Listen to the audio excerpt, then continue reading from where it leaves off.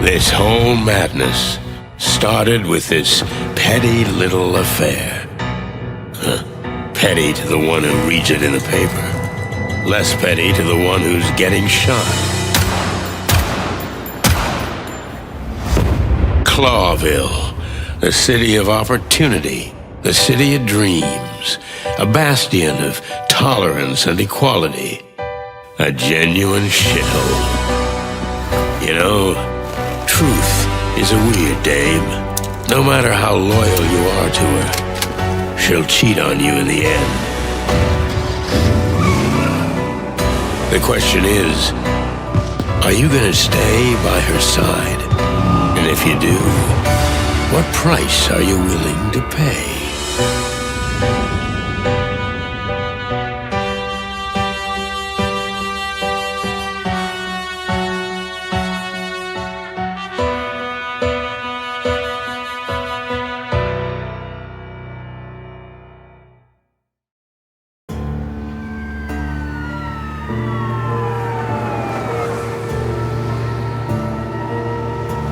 The poor schmuck was face down on the ground.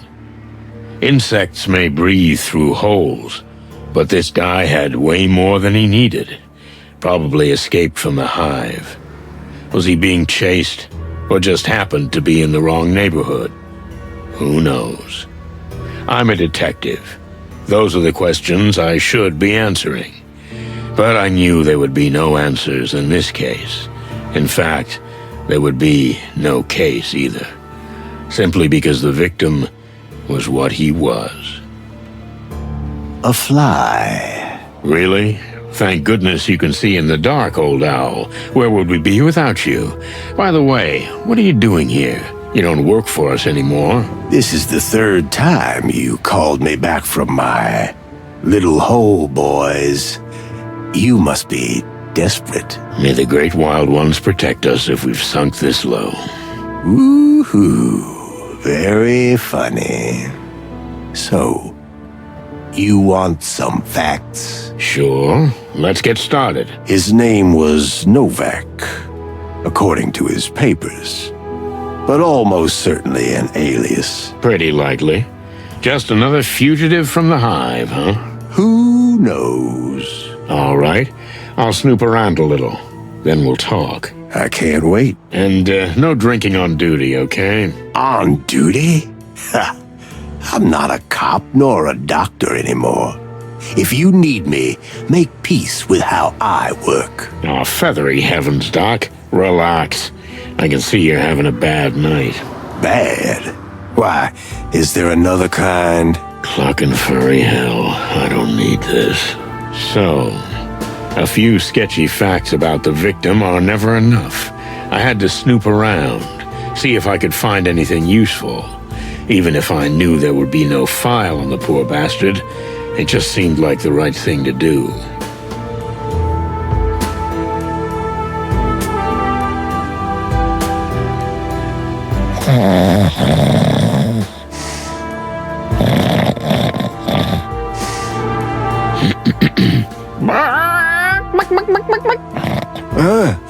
What? Ah, it's you again. Have you looked around already? Not quite yet. Boo-hoo. Then get on with it and leave me alone, will you? I'm thinking. I also snore while I'm thinking.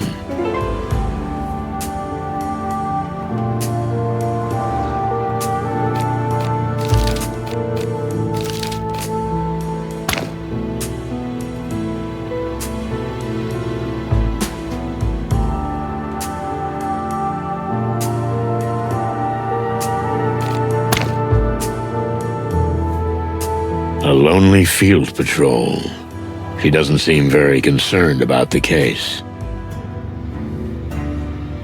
The poor dope crashed right next to a police booth.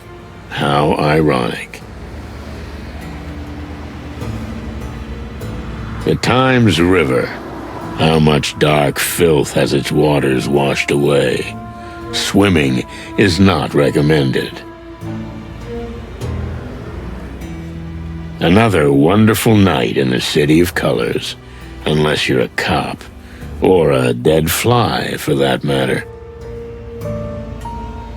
The car crashed into the post. That was not the cause of death, but it probably helped to make it quicker and more dramatic, too.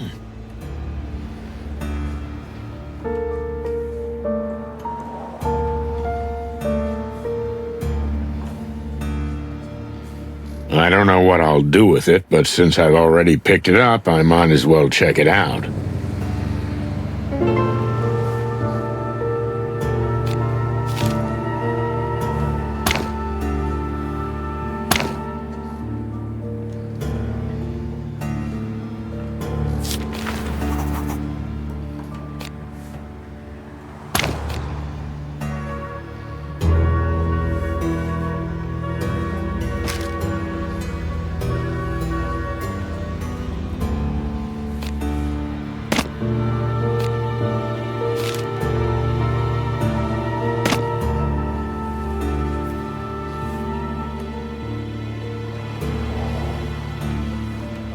What's up with you nowadays, old owl? Nothing much. I just exist. Alone. Alone? Well, what about dear Nurse Ursula? She moved on. She's with the Furies now, if you must know. The Furies? You mean the hooker gang. That's the one. Oh, Cluck. I'm sorry for your loss. Yeah, sonny boy. Life's a jerk. And being an even bigger jerk can help a lot, huh? As you say, sonny boy. As you say.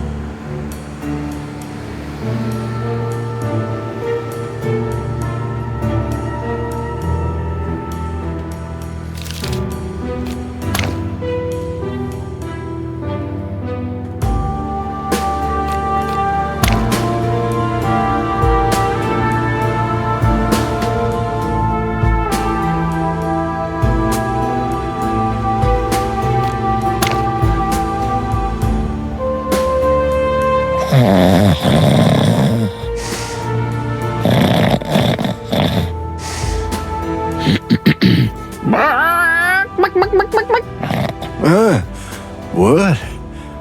Ah, it's you again. Have you looked around already? Not quite yet. Boo-hoo. Then get on with it and leave me alone, will you? I'm thinking. I also snore while I'm thinking.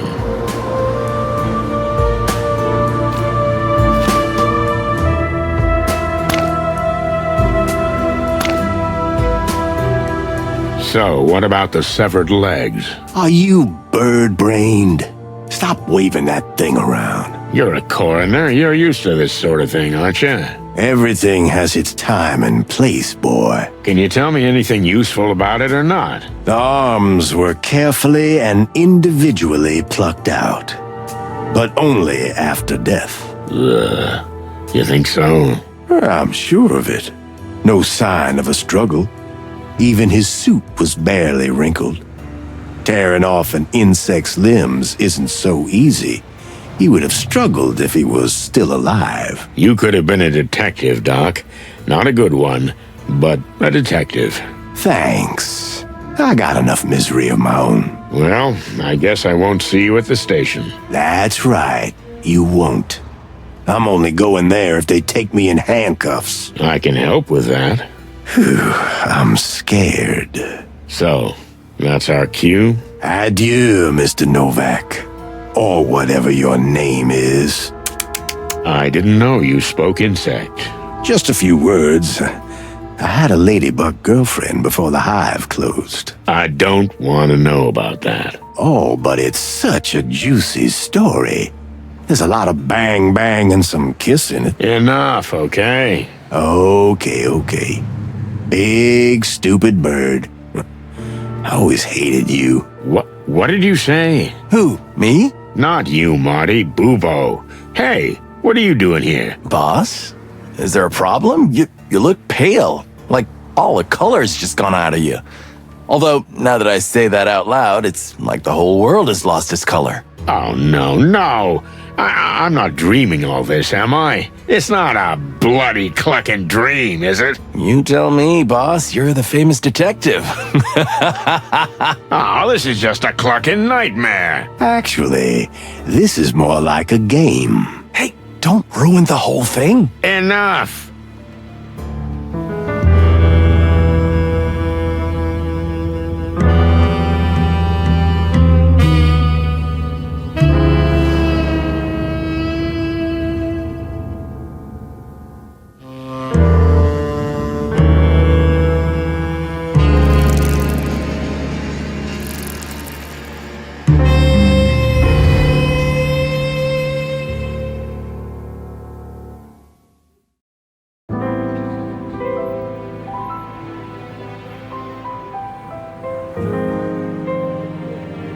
That old case with Bubo.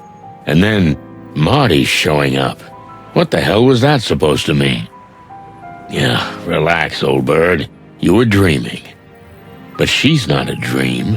Who the heck is she? Oh, cluck. I've got a terrible headache. And even worse, deja vu. Well, I hope she's not hiding a revolver under that pretty little cloak of hers. Because if she is, I won't be able to stop her. Oh, cluck. Is my doorbell broken again? I'm sorry. I had to sneak in unnoticed. So you're the sneaky type, huh? I'll make a note of that. But feel free to sneak back out. I can't do that. Here we go again. I need to make sure you're gonna help me. Lady, listen. I don't even know who you are or what this is about. Promise me. Okay, I promise I'll listen to you. Just calm down. Good. I believe you. Splendid. Now, let's start at the beginning. You know I just installed the new lock on my door. How did you get in? What do you mean, how? The door was wide open. Is that so? Jeez. In that case, of course, make yourself at home. Do you always go through any open door you see? I didn't intend to. Look, ma'am, I can't stress this enough. I don't do private cases. I'm not your average gumshoe detective. Yeah, it's about time I wrote that on the door. You have to understand, no one can help me but you. Only the chicken police. I heard about your last case and... You can't imagine how many times I've heard this, and I'm getting really tired of it. All I'm asking is that you listen to me, nothing else. After that, if you still feel you're not interested, I'll leave and you'll never see me again. Well, that's a bargain, but before we start, can I see your face? I don't like talking to dark silhouettes. Oh, of course. Forgive me. And don't worry, I won't bite your head off.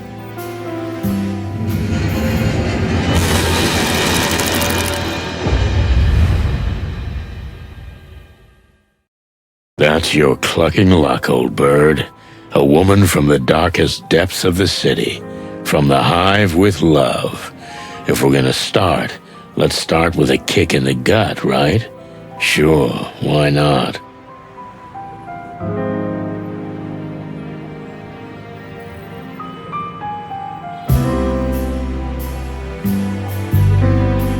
I could retire any day now. It's up to me. Even my boss would be happy. So why am I still here? Good clucking question.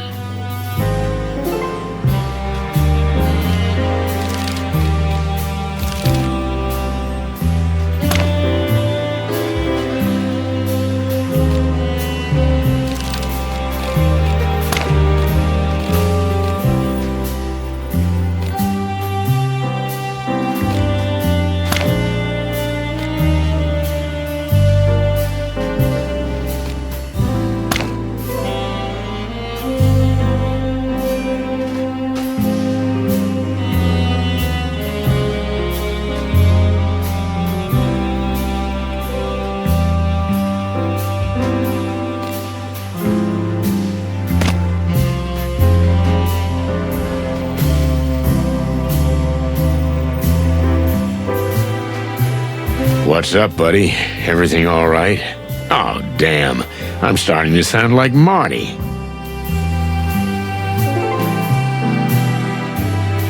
Of course I blinked, like a first-class schmuck. Marty, on the other hand, looks like someone from the front page of the Weekly Copper.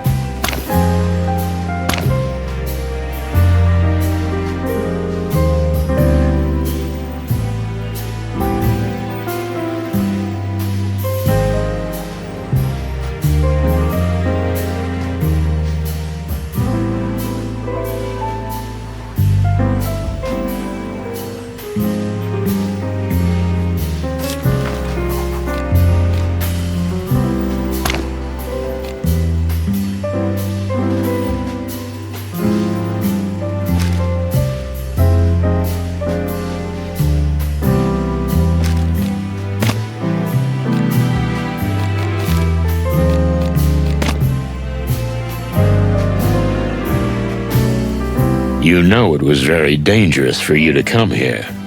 For, someone like you. Because I'm an insect? Yes, I know. So what has brought you all the way from the Hive, Miss, Melandra Mantidea. And yes, I am indeed from the Hive.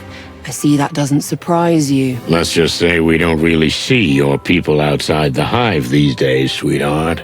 You have no idea what it's like to live there. I've been to the Hive more than once.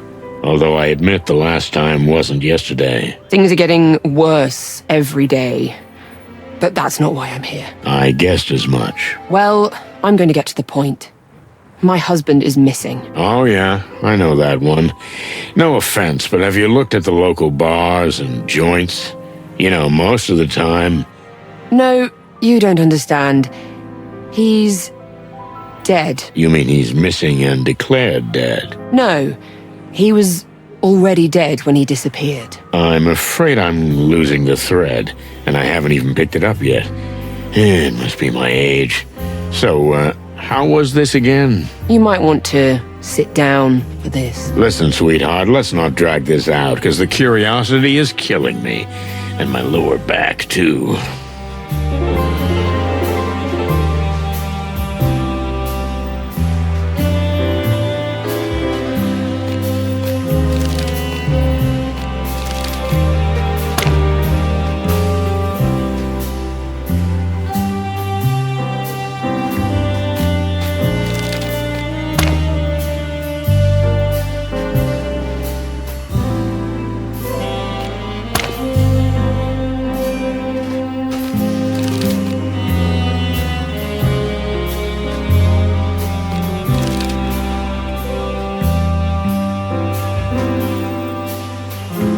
Why in the middle of the night, sweetheart?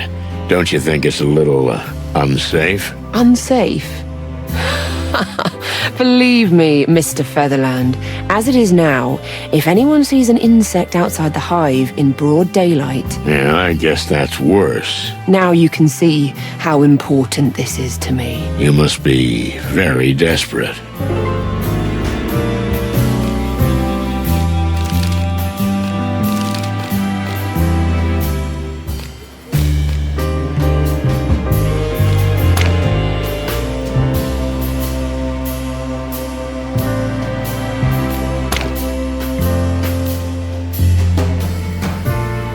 So, are you ready? I'd like to dig a little deeper. It's not too painful, most of the time. Go on. That's why I'm here, Mr. Featherland. Melandra dared to come here alone, so she's a strong and upright gal. Breaking her certainly won't be easy, but maybe she'll open up to me if I approach her gently. Break or open. Either way could lead to success, as long as I don't fall flat on my face. let's start at the beginning. With your husband. Milo Masterson. Yeah.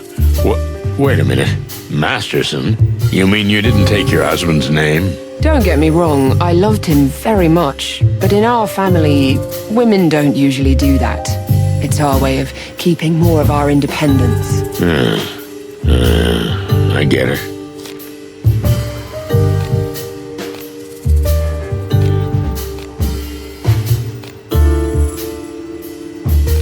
When exactly did your husband die? A week and a half ago. And when did you discover that his body was missing? 3 days ago. And what's happened since then? I tried to convince myself to come here. I see you succeeded. Lucky me. You know, the last dame in distress who came to me ended up in a pretty bad way. I'm not your typical shy housewife type, Mr. Featherland. I'll fight my own battles if I have to.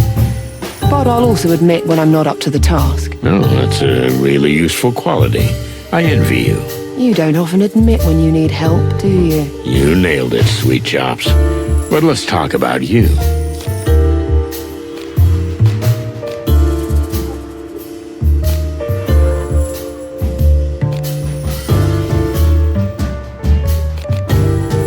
Tell me, Toots, were you alone when you found the body?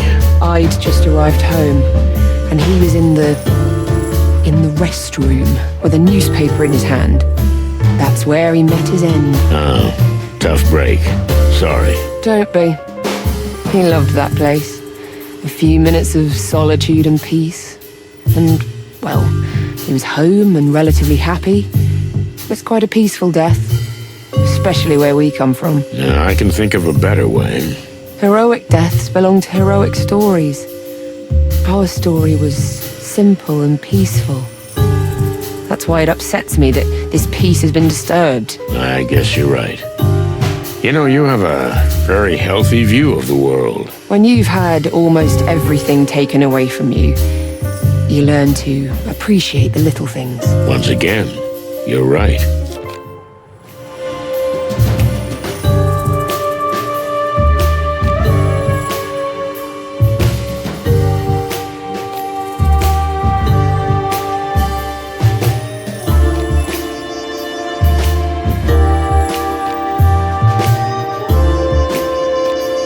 Can you tell me what a typical day was like for your husband?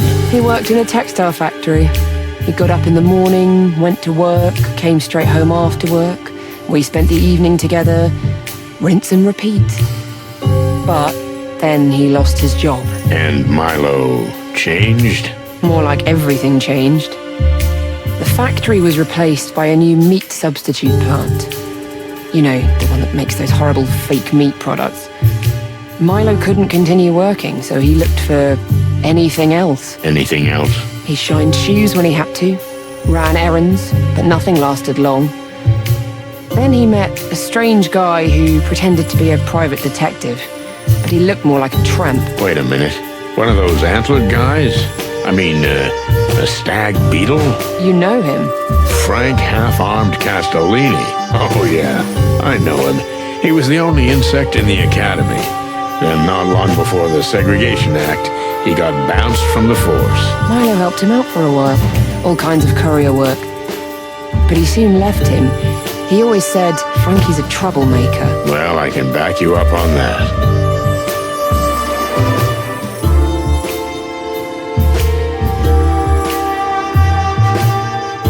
But wait a minute. Why didn't you go to Frank instead of me? This Frank was a strange, creepy guy. Scattered, dirty, like a bum. I knew Frank a long time ago. He's a strange one, all right. But he's an exceptional detective. I'm sure he is, Mr. Featherland, but I still wasn't happy about Milo hanging around him. Afraid he'd be dragged into some murky business? I was almost sure of it. I felt it in my antennae. I often sense things like that. Is that why you came to me? You want me to look into Frank? I want you to find out what happened to my husband's body. That's all I want. Nothing more, nothing less.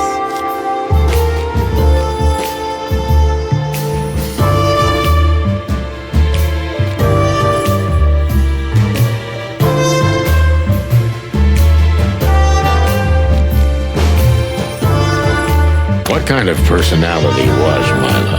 How would you describe him in a few words? Calm, patient, devoted. You really loved him, didn't you? I love him even now, Mr. Featherland. Well, then your husband was a lucky man. Thank you.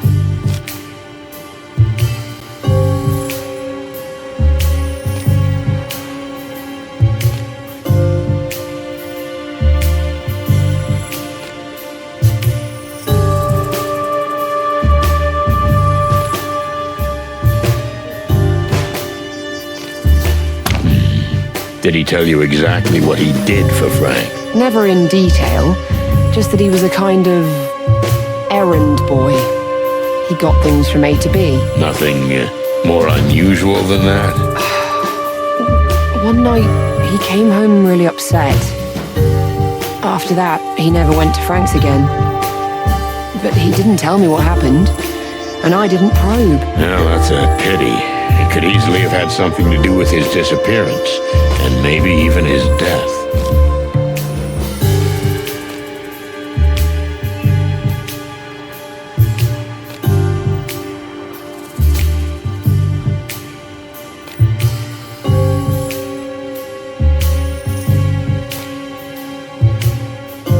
Tell me, are you a religious insect? I was raised religious, yes, but we don't follow the Great Light, Mr. Featherland. How do you mean?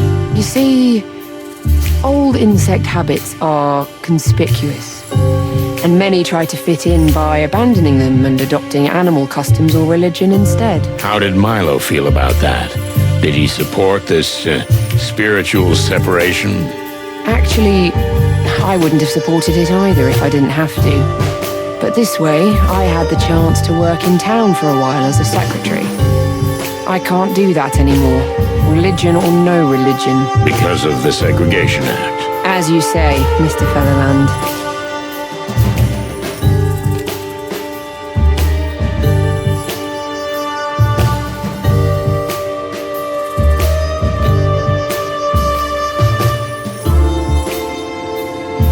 Okay, give me one good reason why I should care about this. Look, I can't pay you much, but It was never about the money. But I'm still a cop. I don't do... you're saying you don't do private investigations? Not what I heard. Rumor is, when the Wessler Empire... Oh, let's not dwell on the past. This is a different kind of case. Because of the Hive, right? You won't take the case. Well, maybe. So you've been looking into this all on your own? I had no choice. I searched the cemetery, but I didn't find a soul. There's an old bug working there. His name's Uncle Joe, kind of a local legend. Almost everybody knows him. He didn't see anything, but he couldn't have seen much because he was drunk as a skunk. I guess the police didn't bother to question him. The police? Please. Have others disappeared from the cemetery, or just your husband? His was actually the third, and then 3 others went missing, as I heard. You say 6 bodies are on the loose? Don't put it that way. But yes, that's what I know. And this, Uncle Joe fella, what else do I need to know about him? When I talked to him, he was scared. I guess he was either beaten or threatened, probably both. Well, thank you for answering my questions, Missy. So, the interview, that was it? You'd better not leave town. Stick around. It's the best thing to do. So be it, Mr. Featherland. You see? That's what I'm talking about.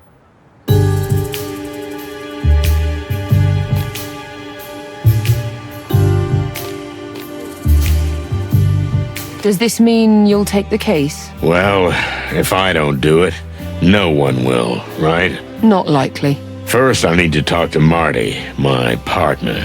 It seems everything they say about you is true. I hope not. But please don't go anywhere until I get back. I'll look into it, but it'd be extremely dangerous for you to be out there. I don't want to be a burden, Mr. Featherland. It would be a much bigger burden if I had to go out and look for you. Maybe... All right. You're right. Good. Make yourself, comfortable. Clocking hell. What am I doing? The Hive? I swore to myself I'd never go back to that place. Well, that's me in a nutshell.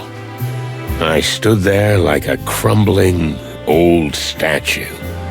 Meanwhile, my doom crept in through the crack beneath the door like cigarette smoke. I could smell it. What can I say? Marty's gonna be over the moon. Ever since the chicken police came back into the spotlight, he's been looking for trouble. Well, if there's one place we can get it, that's the Hive. But first, I have to find that oversized feather pillow.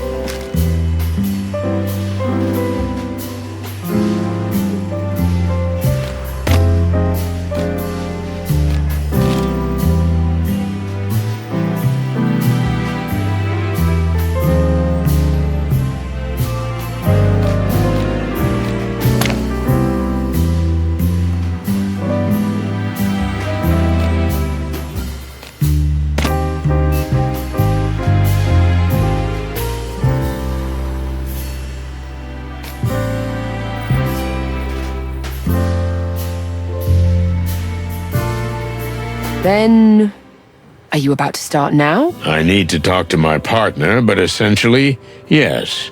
The clock is already ticking. That's reassuring to hear.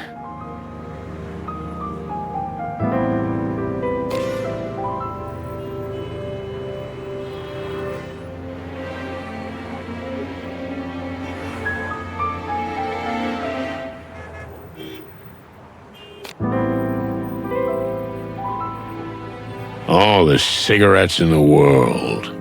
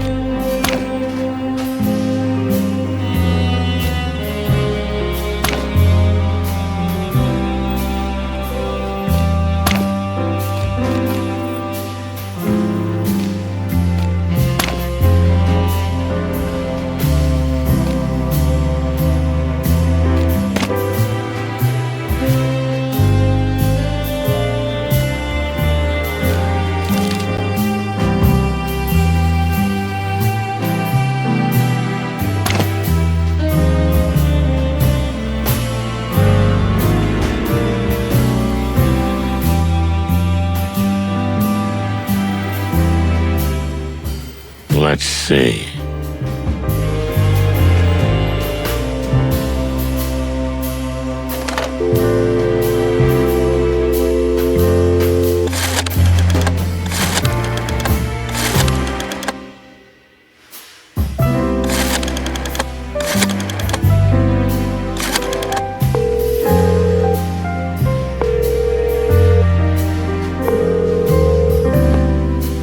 Nothing. Strange. Marty always answers the phone, no matter how late I call. Maybe he's at the station.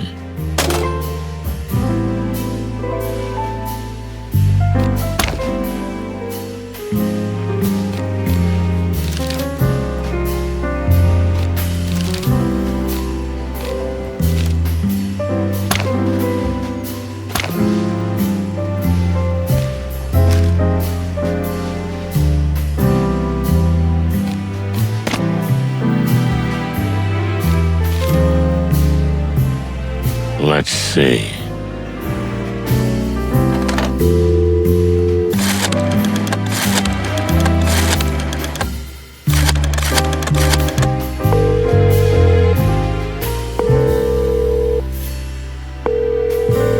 Bravo Police Department, how can I help you? Hey, Mon. Is that you, Sonny? What's up, Chief? Is Marty in there? He's left already. Why? Nothing. I'll go look for him at home, I guess. Okay, Boss Bird. But tell me, is everything all right? You sound kind of strange. Oh, come on, Mon. You know it's never all right. Just the usual. Well, take care of yourself, okay? Later, sweetheart. Bye, Sonny. Is there a problem, Mr. Featherland? No, nothing. Just, my partner. Look, if this is becoming a problem, then maybe... No, nothing like that. I'll have to look for him. I'd probably better go see him at home. I see. Well, then I hope you're successful. Yeah, me too. I was ready for the big journey around the wilderness. But a mysterious woman in a hood came to ruin everything. Sound familiar? And she came straight from the Hive, fellas, with a case that looked like straight suicide. Did I take it? Clark, yes, because that's me. The perfect schmuck.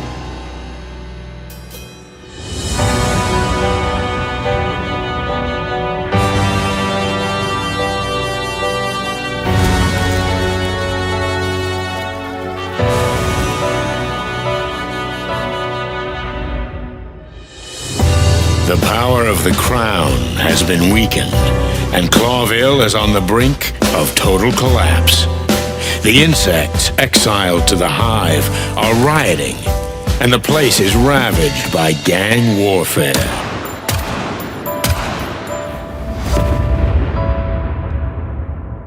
The city has always crawled with crime and filth, but now it's worse than ever.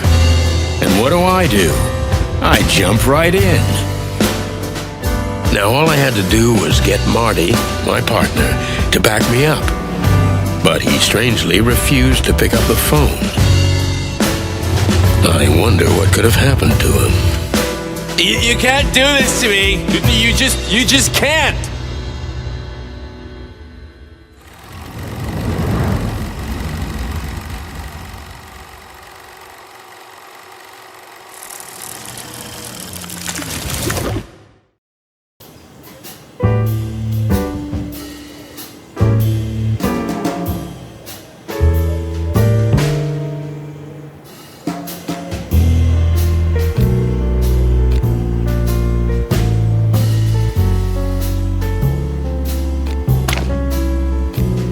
What the fluffy, feathery, scaly clucking hell's going on here? Hey, buddy, you all right? You hear me, honey? That's not how this works. No, it's not. Yeah, Marty. Hello, Marty. I've been drinking, right? That I'm drunk? Huh? Marty. Hey, partner. Hey, buddy. Oh, goddamn featherhead. Tearing me apart, Laura! Oh, no chance. I've got to get him out of this state somehow.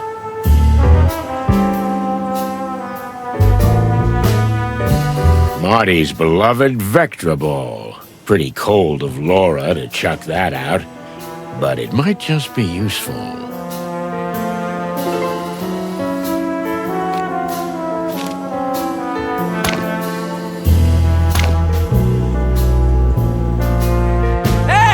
You can hear me! Everyone is listening to us! Don't you care?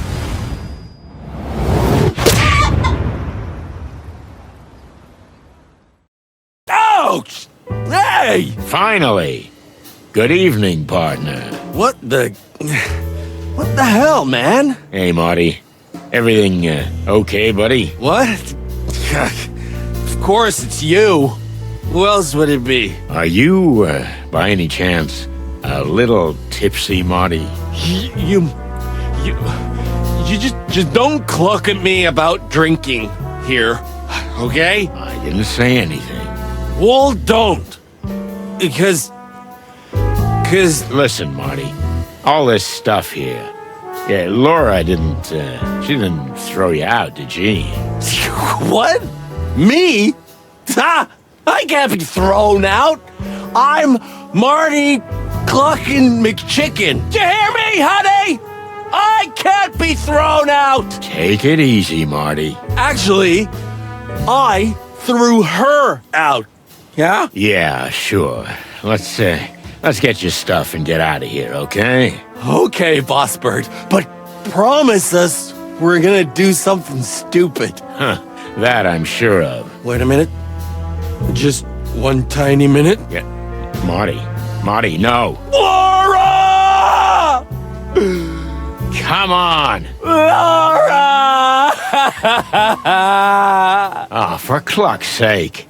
Look, I got something in the car that'll help you.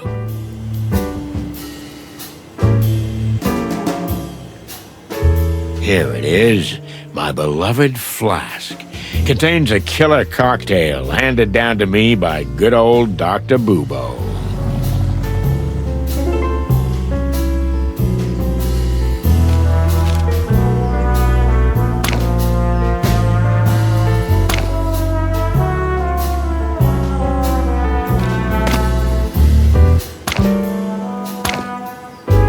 What the? God, you want to kill me? Take a few deep breaths and everything will be fine. God! Crazy clucking son of a chicken. Well... Better? Yes. Lucky you. Well, there you go. But never again. Agreed. Shall we go? Yeah, I guess. Oh, and if you puke in my car, I'll pluck you and cook you alive. Yeah, let's just get out of here. That's my boy.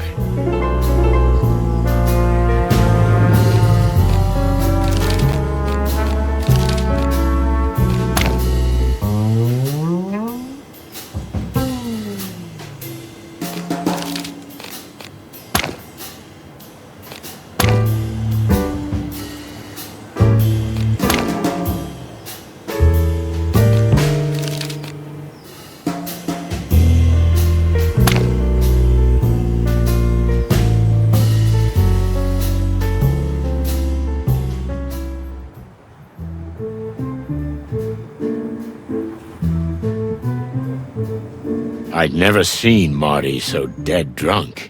It didn't bode well for the evening. I was just about to call the whole thing off, but after a nap in the passenger seat, he woke up, innocent as a day-old chick.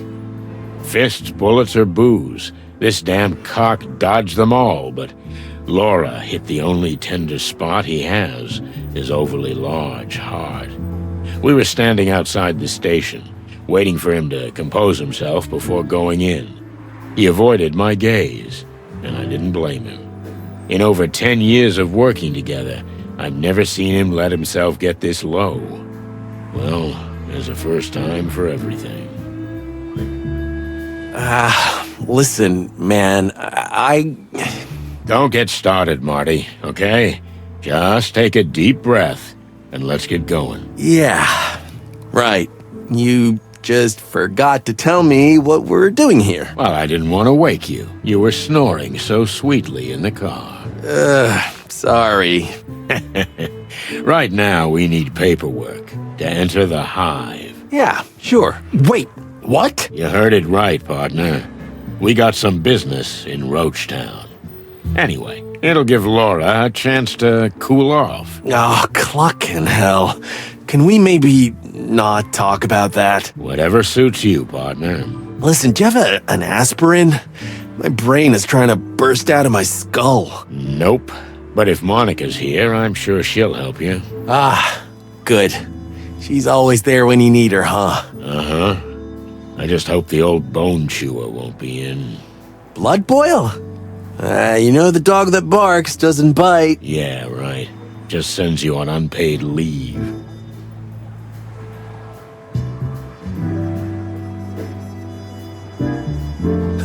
Trust old Blood Boil to be so subtle. But a tank? Really? Come on. Well, he's always liked big things. Lucky for us. You're not wrong there.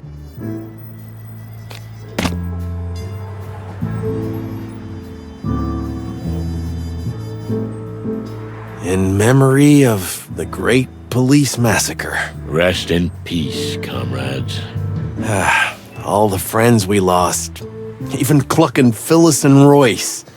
Shit, I never would have thought it, but I miss those two spiky bastards. Yeah, the Force won't get over that night anytime soon. Clawville is really on the brink, right, buddy? Yeah. And don't call me buddy. Oh, yeah. Sorry, Boss Bird.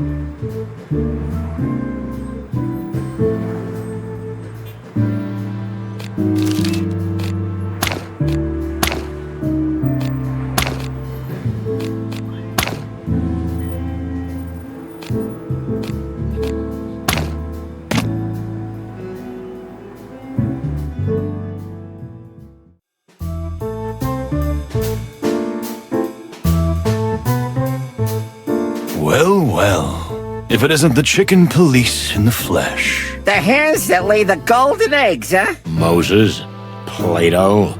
Evening, gentlemen.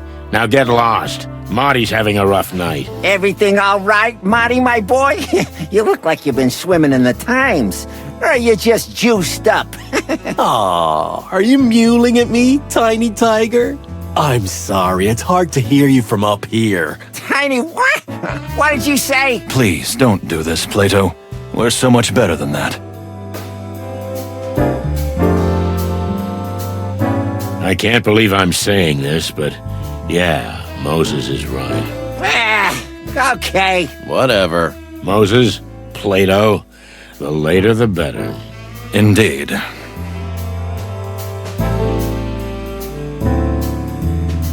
Sorry to bother you guys, but have you seen Monica? Uh-huh. And can you tell us where we can find her? Oh, of course. You just have to ask. She went down to the shooting range. The shooting range? Monica? Are we talking about the same person? To be honest, I was surprised too. Strange. Quite. Yeah, thanks anyway, guys. Have a nice standing around and doing nothing.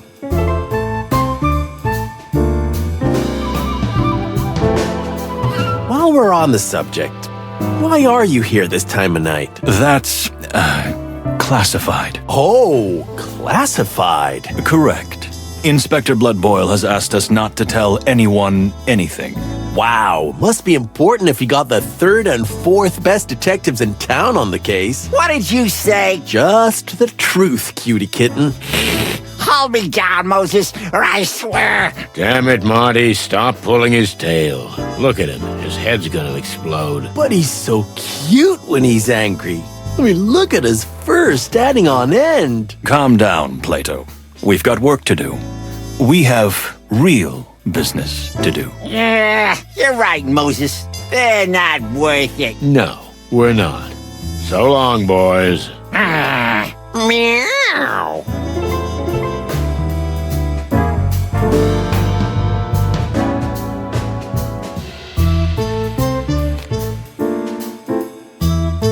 So, this, secret assignment you got from Bloodboil. What about it? Come on, we're all friends here, right? There is no way. Come on, fellas. For old time's sake. Ha! What old times? Come on, old bird. Say something. All right, I give up.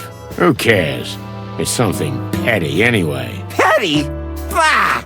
You call it petty to uncover... Plato, What? mind your mouth. Oh, yeah. I'm sorry, Moses. You're not getting nothing out of us, birds. Ah, almost had it. Yeah.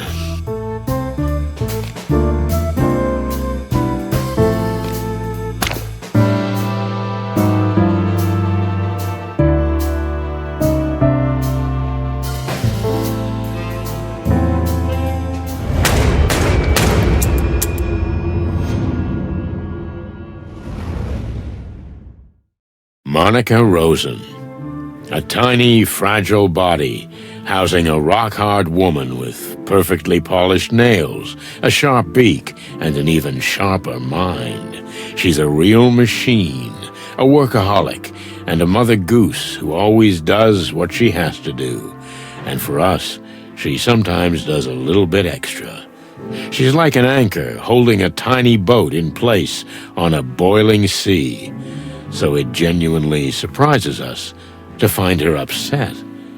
Something must have happened. Oh my goodness, I'm in love. No, you're not. Pull yourself together. What could have happened to her? She's never been down here before. In fact, she's never left the front desk. And the gun? Yeah, but it's none of our business. We're detectives, Sonny. Everything's our business. Oh, that's quite a catchphrase. Yeah, I should have thought of that before, like a whole career before. Yep, Well, that ship has sailed. it sure has.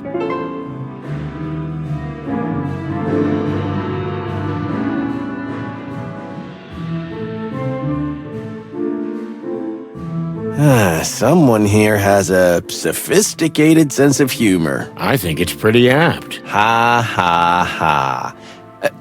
Wait a minute. It wasn't you, was it? What, me?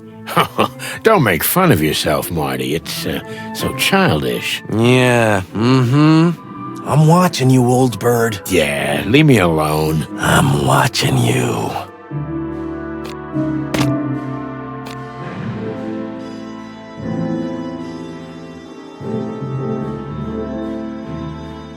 Hey, Mon. What's up? It's a little, unusual finding you here. What? Me? Oh, no, it's nothing. I just came down to chill out a little. And it's already better. To chill out a little? Exactly. Yeah. Chill out. You know. Well, if anyone, I can understand. I spent half my life down here, but I've never seen you here, Mon. Especially... With a huge clucking gun in your hand. Oh, that? Oh, it's nothing really. I've just been under a lot of pressure lately, and I thought I'd give it a try. It felt pretty good, honestly. Amen, sister. By the way, you're looking a little ragged, Marty. Did something happen? To me? Oh, no, nothing. Just, He's got a clucking hangover, Mon. Hangover? I thought you never drank. Well, first time at the range for you, first time at the bottom of the bottle for me. Looks like it's a night of firsts, huh? Fair enough. I'm not pushing. Thanks, Mon. Anything I can do for you guys? I assume you're not here to just chill out, right? Sharp as always, Mon.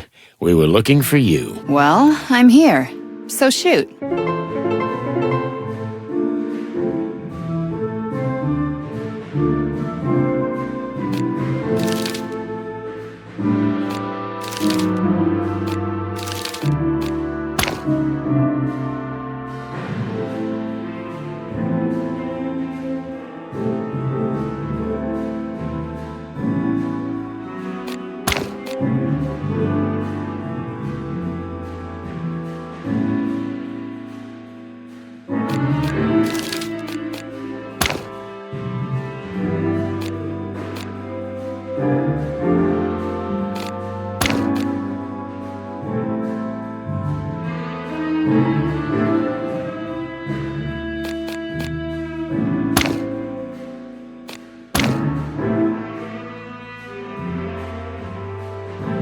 So what's up?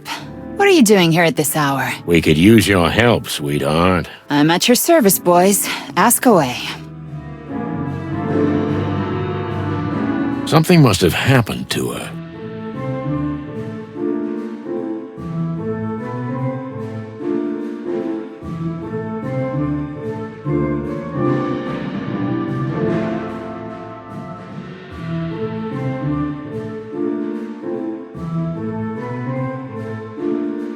Do you happen to have an aspirin? Marty's pretty useless right now. Yeah, I've got a jazz band in my skull. I think a trumpet solo is playing right now. I have some in the medical kit at my desk. Come by whenever. Oh, thanks, Mon. Hey, Mon. Listen to this. Sonny is going on a trip around the globe. Oh, really? That's nice. Huh? He never told you? But I thought you two were pretty close. Yeah, me too. But whatever. He's not gonna go anyway. Wait. What? Yeah, that's what I told him. He's just beacon, but he's staying anyway. He and Clawville are in a long and bad marriage. Exactly. Hey. I'm standing right here, okay? Yeah, okay. Oh, hello, Sonny. How are you? So, we need the papers to enter Roachtown, Mon. Furry heavens, Boss Bird. I knew this day would come, but so soon? What day would come? The day you finally get yourself killed. But why do you have to drag poor Marty into it? He's still so... well, he's not so young anymore, but he's still full of hope. Thanks, I guess. Sweetheart, we just have a case there, that's all. We can't do it from the outside. Why don't you ask that bug friend of yours, Frank? He's helped you out more than once, hasn't he? I think part of this is about him. He might have gotten himself into trouble. Again. And you think you're the ones the poor residents of the Hive need? This is important, Mon. I mean, this time, it really is. Mon? Wild heavens. Okay. But you owe me one. Again. You're an angel. Oh yeah, I am. I'll add it to the list. How does it work? I'll give you the permit at the front desk. But you'll need another detective to sign it as a witness, because you can't count on the boss's support. No problem. I got Marty. No, you're partners, so I need someone from the station who's not Marty, but equal in rank to you. Oh, okay. Maybe Boscarelli, the shaggy bone chewer. He had a tough case in the Calavera Hills. Some serious cat fight. You know he's got cat allergies, so he's on forced rest. Well then, There is no one left but... Moses. And Plato. You're like 2 eggs, boys, you know that? But, yeah, you're right. They're the only ones you can count on right now. Chicken shit. Thanks anyway, sweetheart. Yeah, no worries.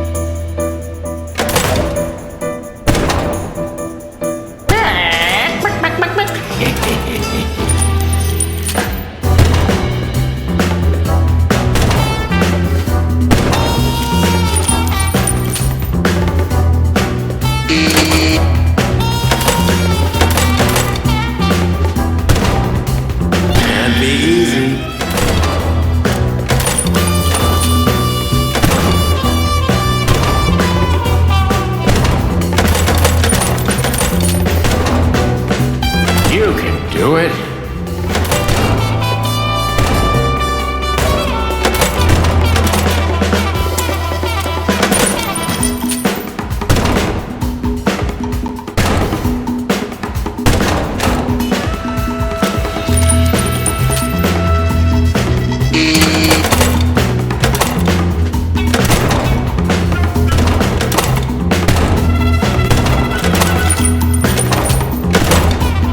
It was a pleasure.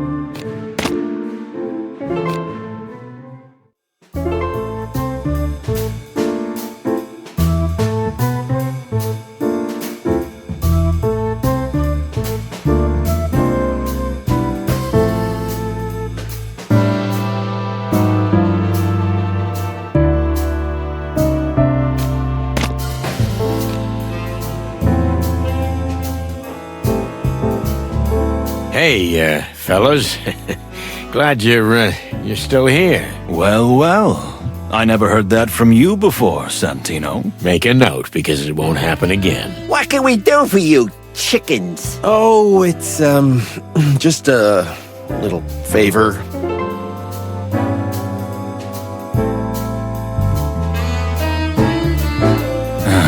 What do you want? Well, let's see.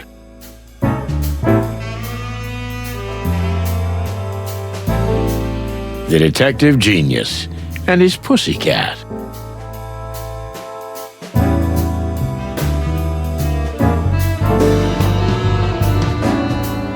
We have a small favor to ask.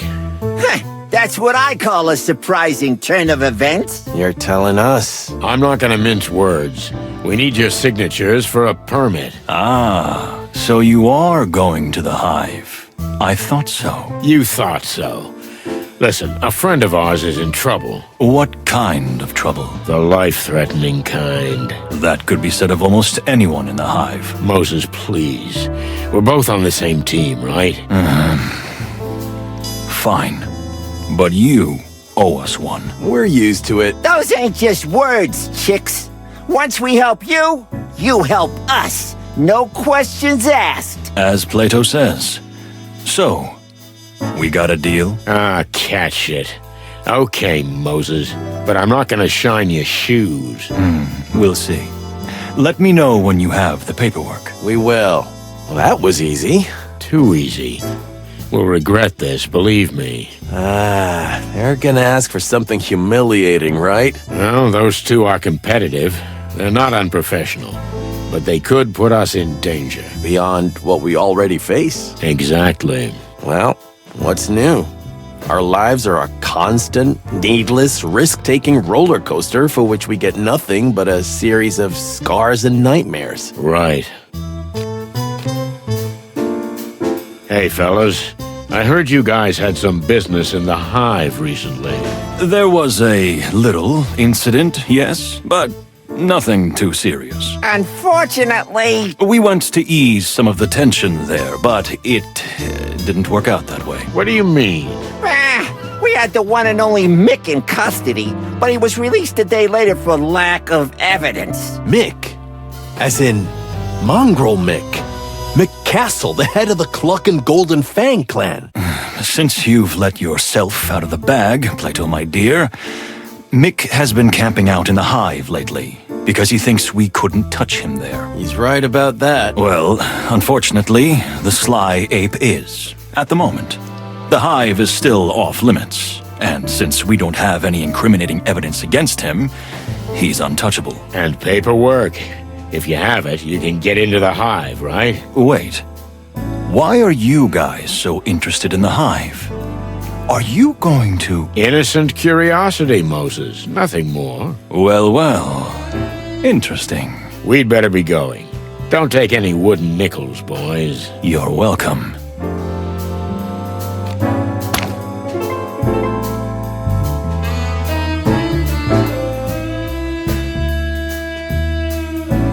Success? Success. But at what cost? I'll give you the permit. Just give me a second. We're waiting, Mon.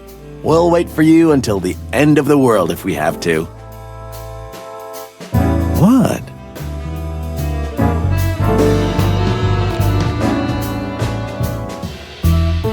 How can I help you guys? We're fine for now. Thanks, Mon. Danky, danky.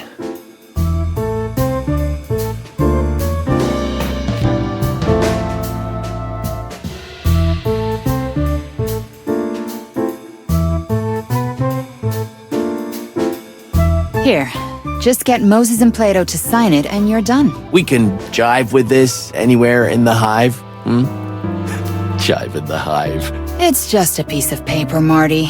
It'll be useful once you've set the Hive on fire and you need proof you had permission to be there in the first place. Nice. But the Hive has its own life, its own rules.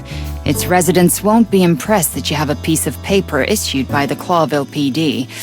In fact, I wouldn't wave it in public if I were you. Understandable. Thanks again, sweetheart. You saved us, as always. Come on, it's my job. Well, No, but I'm happy to do it for you. You make my heart melt. Let's go before we have to call an ambulance. Take care of each other, boys.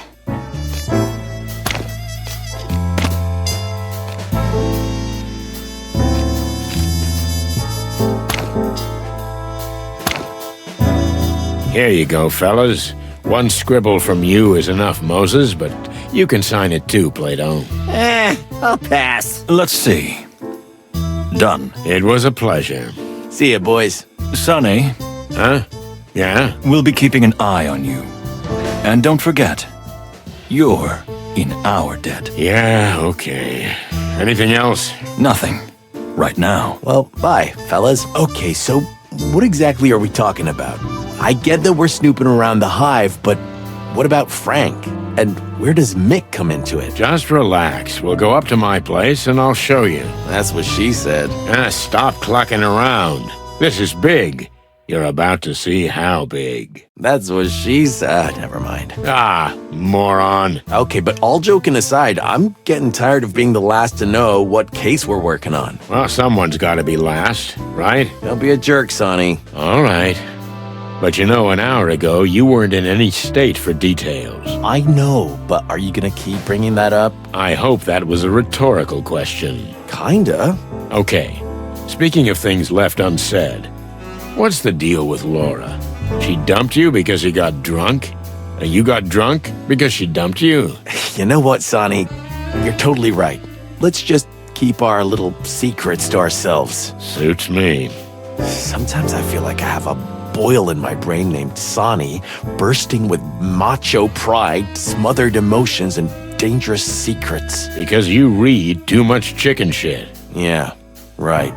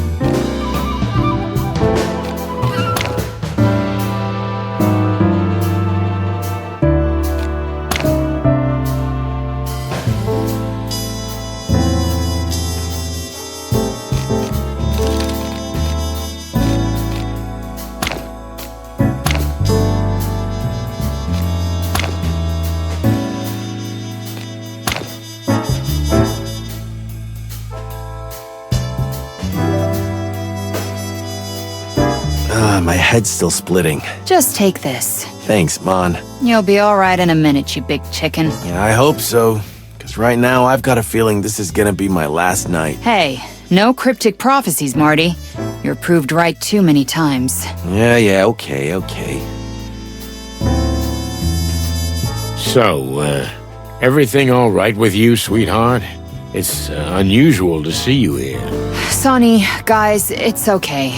Really, I'm fine. I'm just blowing off some steam. With a bunch of bullets? As you say, Marty. Well, okay, Mon.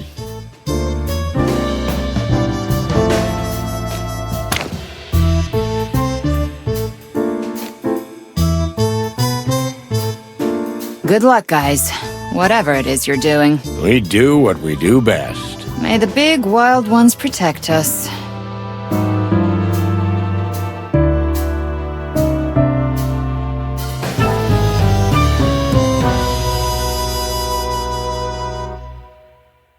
What about old Marrowbone? Blood Boil? Oh, he's been busy lately. The king is determined to end the gang wars, and Blood Boil is his trump card. You mean his lapdog. Anyway, it's about clucking time we put this place in order. You're not the only one who thinks that. It seems our king has seriously changed lately. For the wild ones? Someone replaced him with his evil twin? Ha ha, very funny. But it's more likely to be his new advisor behind it. New advisor? Huh? Are we talking about a broad? Bingo. Are you getting a little tingly on your comb, Hotshot? Something like that. So they rolled the old dog back in. Yeah. He has to go to parties and other public events all the time. He's got a bad stomach, but he's got to attend if he wants the crown to support the police with more funds. Can't imagine the old timer in a tuxedo. It kills him. But he's doing it for us. Oh, what a martyr. Don't be so mean, Sonny. But that's my trademark.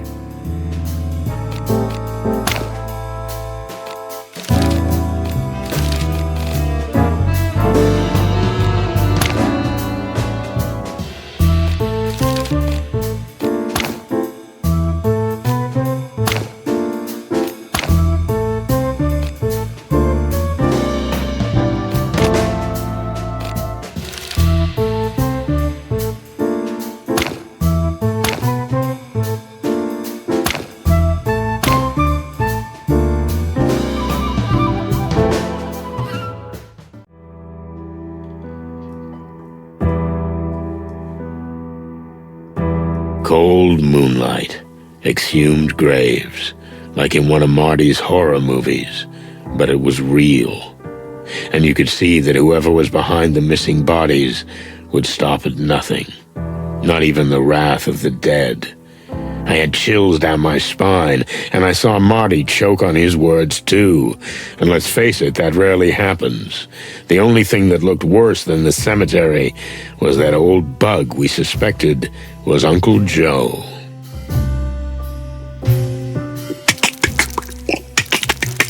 Sir? Are you okay? Do I look like I'm okay, lad? But, wait. The hell? What kind of creatures are you? Excuse me, sir. You're Uncle Joe, I presume. We're from the Clawville Police Department. Can you tell us what happened to you? I can, but why should I? Because we're asking nicely? What? Ha! The police didn't give a shite about us. Now suddenly they want help. Just bugger off, will you? Sir, we just... Are you deaf, lad? Look around if you want, but don't bug me anymore. Fuck my head. Sir, stay here, please. We might have some more questions. Where the buzzing hell would I go, eh? We're in a graveyard at the end of the world. Crazy chickens. Okay.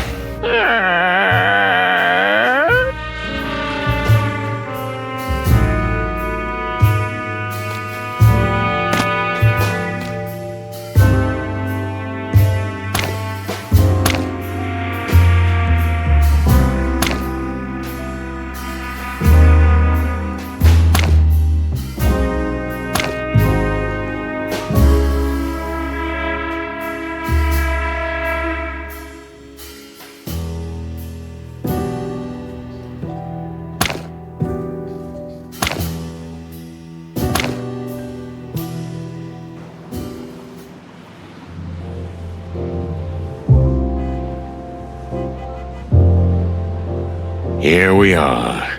Formerly known as Hop Dog, now called Zip's Cafe. Everything changes, huh? Zip, an ex-con raccoon, runs the place. It's become something of a hangout for us. The last garrison between Clawville and the Hive, and maybe the last refuge of sanity. But more importantly, your last chance to get a good cup of joe. It's been a long time since we spoke to Zip. We haven't even visited the place since its reopening. Here's our chance to see what's changed. Zip will know what's going on around here. Time to say hello to the old trash panda. I heard that Zip renovated the place, but I didn't expect this. Like an amusement park, huh? I like it, but how did he afford this? I don't know, and I don't care. Do you think he knows what's going on in his neighborhood? This is the only place that serves animals and insects alike, Marty. The few bugs that still dare to leave the hive will surely swarm here. And where you can get a cup of coffee, you'll talk, too. Maybe. But the question is, will Zip talk with us? With us? Why not? We're loved by everyone. Of course.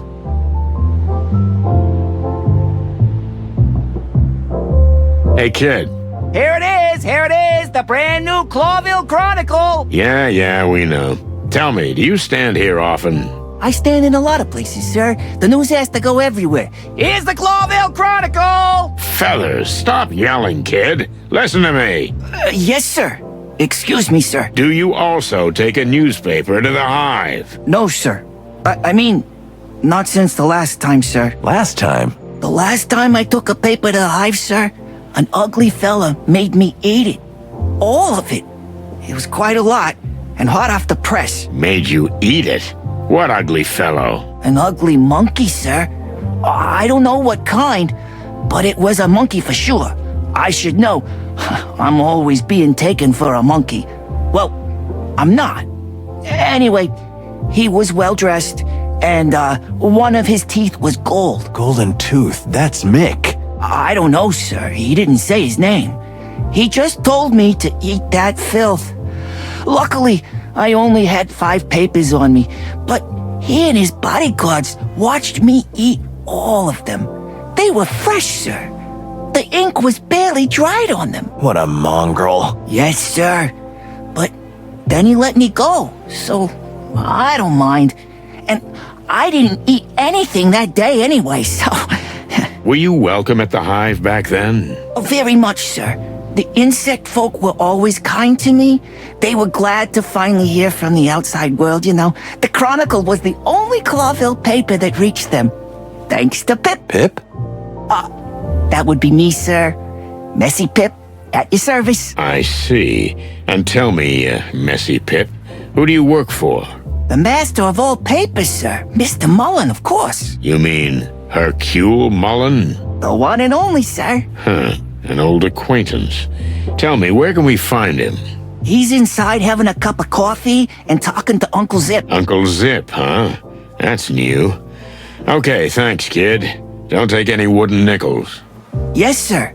I hope not to, sir. Mysterious disappearances in the Hive! Are the police totally helpless?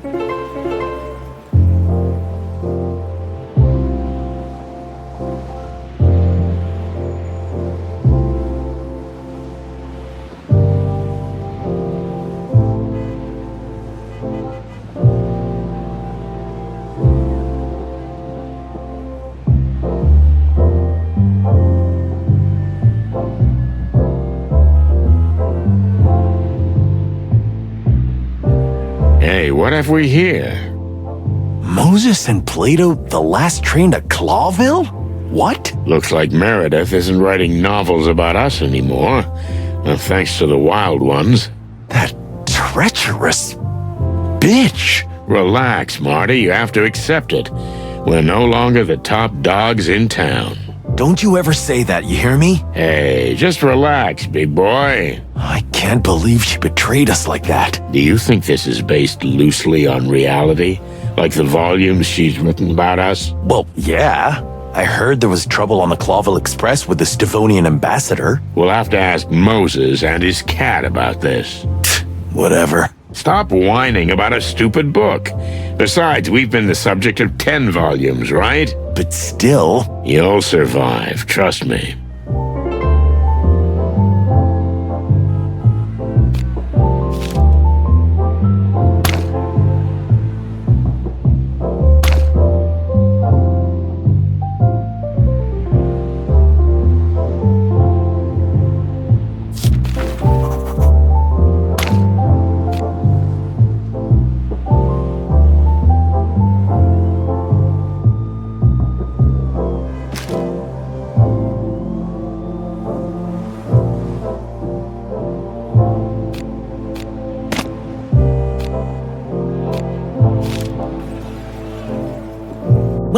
Well, the bite of death has appeared. Good to see you too, Trash Panda. Barkeep, your best coffee over here right away. Oh, hey, you're here too.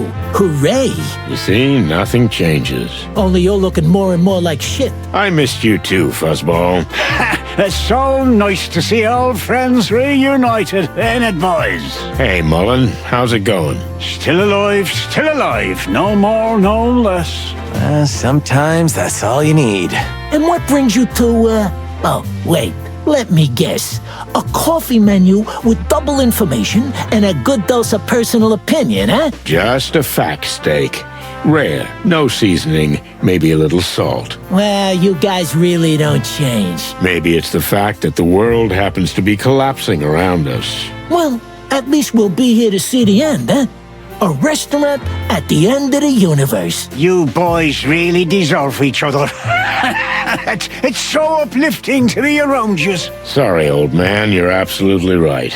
So, 2 coffees, Zip. Black and bitter. Like your life, huh, sonny boy? It's beyond repair. Ain't that the truth?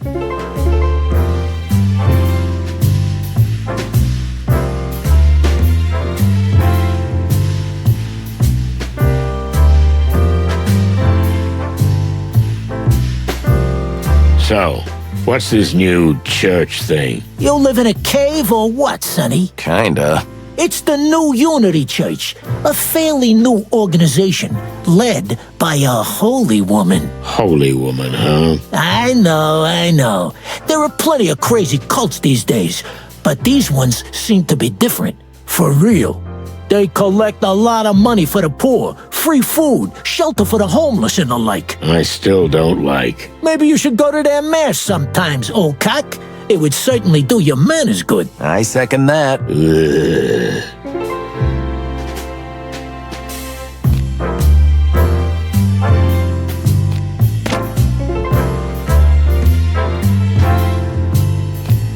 Did you become a member of this cult? I wouldn't say that. I'm nobody's sheep, you know. But I see what they do in the Hive, and honestly, I like it. And what do you see? Simple things, really. Handing out food, clothing, and shelter, stuff like that. While the city and the crown turn away from the Hive, the church are there, right in the thick of it. Are you getting sentimental? Try it sometime, sonny. It could do you wonders. No thanks, I'm fine. And what do you think is the purpose of the organization? What's the purpose? Well, everyone has a motivator. What drives them? They just want to help, sonny.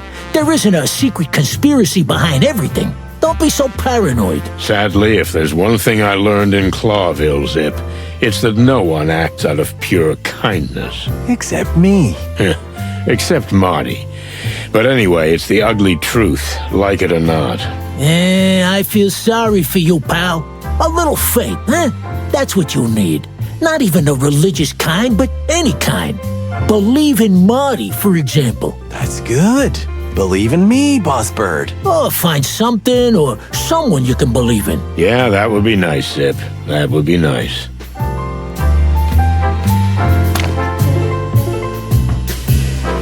How's it going round here, Zip? Nothing much. Times are tough, you know.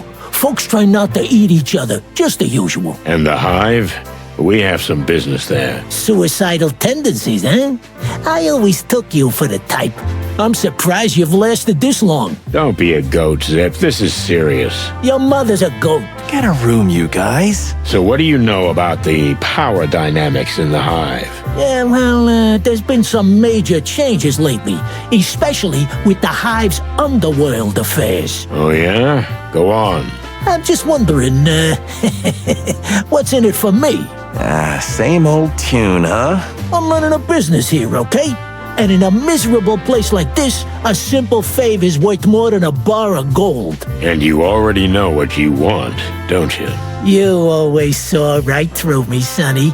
It's like we're brothers. Feathery gods, please don't say that. So? It's about my tail. Someone stole it. What? Clucking hell. We need a coffee for this. Or 2. Here they come.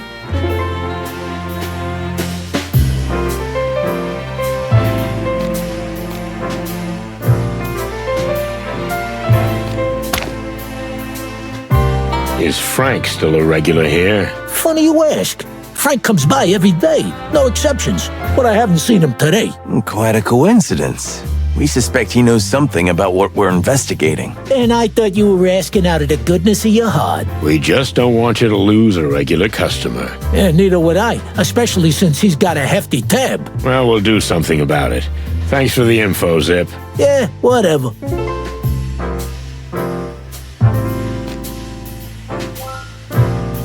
So, Somebody stole your tail? Really? It's a tough world out here, Sonny. Uh-huh. What did you do this time? I think I got into a fight with the worst kind of gangster. Mongrel Mick? The head of the Golden Fang clan? No other, my feathery friend. So you managed to get in a beef with him, of all people. Yup, and my only tail took the hit. I hear he's been wearing it as a tie sometimes. I don't know if it's true, but it makes me sick. I just want my tail back, you know. It's a family heirloom. Don't worry, Zip. We'll get your tail back. What? That would be terrific, boys. You'd have my eternal gratitude. Marty, why? It's our job, Sonny. We investigate, search, and protect. Nobody ever said that. I'm saying it now. Just bring it back to me, and I'll tell you all about the gang's undercover business. Every shady little detail you want to know, I swear. Okay, but if we get into any trouble over this, I'm gonna pull your feathers out one by one, Marty. Relax, old man. It'll be fine. That's it. See, Sonny? That's the spirit you lack. And that's why I'm still alive. Life's for cowards. To infinity and beyond.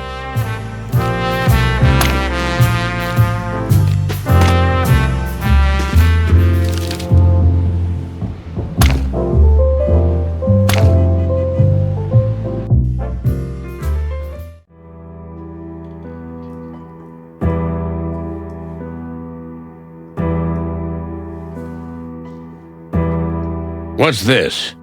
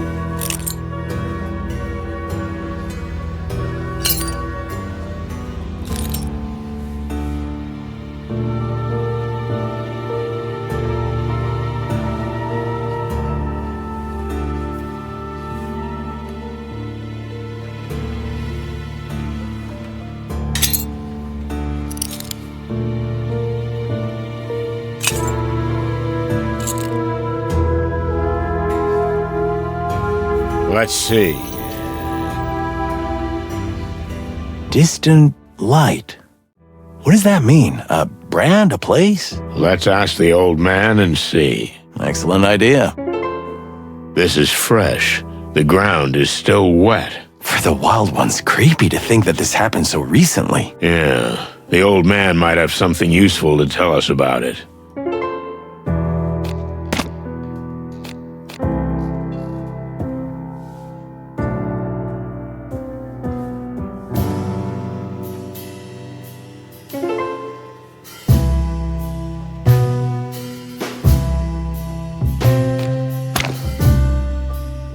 I think we should show him something.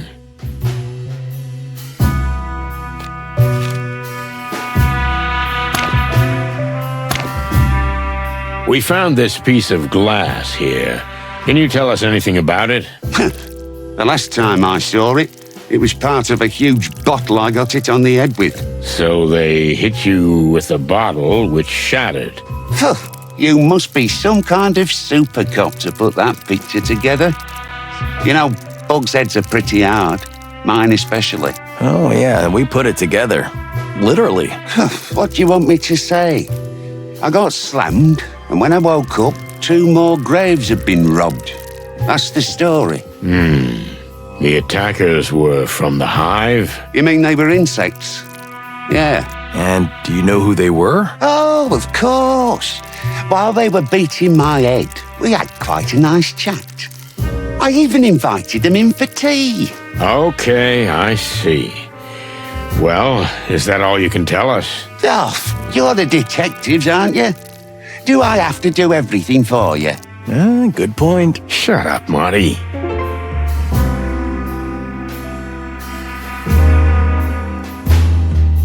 On the bottle it said, distant light. What does that mean? Oh, good heavens, Lord of eternal light, help me. A little more specific? You know what? Forget the whole thing. This little injury is nothing. And the dead, well, they're dead anyway, aren't they? They don't care. Why bother? Excuse me? Look, forget it. Go back to town. Tomorrow is a new day and everything will go on, am I right? You lost me, pal. Just leave me alone, okay? Just relax, my friend, relax. Tell me, what's the distant light? And why does it bother you so much? No, just please leave me. Go back to where you came from. Look, we need your help. Someone's in a lot of trouble, and we fear the entire Hive may be in danger. What do you know of danger, huh? The distant light. There. That's where you'll find the danger you seek. So it is a place. Not a place, the place. The Hive's darkest lair where evil lies. A place where a reputable bug like me would never set foot. Yes, we can see that you're a decent bug. That's why we need your help. What do we need to know about this place? I'm gonna get killed for this, okay? We're not gonna let that happen. That's easy for you to say. We're doing this for all our sakes. The whole city, animals and insects alike. Oh, all right. All right. I'll show you where to find the place. But there's something else you should know. What's that? The distant light is not just a place, and it's not even just a gangster's joint. That place is the lair of the Great Web. The Great Web? You mean the Great Web? I thought it was... a nanny's tale. I wish it was. So the Spider Queen is real, huh? And if she is behind the body snatching, and may the Lord of Light have mercy on us all. Damn. Well, what do you say, Sonny? It's been a long time since we've been on such an exciting date together. That was well done. What? The way you handled that guy, the way you calmed him down, that was really good.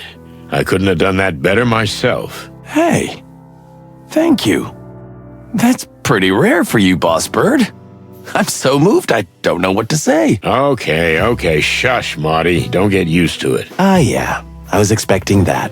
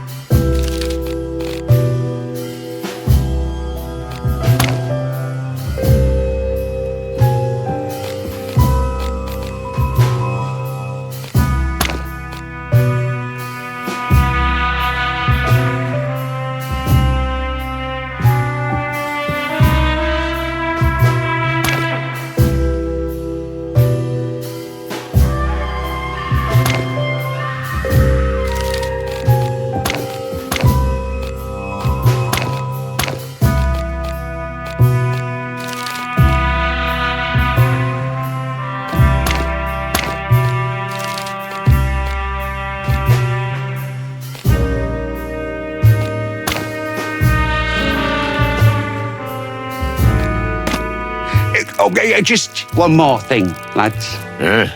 Yeah? Cremation or burial? I'm sorry, what? If they kill you here in the Hive, what would you like? Cremation or burial? Well, Marty's bulletproof, and I'll probably just turn to dust on the spot, but thanks for thinking of us, Joe. Means a lot. Oh, come on, you big eggs. It's no big deal. Have a good one, old bug. So, head to the distant light? Or we just go home and call it a day while we still can. You don't really mean that. No, not really. Well, then why are we still running our beaks? We need to go. You got that right, partner.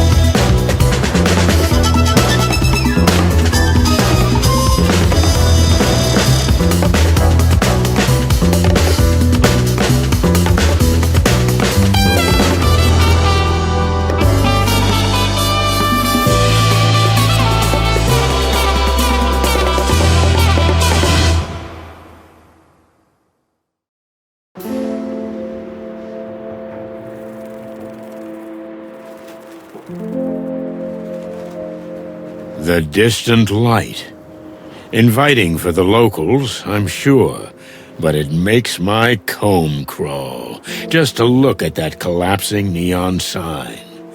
Could this be the last light we'll see? Or the light at the end of the tunnel? Still, there's nothing we can do. The trail drew us here like insects drawn to the flame. We have to find out who's running this place and what she has to do with the disappearance of the bodies. Oh, shit. I didn't bring Bertha. We might need her here. Your shotgun would only cause more trouble, believe me. This is not the Hive it used to be, pal. Things have changed. Oh, clucking hell. I feel like everyone's staring at us. Well, they probably are. You remember the rules, right? Yeah, I remember. No looking up, no looking down, no looking anywhere. We should have come with paper bags on our heads. If we're lucky, we won't be here long. but we need to talk to whoever's pulling the strings. The strings? I mean, the Spider Queen. We're so gonna die. Let's hope not. So what happens now? I guess we need to ask the locals where to find her. Great plan. Go ahead, take the glory. You're not much help today, Big Bird. But I am amazing company. Sure. Hey, big guy. Yeah? Tell me, what's your name? Hank. Hank Hardshell. Are you an athlete, Hank? What? Well, that's a Vector Ball bat in your hand. Oh, that? What about it? If you're not playing Vector Ball, you shouldn't be waving that around. And we need to confiscate it. As my learned colleague says. Did we say something funny? Aye, that's a good one. Really. Now listen here, you slimy. Take it easy. Let's start from the beginning. We haven't introduced ourselves. Do you know who we are? Chickens? Yeah, but that's not what I mean. Coppers, right? Chicken coppers. I'm good at this. I like guessing games. Can you also guess what happens if you don't give us that bat? I guess it stays with me. The law is the law, big boy. I don't make the rules. But if you don't give us the bat, we have to take you in. Okay. So listen here, chicken coppers. This is the Hive, in case you didn't notice. You don't have anywhere to drag me. There's no PD here. Or are we going to drive all the way to the centre of town so you can stick me in a cell and hunch over paperwork till dawn for a wee bat? I didn't think so. What? How dare you? Okay, big boy. Fair enough. Take this as a warning. Oops. I just shit my pants, cluckers. Watch it.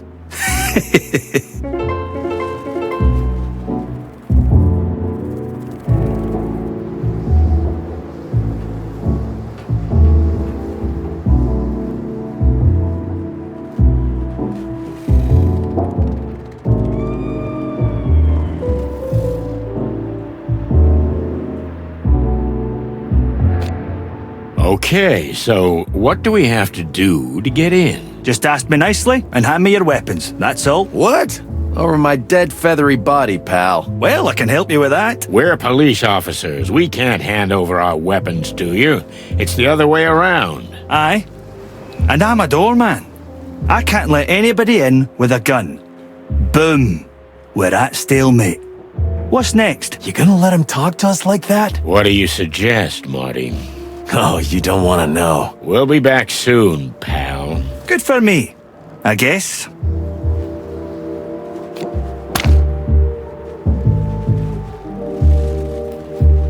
Hello, miss. Yes? Can I help you? We hope so. Can we, get some directions? Well, okay. What would you like to know? But quickly, please. I'm expecting someone. We'll be quick, miss. We promise. Calla. My name is Calla. Miss Calla.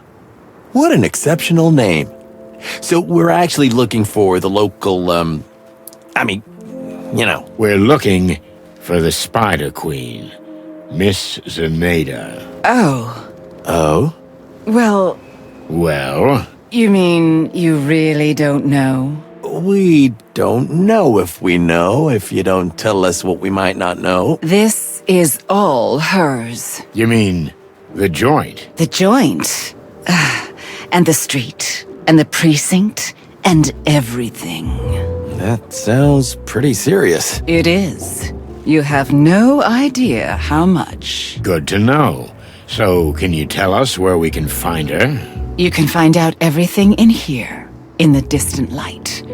That's all I can say. Although if I were you, I would avoid the place. In fact, the entire Hive for that matter. Please don't bother me any further. Farewell, gentlemen. I'm sorry, did we say something wrong? Goodbye, gentlemen. Oh, yeah, we understand. Goodbye.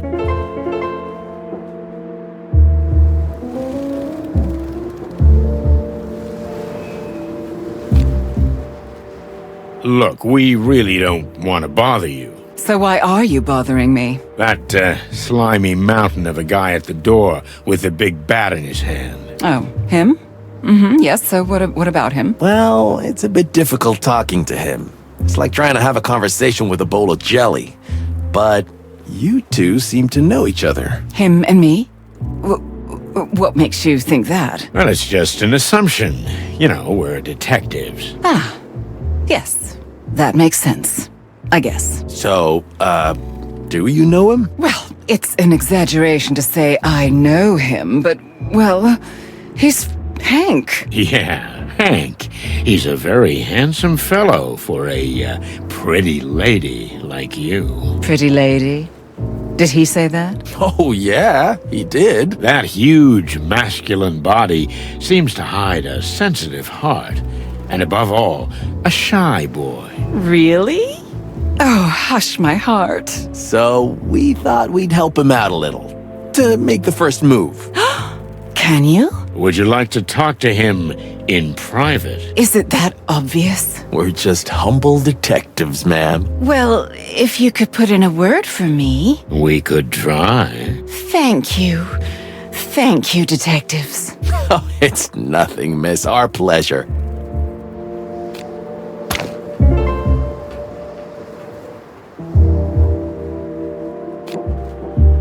Hey, Mushface.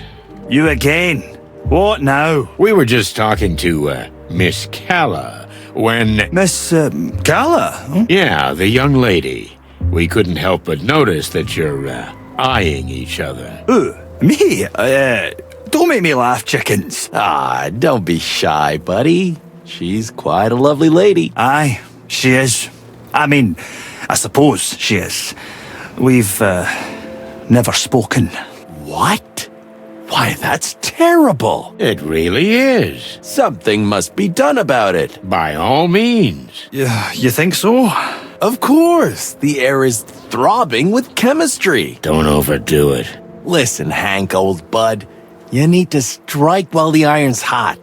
Who knows if you'll get another chance? Well, I don't know. Maybe. Maybe you're right. Of course we are. Okay. I'll try to speak to her. Whew. You can do it, Hanky boy. You can do it.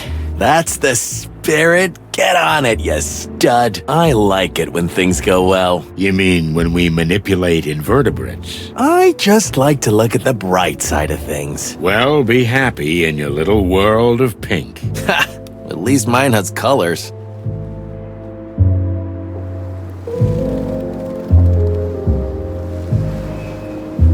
What is that stuff the insects use to hold their buildings together? I'm sure there's a scientific name for it, but on the street, it's just called the goo. It's flexible, yet almost unbreakable. It's used to hold buildings together when they're falling apart. And some buildings are built entirely of that stuff. Very rarely. It's an extremely difficult and valuable material to produce. They say that under the jungles of Torogo, whole cities are made of it. It's just a legend, Marty. Don't believe everything you read in your magazines.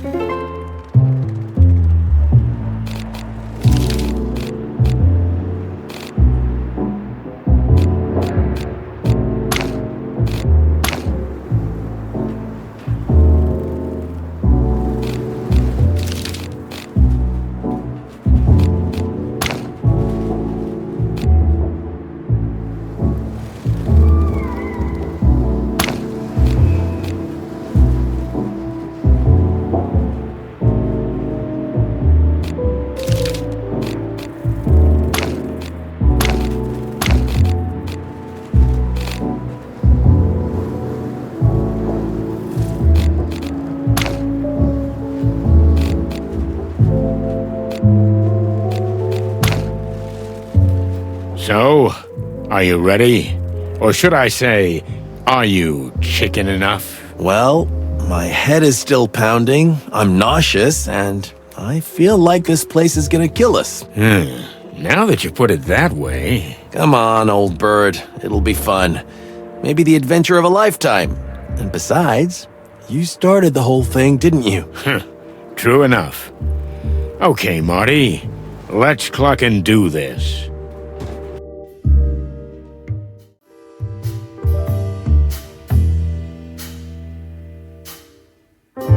The distant light. We've entered another world.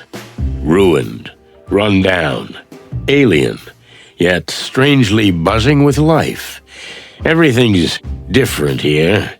The smells, the sounds, the colors. As if the walls themselves were alive. I felt like a stranger, and yet it felt like home. There was something comforting about the place, even though I knew that the deeper we went into the hive, the harder it would be to get out. Was there poison in the air? Some intoxicating aroma that lured unsuspecting victims into its web? Well, it's time to find out. Ugh, it stinks in here. Clucking hell, Marty. Pipe down, would you? Can't you smell it? There's something in the air. Honey and poison. Just try to be quiet, okay? We're strangers here. Okay, I'm not a complete moron. I know when to keep my head down. You do? Yeah, I do. Sometimes. Right.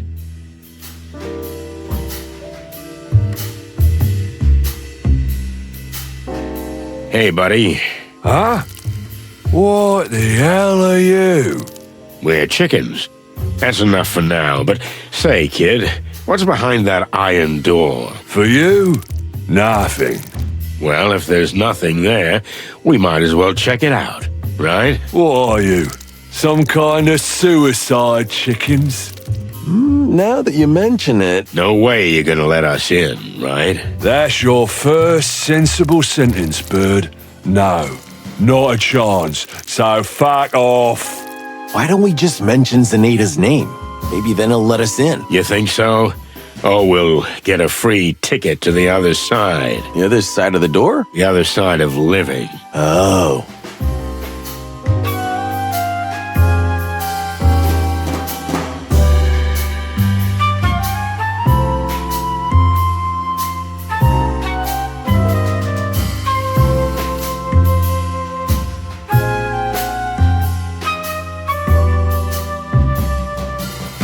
A clean glass of tap water, my good man. I see I'm dealing with real gentlemen here. There are two things I can't offer you, I'm afraid. One is clean, the other is water.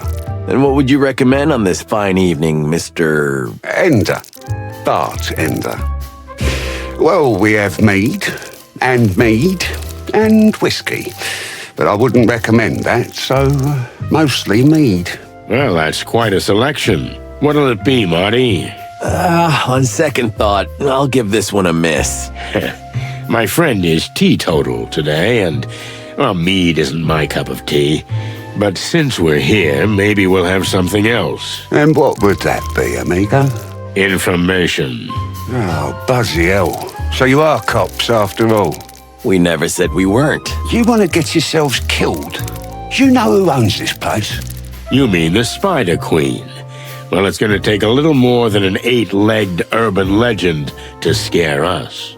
You think I don't know who you are? Pretty much everybody knows, even if they'd rather deny it. But star cops or not, this isn't your league, boys. Sorry to disappoint. So what do you suggest, amigo? Honestly? Get the truck out and never look back. But knowing your reputation, that won't happen, right? We're the kind who need to be thrown out. It happens almost every day. I thought as much.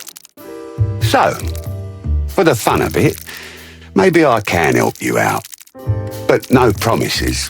Then I'll take that as a promise. You're that ever-sour, obnoxious, loud-mouthed, insufferable, but still weirdly charming kind of character, huh? Exactly. All right. Ask me anything you want, but make it quick.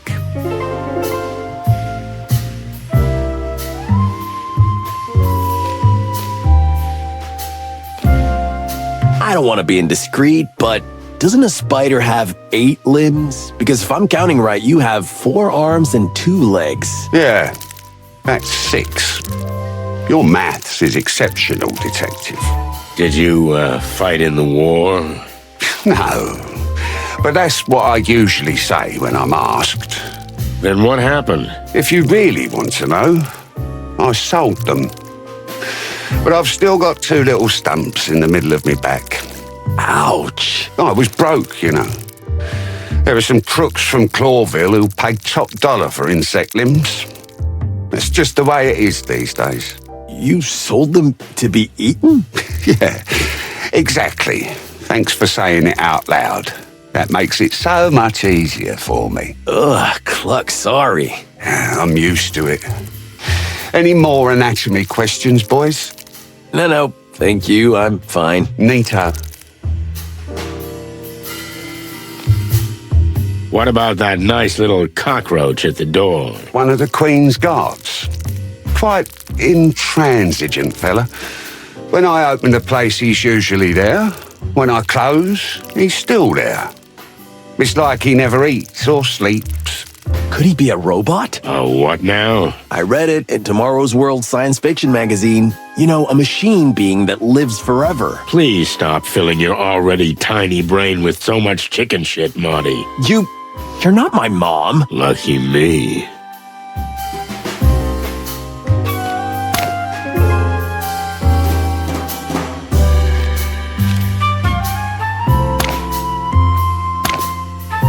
Can you tell me anything about this piece of glass? Well, it's been a while since I saw one of those.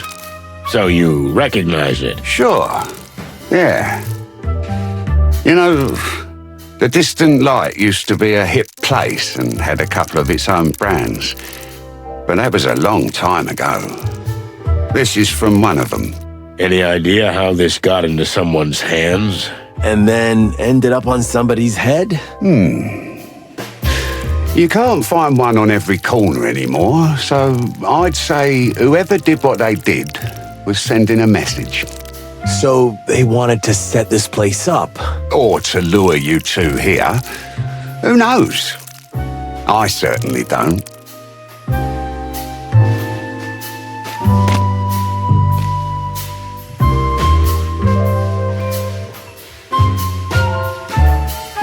Where do you stand on bribery, pal? I don't know. You can try if you want. How much you got on you, Sonny? Not much. $5 maybe.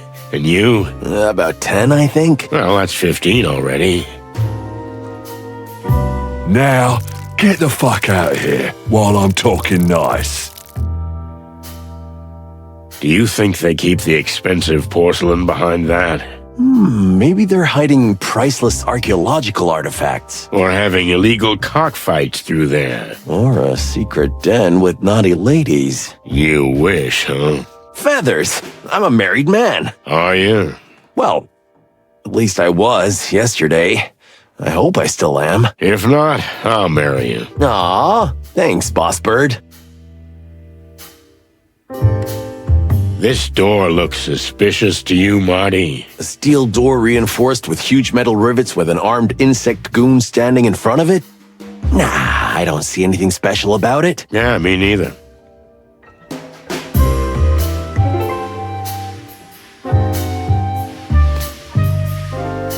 How do we get down to the Queen? I guess that big metal door would be the way. There's a casino down there, but it's for VIP members only. For the big dogs, you know.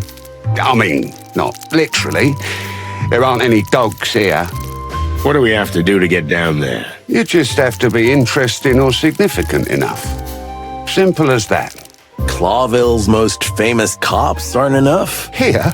In the Hive? No, not really. That hurts. Sorry, boys. Any other ideas? Maybe ask Douglas, the pianist.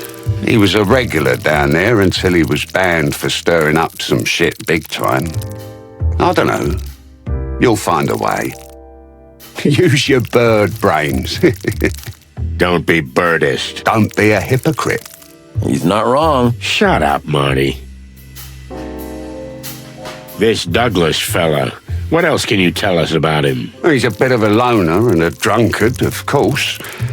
He says he's a bar pianist, but no one's seen him play the piano in ages. He usually just stares at the thing and sighs. Ah, poor guy. Don't feel sorry for him. He's supposed to be a real scumbag.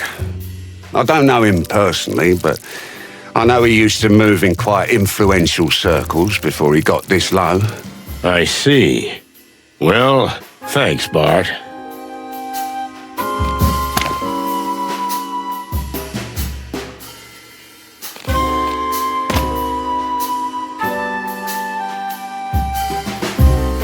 Hey, buddy. Oh.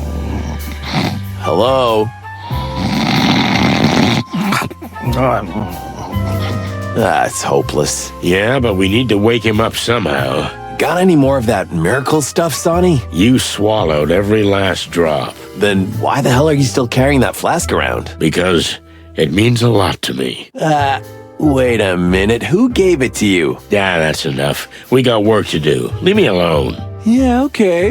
Fine. But the idea is good, Marty. We need something strong to bring him back to life.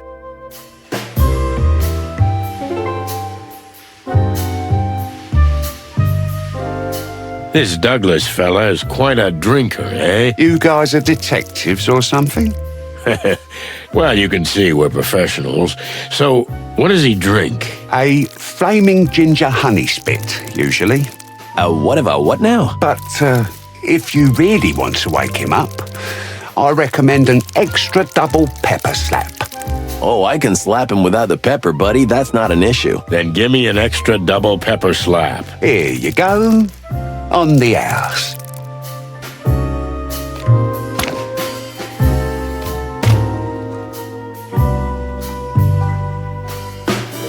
Hey, buddy.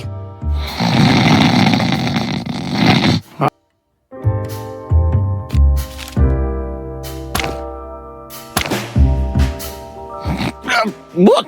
I'm awake. What's that smell? That smell? Is that an extra pepper double slap, I think.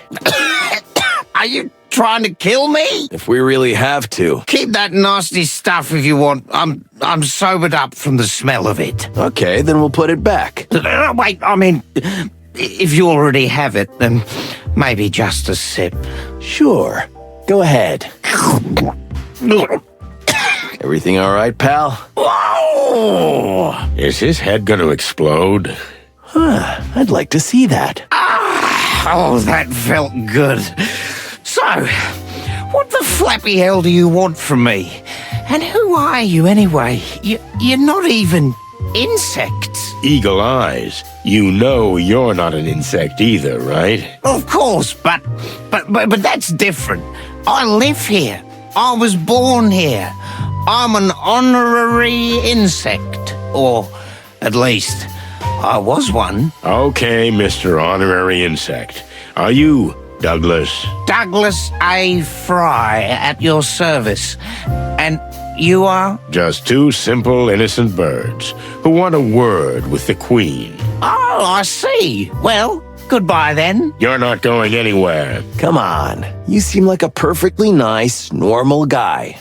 Would you mind helping two other birds in trouble? You know what? I like you, big white guy, but not you. Hey, thanks. You hear that, Sonny? He likes me and not you. I'll bring flowers to your wedding. I knew my good heart would take me to my grave. Okay, so, what exactly do you want?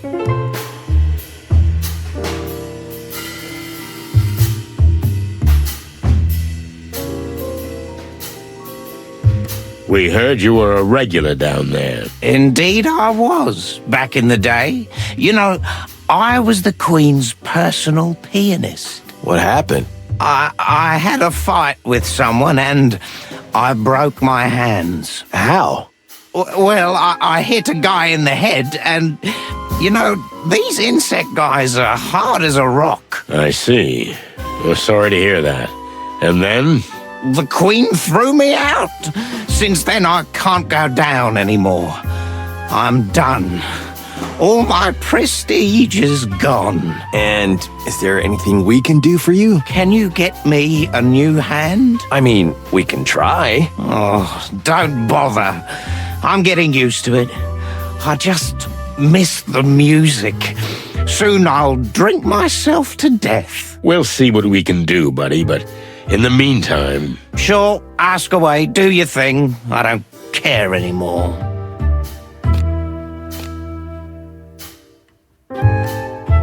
So how do we get down to the Queen? I don't know why you want to die so badly, but it's your problem. So, there's an old code. Maybe it'll help. A code, like in spy movies? If you say so. Now let's hear it. Hey, not so fast, lads.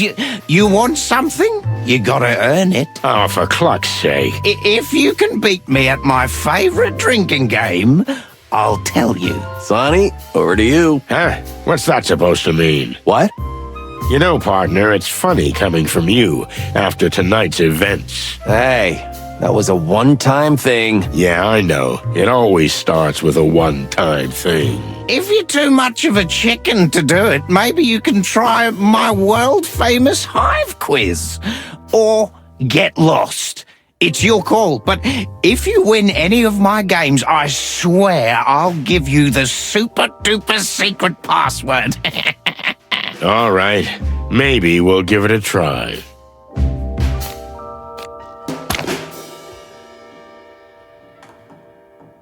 So, what's it gonna be, lads?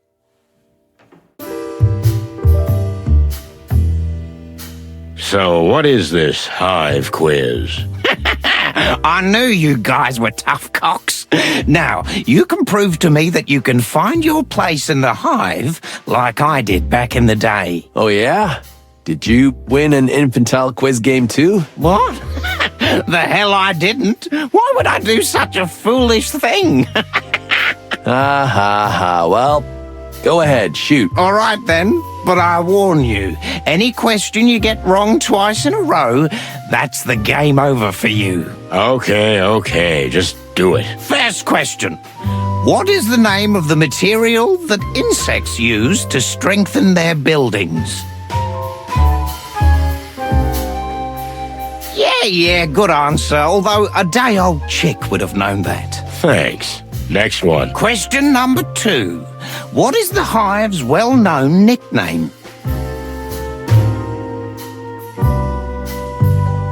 Good. You got it right, boys. There's just one question left. Let's get to it. Last question, chicks. What was the name of the first governor of the Hive?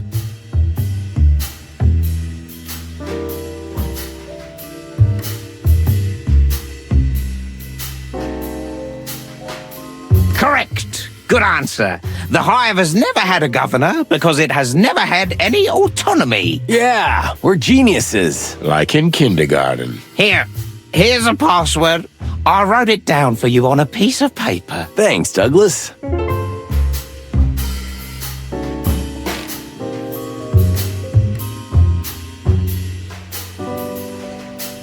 We're not going to talk our way through this one. We need another option.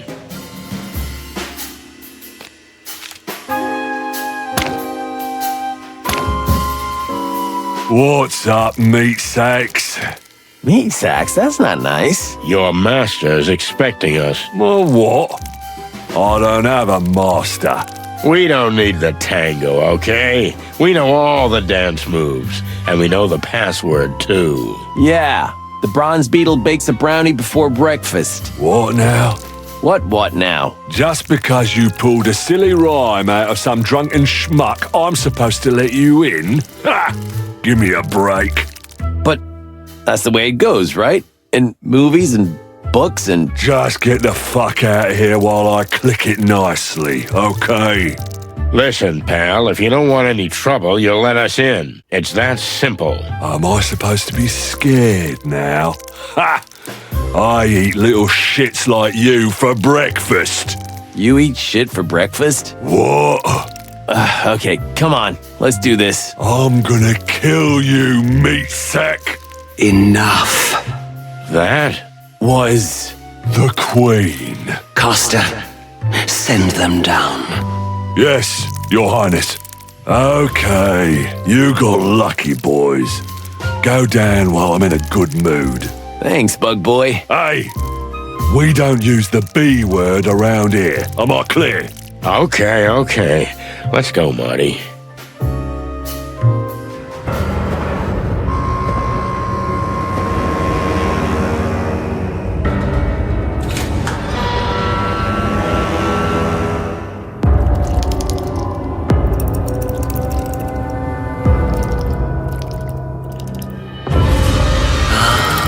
I see.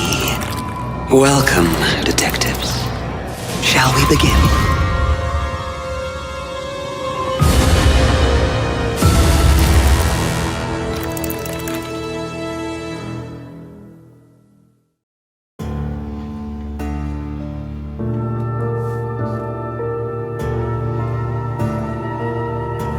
The smell of cigarette smoke and cheap mead gave way to something else.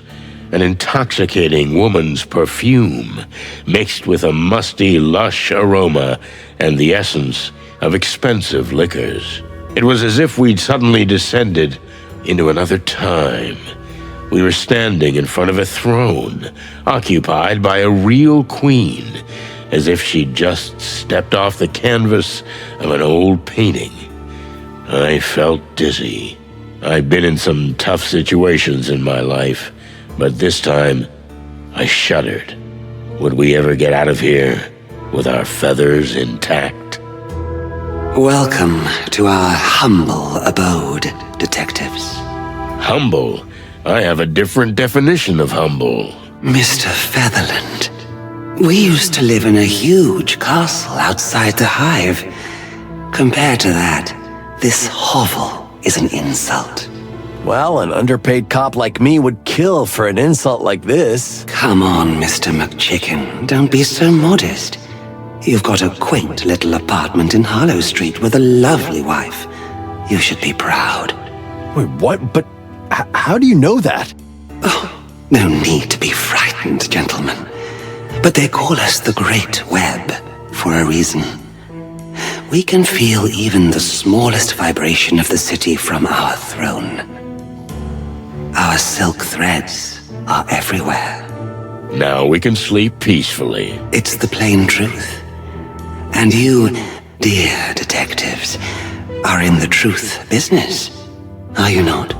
According to the book. And to what do we owe the pleasure of your visit, gentle birds?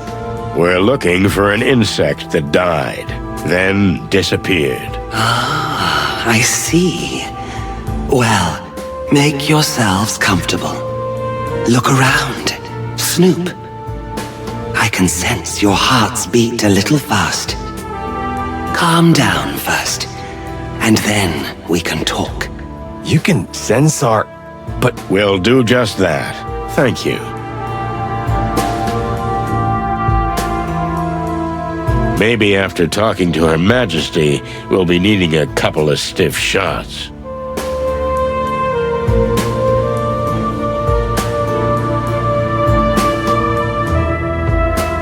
It's like they're looking at me. Ugh. They have too many eyes for my taste. Noble ancestry, huh?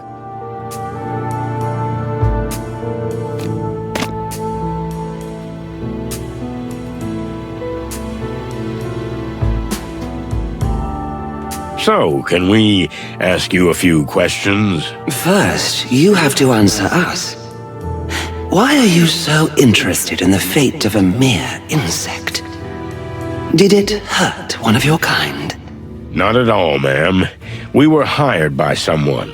A widow. Oh. So you're altruistic crusaders? Maybe we were just bored, ma'am. I've heard you boys have been stirring up a lot of trouble over the last 2 decades. Perhaps this time, you've delved too deep into the hornet's nest. You think so? We're certain. We'll see. If you don't mind, we'd like to ask you a few questions. Be our guest. We have nothing to hide. Appreciate it.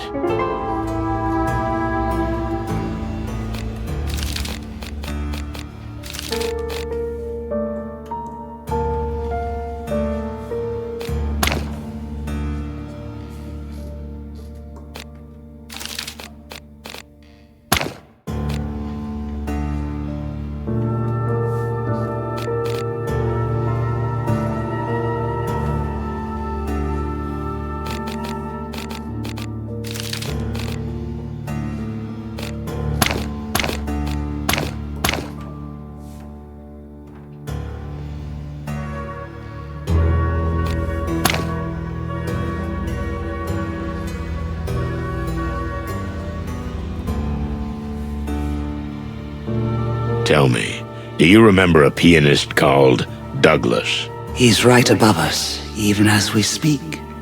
He's either drinking his tears or some hard booze. Was he really your personal pianist? Something like that. We loved him and the way he played, full of heart. But we couldn't tolerate his erratic behavior any longer. Who was the guy he got into a fight with? A fiancé of mine at the time. He's dead now. Douglas. That silly little thing. He was always madly in love with us. He put that in his songs. And that's why we loved him. But he was jealous. Jealousy is a terrible demon. It is, Detective. It is. There's no hope of letting him back in? You pity him, right? I can understand that. It happened to us, too. We let him back, but he can't play or stay sober. If we could help you with those two things, would you take him back? Perhaps. But why would you do that? What did he promise you? Nothing in the world. We're just trying to be good birds, that's all. So the tales are true after all. Well, we're talking to a living legend too, so tales can be true. It's a deal, then. If you can find a cure for his hand and his heart, we'll welcome his return. Thank you, Your Majesty.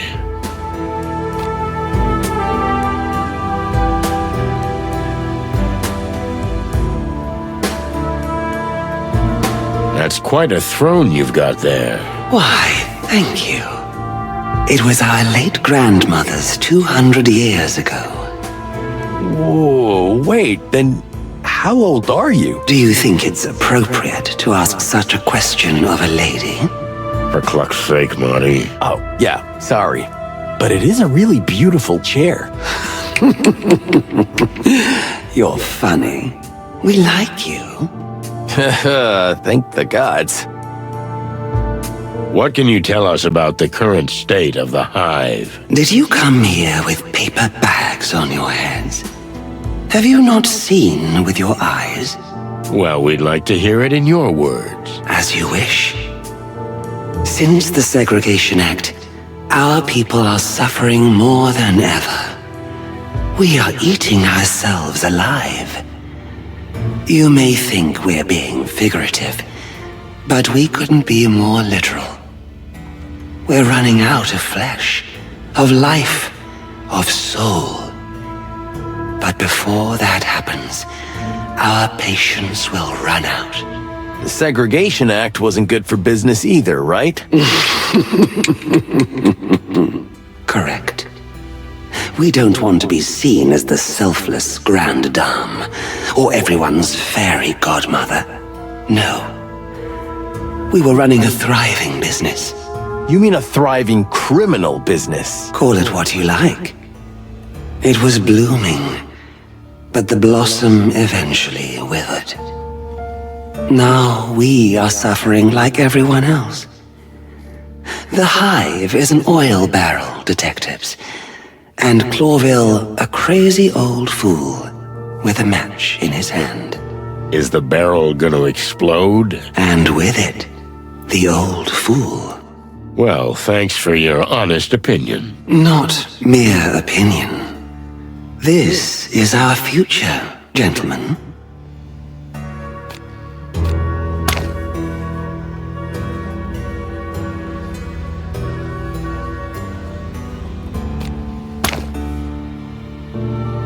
Are you ready to go a little deeper? Oh, you mean you're going to interrogate us? That's one way of putting it. I prefer to call it a controlled conversation. Interesting. You seem like a rough, crude fellow at first glance. But underneath those ruffled feathers, you have a rather sophisticated soul. Well, thank you, ma'am. Especially the ruffled feathers part. Our pleasure. Well, shall we begin? I'd be delighted.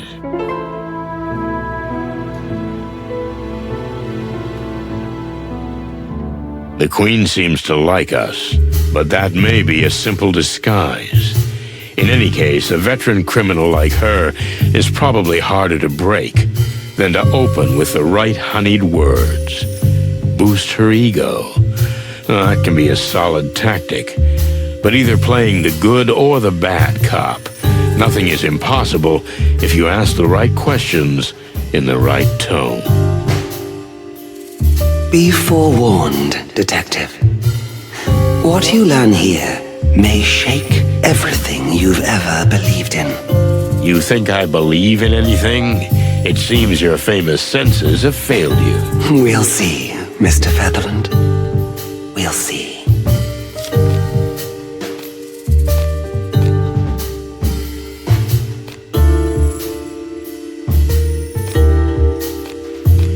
Please tell us about yourself, Your Majesty. How did you become who you are? You'd be surprised how little awareness there was in it. Things happened. Years flew by. And suddenly we found ourselves on this throne. Lucky coincidences? There are no coincidences, dear Inspector. We just did what we thought was right. Right? We rarely hear that from the heads of criminal organizations, if I don't offend you. What is right for someone, and in what situation, is subjective. We've lived our whole lives by a code of what we thought was right. Isn't that convenient? Sometimes it is. Sometimes the opposite.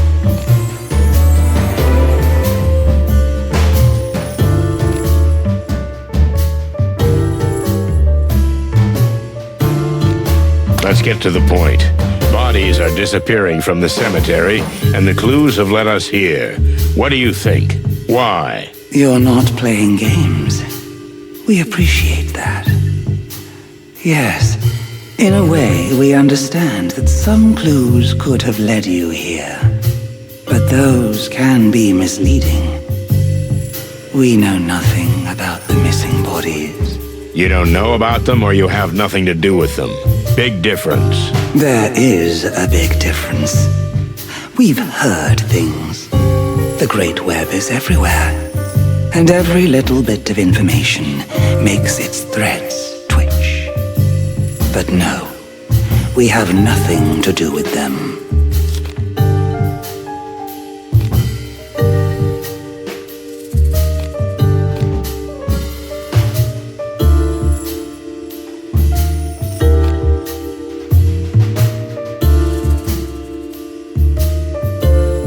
A cemetery caretaker named Joe was knocked down. He barely made it out alive. You know anything about that? Oh, we know the graveyard beetle. The old stubborn fool. But he's a good insect nonetheless. We won't hurt him if he doesn't cross us. Has he ever done anything like that? Not that we know of. So you have no idea who could have attacked Uncle Joe, and why? Oh, we never said that. Merely that we didn't do it. Oh, you're a smart player, Your Majesty. Oh, thank you very much for the compliment.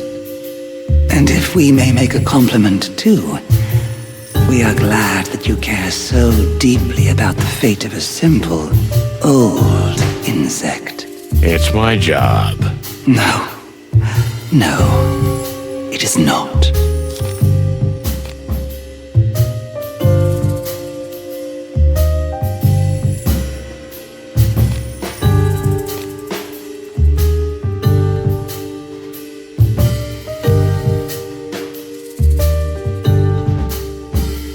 let's say I believe you.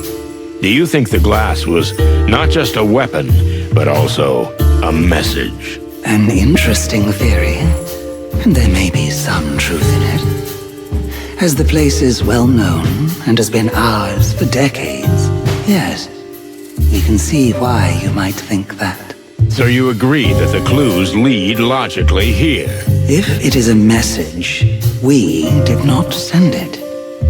It would be foolish to leave a clue like that, unless it leads to a trap. Am I right? Well, forgive the assumption, but for a spider queen sitting in the middle of the great web, setting a trap seems quite apt. If so, you would be in big trouble. And is that the case? No, not yet. I like you. You're sharp and respectful most of the time. At least for a chicken. You're great at insulting and complimenting at the same time. Thank you.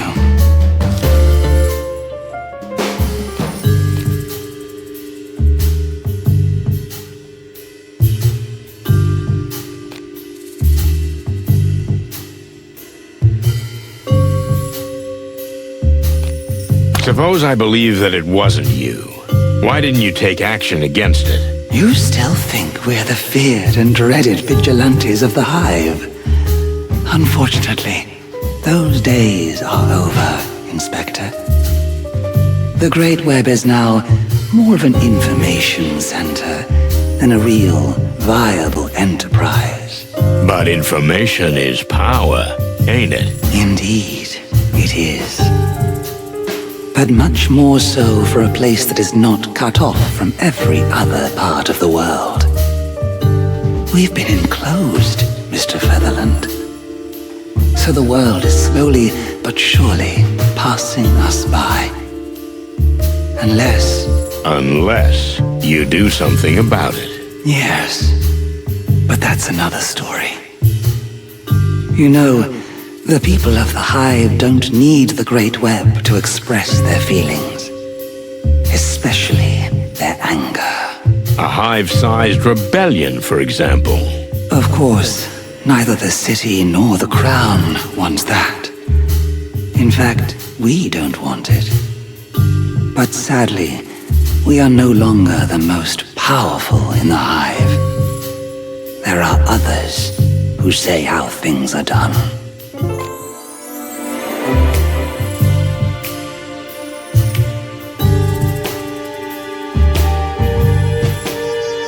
Okay, if it wasn't you, then who was it? Who has the reason and the power to do such a thing? The Golden Fang clan is well entrenched in the Hive. Thanks in part to them, much of our business is no longer, how shall we say, profitable. The clan, huh? I heard they've been pretty quiet lately. The fact that a criminal organization doesn't openly blow things up doesn't mean they're not very present, as you well know, Mr. Featherland. And for all we know, you and your partner are very much responsible for the existence of the clan in the first place. Really? Please, enlighten me. If the Wessler Empire hadn't fallen, the smaller clans that then waged war for power would never have been born. Am I right? The Wessler Empire, huh? That was an old case, Your Majesty. If we hadn't stopped that threat, we might have been in even bigger trouble. Oh, you really think so?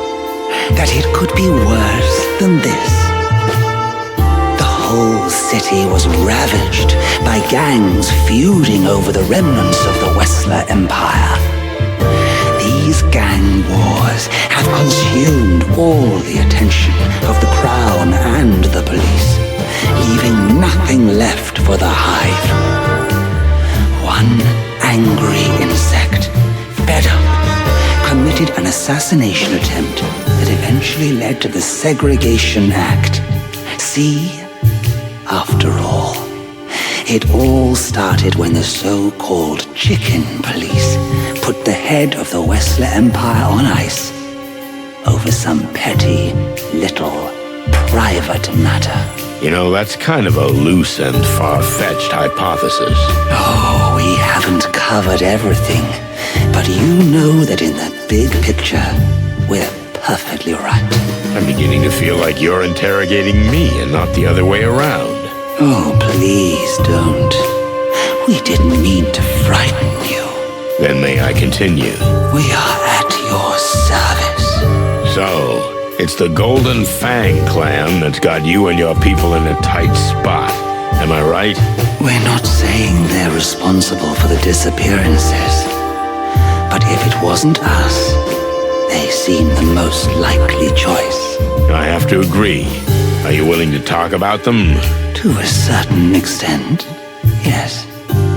As long as it doesn't harm our interests. Okay, then let's continue the conversation in this vein.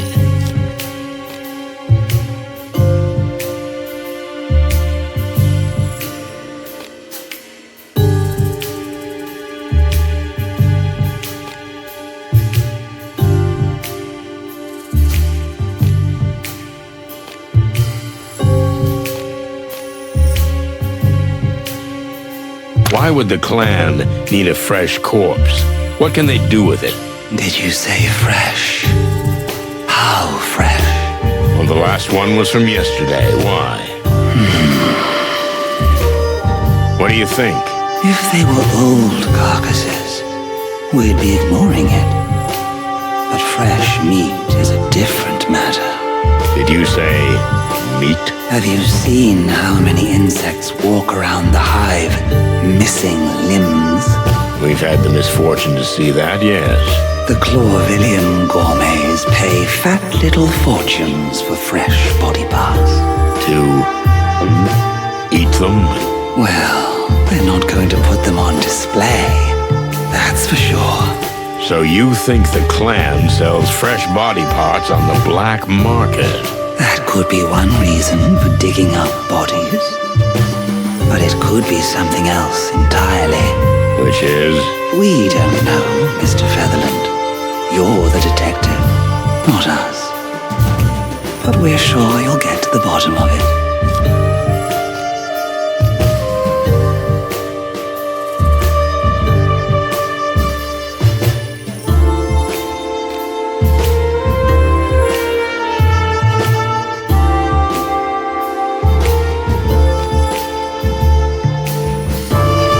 You really do see everything. What do you think the clan is playing for? And where do they get their resources?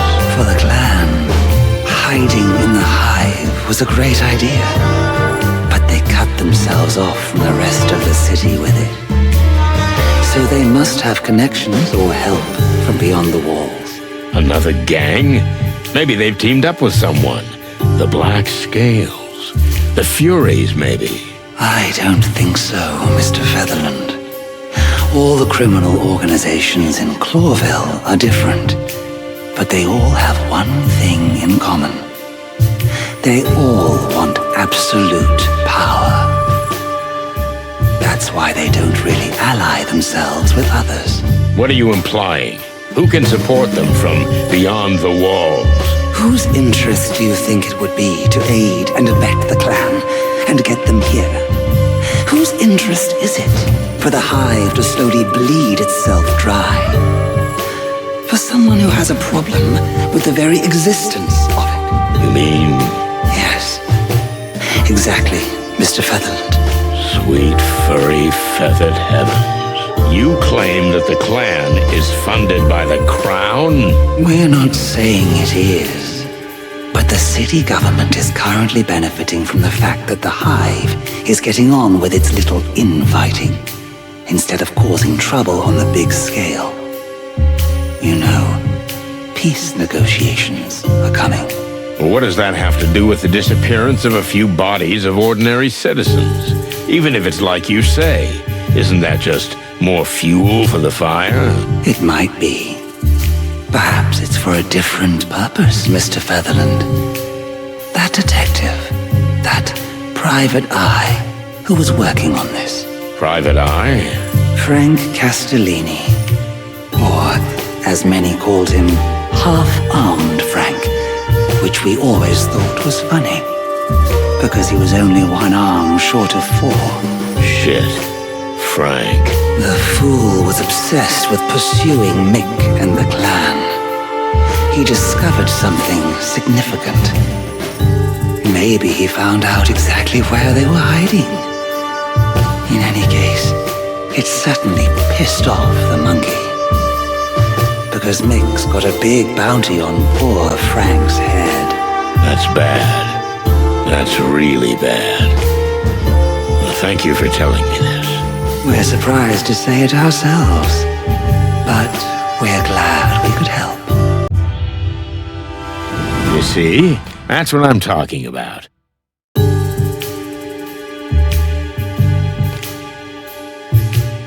So Frank Castellini, right?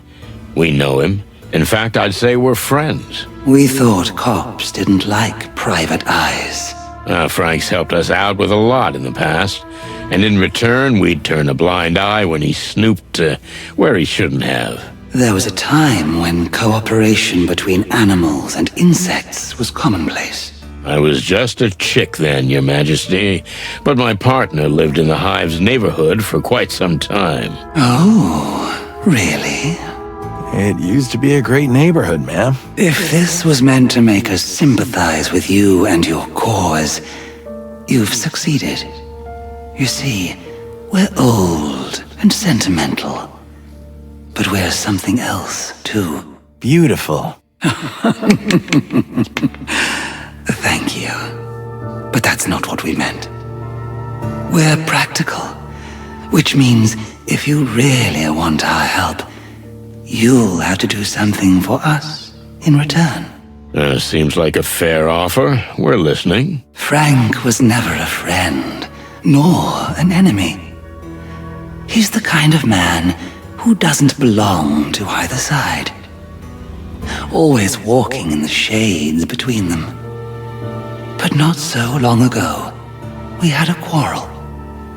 And he's taken something from us that's very dear to our hearts. You want us to bring back this something? Bring it back? No, we don't want it back. You won't be able to do that. Just tell us where it is. We'll take care of the rest. You're being deliberately vague, am I right? Sometimes it's best if you know exactly what you need to know. If you get the information we want, you can guarantee the Great Web will be on your side when you clash with the Golden Fang clan. When? Not if? We have no doubt that if you follow the trail your friend Frank has set out on, it will eventually lead you to the clan's trap. Okay, you got a deal. We'll meet again soon. I look forward to it, detectives. But I'd hurry if I were you. Your friend Frank could be in serious trouble. Furry hell. Frank? What has he got himself into? Exactly what we're about to get ourselves into, partner. If you're ready. What do you mean, ready? I'm always ready. In fact, I was born ready. I don't mean that. I just mean, what's going on with you and Laura? There's enough shit going on. I don't want to stir up any more. Cluck that. It's what you do best, Boss Bird. And let's keep it that way, okay? You drive, I follow, we get shot at, we survive, but just barely, and most importantly, we don't talk about personal shit. Deal? You know, buddy, that's the best deal I ever heard. Now you're talking.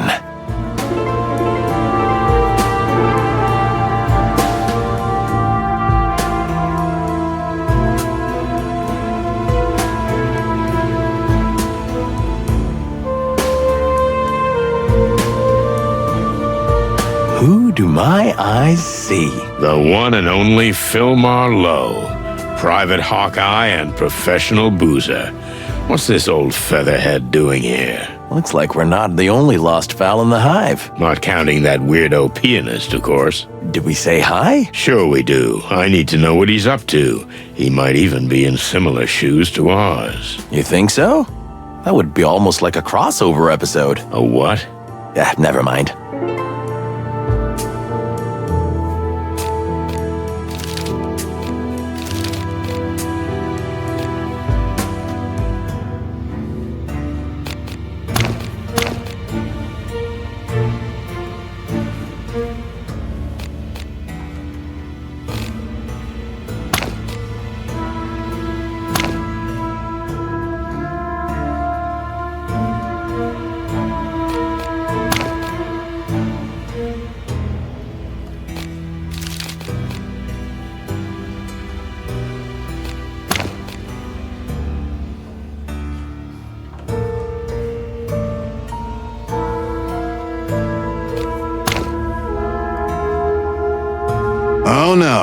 I think I'm hallucinating. You're not hallucinating, Phil. We're standing here in front of you, in all our feathered glory. That's my clucking luck.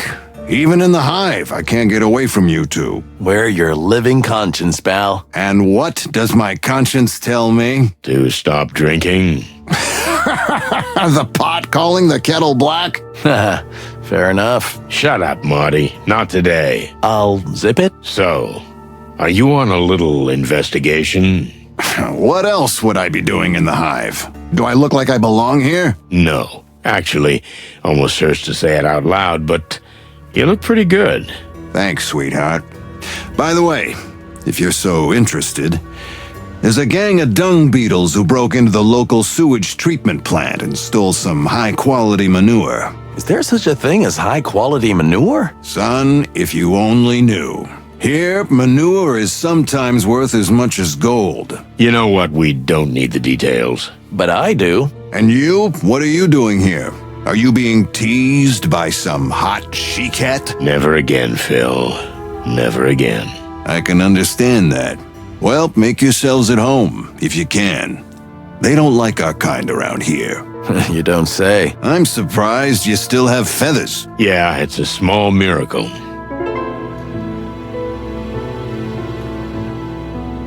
Listen, Philmar, for someone who looks like shit... How do I look so damn good? Funny, but, something like that. If you must know, I have a very rich and powerful benefactor. I get most of my cases from him. So you're a paid private detective now. Or more like domestic detective? Laugh if you want, but you'll never make as much dough as I do. And my caseload isn't that demanding. Yeah, I can see that. Just be careful, boys. I might come after you again. What do you mean, again? Oops, I talk too much. Leave me alone to drink and get lost. Well, it's good to see you too, Phil.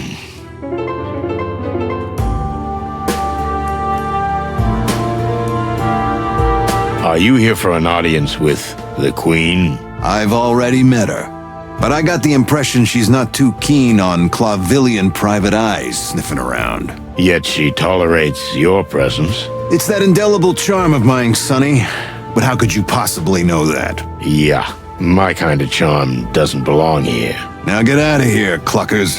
I'm trying to work. Looks like real hard work, Phil. Martin. I know, shut up. I'm used to it.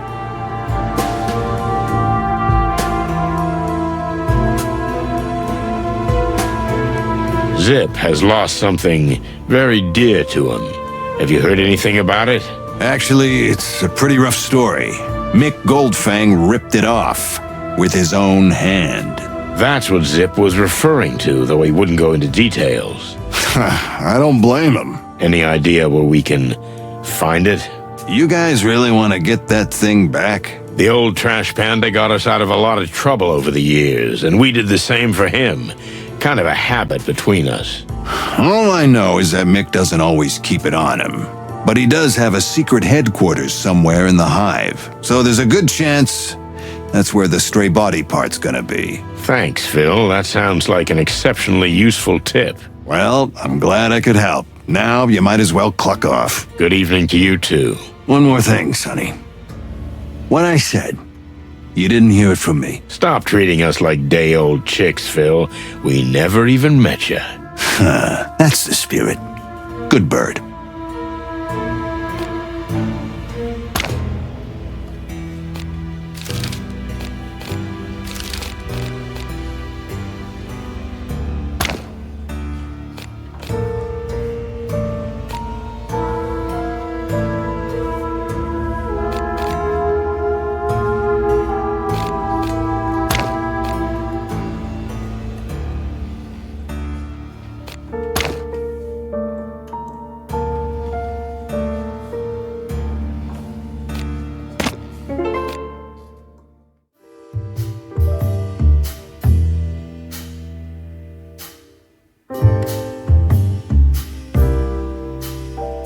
Oh, you again. You're still alive. That's good to see. Did you find out what you wanted? As a matter of fact, we did. It's a surprise to us, too, but maybe more than we wanted. That's really good to hear. But still, you know, A lot of the truth that comes out of the Hive is unlikely to be true anywhere else. I don't get that. I think I do. Different laws, different rules, different truths. As the top detective says. Thanks, Bart. We'll keep that in mind.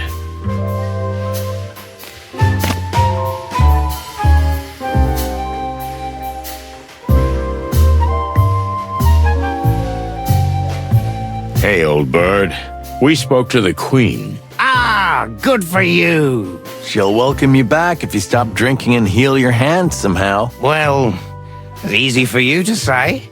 Nice outlook, but it would take a miracle doctor to do that. Someone who knows bones and medicine almost like some ancient shaman or something. Someone who's not even afraid of the other side.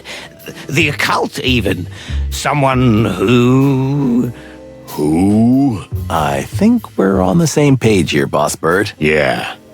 Bubo. Who? Exactly. You'll find out soon enough, pal. Just hang on tight. We'll be back. So be it, Boss Bird. Hey, only this meat wagon can call me that, okay? Okay, whatever.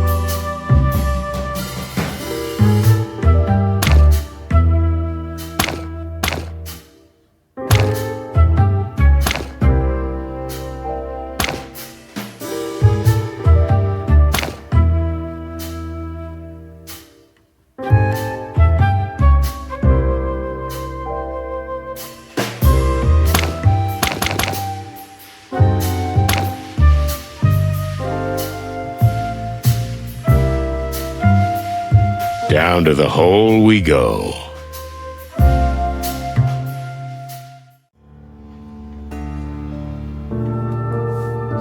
Listen, Phil.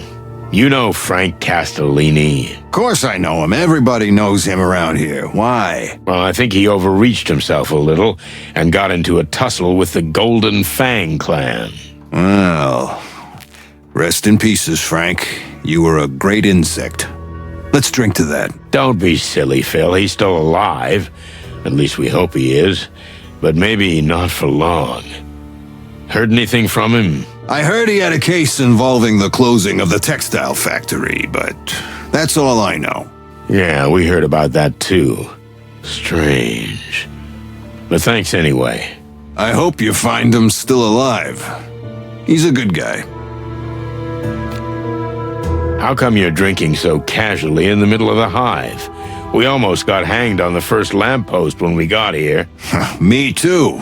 But my client has pretty good connections here, so I've had a sort of license to fly. Speaking of licenses, do you even have one? I mean, real, proper permission to enter the Hive. What? No, of course not. What do you take me for, an idiot? Well, he's got a point. I hope you didn't have too much of a struggle getting one. Shut up, both of you. Sorry, Phil, but what's that thing on your neck? This? It's called a scarf. In high society, it's worn wrapped around the neck or just thrown over the shoulder. It's great for keeping the neck warm, but it's also used as a fashion accessory. I know what a scarf is, jackass. What's it doing on you? That's way too, delicate for you. It was given to me by someone very important to me. Let that be enough. Ah, so there's a girl involved. I never said that. Well, what then? Will you get the cluck out of here already? Okay, don't be so jumpy. I think it's a nice scarf. Really? Fuck off.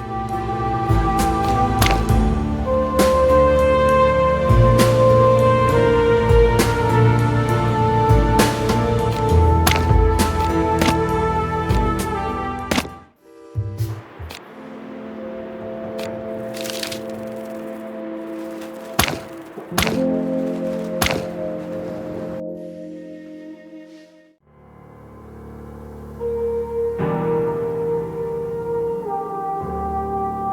I have a bad feeling about this. Yeah, me too. What now? We're going in. We're gonna find Frank alive and well. Great plan. Can I bring Bertha? What? I swear I won't shoot you with it. Again? Oh, thanks, partner. That's real nice of you. At least not on purpose. What? What? Nothing.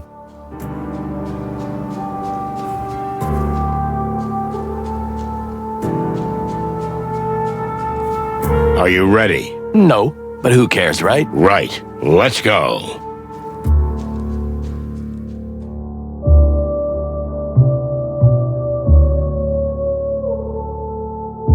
Just when you thought you were prepared for everything. Well, we weren't. It was dark. Then, as our eyes slowly adjusted to the lack of light, we saw him. Oh, damn it, Frank. What have you done to yourself? What have you got yourself into? And then I thought, if I don't get off this case, is that how I'm gonna end up too? Douse me with nectar and light me with fire. If it isn't the bloody chicken, please. Hello, Frank. How are you feeling?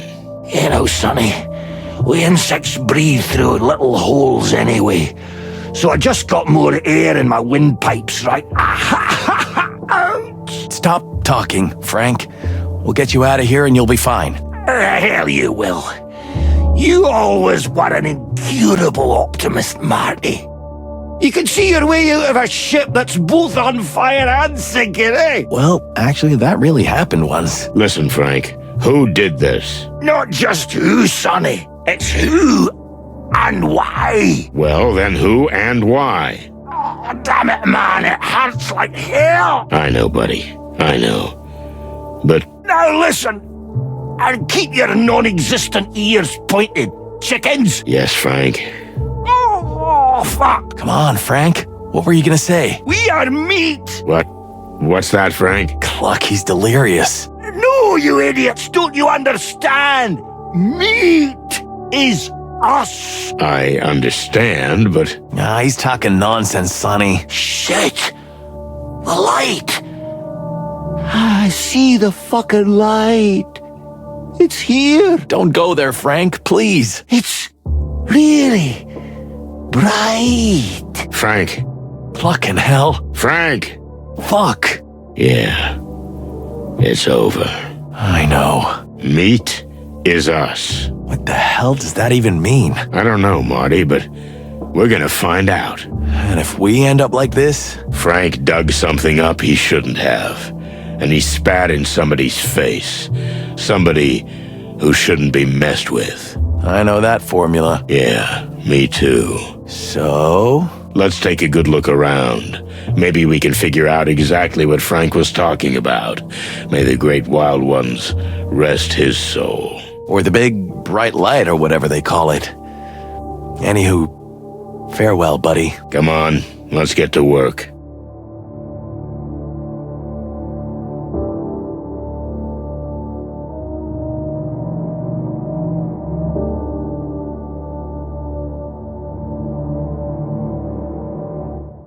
Look, there's something interesting here. A letter. Shall we read it? Can't hurt Frank now, can it? And anyway, it's been opened already. Perfect argument. Now, let's see.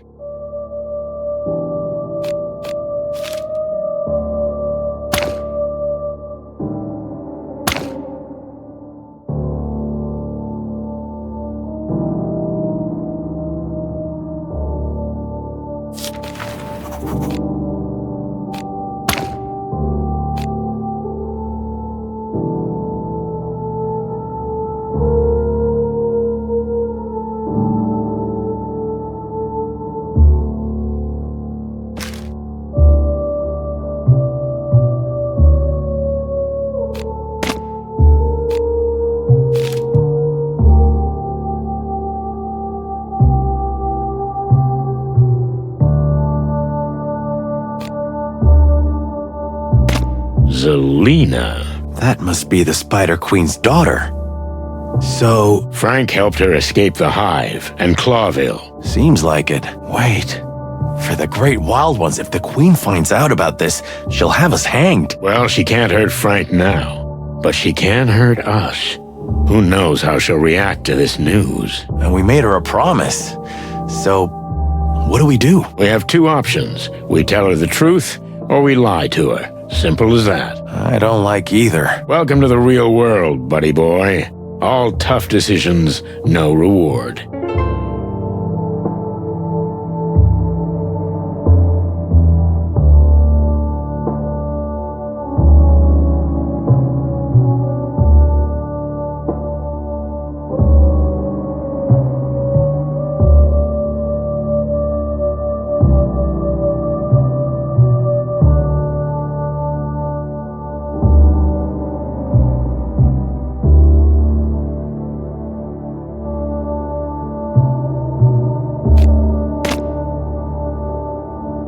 This is not a good sign. No, it's not. Had he gone mad? I mean, was someone or something driving him crazy? He was completely consumed by what he was working on, and I'm afraid that's what led to his death. Shit. Chicken shit.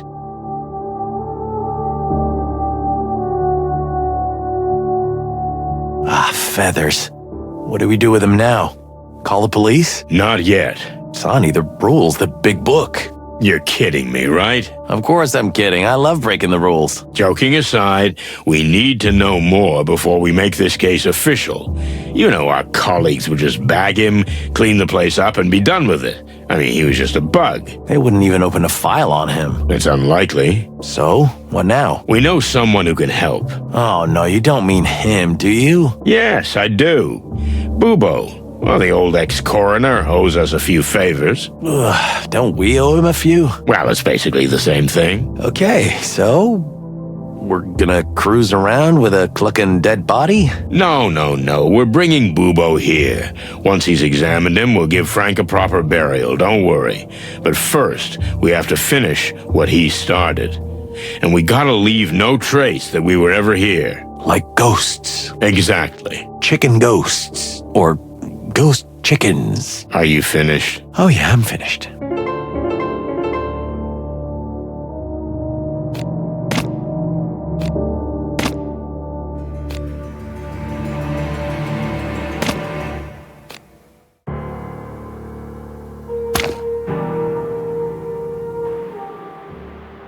Let's go. Down to the hole we go.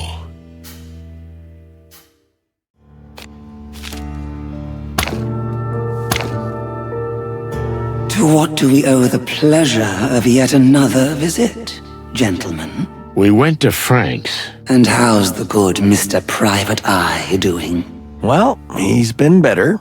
He's dead. Oh, we're sorry to hear that. Really? You don't seem very surprised. In any case, he had something that might interest you about your daughter. About our... We beg your pardon. Is this true? Tell us what you know. Immediately.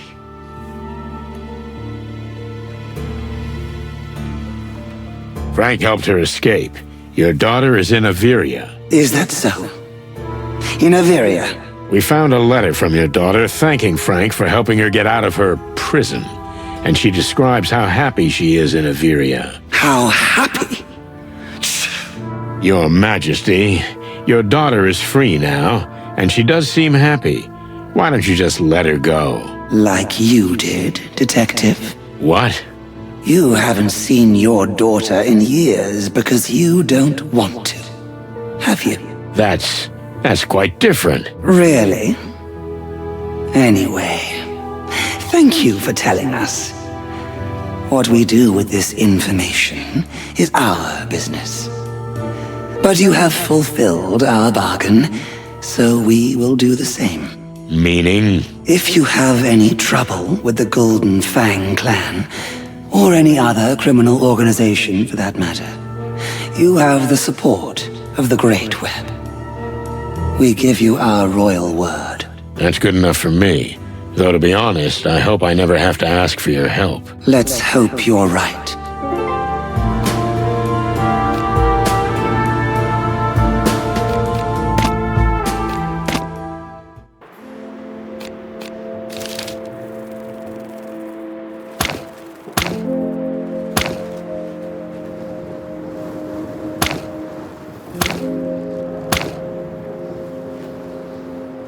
Good old Dr. Bubo.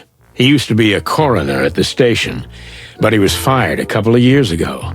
Too many organs and chemicals disappeared while the old bird's secret lab just kept growing and growing. Since then, the place has become a kind of backstreet clinic, frequented by criminals and bent cops. I can't count how many times we've been stitched up by the old owl. Of course, we never asked for anesthetic. We were too scared of losing an organ or two when we woke up. If we woke up. So it's mostly pain that comes to mind when Bubo's name comes up. But the fact is that the owl was a fantastic pathologist in his day, so he may have some useful information. Are you ready? Can anyone ever be ready for him? Well, not really. Well, let's get this over with. Hey, Bubo, you old owl. Ooh, I really didn't need you guys. Shot, cut, burn, or what? Spit it out quickly. I'm having a bad day. It's nighttime, Bubo. Day, night, night, day, who cares? It doesn't make any difference for me. So, what do you want? What if we just wanted to say hello to an old friend? Yeah, and I'm the featherless holy virgin swan. Okay. There are a few things you might be able to help us with. Have you been in a no-go zone again? Something like that. There's this case that takes us to some pretty dark and strange places. There's always a case with dark and strange places. Have you heard of the distant light? Woohoo! In the Hive. You're not messing around, are you? Okay. I'm interested in this one. Just a little. So, can we ask you a few questions? Since you're already here. But don't take too deep a sniff. I spilled some chemical, and the truth is, I don't even know what it was. If we're lucky, we'll just get a little stoned. What a prospect.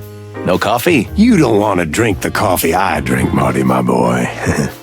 Trust me. Okay. So, ask your silly detective questions. Can't you see I have 100 things to do? Well, no, not really. Sonny always has some silly detective questions. He's really good at that. And you could be better at shutting the cluck up. Ooh, I miss this so much.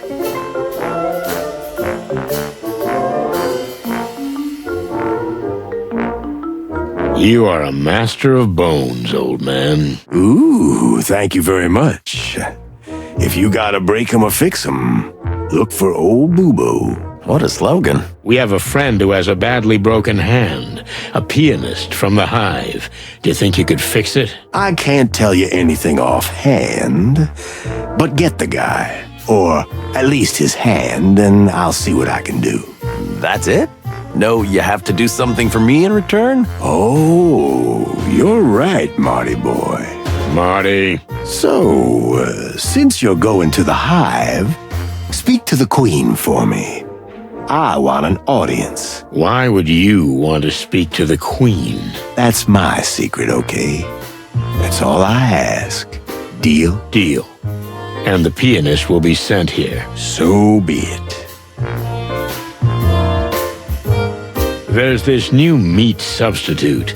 It's called MEAT. Do you know anything about it? A little too salty for my taste, but otherwise it's really good. That's not what I mean. Something more scientific. I don't know what it's made of, but it's not meat. And it still tastes deceptively like meat. Like chicken. Chicken? How do you know what chicken tastes like? Don't ask questions you don't want to know the answer to, Marty boy. Have you ever had it tested? I mean, under laboratory conditions. Why would I do that? But if you get some, I might as well do it.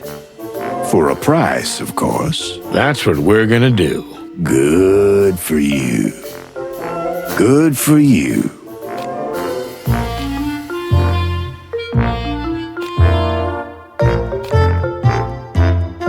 The truth is, we're not here to chat. What a stunning surprise. Remember Frank? Frank Castellini? The three-toothed walrus guy? No, but almost. Oh, yeah. I know. The one-eyed jaguar with that ridiculous squeaky voice. What? No, don't be silly. Then I don't know who. Tell me. The horned beetle detective from the Hive. Ah, you mean half-armed Frank. Why didn't you say so? What's with that poor bugger? He owes me $20. Well, you're not getting that 20 back anytime soon. I knew that son of a bum would run away. He's dead. Oh. Oh, indeed. And we need you to examine him. Here we go. I knew you'd drag me into some crazy suicide scenario. But no. The answer is no. I don't do bugs. You don't do bugs? What are you, a buggish? No, you clucking duck. But as much as it may not seem like it, I like to live. And I'd still like to be doing it in the future. Come on, old bird. Anyone who's been involved in insect issues since the Segregation Act won't last long. It's just the way it is. And your two pretty eyes ain't gonna change that, Martin. So I have pretty eyes? Look, buddy boy, I don't need this shit. But Frank was our friend. He was your friend too, or something. Is that a yes? No, that's a But fine. Okay, bring him here and I'll check him out. What? Bring him here? What did you think? That I was gonna dissect someone in a dark little hole in the Hive? Clock in hell. Okay. Okay? We'll get his body. Fine. And hurry. But also make sure he's out of here without a trace. We will, Bubo. And thanks. We owe you one. Don't say that yet, Sonny. Something tells me it's gonna be a long, long night. Well, I wasn't planning on going home anyway.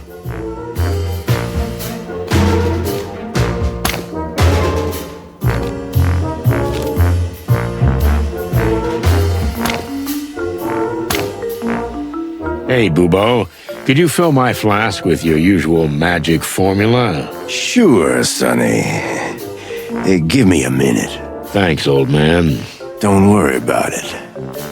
But I hope you know this stuff's gonna kill you. It's not for me. At least I hope not.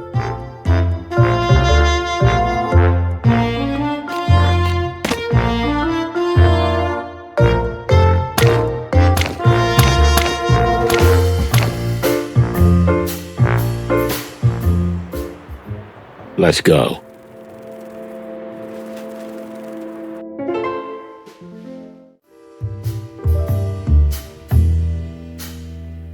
Hey, Dougie boy. Nah? Who are you, buddies? The two rooster cops you cried your heart out to? Oh, yeah, I remember something. What do you want? We spoke to a friend. His name is Dr. Reginald B. Bubo, and he was once a famous coroner. Maybe he can help you with your arm. Once famous? Why not now? Did he do something wrong? You were once a famous pianist, weren't you? Don't get hung up on the details. Yeah, okay. Fair enough. Go ahead. So you can go to him. He might be able to help you. Actually, it's him or no one.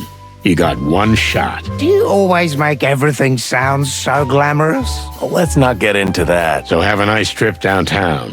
Let's hope he pulls it off. I mean, keeps it on. Yeah, me too. Well, so long. But hold on, guys. I thank you. Yeah. What my dear colleague Sonny means to say is you're welcome and it's our pleasure. Right, Sonny? Yeah, sort of. See? It wasn't that hard.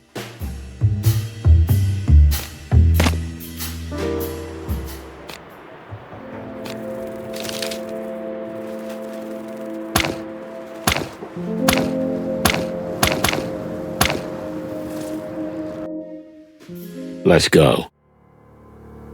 Feathers, Frank's gone. Someone else got to him first. What do you mean someone else? Who the cluck needs a dead bug? The same clucker who digs up the bodies in the graveyard. Oh, yeah, you've got a point. We need to take a good look around. The culprits must have left some kind of clue. How the hell can you be so calm? Rest assured, Marty, I'm not. Whoever did this, I'm gonna finish him off. This is now personal. Good, make it personal. That's always the best way. I think the big book says the exact opposite. You see, son, that's why I don't read.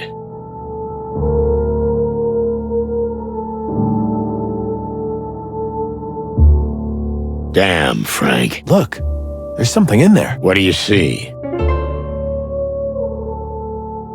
There's nothing else here, just this stain.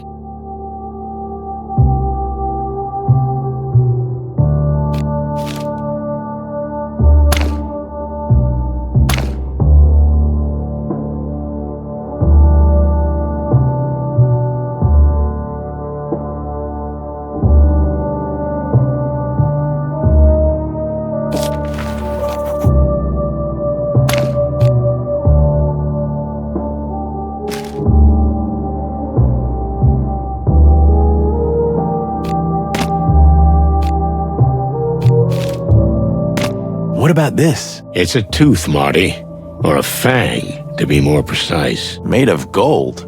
It doesn't get much more on the nose than that, does it? Just confirms our suspicions. The Golden Fang clan collects dead bugs? And murder is probably also on their agenda. But why did they leave it here? Is it some kind of message? Or Frank knocked it out before he was killed. I don't get this, Boss Bird. Well, I have a hunch. But it's getting late.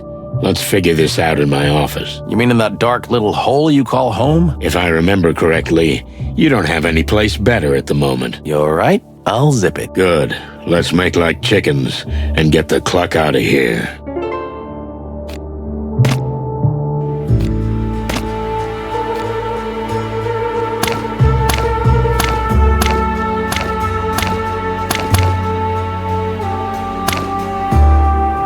Ah, the smell of dust and broken dreams. But what's with all these boxes? I'm leaving soon, Marty, for good. Soon as we get this case out of the way. Ah, yes. Your around the wilderness trip, right? But really, you'll just leave everything and never come back? I mean, your friends? Friends? Yeah, friends. Like me. Or Monica, or... There's nothing to tie me here, Marty. Since Molly left. Molly. What? Always Molly. How many years has it been? Do you even remember? Yeah, I remember. Every single miserable day. Jeez, old bird, can you even hear yourself? Shouldn't you be... What, Marty? Moving on. Get on with your life. If you don't have someone to stay for, go and get someone worth staying for. Oh, yeah, sure, because it's that simple. Yes, it's exactly that simple. It would be, if you wanted to. Marty, please, don't cluck about things you don't understand. You're right. I'm not in your shoes. That's fair. But to leave everything and just go off into the wilds? Sure, it sounds romantic, but do you even know where you're going? I have no clucking idea, and I don't care. But I do. Look, let's just finish this, okay? That's all I ask. Yeah, okay.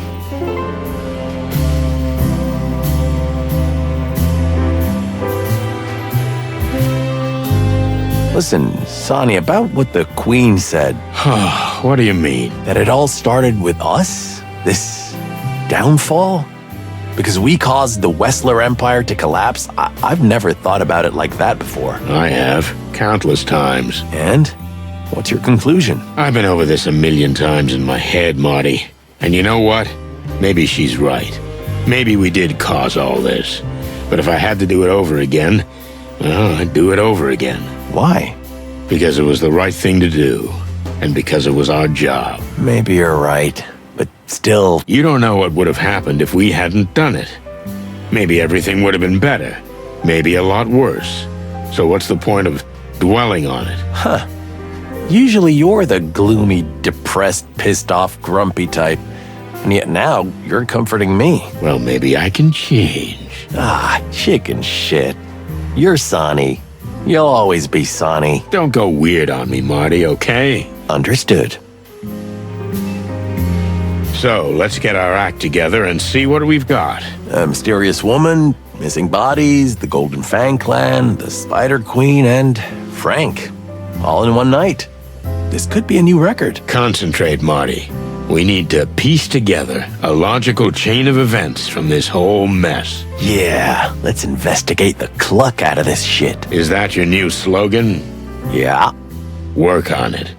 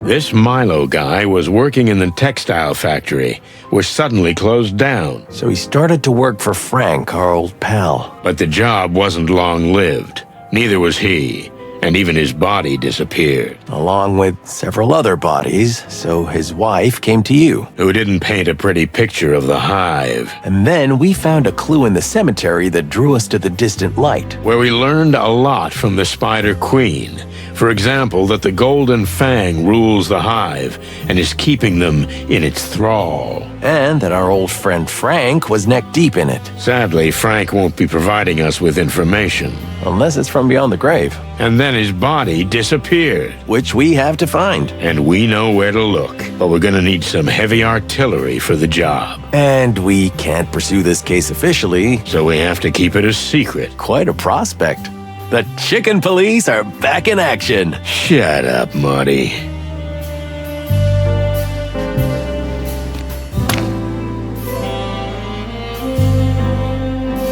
So, another doomed damsel in distress. Just the usual, huh? This is different, Marty. Because... when she came to see me, I was dreaming about an old case. Remember the fly named Novak? Yeah, it was a hell of a case. We almost ended up in the river. Twice. That's the one. So, I was dreaming about that particular case, and then this woman came along, straight out of the Hive. It felt like it just couldn't be a coincidence. You mean the Hive is calling us? As the flame calls the moth. Ooh, that's poetic. And awesome. Thank you.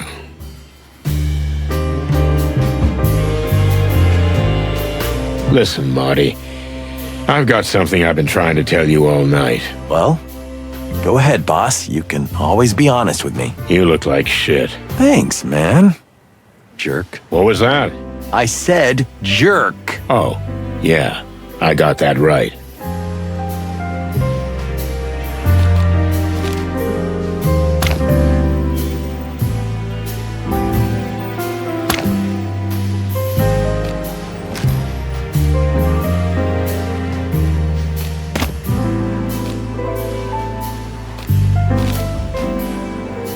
Let's see.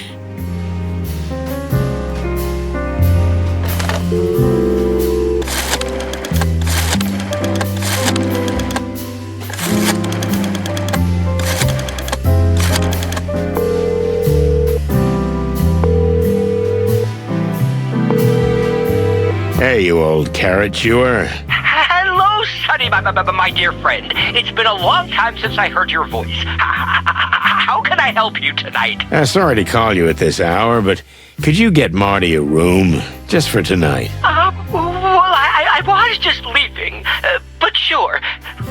We'll manage. Thanks, Lewis. Wait, where are you going at this hour?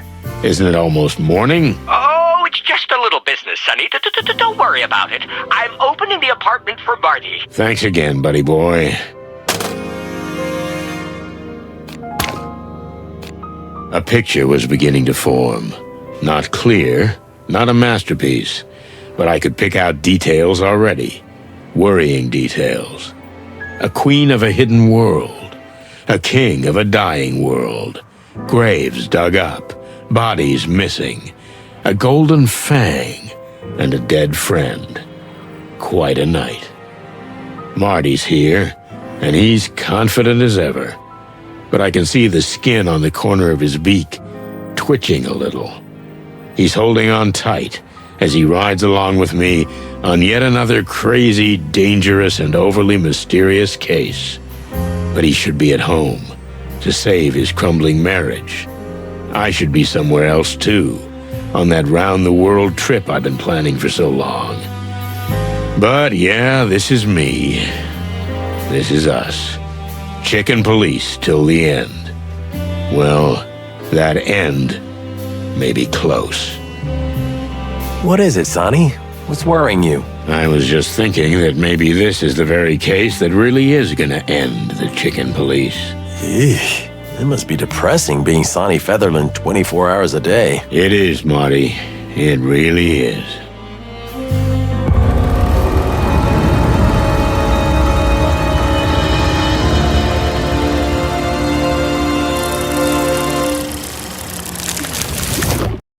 We had to keep secret all day what we were really working on. The boss wouldn't approve the case of a dead insect, not to mention the lost bodies. So, with a few packs of cigarettes and a couple of pots of coffee, we waited out the end of the shift to finally go into the Hive again. Because we never learn. The shift is over, Marty. Can we get to the real work? Thanks to the wild ones. This day almost killed me. Don't tell me. Even the paperwork was scarce. Don't animals want to eat each other anymore? See, everything used to be better. Meanwhile, in homicide, life goes on. Everybody's just shooting and beating each other to death. What are we coming to? I hear you, young fella. What? Why are you looking like that? Don't look behind you. Oh, no, don't tell me it's... Santino Featherland and Martin McChicken. Ah, feathers. I knew it. I'm sure he just wants to say goodnight. Santino!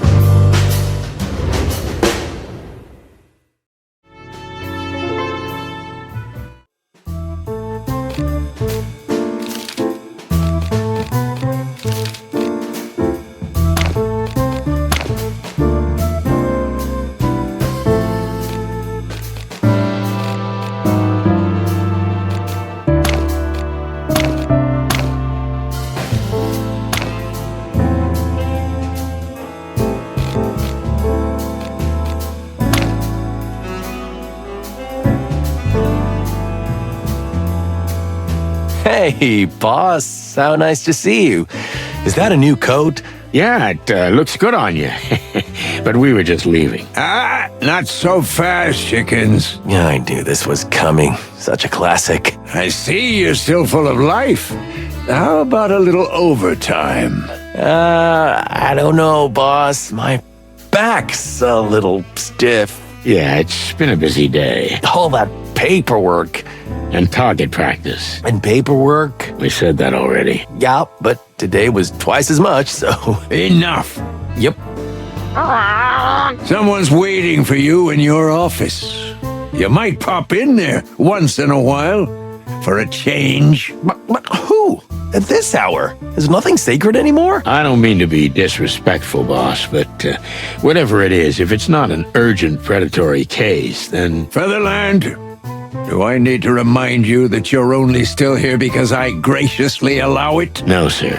I beg your pardon. No, sir. I am aware of that. You should have retired 1,000 years ago, to everyone's delight. But you're still here, on your own volition, so you dance like I whistle, you understand? Or you can go straight to the old henhouse. Yes, sir. To your office, then. I'll be waiting for you there. I'll give you 2 minutes. Yes, boss. Got it, boss. Did I already tell you how nice your coat is? Shut the cluck up, McChicken. Yes, sir. Who the clucking cluck could it be? Whoever it is, they can go cluck themselves for all I care. We don't have time for this. We have to find Frank. The old bone chewer's gonna crunch you like a little late-night snack. You're right. It's better to do what he asks, whatever it is. Just get it over with. Anyway, why aren't we private eyes? Then we wouldn't have this kind of problem. Because private eyes are underpaid. Us too. Well, they don't have insurance. Do we? No one respects them. Us neither. And they're generally just pathetic, Marty. So are we. Good point. So why aren't we private snoops? That's what I'm talking about. Okay, let's go and see what's waiting for us in the office. Let's go.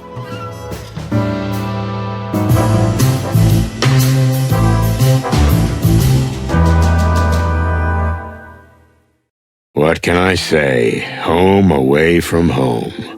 The familiar smell of 1,000-year-old files, an unopenable window, an unlockable door, familiar scratches on ancient wooden chairs, the mark of a fallen cigarette butt forever burned into the desk, the haunting memory of 1,000 empty bottles.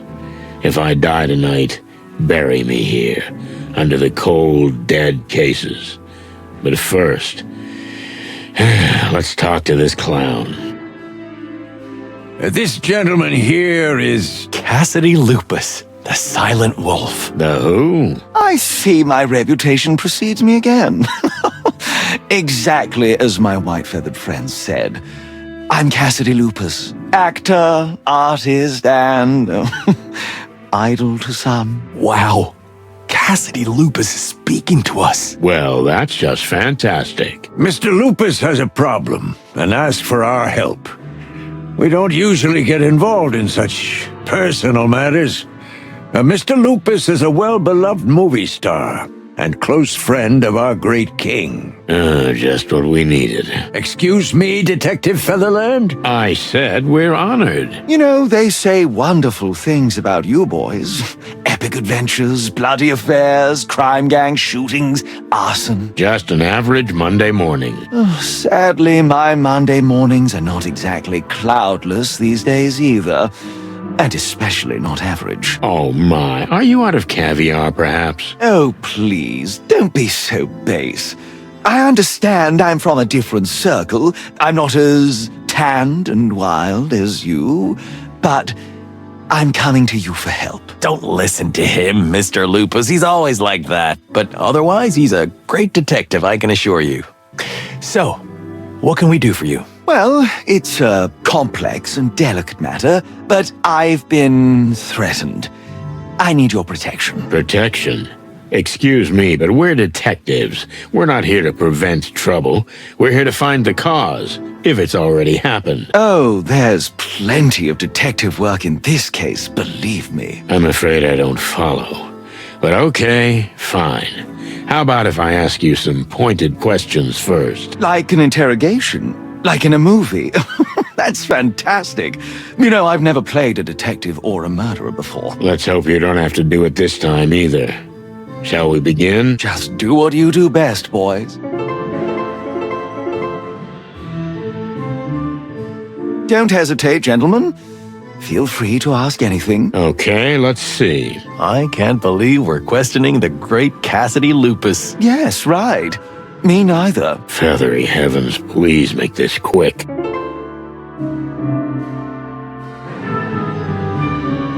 Don't keep me waiting. Let's get started. Yes. All right, my first question is... the actors. So here's the famous Cassidy Lupus, movie star. Arrogant, self-righteous, anxious type. He's visibly nervous, though he clumsily tries to hide it. He's not that good an actor. Playing on his vanity might be a good direction. I don't think the bad cop routine would work for him. But then again, I might just have to squeeze him to succeed.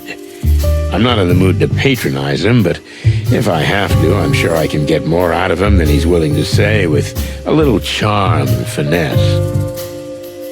So, tell us in your own words what happened and why you feel you need protection. Well, I've been getting menacing messages from someone for a while. What kind of messages? That's the weirdest part. We actors get involved in this kind of thing all the time, but it's always about money or some kind of personal item. Yes, go on. I once had a crazy fan come at me with a knife because I refused to ask her out. Can you imagine? Hardly. But please, let's stick to the point. So this is somebody... What did they ask you to do? That's the strangest thing. It was essentially a business proposition. What kind of business proposition? Oh, it's just ridiculous, but they want me to be some kind of publicity face. Me, the great Cassidy Lupus on some ridiculous billboard. No barking way.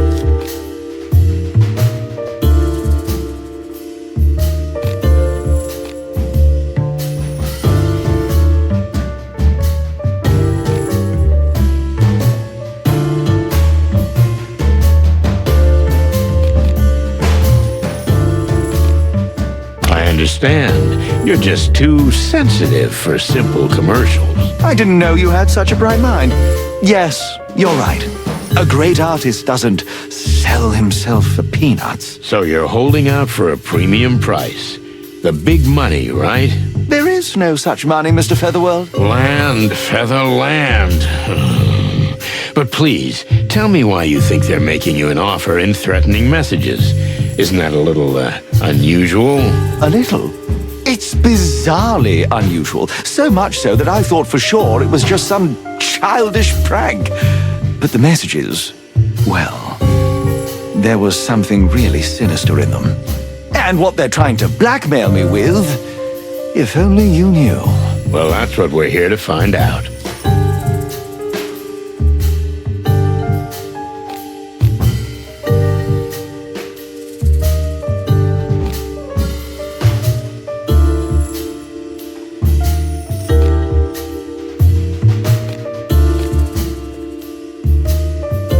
Is there anyone who would want to harm you?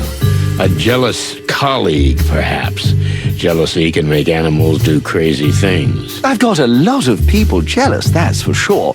But I don't think anyone would want to hurt me just because of that. You think too highly of animals. You know, behind their friendly smiles, there are often repressed emotions. I've starred in dozens of dramas and lived among actors all my life.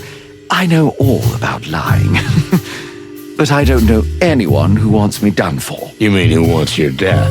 I didn't say that. But whoever's behind this wants Cassidy Lupus to be framed to make my shining star go down. Okay, I get it. Thank you.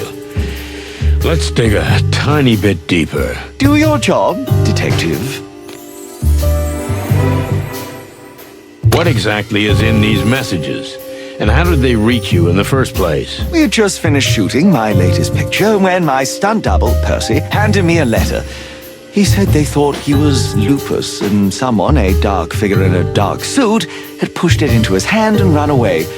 He swore he hadn't read it, but he was pale as the moon. So this someone simply confused you two? Percy looks exactly like me. That's why he's my double, silly.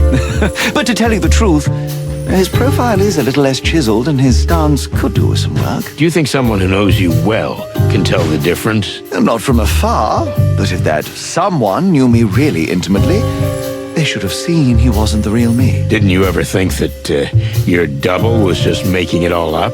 And he's the one behind it? Percy? Oh, no, that's impossible. He idolizes me. I wouldn't dismiss the possibility, though. As you wish, but I assure you that Percy is a man of impeccable character. You should have seen how frightened he was. And you? Are you a man without blemish? No, I wouldn't say that. So, what was in that first message? That I'd find a contract on my desk that I'd sign if I wanted to do right by myself. Written in red, but not in blood, before you ask. However, the tone was very rude and threatening. Then, when I got back to my office, there was indeed the contract, but to be honest, I could only laugh at the contents. What did it say? An exclusive contract with some advertising agency I'd never heard of. Some kind of snake something. A new product line was to be advertised mainly on billboards. Snake something? You don't remember? I only remember the important things. Oh, I'm so sorry. Do you still have that contract somewhere? What do you think? I giggled and tore it to pieces. Well, that clue is gone. What kind of product were you supposed to be promoting? Do you at least remember that? There wasn't any. Can you imagine? How can I accept an offer if I don't know what it's about? Yes, that's really strange. They said I'd get the details later and tried to assure me it was worthy of my reputation. That's how I knew they had no idea what I'm really worth.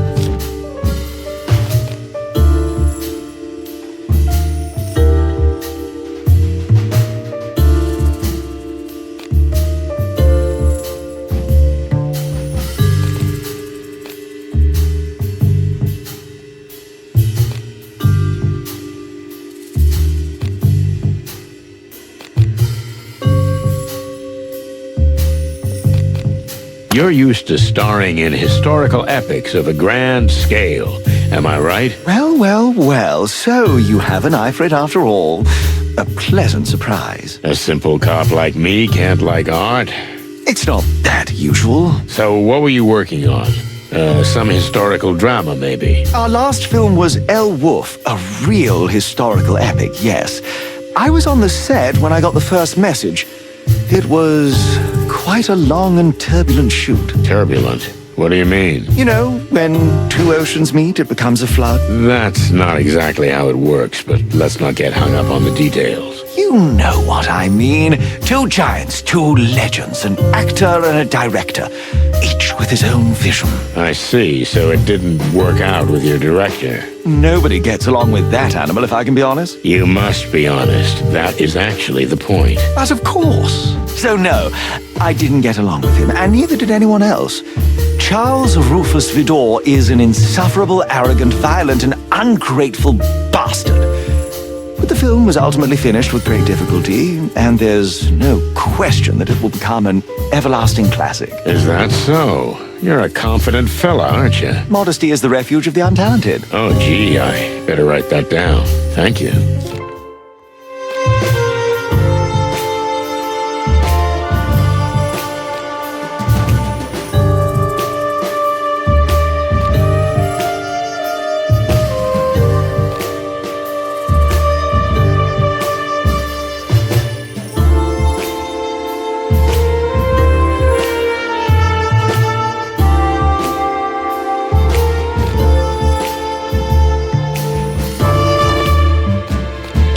So what are they trying to corner you with?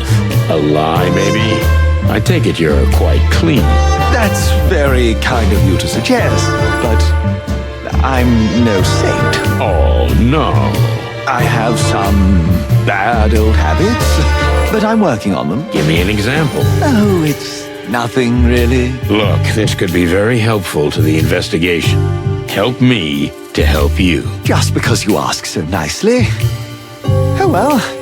So, you know, cats are my weakness. I'm sorry. Cats. Almost any female cat in existence. I have a feline fetish. I just see them and I go crazy. Is that it? Is that really what they're blackmailing you about? Almost. I mean, you could say that.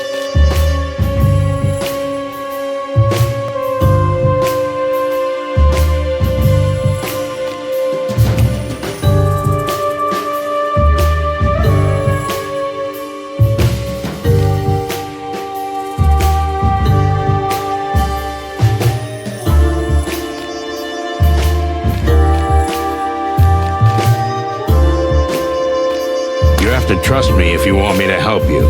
Is that really all there is to it? Your, affection for cats? Why is that so unbelievable? Because it'll be in the tabloids. They'll gossip about it for 2 days, and then everybody goes about their business. You don't think this could ruin your career, do you? You have no idea how spotless I am in the public eye, Mr. Featherline. Featherland. And yes, I believe your image is impeccable, but a slip-up like this is easily forgiven. You know, in the movies, they used to powder my fur even lighter. You know why? Something about the lights? I don't know anything about movies. Because it makes me look even cleaner. You know what I mean? I get it. But you must understand that even if you're gonna stand here in front of me like a movie god, I need to hear the truth. You're quite the character. So I've been told. Okay, so there is a certain cat, a woman, and they have a photo of us. They're blackmailing us with it. That's what it's about. Are you married? Just a few months, yes. Ah, now I understand everything. You see?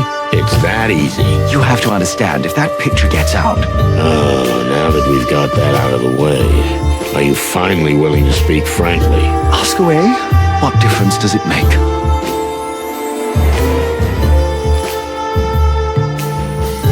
I'm sorry, but I have to ask.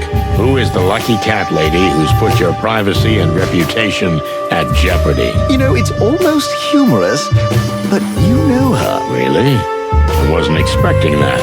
Meredith H. Marble. What? Huh, cluck me. You mean the writer?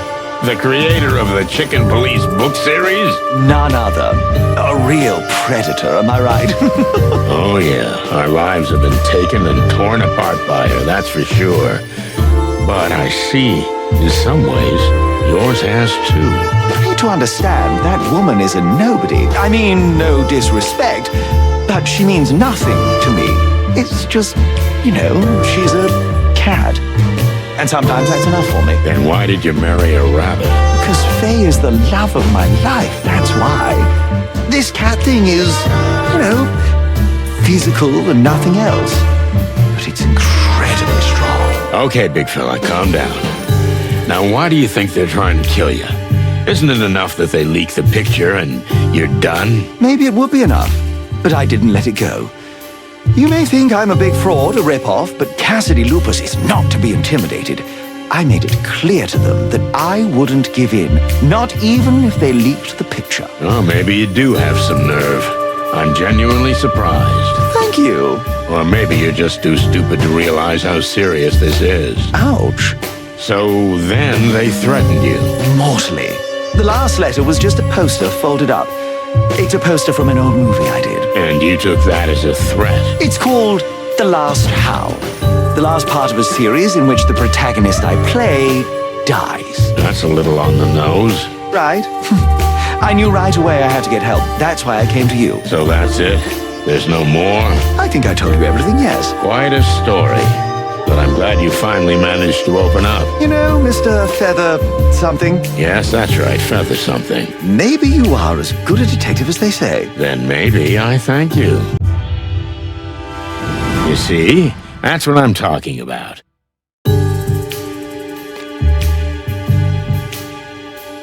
So, let me get this straight. You have a secret affair that you've been blackmailed with.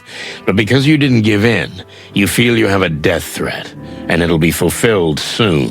Exactly as you say, dear detective. Oh, no wonder they say some good things about you. What do you mean some? Are they saying bad things too? Oh, well, you know, that's not what I meant. I don't think we should go into that, Sonny. What you don't know won't hurt you, right? Don't stick your beak in, Marty. Everybody's the subject of silly gossip, aren't they?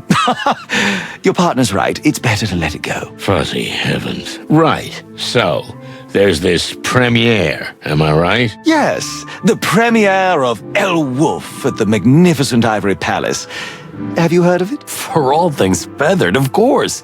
We're not even allowed in there. That place is the most exclusive movie theater in town. Come on, you'll be my guests. Of course they'll let you in, silly. Sonny, we have to do it. What? Why should we? Because this good man is in danger. Ah, you just want to go to a fancy party with movie stars, don't you? No. Marty. Well? I think we'll take the case, dear Mr. Lupus. Ah, splendid. If you'll excuse me for a moment, I'll discuss this with my partner. No, just go ahead. What the cluck are you doing? I'm enthusiastic. Don't be enthusiastic. The whole thing is dog shit. But, Sonny, he's in danger. Really? Well, whether he is or not, do you think we have a choice? Blood Boil's gonna kill us and use our bones as toothpicks. And besides, when was the last time you went to a movie premiere? Me? Never. And that's not an accident. You just take a deep breath and you hang in there, old bird. What's gonna happen to Frank? Well, it's sad to say, but I think he can wait. Maybe you're right. Hearing this is like sweet oil to my feathers. Okay, we'll help you. Now you're talking. I knew I could count on you. You won't regret it. I'll pay you handsomely for your services.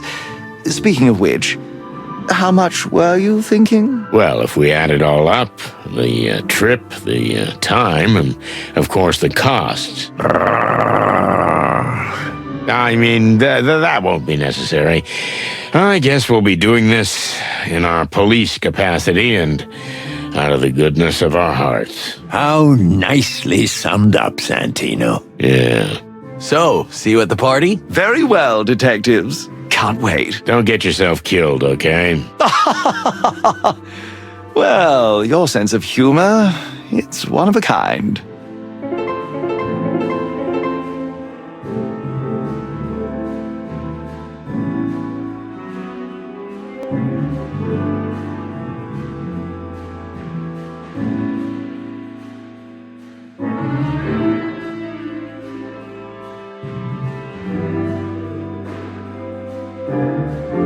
So how did you meet Meredith? It was quite a strange story. I hadn't even heard of her before. But then, suddenly, it came up that she might write a biography of me. Of course, I was very interested, although I must admit I was enamored by her long legs, her wagging tail, and her playful whiskers. Well, she's not a small-town woman, that's for sure. Marty, a little professionalism, please. So how was the rest? Oh, you know, I offered her a drink. Then things happened fast. And then the rest came naturally. You slept with her right away? What could I do? Right. That's the only option in this situation. And they photographed you. What a coincidence. Yeah, too much of a coincidence for my taste.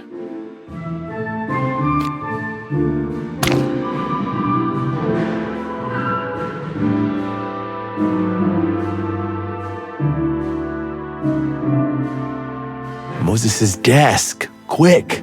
Let's dig through it before he's back. What an outrageous idea, Marty. But I'm right, aren't I?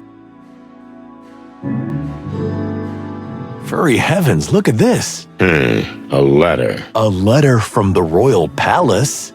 It's a commission from the crown. It says the mission is confidential, as was the last. Please treat it with the utmost discretion. As soon as the team is assembled, get in contact immediately. Otherwise, we will be looking for you. The last? So these two buffoons have worked for the king before? There was that incident with the Clawville Express, remember? We don't know much about what happened there. That's my point. So Moses and Plato are getting secret commissions straight from the king? That's suspicious. No, it's awesome. I mean, awesome for them. But why not us? We're the frickin' chicken police, for the love of the wild ones. Don't worry, Marty. You want to know what this is about or not? Of course I do. These two furballs are on my death list now. When the time comes, we'll confront them with this. Don't you worry. Yeah, we've got them.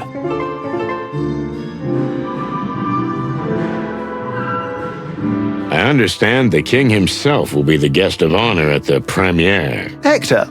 Oh, he's an old personal friend of mine. We used to have cigar-smoking, brandy-tasting Clawville wildcard nights together. So you two are close? He's practically my brother. Some people say we're distant relatives, but even I think that's just a rumor. Though I always thought there was something majestic in our family. Yeah, I figured that right away.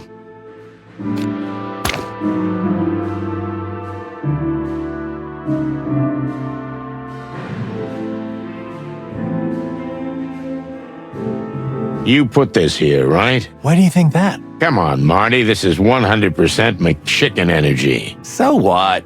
Miss New Moon is especially dear to my heart. Easy woman with a gun. She was made just for me. You know what? I kinda get it. Oh, old cock's not dead cock, huh? Don't be tacky, Marty.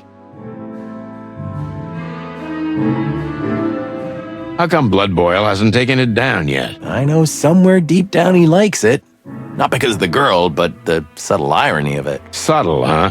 Maybe you see too much depth in the old geezer. Are you still that pissed off at him? After all these years? A lot of things change, Marty, but some things are eternal. Did I ever tell you you should write books? Widowed housewives over 50 go crazy for that kind of fake smart-ass bullshit. Oh, cluck off, Marty. That, my dear friend, is a request I cannot grant.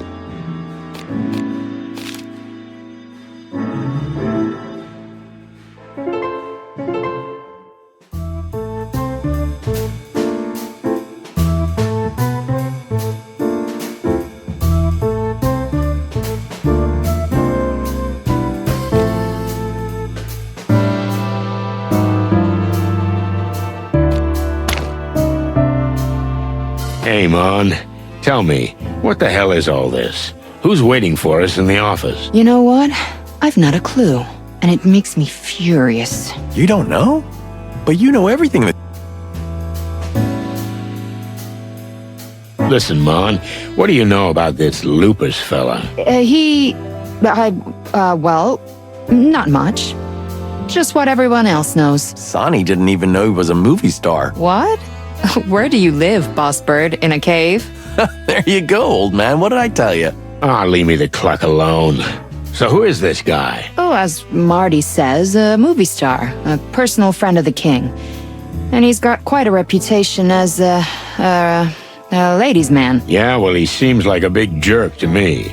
And now it looks like we've got him round our necks. How so? Well, apparently someone plans to kill him at his movie premiere.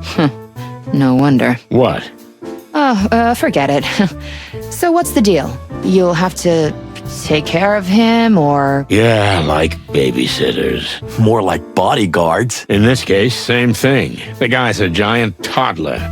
That's an understatement. Wait, Mon, do you know Lupus? What? No, I don't even like movies that much. Yeah, okay. Well, we're ready to go then. But just beware, boys. You know, movie stars like him always have crazy fans. Stalkers who are capable of anything. Oh, come on, Mon. It's a classic case of petty blackmail. Somebody takes a chance because he's a rich buffoon. Most of the time, it doesn't escalate to violence. Yeah, most of the time. But we'll be there to make sure nothing bad happens. Yeah, sure. Listen, Marty, can you go get some coffee? What? We had like 5 jugs already today. Your heart's gonna explode, old man. It's the last one. Then I swear I'll stop, but otherwise, I won't make it through the night. Okay, all right. Your funeral. Thanks, young fella. Did you just dump Marty? I need to ask you a favor. Uh-oh. That's a bad start. Blood Boil wants us to go to the movie premiere and watch for Lupus. So far, so good. But we have other things to do, so I'm going to tell Marty to leave the evening discreetly. That's all so clear, so where do I come in? I need you. Ah, you finally said it. No, not like that. Listen, without Marty, I'm lost in the crowd. How so? And I can't stand the crowd. I don't like crowds. I need someone to keep me grounded so I don't freak out. Oh, so I'll be the weight that's pulling you down? Something like that. I'm really honored. But listen, Sonny, I don't really want to go there. Yeah, okay. You're right. I understand. I don't know why I even thought. But I'll do it. What? I'll be there, Sonny. And I'm gonna take care of you. What? No, you don't have to take care of me. Just, I'll be there, okay? Yeah. Thanks, Mon. Really. Eternal gratitude. You'll owe me a coffee for it. A normal coffee, not the PD one. You got a deal, Mon. Hey, I brought the coffee. You know what? You were right. I should take care of my heart. Are you kidding me? Sorry, buddy. Mon? Leave me out of this.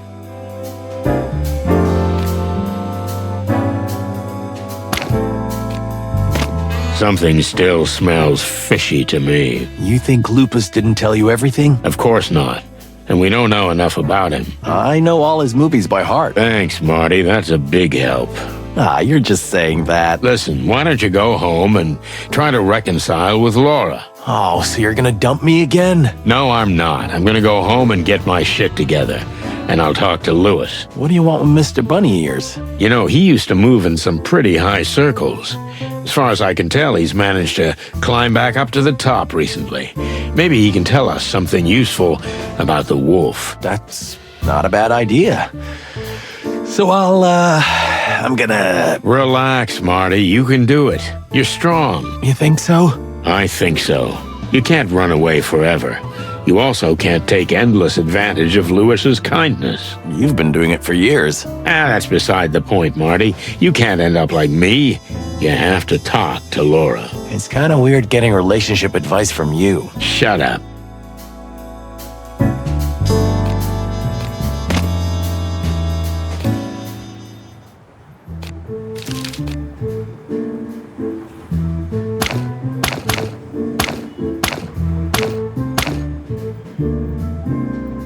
To be frank, whatever Blood Boil said, I did have a choice. I always have. For example, I could have told him to go to hell. But I had a feeling that this business with Mr. Lupus might be oddly connected to what happened to Frank, and to what's happening at the Hive, for that matter. Or am I seeing things now? Either way, Lewis was an old friend of mine, and he always moved in pretty high places. I wanted to find out more about the wolf and the upcoming party, so this was the perfect chance to question him. I hoped I'd written his number down in my phone book.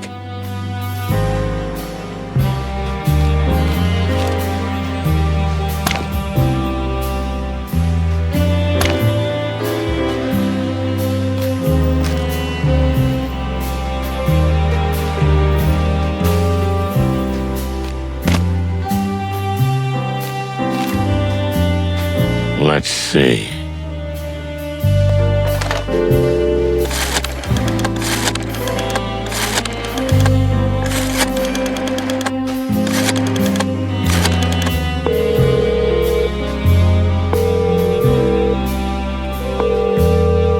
Hey, Lewis, old buddy. It's Sonny. Sonny? How can I help you? I need that clever skull between your huge, fluffy ears. I'm so sorry, but I'm in a hurry. I'm supposed to be at the premiere of a major motion picture. Is that so, El Wolf? Have you heard of it? Have I heard of it? I'm the guest of honor. I mean, next to the king, of course. Well, that's wonderful. So, can we go together? Yeah, that'd be great. Look, just come by when you're ready and we'll go. I'm jumping right away! Thanks, buddy.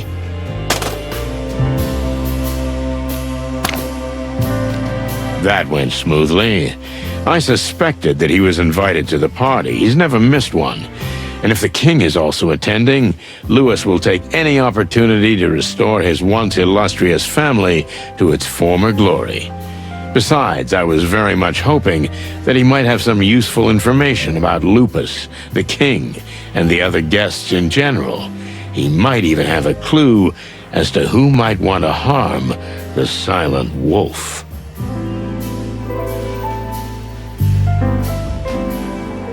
Thanks for jumping in already, Lewis. Anytime for you, Sonny, anytime. Tell me, what's this about? And how did you get invited to the party? No offense, but... Do I look out of place? I just know you don't like these kind of fancy events. You got that right. I didn't really have a choice. It's work-related. Is Blood Boil expecting some trouble at the premiere? He's not, but someone is. A certain Cassidy Lupus. Oh, my God. The star of the loudest howl? None other. But don't tell me you get weak at the knees when you hear his name. Oh, come on. Not at all. Thanks to the great wild ones. Seems like everyone's in love with this guy. Well, he is, after all, the biggest movie star of our time. Since we're going together, and since I know you're usually well-informed... Well, my ears must be good. Can you tell me a few things about the soiree? As much as possible. I want to be prepared for the culture shock of my life. Sure, Sonny. Ask away.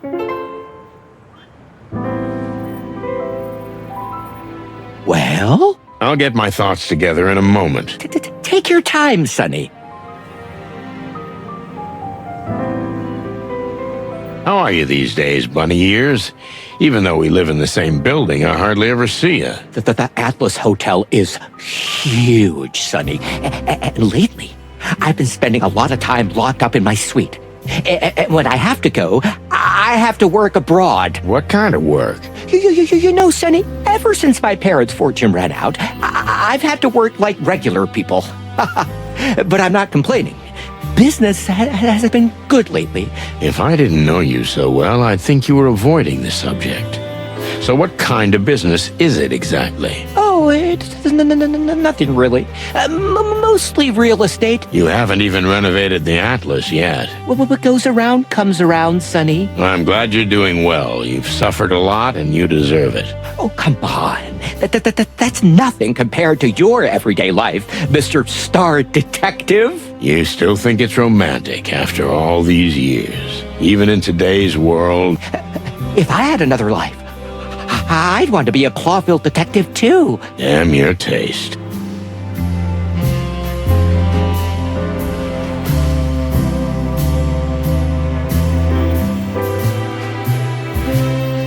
So the king will be present, right? Oh, not only will he be present, the whole premiere will be in his honor. How come? For one thing, the king is a big fan of cinema.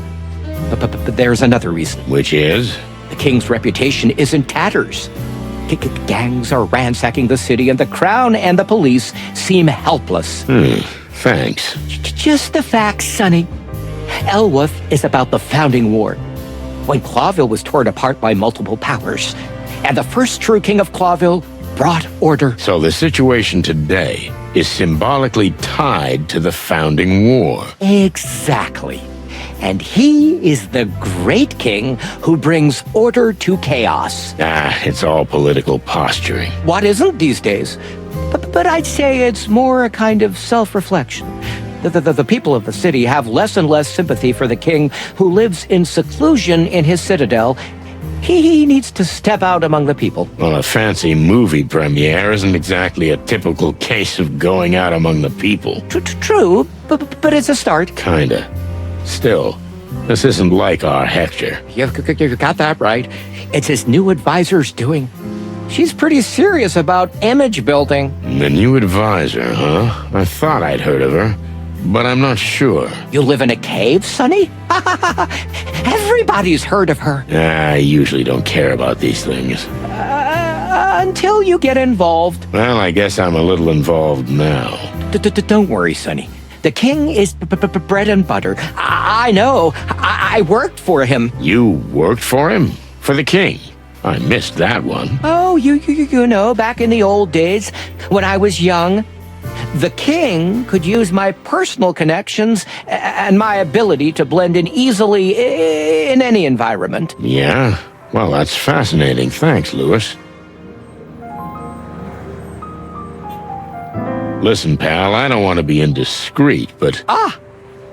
You're asking about my eye. Exactly. What's the deal with it?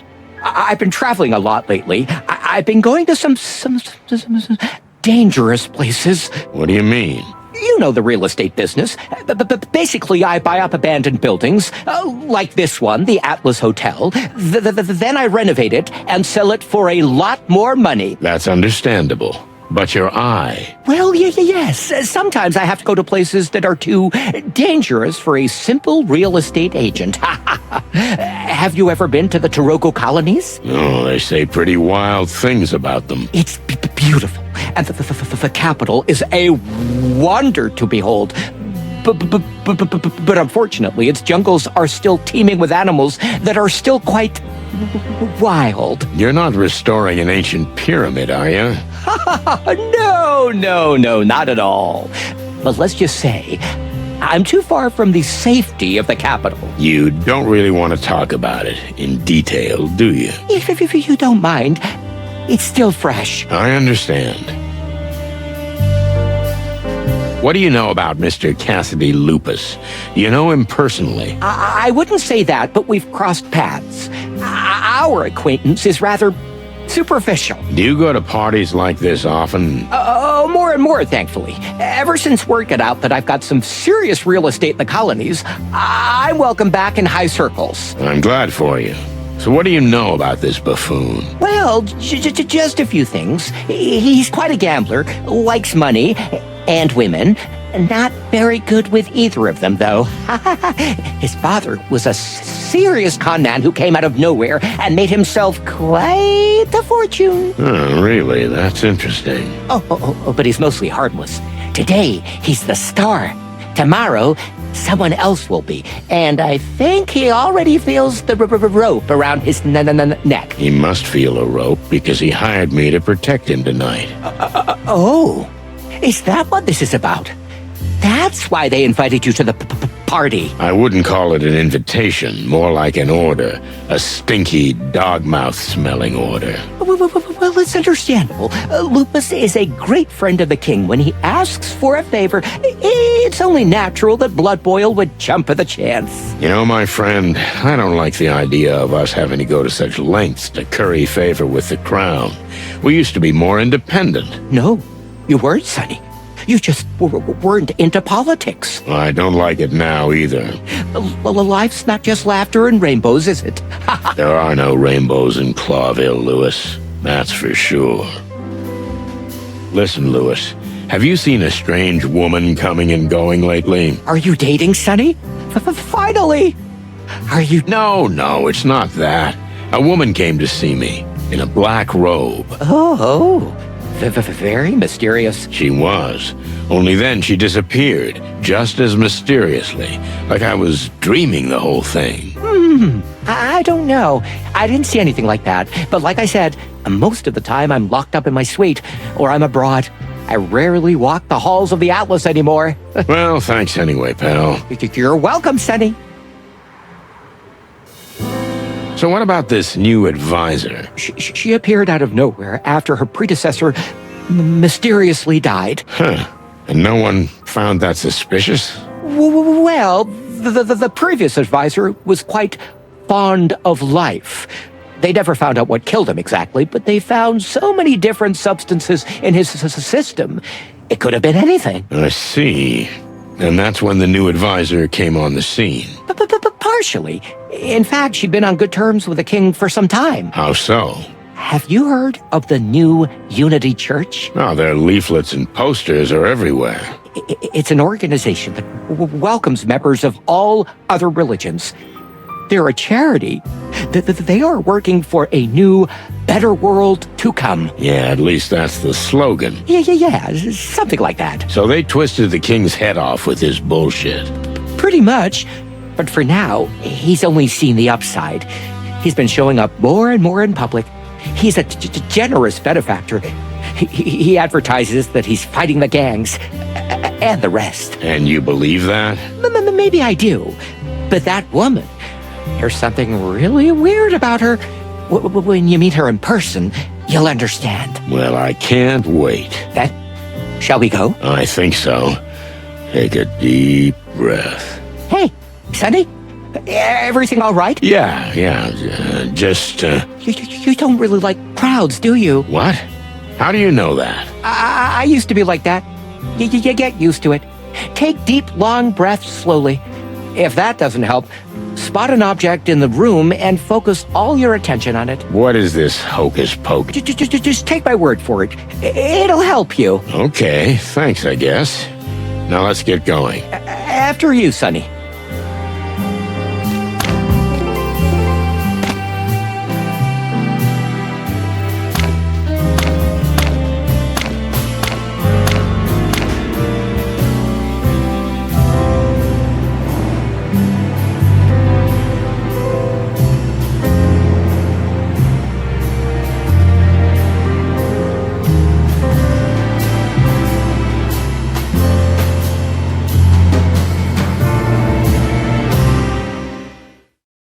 Aw, have you finally found your lost love? Don't be silly, Marty. I am not in a good mood. Sonny's a little panicked about the party, but it's not that bad. Hey, that's personal.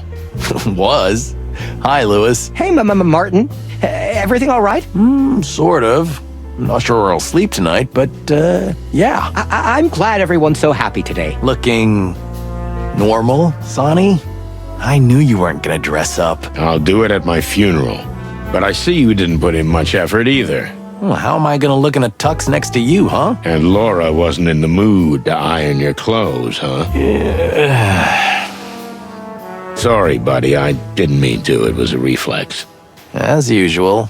But you're right, by the way. You two haven't made up yet. I wouldn't say that. It's a little more complicated, but I think I can stay. For a while. Well, that's something, isn't it? Yeah, well. So, shall we go? Yep, let's get going.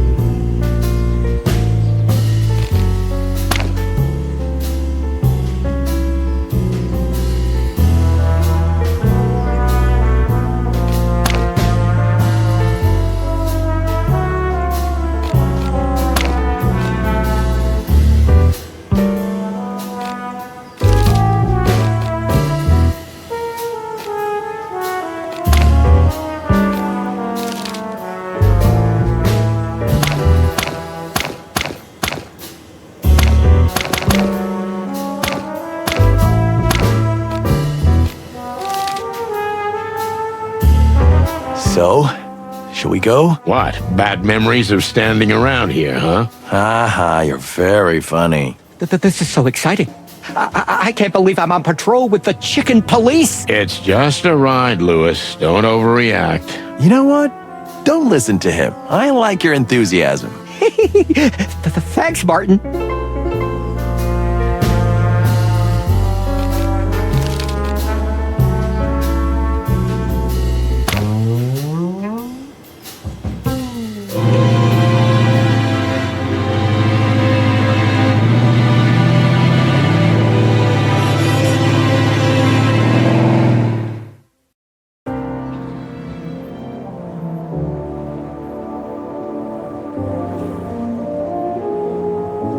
So we were standing in front of this huge, shiny building. 3 out-of-place figures, full of doubts and questions.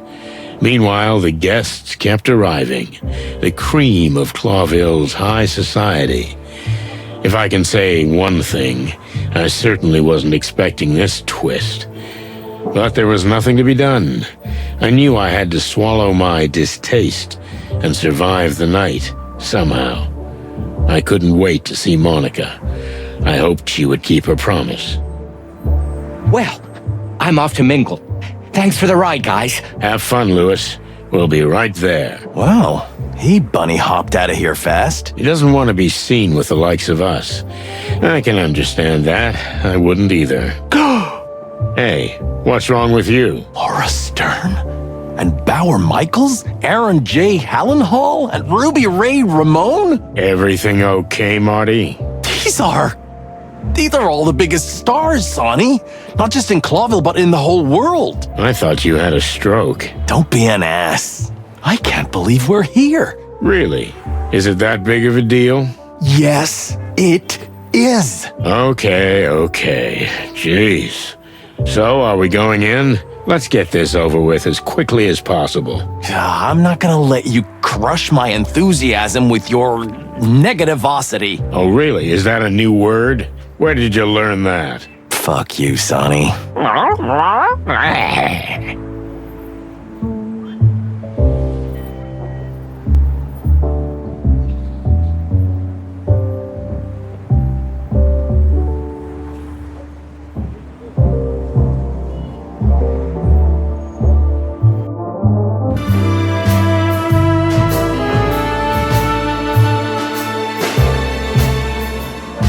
Hello, boys. Monica, what are you doing here? There's someone here who needed me. So here I am. Wow, really? So who's the lucky guy? Wait, what? No. You're not saying that you and him... Oh, it's not a date, Marty. Sonny just asked me to be here tonight. For backup? Yeah, for backup. Ah, I get it. Backup, of course. Marty, please. Can you feel that? Something in the air. What is it? Maybe love? Shut up, Marty. Hey, that's not your line. Psst. Hey, thanks, Mon. You're welcome, Boss Bird. But really, thanks, sweetheart. Anytime. What are you guys whispering about? You're not talking behind my back, are you? What? Oh, Marty, come on. Let's go say hi to some fancy-ass celebrities. Oh, yeah.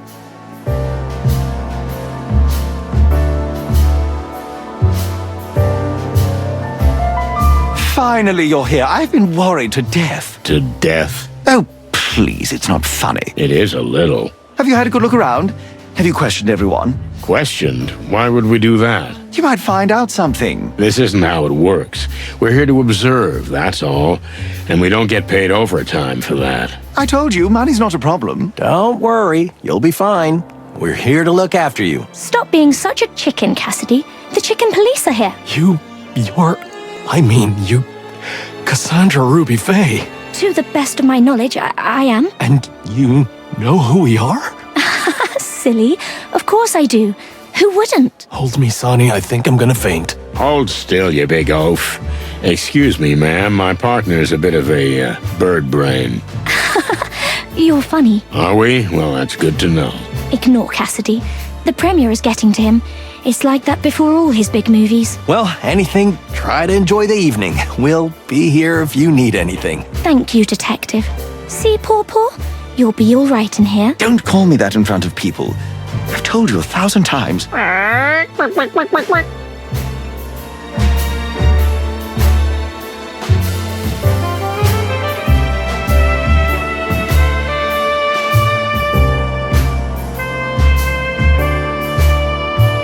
Feathery gods, that's Charles Rufus Vidor. They're saying some pretty awful things about him. Every genius is a little loony, right? Oh, he's more than a little loony. He's a real big-time predator. He seems like a fun guy. He's so... chubby. Yeah, with poisonous spikes.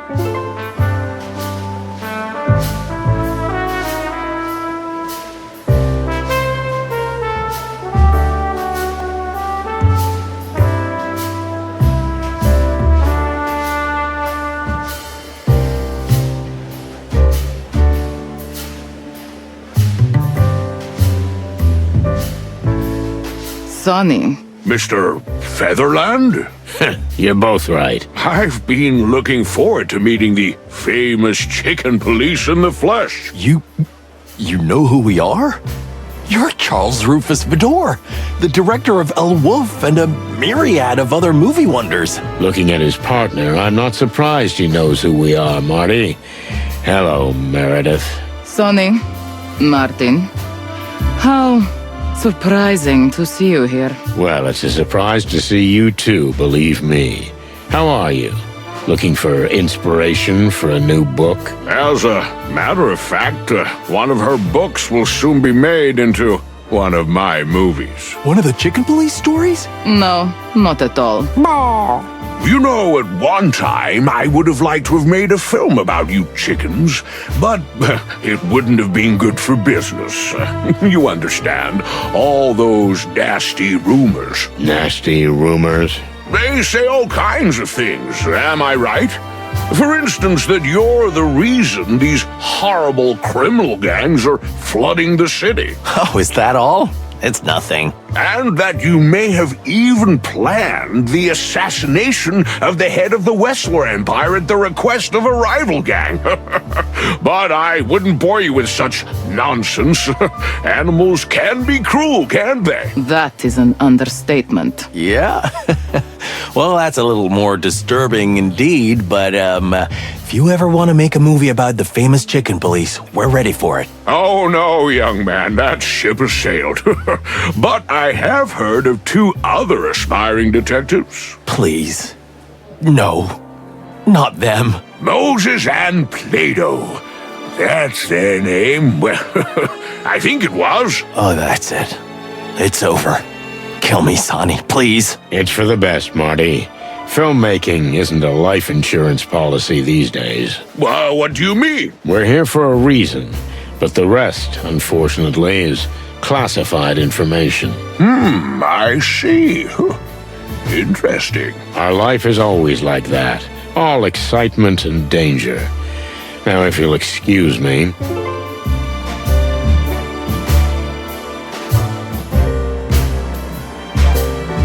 Tell me, did everything go well with the shooting of El Wolf? A shoot never goes well, Mr. Featherland. And when the stars are so sensitive, like Mr. Lupus and Ms. Fay... And? Scandal is almost inevitable. Scandal? Do you not read the papers? Sonny? No, not really. Look, I had a few run-ins with Mr. Lupus, that's all I can say. But like I said, they're pretty common on set. He's an egotistical actor. I'm a great director. And the two don't always go together. Have you ever threatened him? What? Sonny, are you sure you're... It's an innocent question. You can answer yes or no. No, at least not in the sense of what you're insinuating, sir. And what am I insinuating? That I threatened to kill him. No, it never happened. I see. Thank you. I got what I wanted from him. For now. Meredith H. Marble. Sonny Featherland. I am genuinely surprised to see you here. I am always at events like these. I bet. But running into you at Mr. Lupus's movie premiere, of all things. What are you implying, detective? Are you trying to play cat and mouse with me? I know your methods. I've written 10 books about you. You only write about what you think you know. I honestly do not know what you mean. Why shouldn't I be here, today of all days? Tell me, how well do you know Mr. Lupus? Oh, is that what this is about? I do not know what you know, or what you think you know. But my conscience is clear. Is that so? I hope you're not trying to make a scene. Oh, no, I would never do that.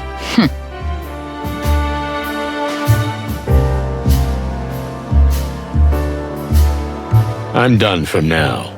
Maybe I'll have more questions later.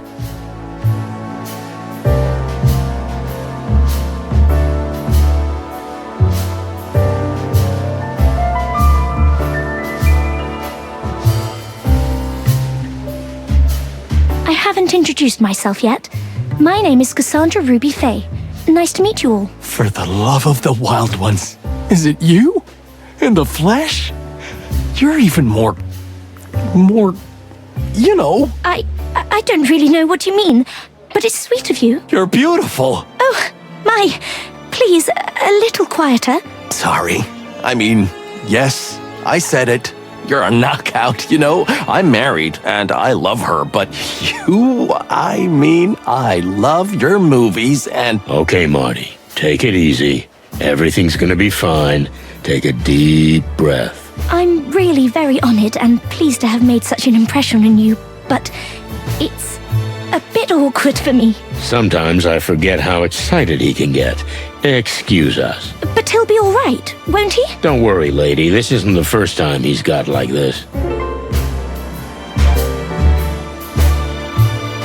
Tell me, your partner, Cassidy, has he been acting strange lately? Strange how?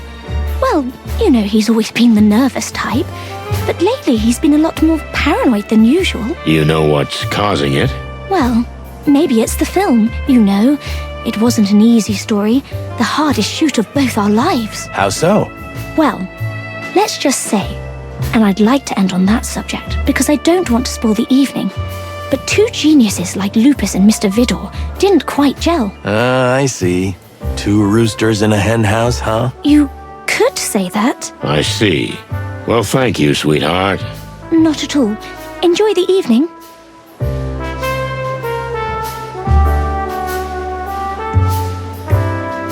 I think I've got what I wanted. For now.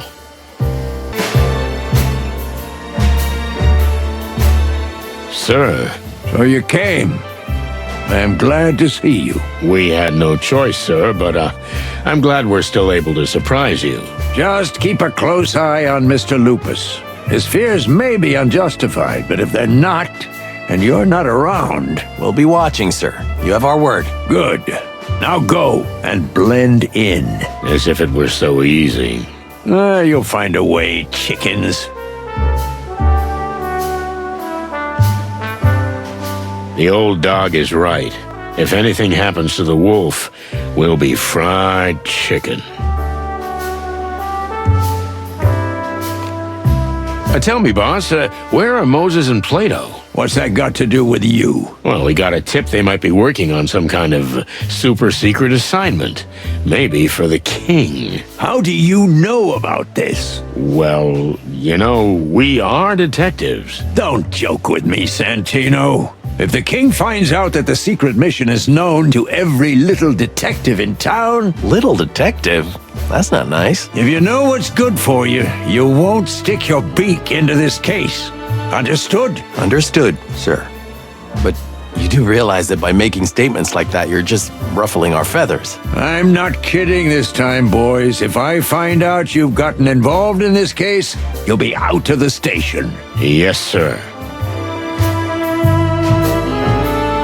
What else do you want? Go on, get moving. Sir, are you all right? Wait, what? You know, in the old days, you would have thrown this clown out. Sonny, I don't think we should do this. Leave it, Martin. Santino's right. A few years ago, I would have. But those days are gone. What do you mean? Just look at me. I haven't been the same since the massacre. And neither has the city. The gangs are tearing us apart. And we need all the support we can get to keep order. You mean the king? Men like Lupus are the king's lackeys. If we help them, we help ourselves. And our common cause to clean up the city once and for all. I see. Well, thank you for your honesty, sir. Just get things done, and the city will be set right. That's unusually optimistic of you, sir. You see? I am getting old, too. We'll do what we can, Chief. If you don't mind me asking, boss, how come Moses and Plato aren't in charge of this buffoonery? I mean, they're your lapdogs these days, aren't they? They're on other important business, Santino. And Lupus, I don't understand why, but he specifically asked for you. He's got a problem with foxes? Moses and Plato have known Mr. Lupus for some time. But if you want to know more, ask them. I will. We've been so close to them lately. Really? I think I missed a scene or something. Tell me, boss, will the king really be at this premiere? Oh, Sonny, the king is a big fan of cinema and especially historical adventure films. Didn't you read it in the Cosmopelican? The king is indeed a lover of cinema, And yes, he will be the guest of honor this evening. I thought it was going to be us. You'll have to do a lot of toasting at parties like this for that. Yeah, thanks. I'll pass. Oh, one more thing. Wear your best dress, Detective. That's what I'm wearing now. Got it, Chief.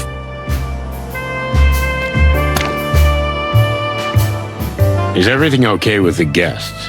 Is there anyone who might disturb you? But Mr. Featherline, what do you mean? Land, feather land. Maybe someone you know but wish you didn't? Please, not in front of Cassandra. Ah, you must mean Mr. Vidor. Well, if so, you're absolutely right, Detective. The man is an animal.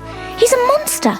And after this film, I never want to work with him again. Oh, yes, of course, darling. We're certainly not working with him anymore. That's good to know. I'm glad you two are in sync. There are no secrets or anything. It's rare these days. Detectives, please, can we enjoy our evening? Oh, yes, of course. Be my guest. Sonny, you are evil. You think so? Maybe, a little bit. But I was playing it soft. The wolf's reaction said a lot about the situation. A wolf with a cat obsession. For the big wild ones, I never would have guessed. Says the chicken who married a cougar. Hey, you're being mean again. Yeah, you're right. It's a habit. I'll leave him alone for now, but of course I'll keep an eye on him while I'm here.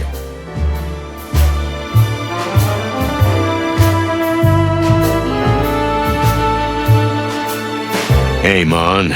Thanks again. For what? I was just escorting Blood Boil. Yeah, right. You can't fool me. I ain't no stupid bird. No, I'm not. Martin, you're imagining things again. You read too many conspiracy theories. Hey, don't get in my head and try to make me look dumber than I am, okay? Okay. You're right. What about Laura, Marty? Well, I guess I can stay home for tonight. Hey, well, that's something. Yep, something. Cheer up, you big bird. It'll all work out in the end. Thanks, Mon. I hope so.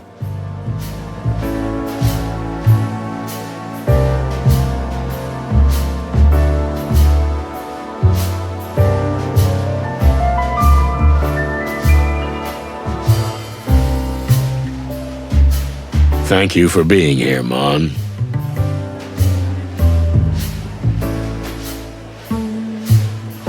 Well, Lewis, everything all right? Couldn't be better, Sonny. They say the film is going to be a masterpiece, and the king is supposed to be arriving soon. I can't wait. Oh, don't be so cynical, Sonny.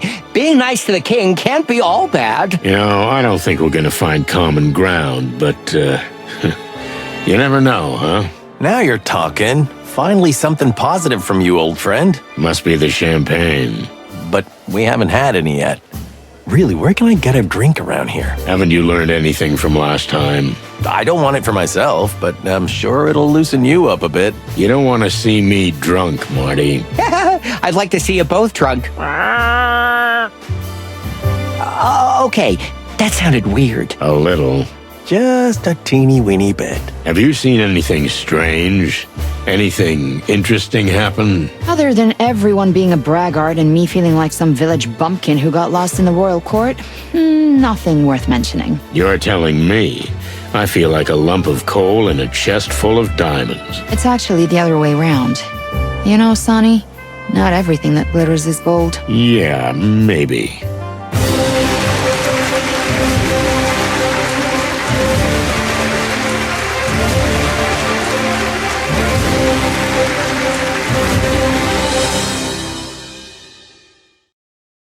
An impressive entrance, if I ever saw one. Indeed it is. Who could that woman be? You don't think she's... Yes, I do, Marty. She's the king's new advisor. And from the looks of her, probably a lot more than that. Oh, hush my heart. Why is there always a heartbreaking femme fatale behind everything? Maybe the world is testing you. Yeah, maybe. But if Laura finds out what kind of environment I was in, she'll bite my head off. And I mean that. Come on, Marty. Just take a deep breath and enjoy the evening. So, shall we talk to the king? Well, you don't have to ask me twice. Let's get to it. Your Majesty, dear lady, If it isn't the world-famous chicken police, Sonny Featherland and McMurdoch? McChicken. Milady, Marty McChicken. Ah, yes, exactly. Marty McChicken, silly me. I've always been terrible with names. Ah, don't worry about it. I keep forgetting it myself. Are you investigating even now? If you ask me, with all the sinners here, the whole hall could be arrested right away. Well, it's nice to finally meet you, ma'am. You know, we hear a lot about you. I can imagine. All bad things? Nothing else. Hello, gentlemen. I've heard a lot about you too. Indeed. This is truly an honor, Your Majesty. Come on, cut the chit-chat. It's so not like you. I've read a couple of your books, so I know exactly what kind of chaps you are. Ah, those books again. Well, sir, if I may. And what adventures! I really admire and envy you fellows. So don't play innocent with me. I know you're a pair of hard-boiled, rotten eggs. Sir, with all due respect, those books are mostly fiction. Don't be so modest with me, Mr. Featherland. And you certainly don't need to pretend in front of such a spiritual leader.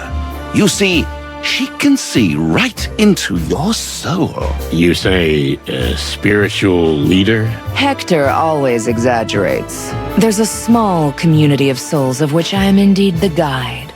It's called the New Unity Church. Yeah, I think I've heard of it. You know, you're much shorter in person than I thought you'd be, Mr. Featherland. That's why I bring Marty with me everywhere, Your Majesty. Oh, yes, the humor. I've heard legends about your, unique sense of humor. Unique? That's a fine way of putting it. But allow me to introduce formally how shall I say? I am his advisor and spiritual guide. You see? That's exactly it. She always helps me out when I'm in trouble. Really? That's interesting. It was nice meeting you, Miss... Kayla. Just Kayla? Lady Kayla, to be more precise. Ah, I see. Lady Kayla. Now, if you'll excuse us, we need to go mingle. It's sort of a mandatory protocol. Of course, we understand. Have a nice evening. We'll probably run into each other again. Of that, I'm sure. Did you notice... her legs? Who wouldn't? No, not that, you dummy. That the king hardly dared speak beside her. No wonder. I couldn't spit or swallow around her. It's a bit strange, though. Hector was never the talkative type, but now she answers for him.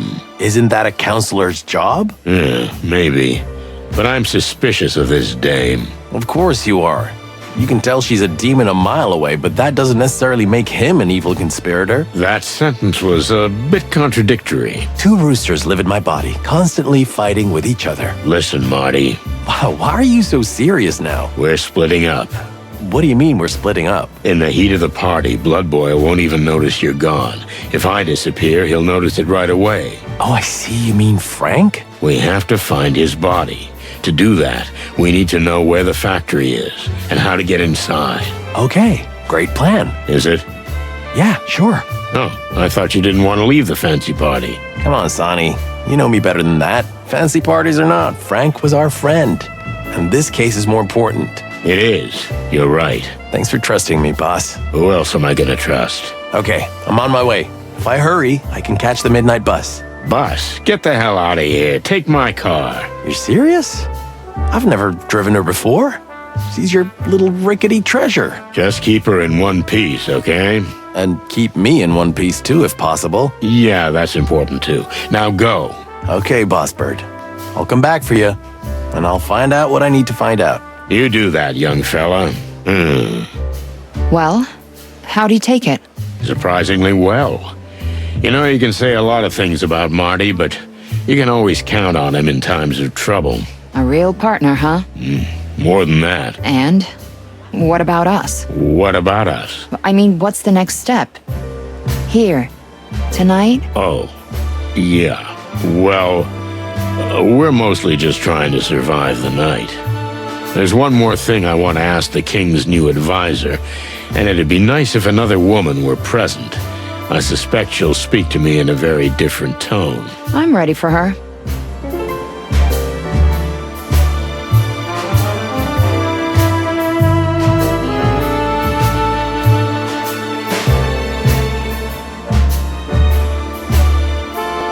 What's this? You two together? Where's Martin? Just, powdering his beak, boss. And Monica and I were just talking. You two aren't, how shall I put it, so you know, that you...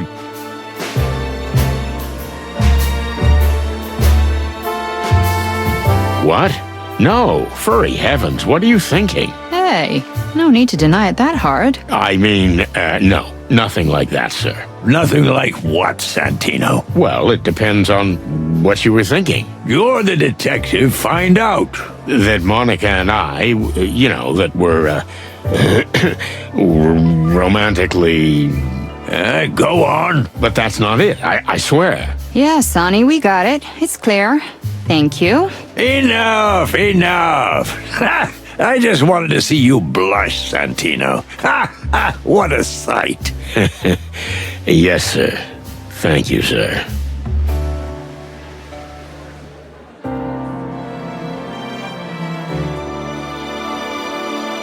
Oh my goodness, aren't you... Shit. Monica Rosen? I mean, Monica Rosen, the Velvet Queen? The what? Hello, Cassidy. Wait a minute. You know each other? That's an understatement, my friend. Oh, no. Don't say you two are... What? No, Sonny, what do you mean? Well, you know, Monica was my... I mean, she was... Yeah, you can say it out loud. I was your father's mistress, a lifetime ago. Come on, dear Monica, it wasn't that simple. Oh, yeah. Yeah, it was. And that's the end of the subject. Yes. Yes, of course. I get it. I understand, of course. Good. So what is this, velvet thing? The Velvet Queen? Oh. Well, I think you better hang on, Mr. Featherworld, because... All right. Stop right there. Sonny, come on. I want to talk to you in private. Cassidy, I'm coming for you, too. Hey, okay. Take it easy. Sonny... I'm a little dizzy, I admit. I don't blame you. Look, Sonny, what you heard is true. You used to be his father's lover? Just for a little while. I was just a young girl who'd been thrown out of the country and into the big city. I was a waitress in all sorts of dives for a while, and then someone discovered me. And then I did a review show at the Coconut Cauldron. The Velvet Queen. That was my stage name. A lifetime ago. And Lupus's father was kind, charming, rich, and a scumbag con man. I see. It was just a fling. Lots of money, glitter, and glamour. Movie premieres, expensive hotels, and then... well, in the end, the guy ran off and took everything with him. What do you mean? Well, I didn't have much money, but you know me. I'm thorough and organized, and when I do something, I do it right. I had savings. Quite a lot of savings, and a small inheritance, too. And he left you broke? Yep, that's it. I had to start all over again. But I was just a little girl. I had my whole life ahead of me, so I went for it. I knew I'd never be a showgirl again. Does this have anything to do with what happened at the range? That you were so upset? The whole town is covered in El Wolf commercials. And Cassidy's face, of course. When I knew him, he was just a young pup. But he's grown up now, and he reminds me of his father a lot. Not a great memory. I'll bet. You know, it's weird, but somehow I never thought about you having a life before the police. Look, Sonny, if you'd rather go it alone from now on, I totally understand. What? No, of course not, Mon. It's out of the question. I still appreciate you being here. I really do. Thanks, Boss Bird. And I'm sorry to dump all the dark stains of my past on you. Come on, Mon. I've been doing the same with you since the day we met. Well, that's true. But if Marty finds out... I beg your pardon? What? No, nothing. My beak is sealed. Right. Let's, forget about all this and focus on what we're here for, okay? Okay.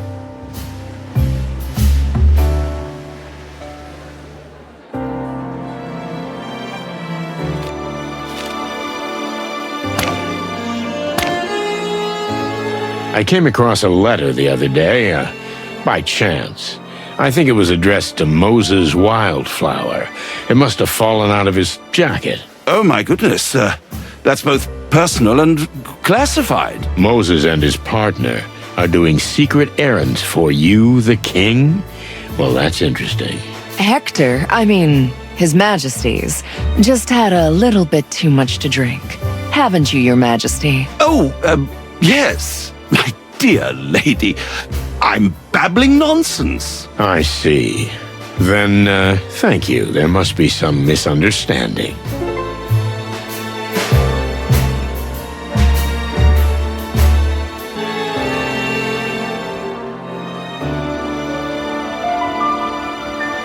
Forgive me for rushing off so quickly last time. Now we have some privacy, but where's your partner? Marty's got a bit of a weak stomach.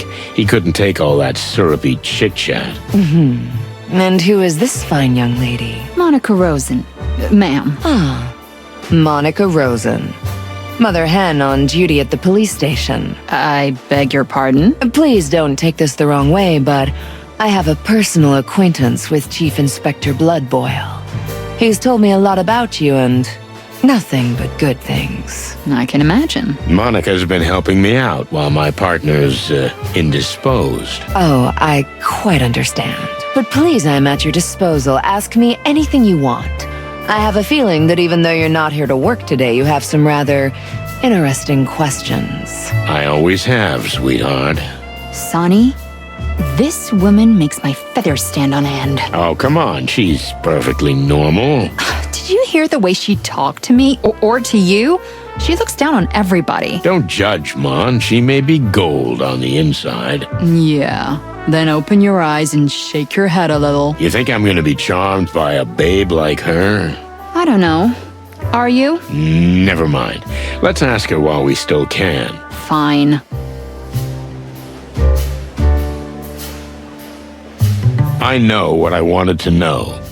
At least I hope so. Kayla. Or rather, Lady Kayla. She has an almost otherworldly superiority, with the king as her lapdog. It'd be easy to appeal to her vanity, but it could backfire. This woman is smart, very smart, and she's cunning too. Not just because she's a fox. So I'll have to be careful. I need to soften her up first, work on her ego, and when she's vulnerable, hit her with the hard questions. I may never get the chance to question an animal of her class again, so I'd better do this right. Are you here in a private or an official capacity? You mean, am I the king's companion or his advisor? You could put it that way. Foggy phrasing, foggy answer. Both. And maybe neither. I'm gonna be in trouble here. I'm just kidding, Detective. And how about you? Are you here as a police officer or as a simple citizen? As a simple citizen, I'd be snoring in an armchair with a half-empty bottle in my hand. You can't be that cliched. Unfortunately, I am. Well then, ask me anything you like. In your official capacity. How can I refuse that offer? Let's see.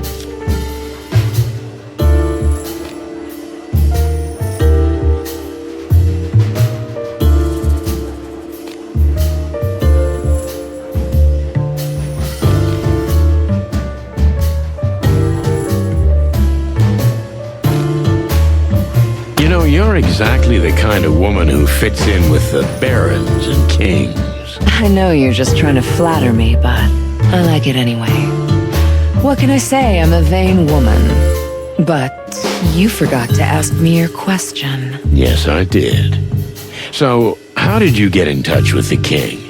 How many fancy parties did you have to attend before you, accidentally bumped into him? It was quite different, Mr. Featherland.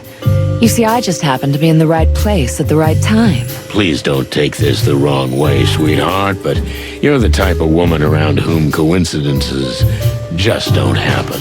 You don't really believe in them, do you? Let's just say coincidences don't fit into my line of work. Believe it or not, my church was still very small when the king found out about it. At that time, I was still giving spiritual support to ordinary individuals. Spiritual support, huh? And that's what the king needed? Oh, yes. You have no idea what a burden the weight of the crown is. And I like to help where I can.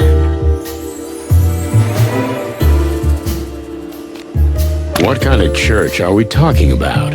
Beyond what the slogans say. The new Unity Church offers unity in a world where everything is about separation and hostility. Which means... You're a very objective animal. Am I right? Let's just say I'm a bird who'll let pretty words roll right off him if they don't have any real meaning.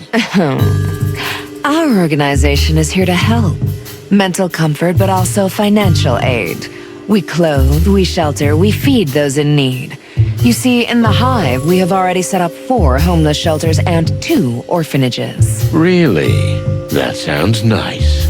But isn't the Hive dangerous for the poor and needy these days? And that is why we operate there, Mr. Featherland, to ease tension. But shouldn't those who are in danger be evacuated? We don't believe in running away from trouble, Detective. We face it. Ah, so you're warriors, too. Only if it's necessary, Mr. Featherland.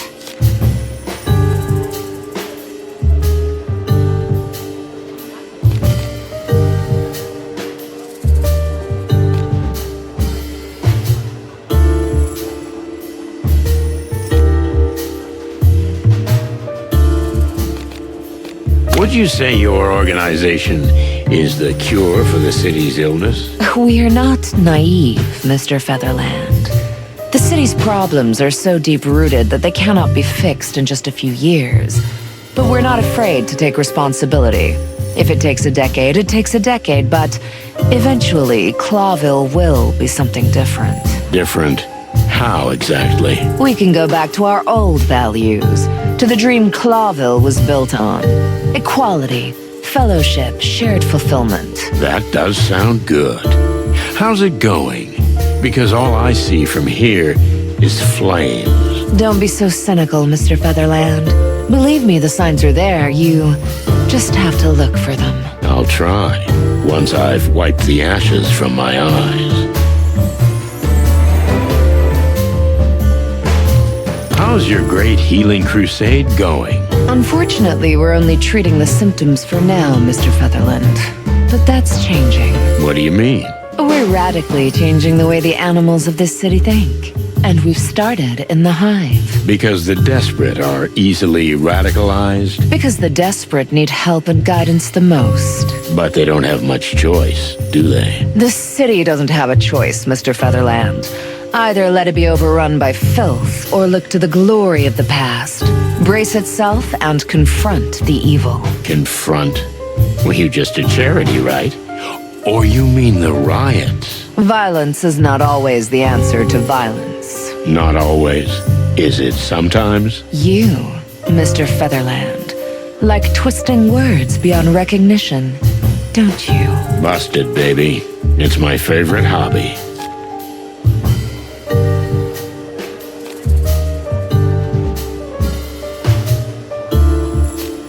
Have you always been religious? You mean in my past, as a child? Exactly. I was born into a religious family, yes. Although I always found the Clawville common religion rather old-fashioned and shabby. I thought so as a child. I could see that it was not keeping up with the crazy changes in the world. What are you driving at? Our religion is a religion of extremes. Destruction and creation. I've always believed that these two extremes do exist and need each other.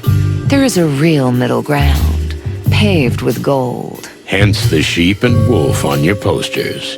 One body with 2 heads. The lamb and the wolf living together in the same body is the perfect example of who we are.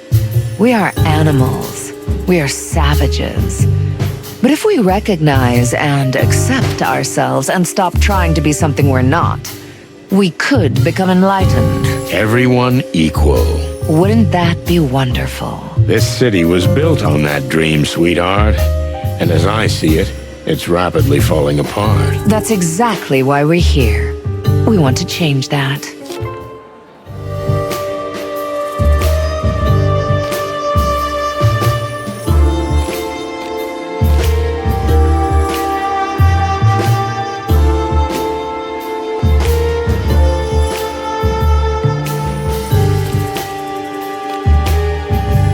How about the fact that one of the most dangerous and influential gangs has taken up residence in the Hive? Doesn't this harm your ambitions? You mean the Golden Fang clan? Their leader, Mick, is an old acquaintance.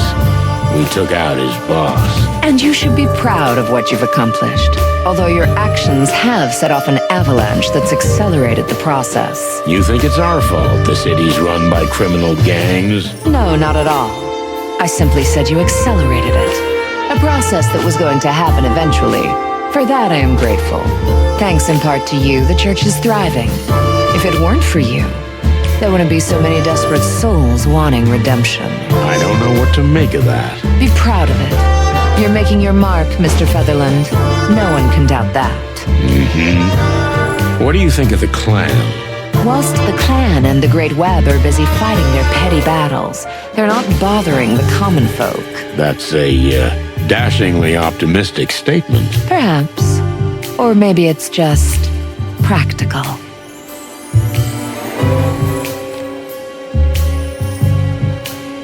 Why do I get the feeling that you're not only King Hector's advisor, but something a little bit more? Now you're turning tabloid journalist.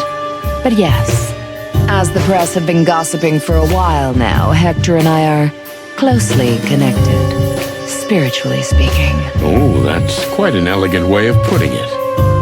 So you're his mistress. Perhaps one day I'll be his wife. That would look pretty good on your resume. 2 years leader of a small church, then queen. Quite a career. Tell me, Mr. Featherland, based on what we just talked about, do you think I'm such a simple, gold-digging harlot? Simple? No, I wouldn't say that. What is surprising about a man and a woman who've worked together closely for a long time, slowly starting to feel something for each other? You've never been in that situation? Or are you in it right now? Get out of my head. That's exactly what I'm talking about. So, are we done here? I think we are. I think we're done here, although I admit I have more questions than answers. But you said yourself this isn't a real interrogation. It isn't. Basically, we were just having a nice chat. Whatever you say, Mr. Featherland, and I'm pleasantly surprised. That's delightful. Don't you feel the same way? Oh, I don't judge so hastily, sweetheart. But it was a valuable conversation, that's for sure. You seem so stiff on the outside.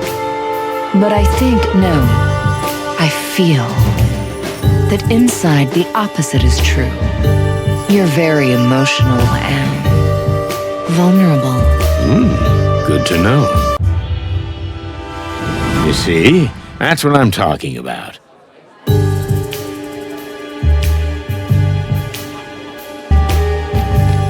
This was fun. I mean that, honestly. No offense, sweetheart, but you're not easy to figure out. I'll take that as a compliment. Thank you, Mr. Featherland. But I must ask you this. Do you really think the city needs to be reborn? Absolutely. And rebirth must always come with sacrifice. That sounds, kind of ominous. There's little reason for optimism, is there? I think we should look forward and strive for a better future. But if we sit and wait, life will pass us by. We have to do something about it. Yeah, well, we can agree on that. Glad to hear it, Mr. Featherland.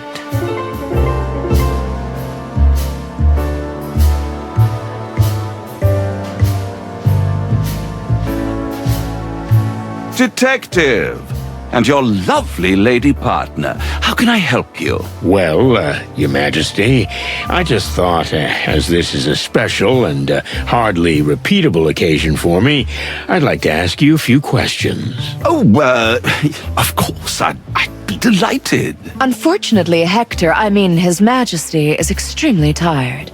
Am I not right? Oh, that's true, dear, but, I don't think it would be a problem if... No, this is not the time. The inspector can make an appointment for an audience later. It's been a long night, and it's far from over. Oh, right, yes, it is. Lady Kayla's right. Sorry, Detective Inspector, I'm extremely tired. Perhaps next time. Well, if that's what you really want. Yes, I think I do. All right. Have a good evening, Your Majesty. What was that? Exactly what you think, Sweetbeak. She had him wrapped perfectly around her silky fingers and was rubbing it in our faces. It was like a movie. Totally surreal. Maybe that's the point. She's showing off her authority. She's showing us that she can do anything. But why? Because she's a predator to the core. She likes to toy with her prey. I don't like where this is going, Sonny. I don't either. Ladies and gentlemen, please take your seats. The much-anticipated film is about to begin. It is sure to be an amazing experience. Am I right, Your Majesty? What? Oh, yes, of course. Sounds wonderful. I can't wait to see it. Finally. I thought it would never start. Darling, you'll see this is well worth the wait. See you after the film. No way, Sonny. Marty's not here anyway, so I'll sit next to you. I promised I'd take care of you, didn't I? Come on, you don't have to look after me. That's not why I... Shh. I'm coming with you. Okay. I hope you don't mind if I snore. Oh, don't worry. I'll elbow you in the side.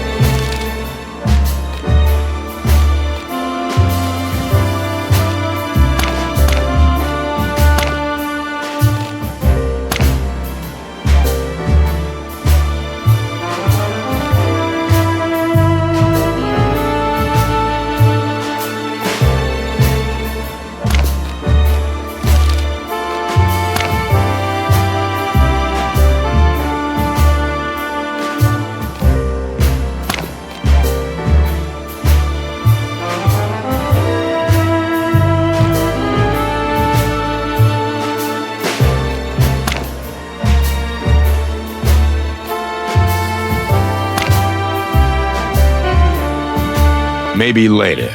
I'm done for now.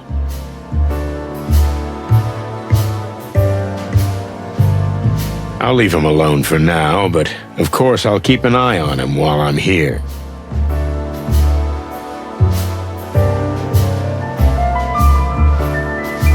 Hey, Lewis, you all right? You look a little lost. Sure, Sonny. I'm more of an observer right now. You haven't really settled back into these circles yet, have you? No, not at all. But I'll be honest. I'm a little embarrassed if that woman is here. Which woman? That woman. Lady Kayla, of course. Around her, the king is quite different.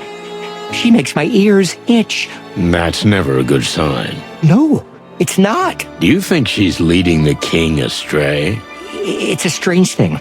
I wouldn't say that. Like she's doing nothing but charity and helping animals in need. Yet there's an inexplicably sinister aura about her. I feel it too. Because you've always had good instincts, Sonny. And because he thinks everyone in the world is suspicious. Oh, I almost didn't notice you. Hello, dear Monica. It's all right. I'm just an observer myself, Mr. Hayworth. I see.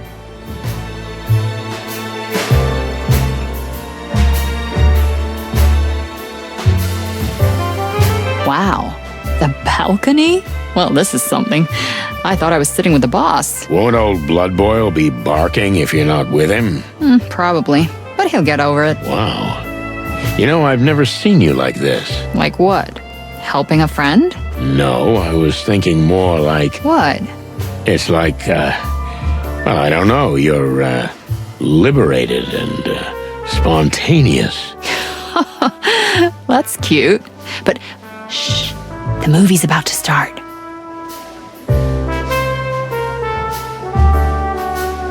What is it? Nothing. This is a strange situation. And I can't even see Cassidy from here. What if they try to kill him during the movie? Who booked me this seat? You really think someone's trying to kill Cassidy? I don't know. That's the tough thing about paranoid people. Are their fears real or just fiction? Then how about we just try to enjoy the movie? Well, I don't know. I mean, it's my job, and... When was the last time you let yourself loose, huh? Seriously. And I don't mean the drinking yourself under the table alone kind of letting loose. A lifetime ago. Exactly. Then just sit back, stop thinking about lupus, and stare at the screen. That's what they do in the movies. Anyway, the place is crawling with cops and secret agents. Secret agents? Forget it, Sonny. Just watch the movie. Okay, Mon. You got a deal. The movies really imprison the souls of us animals. There are tribes in the colonies that believe that.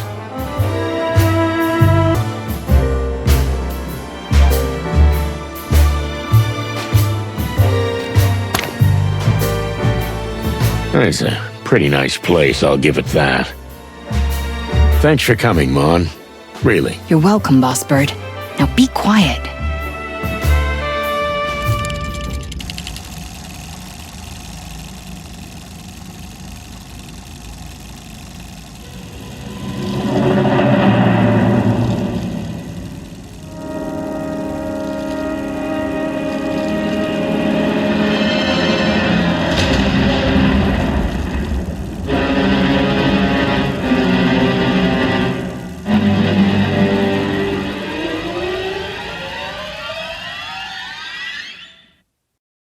That was... awful.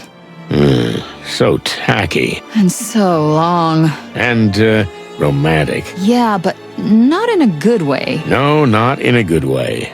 Marty would have loved it. Don't you feel a little guilty about that? Yeah, it's killing me. Okay, let's get out of here. I'm with you.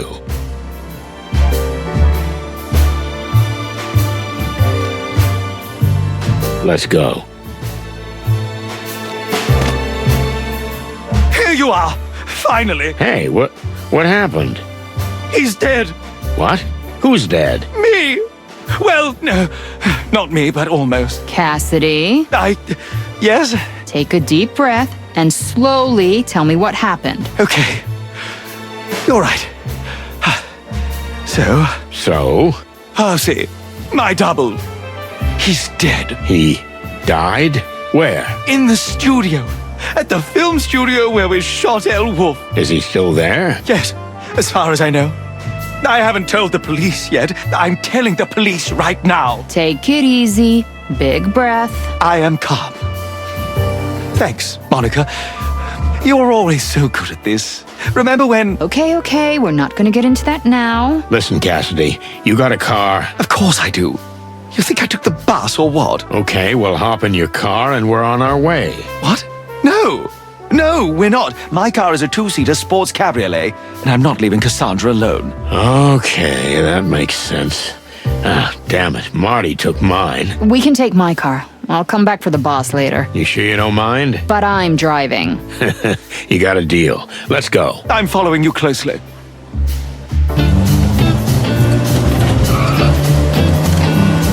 I don't know what to say. This really happened. Anyway, let's move on.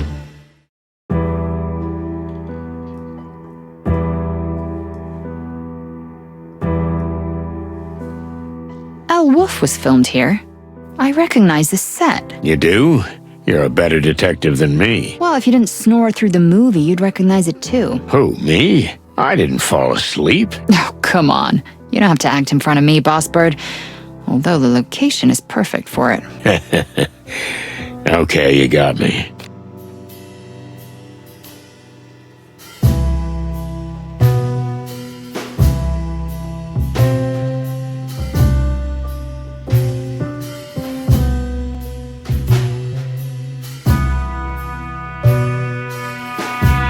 Anything else you noticed, Miss Detective? Don't mock me, Sonny.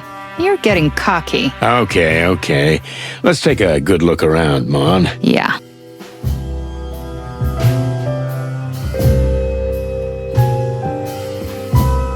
Oh my goodness! To think that someone was actually killed here! You've never seen a dead body before, have you? I didn't say that. So you have been in a similar situation? Once, yes. They made us sign a paper saying we couldn't talk about it, and I'm doing that. I don't like to reminisce about that horrible train ride anyway. Oh no, I've slipped up. That's all right, miss. I think I know what train journey you mean. It's like death is on our trail these days, although it's a terrible thing to say. Calm yourself, Miss Fay. With Sunny Featherland on the case, it won't happen again. Really? Oh, that's good to hear. Although that's what they said about the other two detectives. But I can't talk about this anymore. Okay, I get it. And, I respect that. Thank you. Is that blood? Or ketchup. Most likely blood. Looks like he fell here. Yeah, he spilled some blood, got up, and walked on. Looks like he was struck here. Maybe he leaned on this before running for the dressing rooms. Yeah, maybe. I'd like to have a good look around first.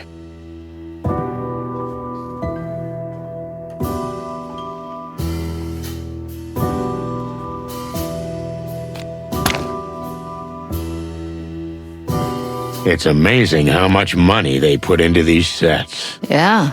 Whole teams work on them, often for weeks or months. It's really amazing. But what's the point? Well, maybe these epic productions are a little over the top, but, you know, these pictures give a lot of animals purpose and hope. Or maybe these pictures are just blinding them to what's in front of their eyes. Maybe. But is that so wrong? Cluck. I don't know. Sometimes I guess it's better to numb reality. The truth is somewhere between the two extremes, Chief. Yeah, you're right. She looks cute playing detective. Let's just get this over with. This is so horrible. Better not go in there. It's not pretty. I'm happy to oblige, sir. I'd like to have a good look around first.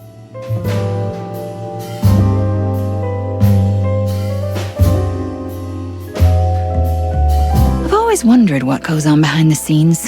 You know how these epic movies are made? The way I see it, with blood and sweat. Sonny, don't be so tasteless. Okay, you're right. They seem to go from here to the set. Yeah, the tracks are heading toward the dressing rooms. This could be where he was attacked. Pretty good bet. So, he was attacked from behind. But he made it to the back alive, to the dressing rooms. Exactly. So they didn't want him dead right away. It would have been quite dramatic here in the middle of the set. A worthy message. But they didn't.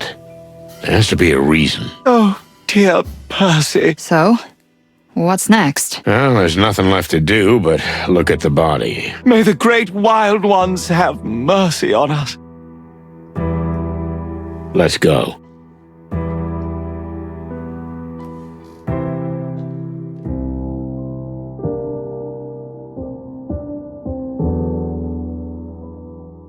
For the love of the wild ones, it really is him, Percy. The resemblance is uncanny indeed.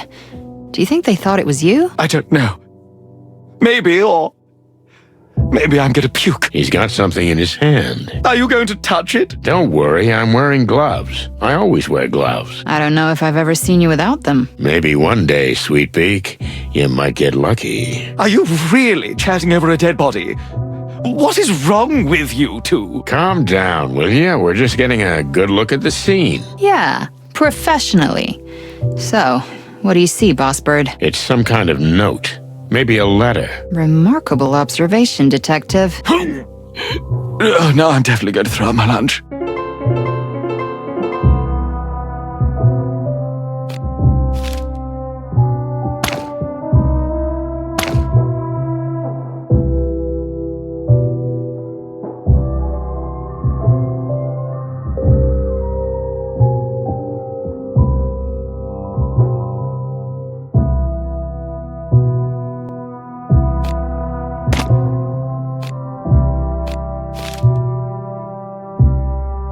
Everything all right, big guy? Now do you believe me? Now you can swallow your cynical remarks. I hope they're stuck in your throat. Okay, I deserved that. Just calm down. We need a clear head and your help. Really? You mean my help? Help with what? You may know a lot of things that are insignificant to you, but they're important to us, Cassidy. So please, don't panic and help us out. Okay, Monica, of course. I'll do what I can. Your voice always calmed me down. Stop that. Right.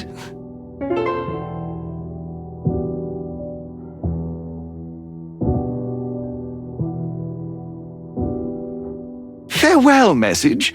I told you they were going to kill me. Sincerely, M.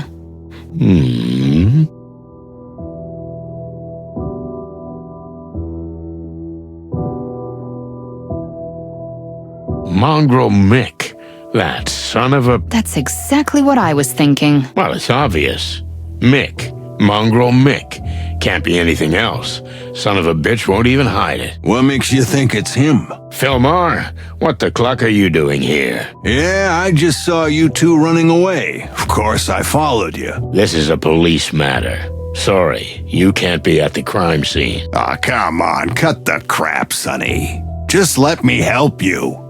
So what's up? What do you got? Another bird brain might actually do some good. All right.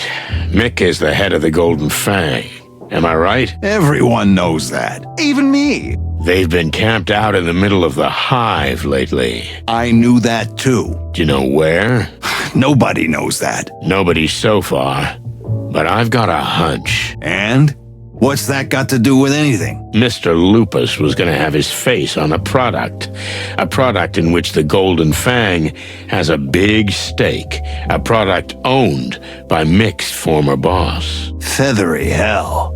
M-E-A-T? Exactly. I'm beginning to understand why it was so important to have this cheap meat substitute promoted by a face everyone knows. And who's a loyal friend of the king. That's the elephant in the room. Or rather, Wolf. Furry heavens, don't get me involved. It's a good theory, but still just a theory, right?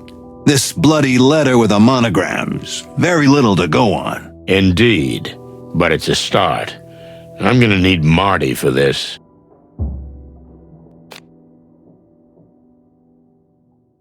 Why wasn't Percy at the premiere? Well, as awful as it sounds, the doubles are not real actors. They're not usually invited to these events. Not even the parties? I've heard that they have some wild bashes after the premieres. By the end, even the police are invited. Percy was not like that. He avoided the limelight. I'm not surprised he was here when this all happened. What do you mean? Percy was a dreamer.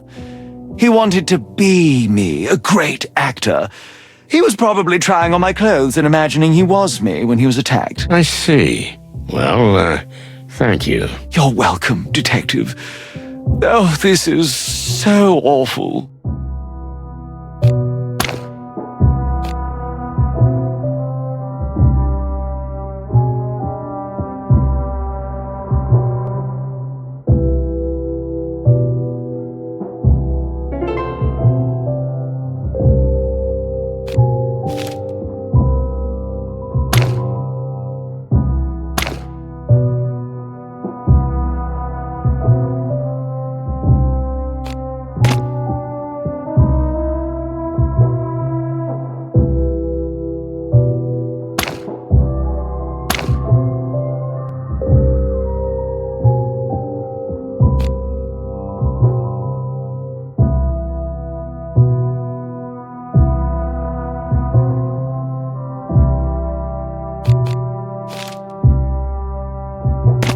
Can you tell me what this is? Some kind of voodoo thing? I have no idea. I've never seen it before in my life. Wait, are you telling me you found this weird thingy here? That's right. So are you absolutely sure you've never seen it before? Do I look like the kind of man who'd play with something like this? Well, then the killer left it here. It's a message. What does the box itself say? I don't think the box itself is the message, or maybe just part of it.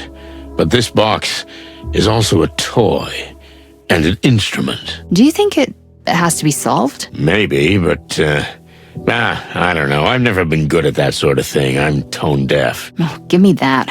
I'll take a look. Okay, Mon. The glory's all yours.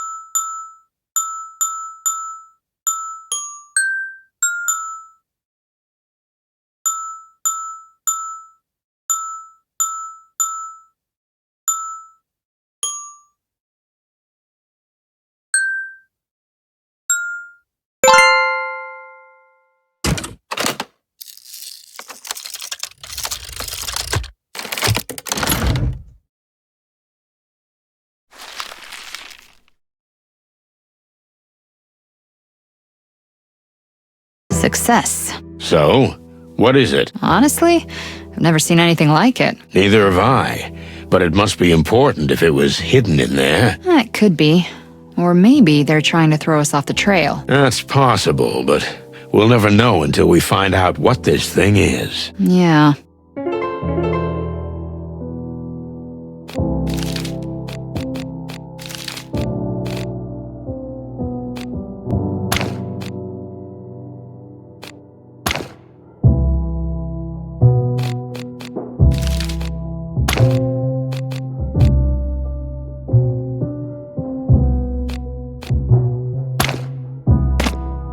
What do you think, Boss Bird? I didn't take the threat seriously, and now look.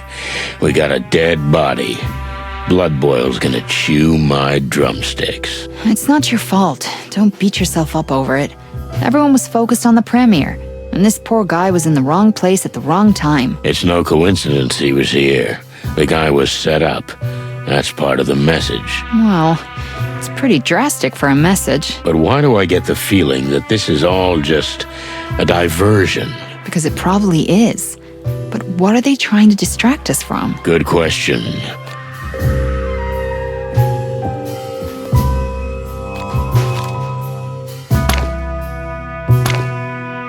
Have you ever seen anything like this, Phil? As a matter of fact, I have. I've had a bit too much to drink, though, so the letters are all over the place. Come on, this is important. All right, okay. So, I've seen something like it before. It's kind of a writing. Can you read it? Me? Nah, it's not just any writing, Sonny. It's insect writing. Okay.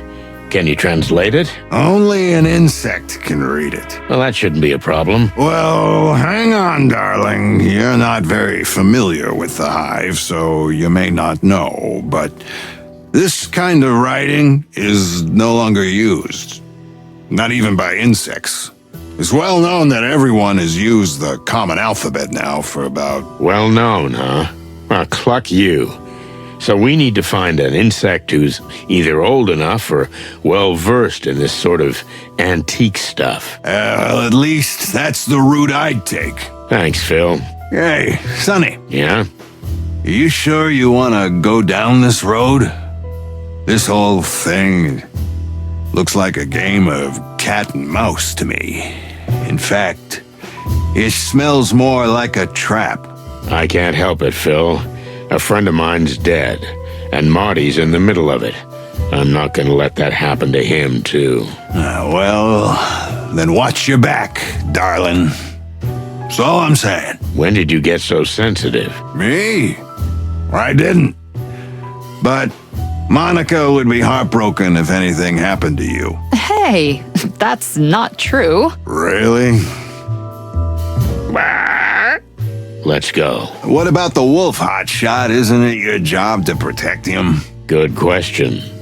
But I don't think he's in danger anymore. They just killed his double. That's just it. If they wanted him dead, they could have killed him too. But if you're so worried about it, you look after him until Blood Boil and the others arrive. What do you take me for? A babysitter? A good-hearted hawk. Deep inside. Oh, and by the way, are you following me? Okay, I get it. You convinced me. I'll take care of it if you stop asking questions. Sometimes I think it's just boredom that makes you act so mysteriously. Maybe it is, but maybe I'm hiding some secrets. Sure. See you around, darling. Will do, chicken lips. Let's go. Are you going to just leave me here? Don't worry. I'd never admit it to him, but Phil Marlowe is the best detective in town. I mean, after us. But there's a dead body. The police will be here soon. They're gonna question you. Until then, you stay here. To all that is hairy and shaggy, this is the worst night of my life. I bet. Look, Philmar will take care of you. And I don't think you'll be getting any threats on your life anytime soon. You think so? No offense, but you're just bait. You're not the real target. Oh, I'd be offended by that at any other time, but now, thanks to the Great Wild Ones.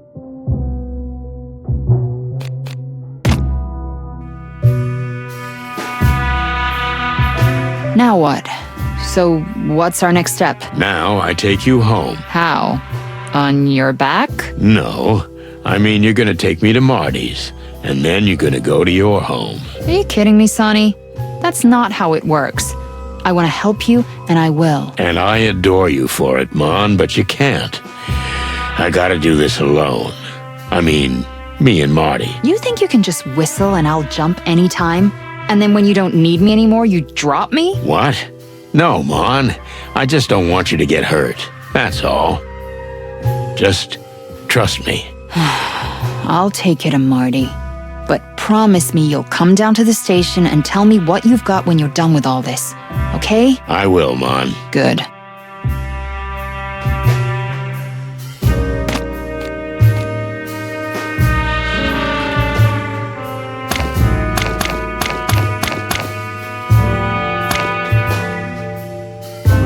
Oh, hello.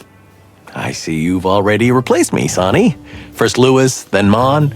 You advertise in the classifieds? Ah, Marty, come on. Hey, Marty. Don't worry, I'll be on my way. That's all the rooster ever needed me for. Jeez, Mon, you're not mad at me, are you? Hey, what's the matter? What's happened? What's the gossip? I'll tell you in the car. Okay, Marty, what did you find out? Well, it's not good news. Come on, spit it out. I know where the factory is.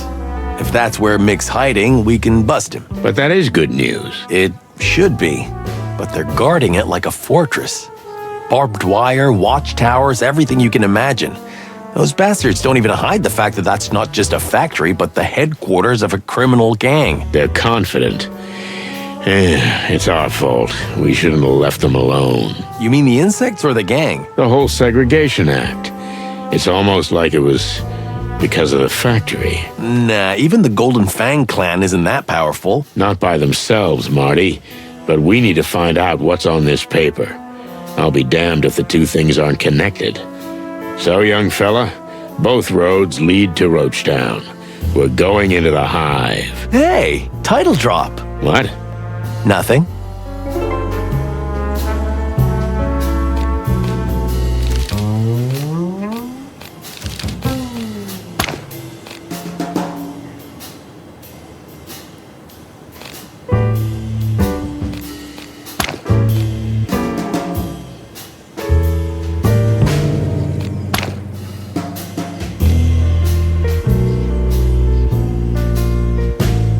So, you asked around? The Fang was the most revealing.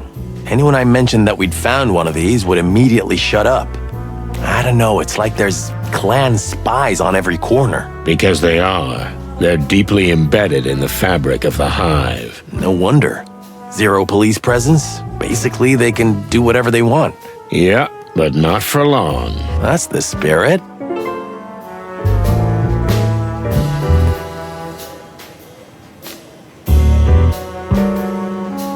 Listen, buddy, I'm sorry you weren't at the premiere. No, Sonny. At first, I thought I was gonna be sorry too. But it felt good to leave that place. How come? You left everything to me. Even your car. While you were suffering, and I know that party was really painful for you. So, that felt good. Thanks, Big Boss. Ah, come on, give me a break. No, I'm serious. That meant a lot to me. Okay, don't get all sentimental. We got work to do. Yeah, right. By the way, the movie sucked. What? No, you're just saying that. So, how did it go with, Laura?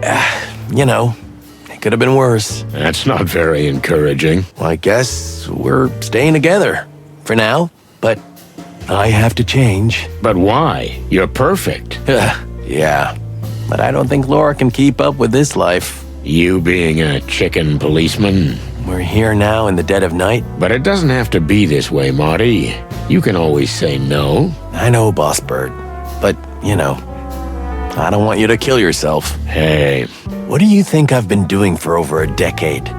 Protecting your ass. All right, let's just drop it. Hope you took care of the car. I've never been so careful of anything in my life, Sonny. Good. Although I'm surprised I made it here alive. Well, a lady like that, you gotta know how to handle her.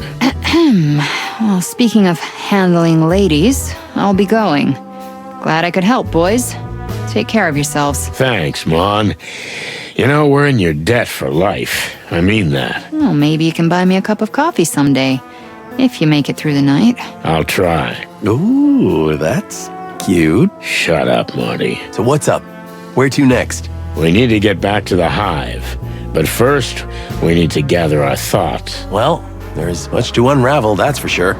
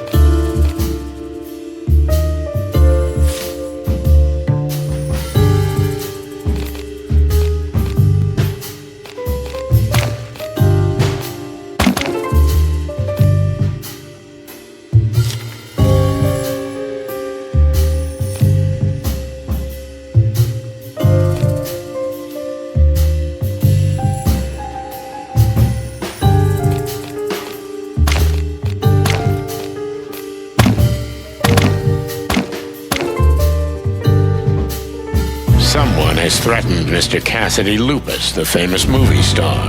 The threat was based on photographic evidence of the wolf having a romp with a famous writer.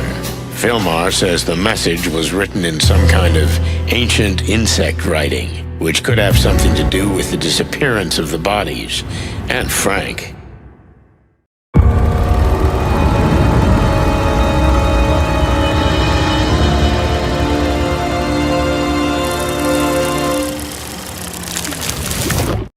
The insect writing and the disappearance of Frank's body. Are these two things really connected, or am I chasing ghosts? Either way, all roads lead to the Hive.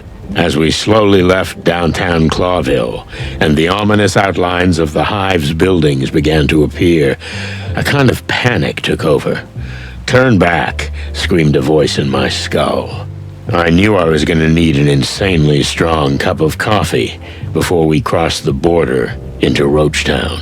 Luckily, Zip's coffee shop was right on the border, like a last beacon on a raging sea. I gotta have a coffee, otherwise I won't survive the night. Rough one, huh? It must be awful mingling with so many rich and famous people. Guess what? It really was. And that movie. Was it really that bad? But I still want to see it. Trust me, you don't want to do that. There's no justice in the wilds. There sure ain't.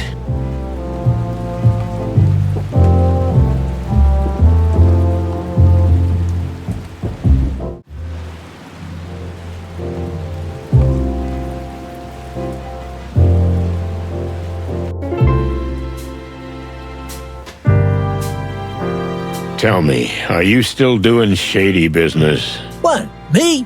I'm different now, Sonny. I'm not the same raccoon I used to be. I'm an ex-con raccoon. Yeah, I'll believe it when I see it, trash lurker. Look around, old bird. This is the new me, shiny and all. Yeah, sure. We'll see.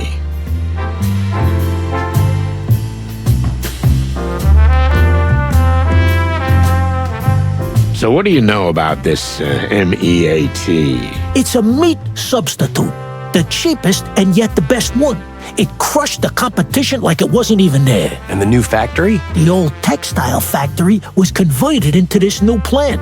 And it's huge. So big, you could be sure it's not just producing for the city. They're going for world domination? With a product like this, they'd be stupid not to. They can't make it as fast as it sells. And the king? What does he say about this? Nothing.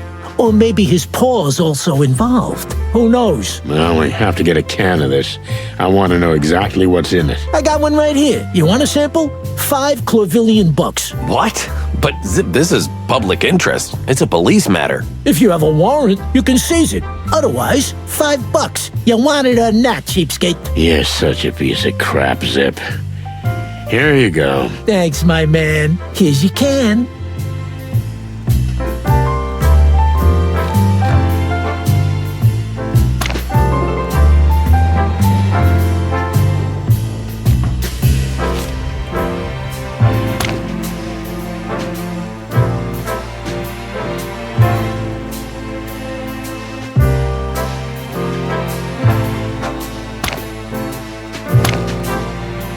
What about this?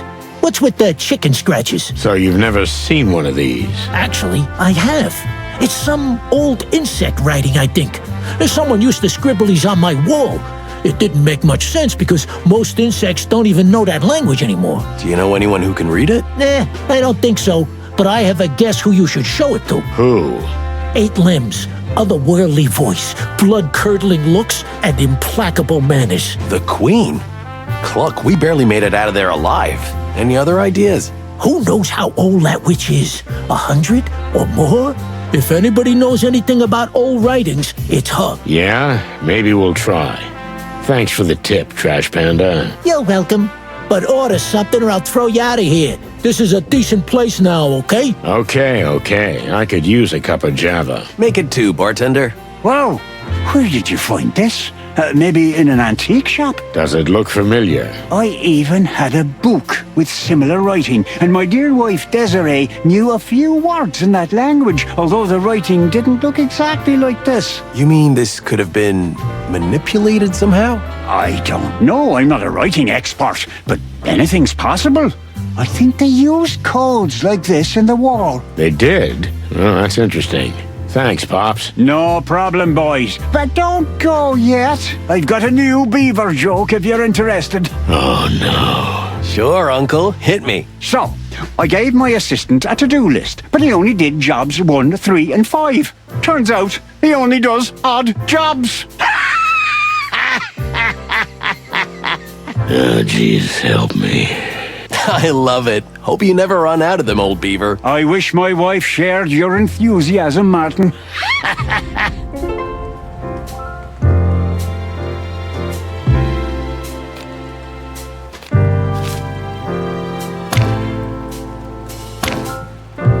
Take this shit out of my face. So you recognize it? Of course. It's mixed tooth. I mean, I'm not sure if it's his tooth specifically, but he leaves these everywhere as kind of a message. But it's gold.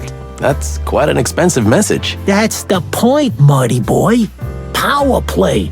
That son of a goat. Your tail still hurts, right? I'm not gonna sew it back on or anything, but if you could get it back on, maybe the phantom pain would go away. We'll do what we can, Zip. And if we have the chance, we'll bring you Mixed Tail in return. But not a bad idea. We're not cutting off anybody's tail, okay? If we can find yours, we'll return it. Okay, fine.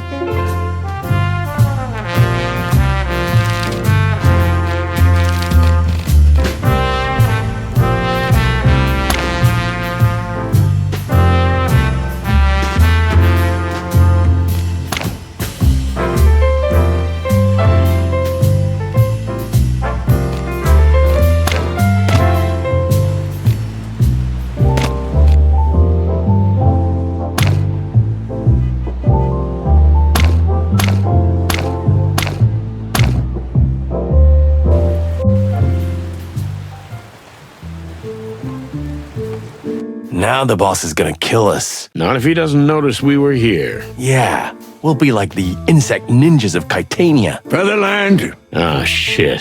So much for being a ninja. You only said your name, so I'm gonna make my move, and... You're not going anywhere. Featherland! What the hell are you doing here? Where the fuck did you go from the crime scene? We found a dead body. For the love of the great wild ones. We're on a hot lead, sir. This time for real. We found some paper and, You didn't remove any evidence from the scene, did you? What? Oh, no, boss. What are you thinking? That would be extremely unprofessional. And dangerous. And punishable. You're very lucky we got there in time. Mr. Lupus is already safe, if you're interested. Thank goodness. To anything with hair or feathers on it, that's fantastic. A great weight has been lifted from my heart. Don't tell me. I was literally dying to know what's going on with him. Enough! Furry clucking hell! Is everything just a game to you? Pull yourselves together! And I want an accurate report on my desk tomorrow morning of everything you've done today. Yes, sir. Yes, sir. Get out of my sight, birds.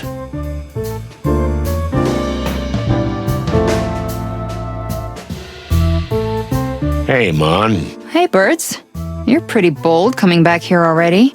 Blood Boil is out of his mind. We need some information, Mon. Plus, we like to live dangerously. Yeah, well, I got a dose of that today. Oh, yes. What was it like investigating with the boss bird? Pretty deadly. Come on, it's a typical Monday for us. And you, Mon? How come you're still here? You should be home by now. Oh, first time we go somewhere together and you're already giving me orders? What? No, I didn't mean... Relax. I was just kidding, Sonny. Ugh, don't do this to me. It's been a crazy night already. So, need some info? Want me to dig out some ancient files? Yep, we might have something here.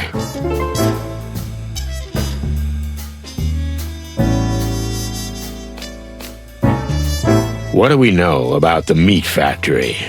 Owners, Anything useful? Your old friend Ibn Wessler was the owner of the enterprise. It was actually the business he wanted to eventually bleach himself with and end his involvement in organized crime. Well, we prevented that. Actually, his brother stopped him, but whatever. That's another story. But what happened after that, Mon? Well, as the Wessler Empire collapsed, the gangs that formed as a result started a war with each other. In essence, we're still living in the aftermath. And it's partly our fault. Let it go, Marty. We had no choice. Really? The meat company eventually ended up with the Golden Fang. At least, that's the rumor. Nobody really knows because the hive was closed and, well, you know the rest. We have to go there. No, you don't necessarily have to get yourselves killed. I always say that. And I always adore you for it, but that's not how it works. I know. But really, try not to end up like fried chicken, okay?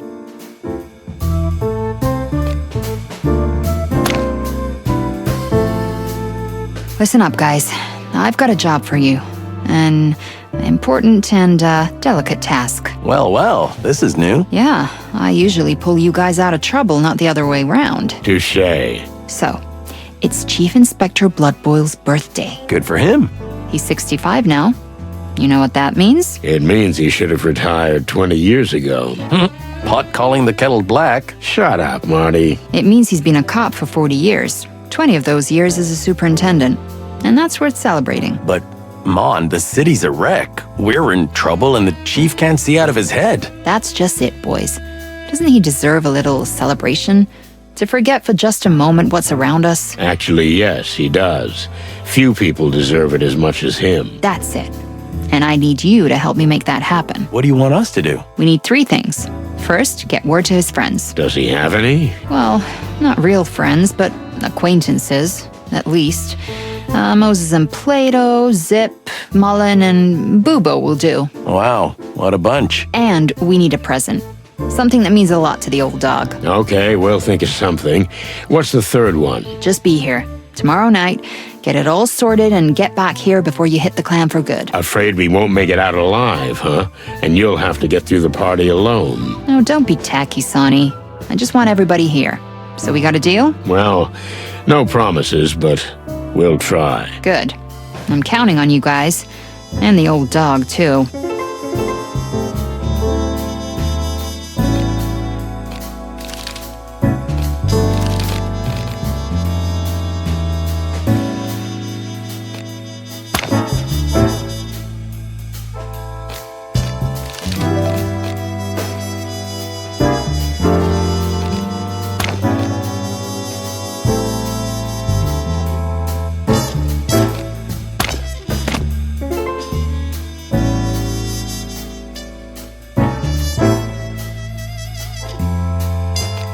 Hey, boys. Did you know it's the chief's birthday? I wasn't aware of that. Monica thought it might be a good idea to have a little get-together for him. Nothing fancy, but, could you be here when the time comes? It's a trap, eh? You're not trying to set us up with the boss, are you? Come on, Kitty, don't get so paranoid. It's nothing like that. Although, I kinda understand why you thought that. Moses? All right, we'll attend.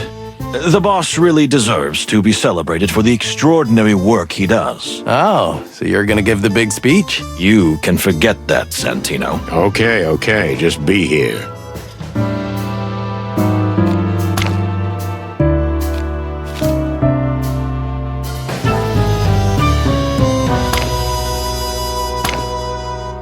Hey, the top detectives are finally back. Were you guys on a secret mission? What? Don't talk nonsense again. Just because we met the king. The king? You mean our king of flesh and blood? His Majesty Hector III in the flesh. A little shorter than I thought, but that's what he said about us too, so we're even. I don't see how this is relevant. Don't give me that fox shit, boys. We know everything. The king told us. As a matter of fact, he's a pretty good talker. What?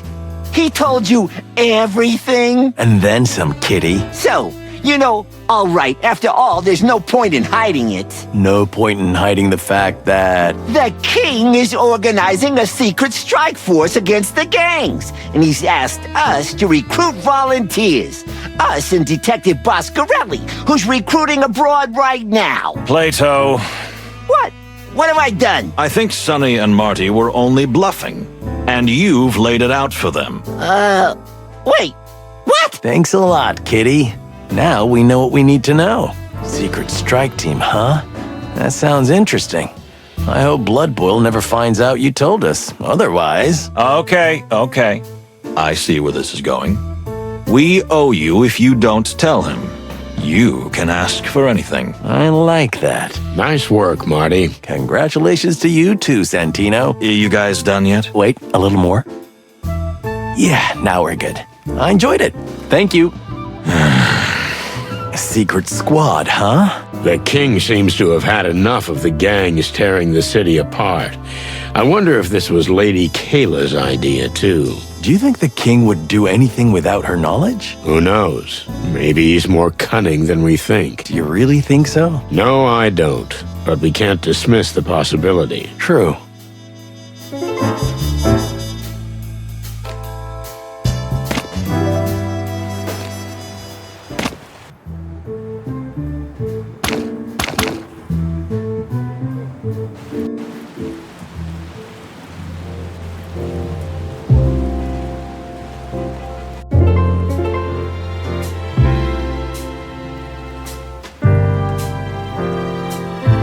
Hey there, Trash Panda. We've got a small favor to ask. What a surprise.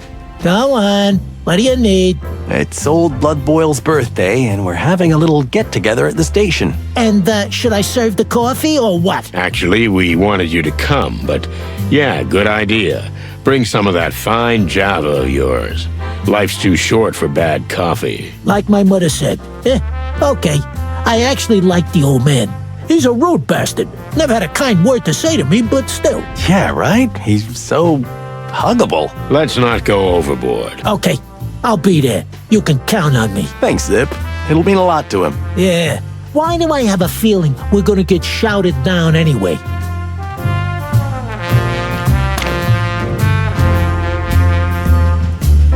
Listen, old fella. It's the chief's birthday. 65, if I'm not wrong, right? You know these things off the top of your head. I know the birth dates of almost everyone I ever knew. I also know how old you are, Sonny. Yeah, let's drop the subject. We're having a little get-together at the station. Maybe you'd like to join us. The old dog would love it. Of course, Sonny boy, you can count on me. It's very kind of you to think about the old marrowbone, you know. Actually, it was Monica's idea. Martin, my son, sometimes it's better to keep quiet and just take the glory.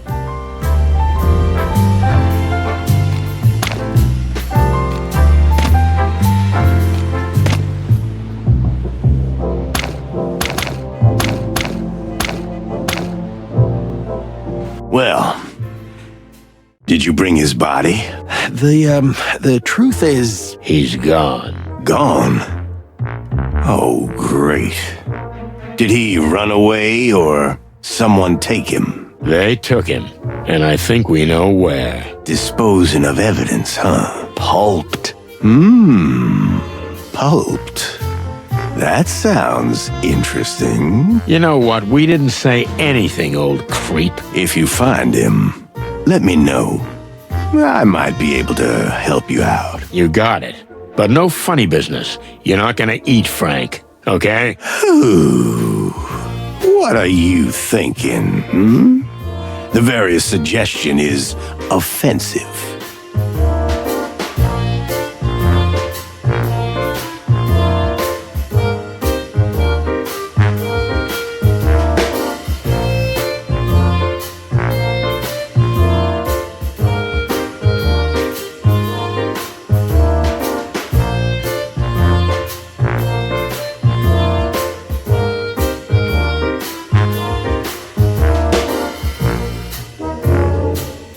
Let's go.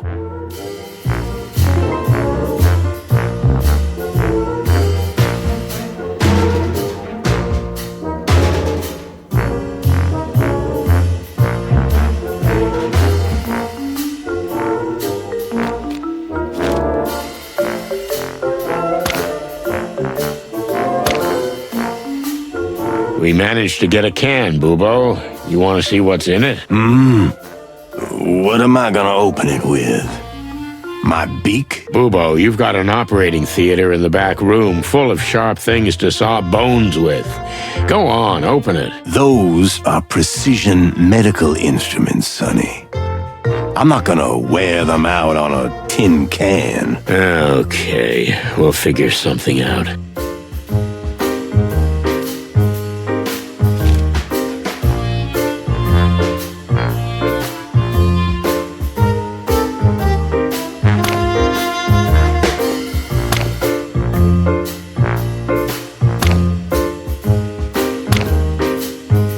Here's an opened can of original MEAT.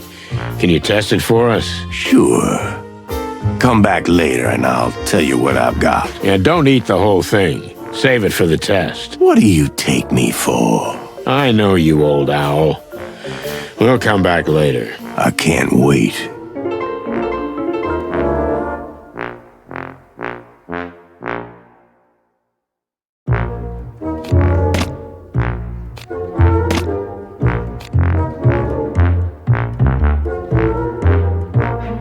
Let's go.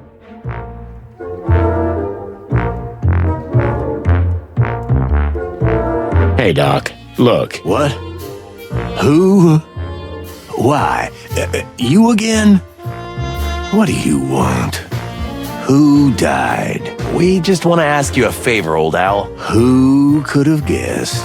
It's Inspector Marrowbone's birthday. Woohoo! Happy birthday. Shall I write him a cute little card? No, you can do better than that. Think of what he's done for you over the years. What? Get me fired? Yeah, but then you can still practice here in secret because of him. And besides, how many times has he saved your ugly feathers in the 30 years you've known him? More like 40. Well, okay. What do you want me to do? There's gonna be a surprise party down at the station. Will they even let me in there? We'll take care of that. All right. But just for the old dog's sake. Should I bring a present? I think I've got an exotic shrunken chupacabra head in formaldehyde somewhere. You'll be the gift. That'll be plenty. All right, then. I'll be there. Thanks, Doc.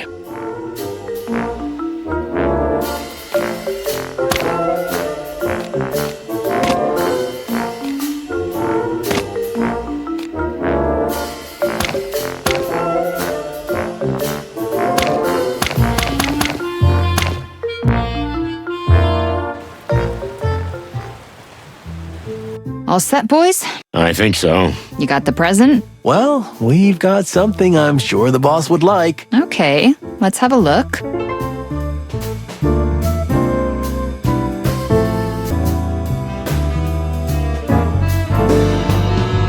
Any news? Nothing at the moment, but you'll be the first to know. Deal.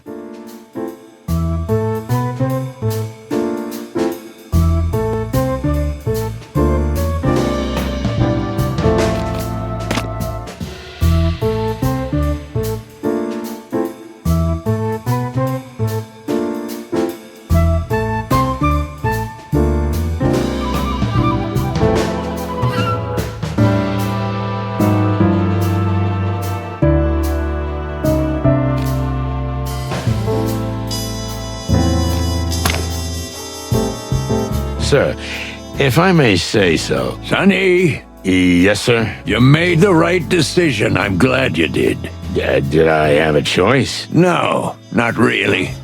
But you gave in more easily than usual. Maybe I'm getting old, sir. I have less and less time to argue. That's a good one. Happy to please. Be at the premiere and keep an eye on Mr. Lupus. Have some champagne. You'll survive. And then you can go to your usual trespassing business. What do you mean, sir? We never... Martin, stop blabbing. I've seen how anxious you are to get in your car and start making trouble. Sonny, I think we've become predictable. And it's time to do something surprising. Now get out of my sight, you chickens. Yes, sir.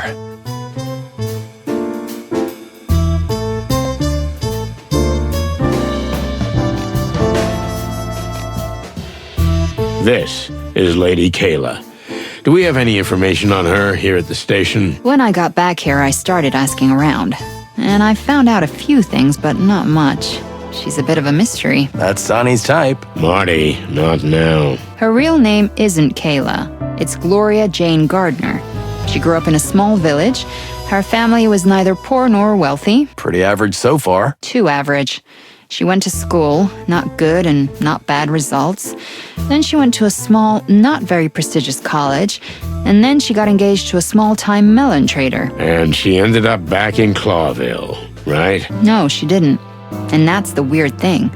She had an endlessly boring and empty life, and then she just disappeared. Disappeared?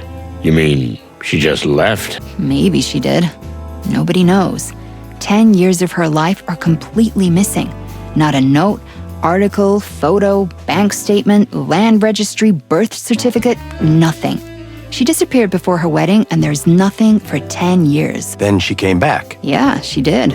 With a bang. She was a completely different person. From then on, she's Lady Kayla, posing as a spiritual guide, a healer, a psychic, and a mentor. I could use a good physiotherapist. This is all before the church was founded, right? Yeah, but not long. She attracts animals like a magnet. A couple of years and she'll have a congregation and a registered denomination. The rest of it, well, you pretty much know. Quite a life. But that 10-year gap worries me. Me too. Thanks, Mon. That was very helpful. Glad I could help. And to tell you the truth, this woman gives me the creeps. You're not alone.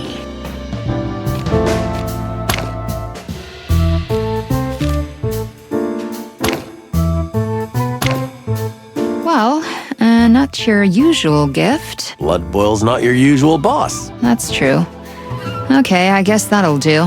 Thanks, guys. You're welcome, Mon. Well, I'm gonna get the others together. Listen, everyone. Guys, may I have your attention, please? Finally. I almost fell asleep. What's going on? We'd like to take this opportunity to wish a happy birthday to our favorite chief, Lucius Wilfred Bloodboil. Hooray, hooray. Old dog still bite, huh? Woohoo! Happy birthday, Inspector! What's the matter with you people? I don't know what to say. It's not over yet, Inspector. Sonny? Present? Oh yes. We were thinking about this. We hope you like it. What the hell is this? That, sir, is a tooth straight from Mongrel Mick. A gold tooth. It's the symbol of the Golden Fang clan. It's just... It's something... Sorry, sir. We thought... We didn't mean to be rude. Sorry if... No, it's fantastic. It's a wonderful gift. Thank you. And I see what you mean by it. Do you, really? It's a symbol of the extraordinary effort we're making to stop gangs and clean up the city. It's a symbol of those who have sacrificed their lives to make this city a better place. A symbol that no matter how much we suffer, we will win in the end. Yes, it's something like that. That's exactly what we thought, boss. You took the words right out of our beaks. It's terrible even to say it, but Sonny and Martin, thank you. I don't know if I've ever received such a good gift from anyone. Oh, well, you're welcome, sir. That's why we're here, boss. To please. Oh, that's a first, but it's not a bad start.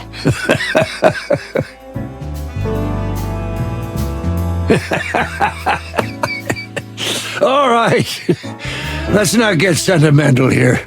Everybody, to work. Ah, good one, sir. I wasn't joking, Martin. Party's over. Everybody to your places. Get to it. Yes, sir. Well, it was really just a moment, as Monica said. It was good while it lasted.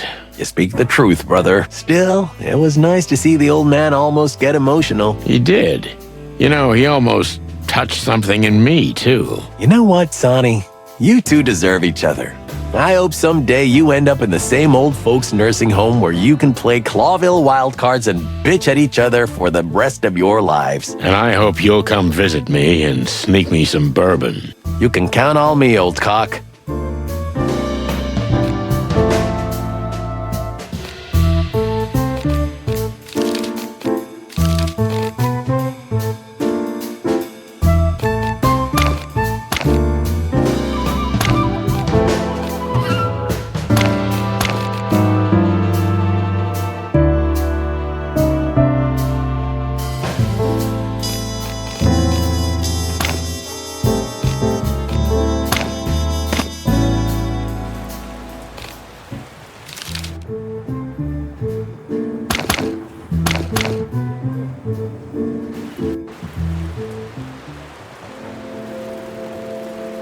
Let's go.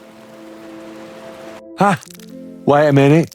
Where to in such a hurry? Look how cute they are together, Sonny, like two eggs. I've seen prettier eggs. What the click you want, chickens?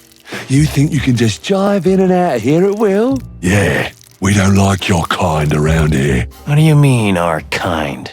Chickens? Coppers. But the fact that you're chickens doesn't help at all. Look, we've got vital information for the Queen.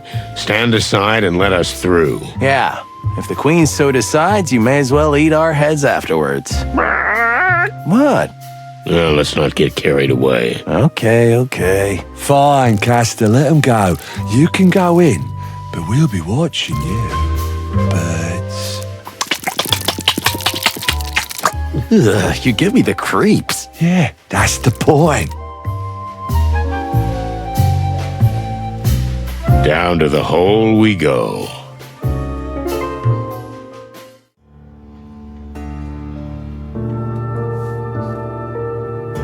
You know, it's ironic that you're here snooping around, investigating the clan. Because... A few years ago, when you brought down the Wessler Empire, everything that has happened is on you. Sorry, but I don't quite get it. We think you do, Mr. Featherland. You're not as bird-brained as you make out.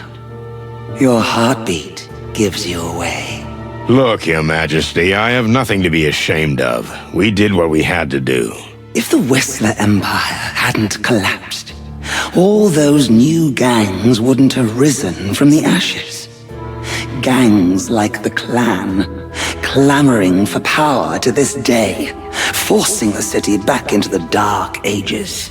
Wessler was a lunatic who needed to be stopped. That's the story. Mick is another psycho who's gonna be caught.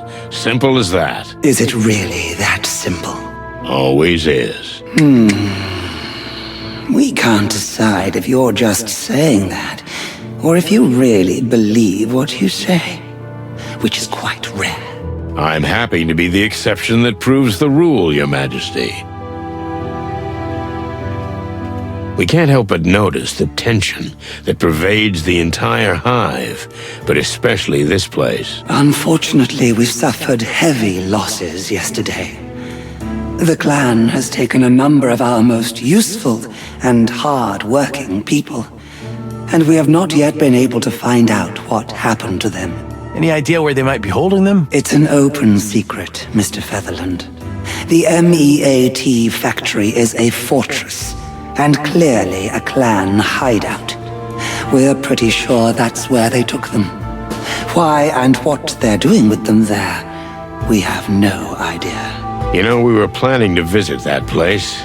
Maybe we can help you, if you'll just put some of your men at our disposal. I'm afraid that's impossible, Mr. Featherland. You see, there are only a handful of us left.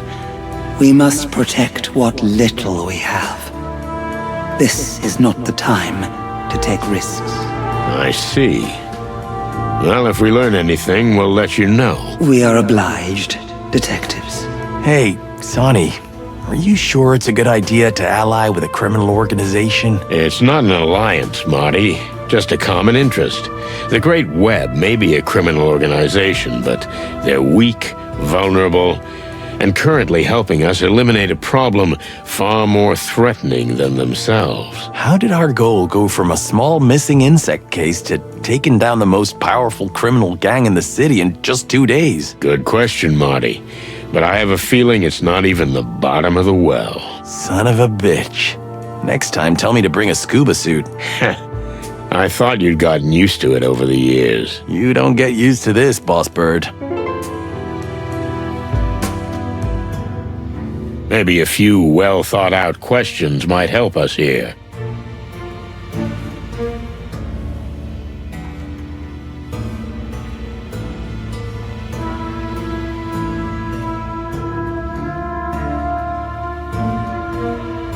We have a friend, a doctor.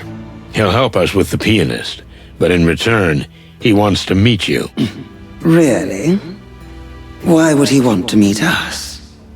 What kind of doctor is he? He used to be a decent one, a real talent, then a police coroner, then a convict. And now he's got a backstreet practice in the heart of Clawville. And he has a way with bones. That sounds most intriguing.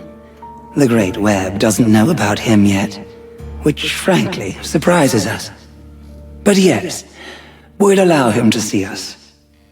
You can tell him he's free to enter the Hive. He won't be harmed. Will do. Thank you, ma'am. Remember Frank, the private detective? Of course we do. Frank used to come here often. Most of the time the boys had to throw him out, but we always admired his tenacity and determination. Well, that tenacity finally caught up with him. So, the clan finally got him. The clan or somebody else. I'm not sure of anything anymore. An investigator follows what the clues say, but when the clues are all over the place, it's easy to get sidetracked. You don't trust what's in front of you. I don't trust anything and anyone anymore, Your Majesty. We're sorry about your friend. Have you known him for long? Long enough. He was the kind of friend we never had a coffee with, yet we had something of a bond. Mutual respect. Is there something we can help you with? The funeral, perhaps? No, but thank you. We'll be in touch again. Please don't leave the Hive. How can we, Detective? We are the Hive. Oh, of course.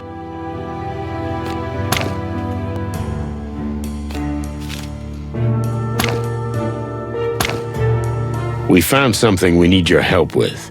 It's a piece of paper with some writing on it, which looks like a scribble, but a friend of us told it has insect origins.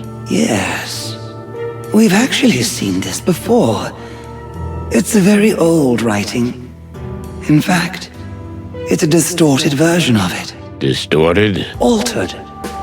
Someone has used the ancient insect language, the Clawville dialect of it, and altered it to form a sort of cipher. It's a riddle. Of course it is. What else could it be? We are honored to be approached with this. Although I hope it's not because of our age. No, never. Bad news, detectives. We can't read this. The sound waveforms have been altered. We need a key word for it. You'll have to find someone who knows something about military intelligence. Military intelligence? Someone who worked for, say, the Clawville Crown. We're pretty much in the dark here, but codes like this are usually used by secret agents to communicate classified information. It's how the Allied parties in the Meat Wars sent secret messages to one another. It's a dead end, Sonny. You know anyone in the intelligence services? I don't think so. Maybe someone acting mysteriously. Not much of a past. Travels a lot. Seems almost invisible. Insignificant. Yet he knows so much about everything. Good gravy and everything that's furry. Something on your mind? You, madam, are a real player. You know perfectly well that there's someone in our circle who fits that description, and you already know I figured out who it is. They don't call us the Queen of Information for no reason. We're in your debt, Your Majesty. Wait, so we have a spy in our inner circle? If I'm right, He was under our noses the whole time. You could say he lived next door. We are glad to be of assistance, and we hope we can count on yours when the need arises. Nothing's free, am I right? Let's just say that's the decent thing to do. You do something for us, and we'll do something for you. We wish you the best, Miss Zaneta. Likewise. So what are you thinking, boss? Oh, cluck. I should have figured it out years ago. A spy? Really? We have a spy in our midst? That's awesome. Well, sort of. If my hunch is right, someone who was right in front of us the whole time, but we didn't see it. Someone who always knew more than he was letting on. You stop teasing me. I'm dying of curiosity. Take it easy, pal. You're about to find out.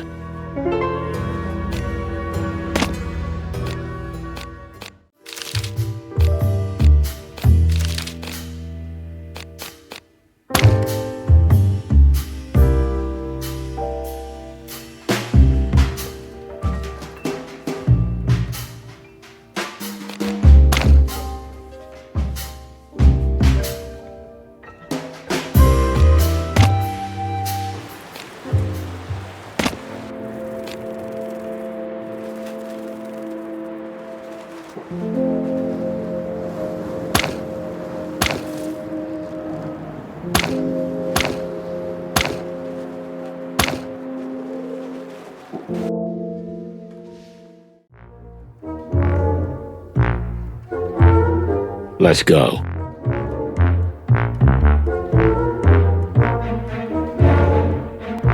Hey, buddy. How's it hanging? That bird is crazy! Who, Bubo? He tried to cut my arm off. He said he'd replace it with another one, but I'm sure he wanted to eat it. What, Bubo? Oh, no, he's not like that. Don't get cute with me. You wanted me dead, right? So he didn't even treat you? Actually, yes.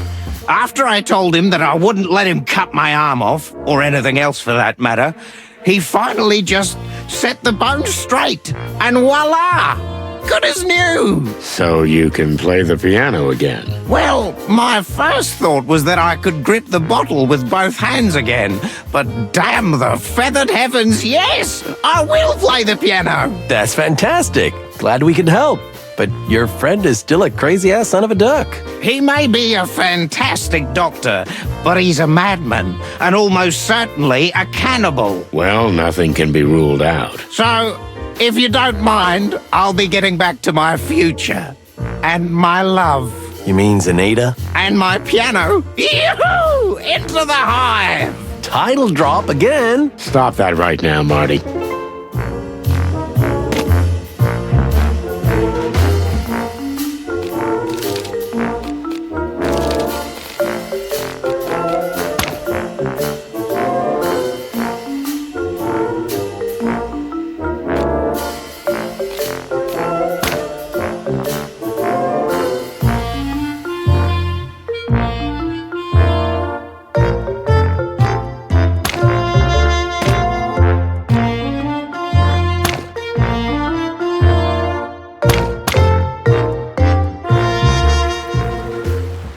Let's go.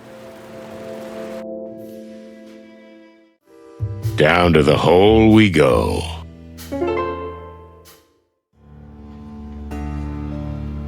We wanted to talk to you about Douglas. He didn't do anything crazy, did he? Oh, on the contrary. With the help of a friend of ours, we were able to recover his hand. Now he's here, sober and ready to right his wrongs. Is that so?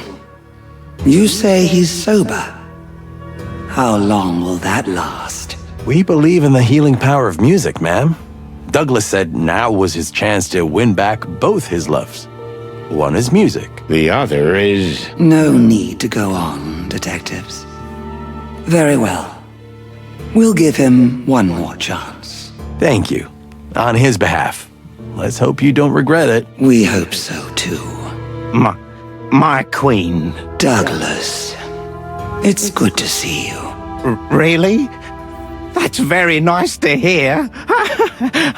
I'm relieved. But we have to warn you. Uh-oh. If you offend us just one more time, my children will live on the flesh of you. I would never do such a thing, my lady. I just want to play music and be near you. Good. So be it. From now on, you are forgiven and welcome among us. Thank you, Your Majesty. That's all for now. Oh, yes. I'll be going now.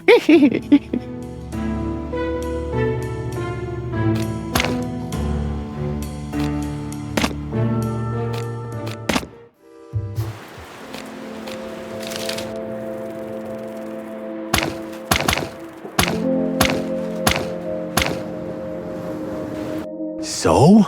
Don't keep me in suspense. Who's the spy? I just need to make one phone call and you'll understand everything, believe me. Let's see.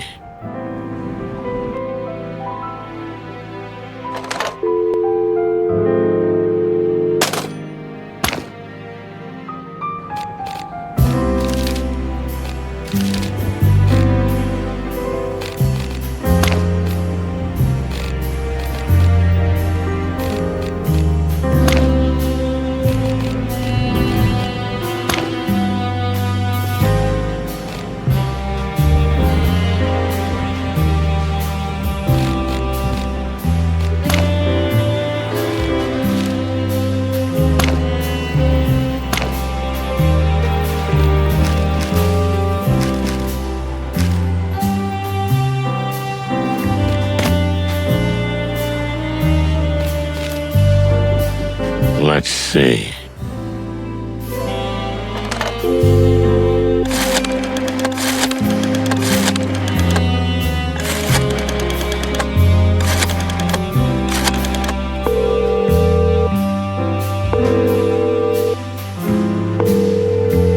Hey, Lewis, can you come over here for a minute? I've got something I'd like your opinion on. Sure, Sonny. I'll be right there. Thanks, Big Ears.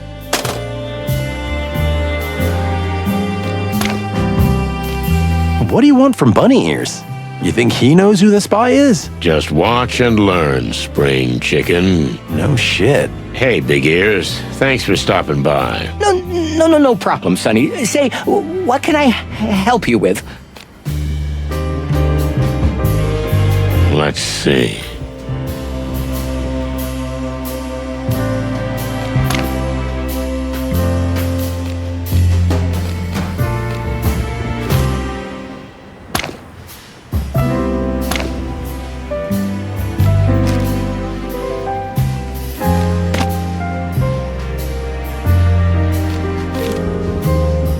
Let's see.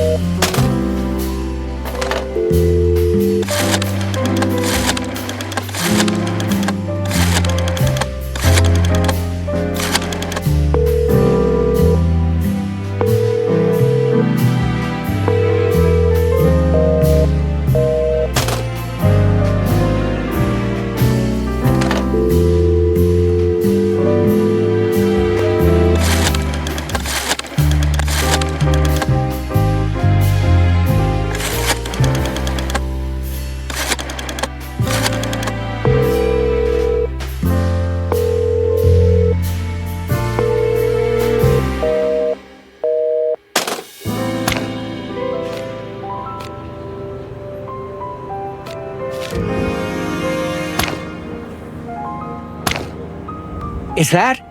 Where did you get this? You're not supposed to have this. Where's your stutter gone? We had to reach this point eventually, didn't we? Is your name really Lewis C. Hayworth? Indeed it is. In this country, anyway. That's my real name. Like my father before me. But the rest is just a show. A what? My brain's gonna explode. So, We're all ears. And while we're at it, what is this paper? And why is it so important? What you need to understand is that if I tell you everything now, and I suspect you won't leave me alone until I do, there's no turning back. You're going down a bottomless rabbit hole. We've gone deep before. And Sonny is a living bottomless pit. Well, if you really want this, let's do it. Take a peck.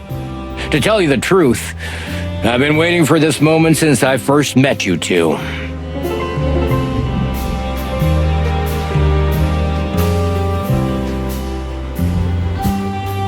Lewis seems to have led us by our beaks from the beginning. Is he really a spy? I still can't believe it. But the way he transformed before our eyes makes it clear. He's a master of deception. Even I was fooled. I just have to ask the best questions at the best time. It's the only way to open or break him. That's all I have to focus on. So, let's start with... I assume you've been talking to Lady Kayla. Did I talk to her? That's an understatement. She told me everything, but I didn't believe a word she said. As I knew you would. That woman has been in the king's life for longer than you think. And unfortunately, we were too late to realize she meant trouble. We? Who is we? Well, it has to do with the paper you just showed me, which you shouldn't have at your possession in the first place. What is this, some kind of secret society? Almost, Sonny. I work for the CCI, the Clawville Crown Intelligence. I've been with them for as long as I can remember, even before Hector took the throne. A king's spy, huh? What about a con man? What do you think? Just look inside yourself, Sonny. What am I supposed to think? Everything I've ever thought about you is a lie. Not everything.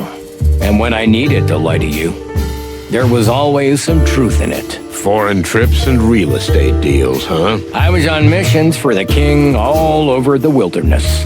And yes, my cover says I bought property for myself and the crown. And sometimes I did just that. What about the Atlas Hotel? Is it really a family inheritance? Uh-huh. But it also came in handy as a base for operations. And it was a good way to keep you in my sights. Oh, Lewis. You know how I feel about that? You were clucking spying on me in my own home. Spying on you? No, not at all. But we had to be certain about you from the beginning. Why is that? The same reason we're here today. Because you and Marty are always sticking your beaks in everything. Things you shouldn't have anything to do with. Well, I can't deny that.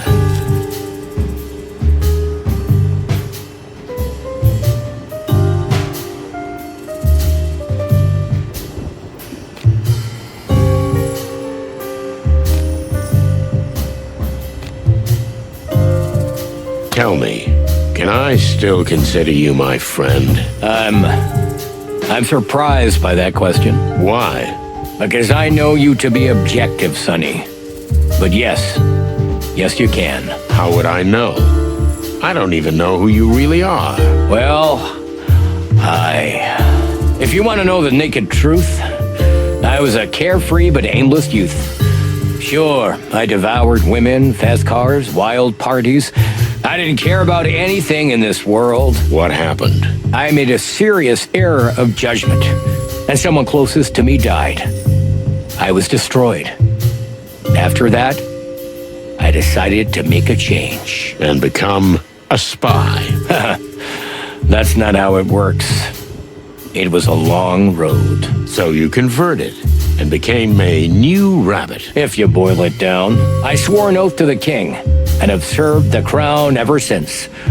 With my family gone and no real friends, it was easy to fabricate a new identity for myself, even if I kept my true name here in Clawville. And the nervous bunny thing? It helped. No one ever thought of me as anything other than a fallen, sad, irrelevant eccentric. And the story of your impoverishment. Did it work? It worked for me. Well, there you go. Oh, clucking hell, Lewis. I still can't believe it. I'm sorry I had to lie to you, Sonny. Honestly.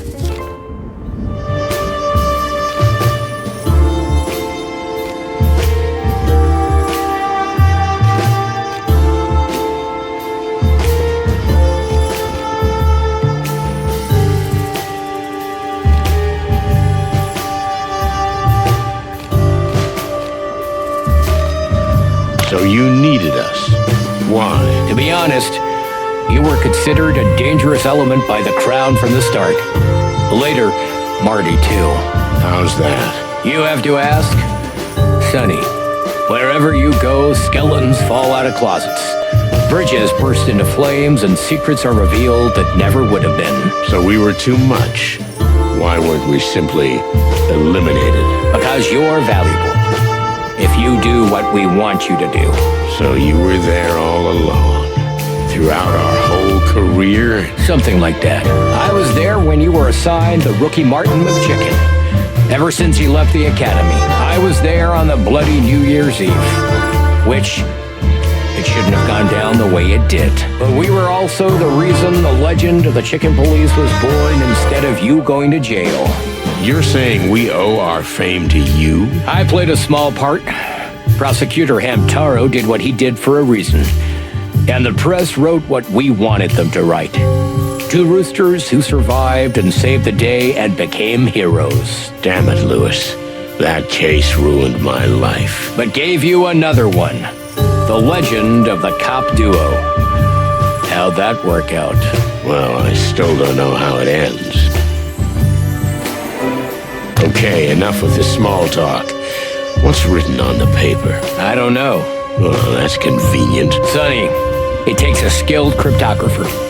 Like the cryptographer who works for me. Can you at least tell me what it's for? It's a short, coded message we use for communications. For security reasons, and just in case it falls into the wrong hands, there are only 2 people in Clawville who can read it. One of them is my cryptographer. Who's the other? Come on, Sonny. You're yanking my tail. But this message is undoubtedly from us. The King's Guard. The King's Guard? That's what we call ourselves. All those who act to defend the king from that woman. I know, it sounds a bit theatrical. Against a woman? Lady Kayla, of course. So you formed a secret alliance against that lady, Lady Kayla. It doesn't sound quite right when you put it like that. But that woman is special, and particularly dangerous to the entire empire. In fact, the entire world. Okay, I admit this is getting interesting.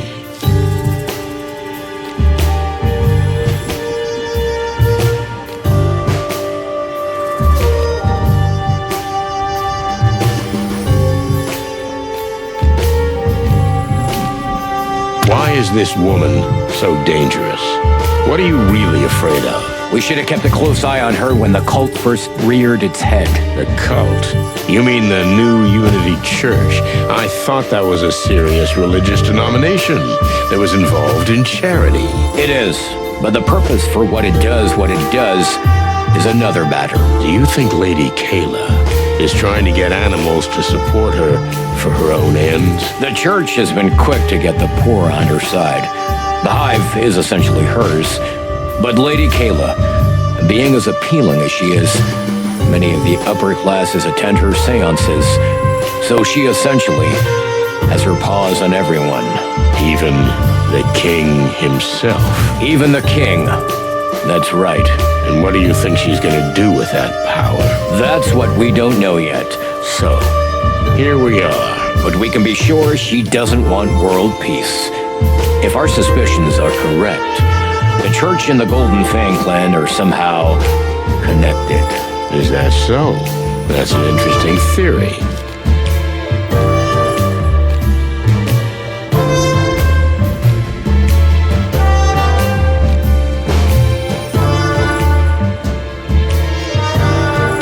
Why are you telling me this? Why the sudden honesty? You had me up against the wall. You could have denied everything. There could have been 100 other reasons for your stutter.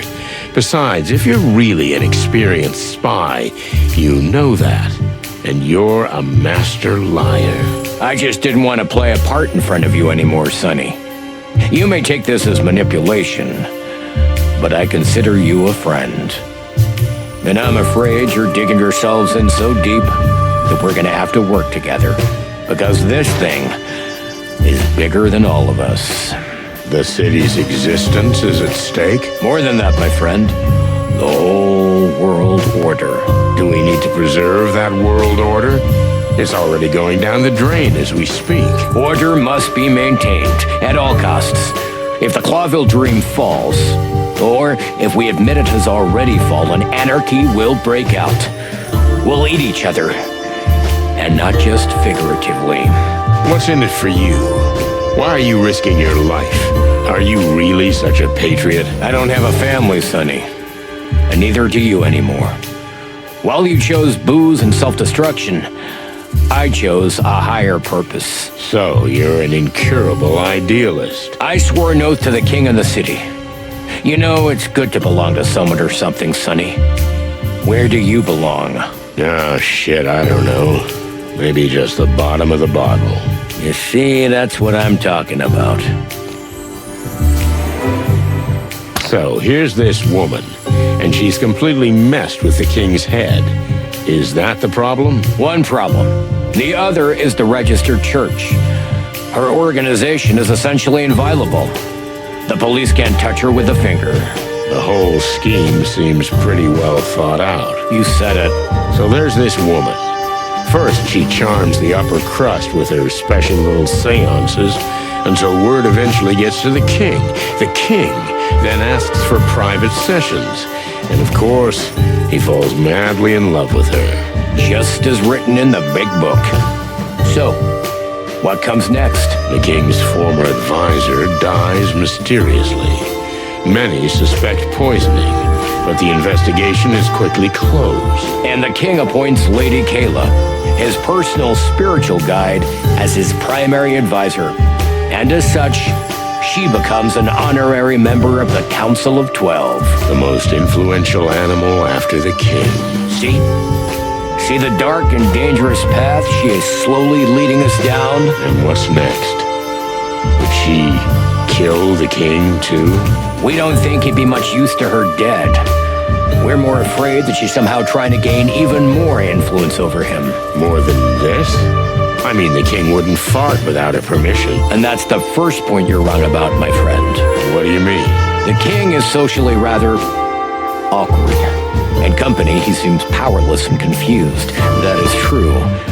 But that's the surface. So you're saying he got wind of her plan? Would he be so cunning? No one's ever dared to speak openly to him about the things I've just told you. But Hector himself came to me and asked me to check his mistress thoroughly. Find out all about her past and do a little digging around the church. Well, well. The royal fox is not as lost as he seems. No, he's not. All the while being head over heels in love. She's got him by the tail. But even so, Hector retained the sense that helped put him on the throne in the first place. So the king suspects something, we suspect something. How do we proceed? That, my friend, is a very good question.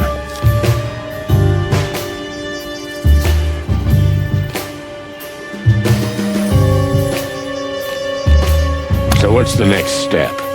How can we help you? Honestly? Well, I'm surprised you're so cooperative, Sonny. Well, there's something noble about what you do. Thank you. And there's a level of naive insanity that I can't help but respect. I see. But clucking hell, we're all in this together, right? We definitely need to find out what the connection is between Lady Kayla and her church and the rise of the gangs. Especially the Golden Fang. Exactly. I know Mick's in your sights. That's an understatement. He killed a friend of mine. I hope you know this isn't about revenge. I'm not the vengeful type, but when I catch him, I'll pull out all his hairs one by one. Just find out what the link is first. And of course what they plan to do together with the church. And Lady Kayla.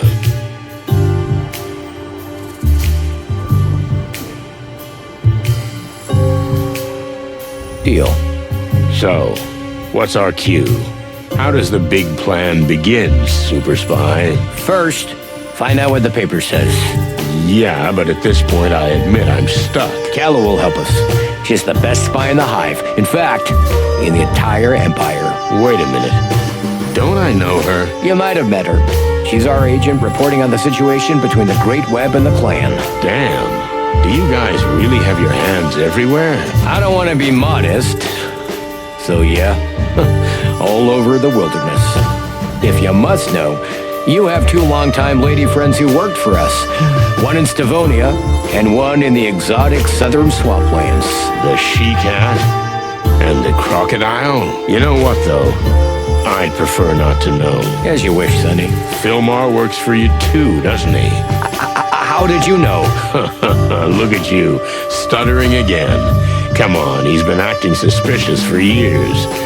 Like I always knew. Yeah, well, Filmer's been watching you since the Wessler case. Explains a lot. Damn it. Sorry if this is a lot to take in, but, it had to come out sometime. Yeah, I think I understand. I'll call Calla. You stay here. We'll figure this out. Just don't turn my apartment into a spy headquarters, okay? Okay, I won't. You see? That's what I'm talking about. Sonny, I think I'm in shock. Well, I understand that, little buddy. Lewis was snooping around us all this time, and Philmar, and who knows who else? I don't like this either, believe me. But it's helping us now, so let's hear what they're planning. Listen, we're not stirring up a hornet's nest with all this, huh? This is the biggest hornet's nest I ever saw. So yes. Yes, we are, Marty. Feathers. What's wrong with you? You live and die for adventures like this, don't you? Yeah, but, well... Come on, spit it out. The thing is, I wanted to tell you this, but... Gentlemen? Dear lady. Furry gods, that was fast. Frighteningly fast. Calla was nearby. Was she following us? Oh, don't be paranoid, Sonny. After what I found out today, it's hard not to be. Let me see that paper. Here. We got that far, too. Can you be a little more specific? This came from my contact in the Hive. Its contents are a little troubling. But what's more troubling is that it's come from you. We found it in a strange little monkey music box. Someone put it there for you to find. What does it mean? What does it say? It says, I hid it where no one will ever dare to search for it. Only through my cold body. That doesn't mean much. But who's the writer? Mr. Hayworth? You can tell them, sweetheart. They'll find out eventually. Frank Castellini. Half-armed Frank? Was he one of you people? Well, no, not exactly. But he did help us with a few things. And he kept in touch with Calla. And through him, with me. What the hell does that mean? That's for you to figure out. But as I said, the mere fact that the message was taken from him and planted as bait for you is concerning. So we're busted. I think so, Mr. Hayworth. So what are you gonna do? We? Nothing. But you're gonna... chicken shit. This message is for you. So they know you're onto a hot lead. You can lay low, but whatever they're planning, they'll go through with it. But if we all work together... So you want us to do your dirty work for you? The King's Guard will do our best to help you, and your service will be a great help to the Crown. No offense, madam, but the fate of the Crown is of little concern to us. A friend of ours was killed. Frank. If you don't find out what else they're after, they might kill more of your friends. Listen to us, Sonny. You just keep going down the road you've already planned, and we'll help you. It's a win-win situation, right? It's just that I've just found out that this road is full of spies and global conspiracies. That's true. Sonny, think of our friendship. How many times have I helped you? How many times did I bail you out, huh? I'll think about it.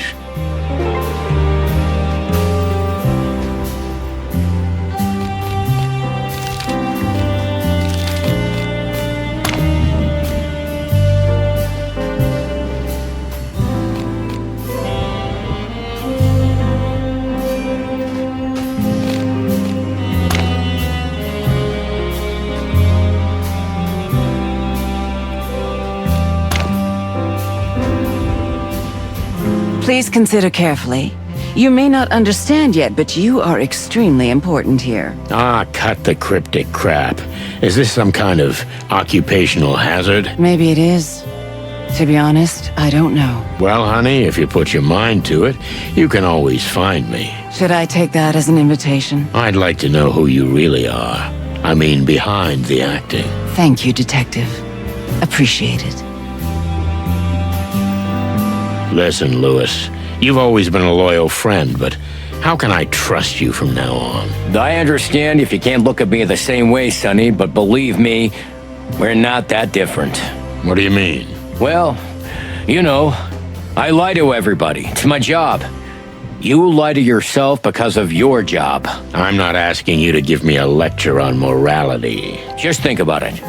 You'll do anything to stall, to face the real you and your real desires. Your wife and your daughter. You look for them and yet you don't. This journey of yours around the world, well, that may never happen. Well, don't you think it's symbolic? You never leave Clawville because you'd have to move on to do that. And that's exactly what you can't do because you live in the past. Therefore, you lie to yourself. Just stop this. As you wish, Sonny. I'm sorry, buddy, if I hit a nerve. Forget about it. What do you make of this, Marty? What do I make of it? It's all nonsense. But the bunny is right about something. Which is? You're gonna go through with this. I mean, we are. It's our trademark. And what's the difference what we make of it? It's a matter of principle. Come on, Sonny. Don't be stubborn. Don't lie to yourself. That's the spirit. Once we're in, let's do it and get out with some dignity. You're sounding like an adult. What the hell's wrong with you? Nothing. I've just been watching your ass too much. Huh. That's funny. Okay, I'll talk it over with Marty. We'll be in touch. But for now, please leave us alone. As you wish, Mr. Featherland. Sonny, you have my number. Call me when you're ready. Calla and I will work out the plan. If we're gonna work together, I can't guarantee we're gonna follow any plan. We'll see, Sonny. But you have a deal. Right. Goodbye, Sonny. But think about it. And don't do anything rash or stupid. We're here to help you. I'll try. Now would you please? Goodbye, old friend. Mr. Featherland? Mr. McChicken? Bye, lady. All right. Let's take a deep breath, and then we'll head to the Hive. What? But we just promised we'd tell them first. I promised not to follow any plans. You are one cocky son of a cock. I beg your pardon? I thought I'd have more time, but... Listen, boss. I know how important this is. Frank was my friend too. But I think the poor guy's gonna have to wait a little longer. We can't rush over there just yet. What do you mean we can't rush? Just because of what those two are saying? No. Actually, I need to say something. What's bugging you? Well, you know, Boss Bird, Laura gave me an ultimatum. Laura? What ultimatum? There's more. Even worse. She's invited you to dinner. What? Tomorrow night. She insists, tooth and claw, and you've seen her teeth. She wants to talk to you, to us, about us. About what? I don't understand. She's not gonna take me back if we don't get a few things straight, okay? Look, this is important to me. Do me a favor and come. I don't know. Monica will be there. You've been planning all this behind my back? Yeah, I was afraid to tell you because of your reaction. Clucking hell. You're right. So? Are you coming? I guess. It's the least I can do. Frank can wait a day, right? His clock is ticking differently now. Oh, yeah. Now it's ticking in infinity. Poetic, Marty. Sonny, listen, there's one more thing. Get some rest, okay? Yeah, that's nice of you, kid, but no. You know, I got 1,000 things going on, and when my mind's racing, I just can't stop it. No, listen to me, Sonny. I'm serious. Just relax, okay? I'll see you at my place tomorrow night, 7 o'clock, fresh and crisp. You pick up Monica on the way. Do we have a deal? All right, Marty, but stop talking to me like I'm a dimwit. Thank you. That means a lot to me. Yeah, sure, no problem. Now give me a hug, you big dummy. What? Get the cluck out of here. All right, I'm going. And no drinking, okay? Tomorrow, rested, clean, fresh as a day-old chick. You're not my mother hen. Cluck off. All right. Tomorrow, then.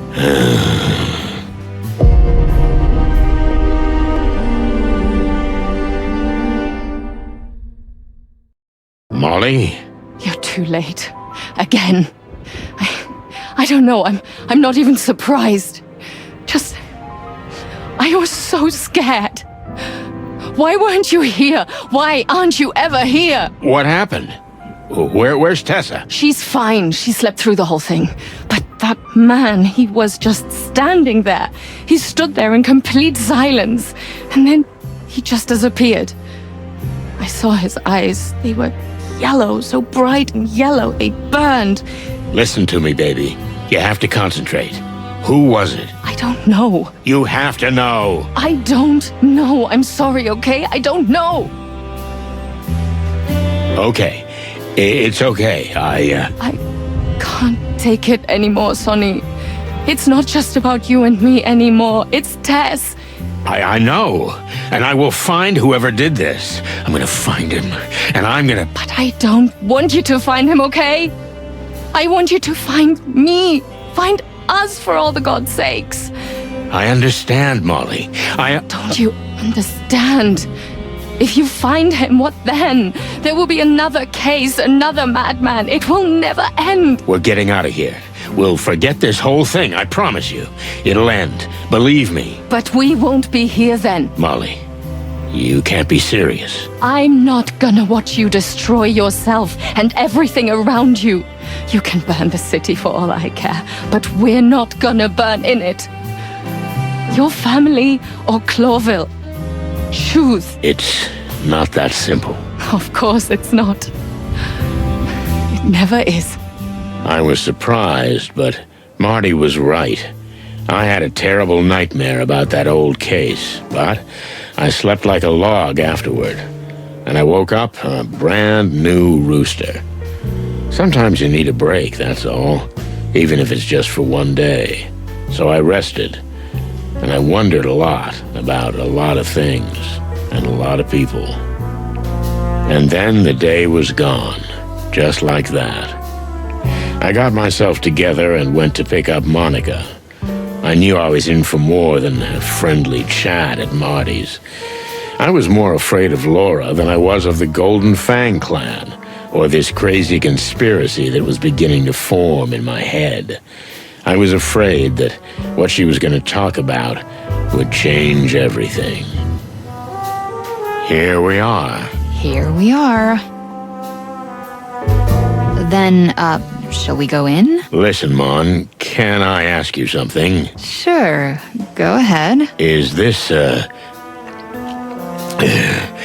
mean, is this a date? Well, what's so funny?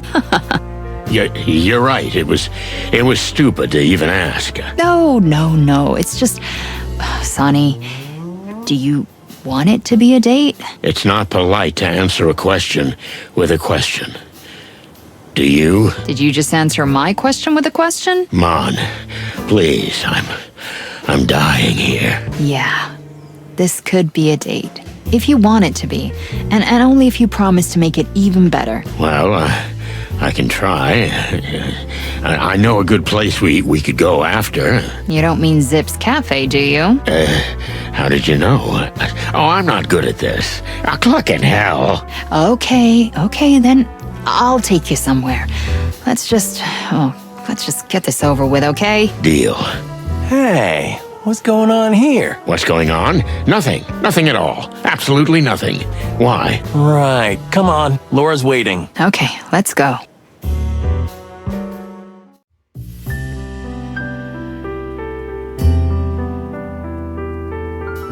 Laura? Santino Featherland. I'm glad you've honored us with your presence. When was the last time you were here? Oh, about a lifetime ago. Kind of. Monica, darling, it's so good to see you. You too, Laura. How are you feeling? We're fine, thank you. The nights are hard sometimes, but I'm managing surprisingly well. So good to hear. Can I help you in the kitchen? Sure, come on. I'll show you around. Let's go. Clucking hell, Marty. Didn't you forget to tell me something? Oh, the painting? Gee, I know, it's extremely scary. When Laura bought it, I didn't sleep for weeks. It's not that, you big dumbass. Laura. Oh, yeah. Well, of course, it's not news to me. Don't you think it's worth mentioning? I'm your partner, for cluck's sake. It could affect your work. Well, has it affected my work? I don't know. Maybe. Shit, it's been months. You want to be godfather to the baby? Wait, what? No, well, don't worry. You don't have to answer now. We've got time. Did you just shock me on purpose to appease my anger? Maybe. You don't think I'm smart enough to do that? I don't know what to think anymore, but... shit. Congratulations, you big moron. I guess that's the right thing to say. Without the moron part, but yeah, something like that. And thank you very much, Sonny. That's very nice of you. Why didn't you tell me sooner? Hey, relax. Just enjoy the evening. The best is yet to come. Oh, cluck. Will there be more surprises? Well, maybe. You got any bourbon? Don't worry. We got you. You're a pal. I know.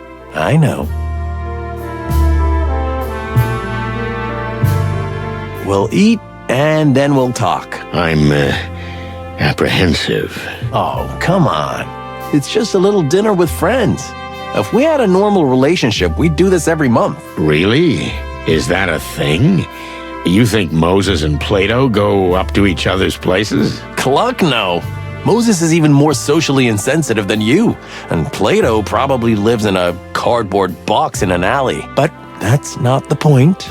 We should do it more often. Okay, well, let's do it again when I get back from the wilderness. Oh, yeah. That around-the-world journey of yours. Of course. How does Laura feel about, not eating meat? Well, pretty much like everyone else. She eats fake meat. Not M-E-A-T, if you want to know, so you don't have to scour the pantry for clues. I wasn't going to. Yeah, sure. Anyway, yes, she eats meat substitutes, but she also has to eat very small amounts of approved, real, dried meat on her doctor's recommendation. You know, for the baby. Where do you get the approved meat? And how is it any different than eating your neighbor? Good questions, and as usual, asked in a tasteless and totally insensitive way. Sorry. I'm used to it. And I have no answers. You two have a beautiful apartment. Sonny, you're cute. But I don't need the small talk. Just try to relax and have a good time.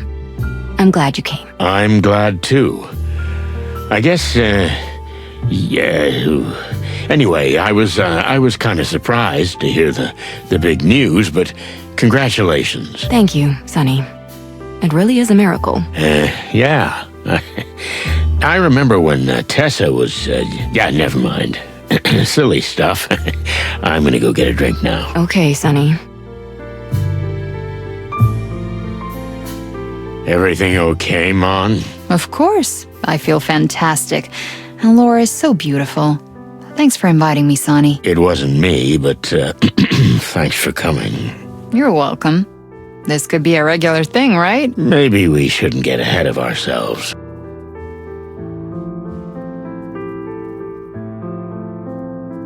It's been a lifetime since you were last here, huh, Boss Bird? That's right.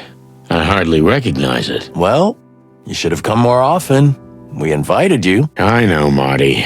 You're right. I feel stupid. And as for Laura... I'm sorry again for not telling you. It wasn't intentional. I mean, maybe a little. I didn't want you to worry about us. She's glowing. Yeah, she's been cleaning all day. No, I mean the apartment. Everything is glowing. Oh, yeah. Thank you. She's doing really well. She's a whole new woman since we found out. This changes everything. It's the way of the world. It doesn't change anything. How does Laura feel about not eating meat? Well, pretty much like everyone else. There's something dear Marty forgot to tell me. which explains a lot. She's so happy talking to Laura, I won't bother her anymore. Boy or girl? Do you already know? Nope, we don't know yet. I mean, Laura doesn't want to know, but I have a feeling it's a boy. These top-cock genes, you know, how could they produce anything else?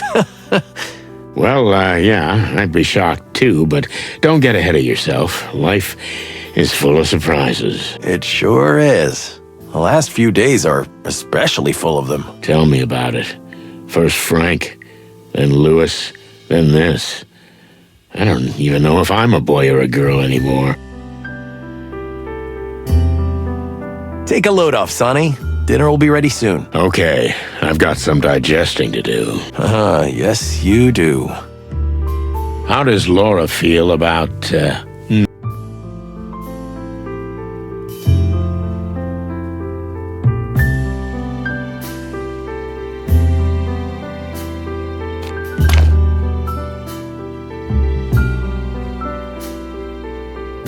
hair, feathers, and scales? What is this horror? Terrible, right? Unbelievable. Is this high art? I couldn't believe it when Laura brought it home. I can imagine. At first, I thought she was joking, but that was over a year ago. It still scares me to death at night. Well, don't look at it at night. When the moonlight hits it and lights up that face.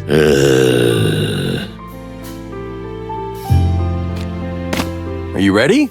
Hell no, and I'm not worried about the food. I bet you're not. What do you eat at home, cigarette butts and whiskey? Lately, I've been on a super healthy hemp seed mush diet. Ugh, sounds awful. It is. Dinner is served. Yep, let's eat. I'm starving. I don't have much of an appetite. Sonny, please. Okay.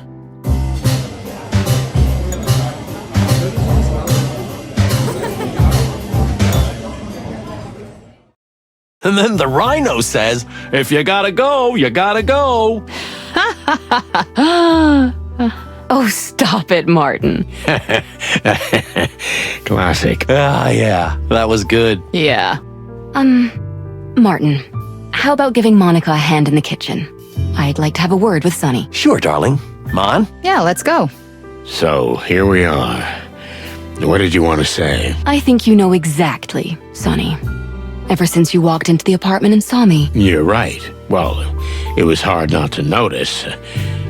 By the way, you knew I didn't know? I wouldn't say I knew, but I had a hunch. Anyway, Marty's a good kid.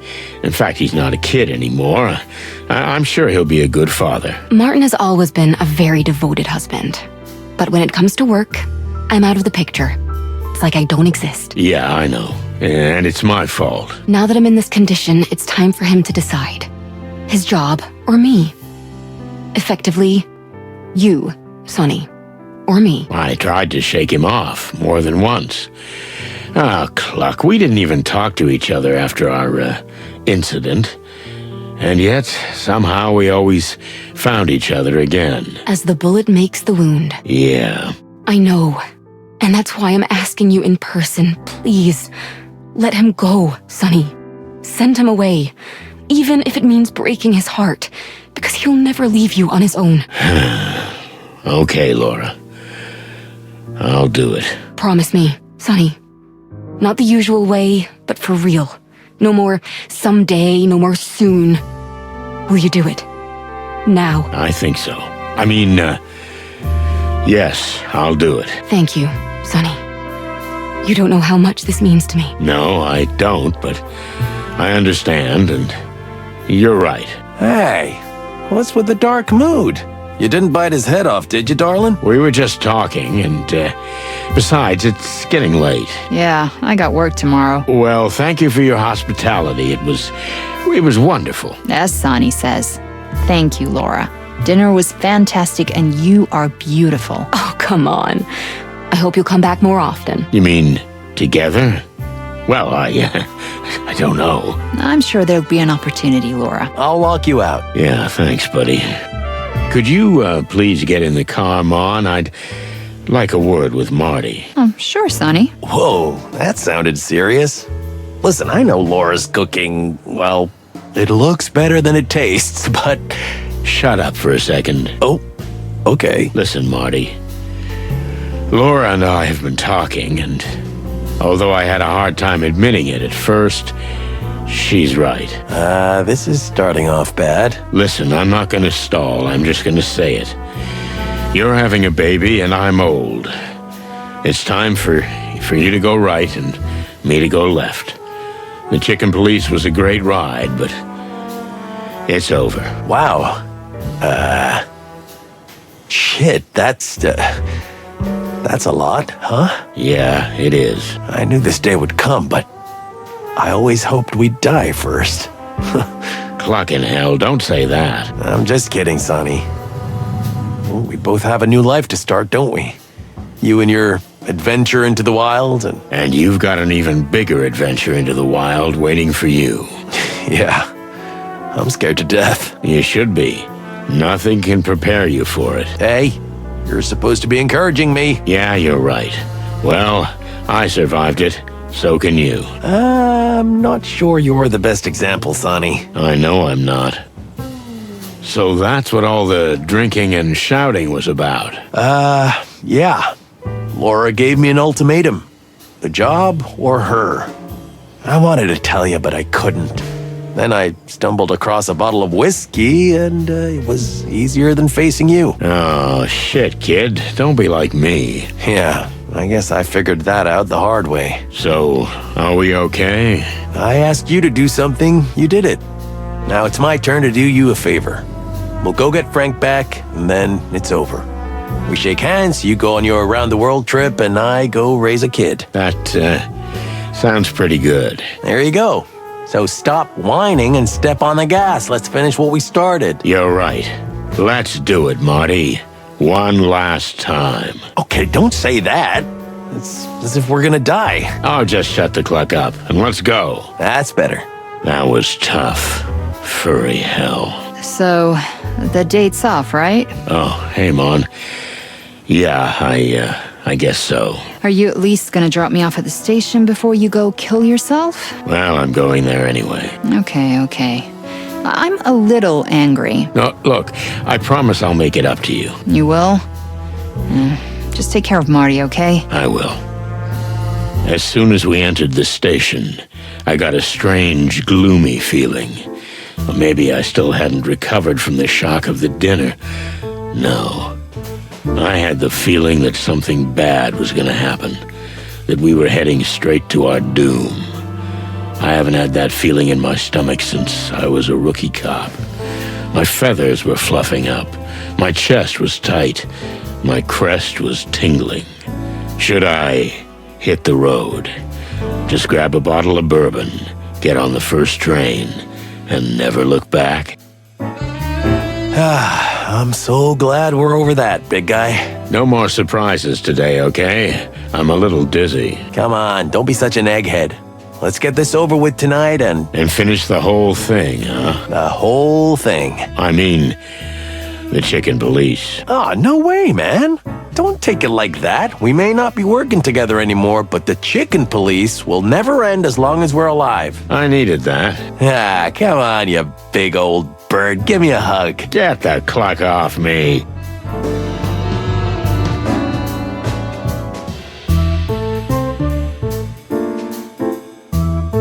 Hey, Phil. Why am I not surprised to see you here? Just flying with the wind, darling. You wouldn't happen to be watching us on Lewis's orders, huh? What? What and who? No need to look so dumb. We know everything. Lewis told us. Keep it down, you mother cluckers. Even the walls have ears here. You think the clan's got a mole in the station? They buy off anybody they can. That's just the way it is. Nothing new. Nobody ever tried to buy me off. What about you, Sonny? Me neither. Why? Well, I wouldn't accept it, but it's a matter of principle. Ha ha, you're a funny kid, Marty. But you're lucky you didn't get approached. These bastards get everybody at their most vulnerable, and you're especially vulnerable right now. Because of the little one? Exactly. Hey, even you knew about that? What do you mean? Everybody knows. Oh, clucking hell, Marty. I swear I'll kill you. Hey, don't hurt me. I'm about to be a daddy.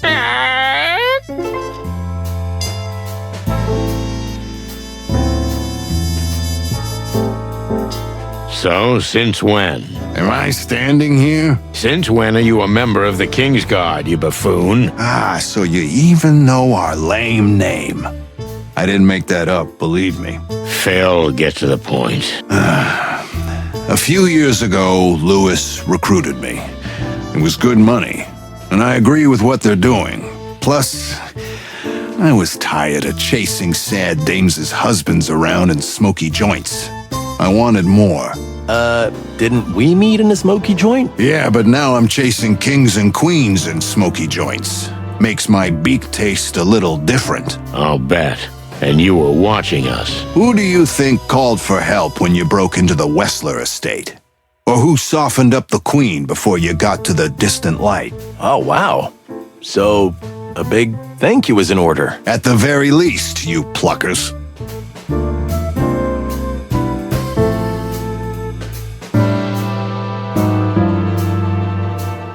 Well, thanks, I guess. It was hard to say, wasn't it? I see it's killing you. Leave me alone.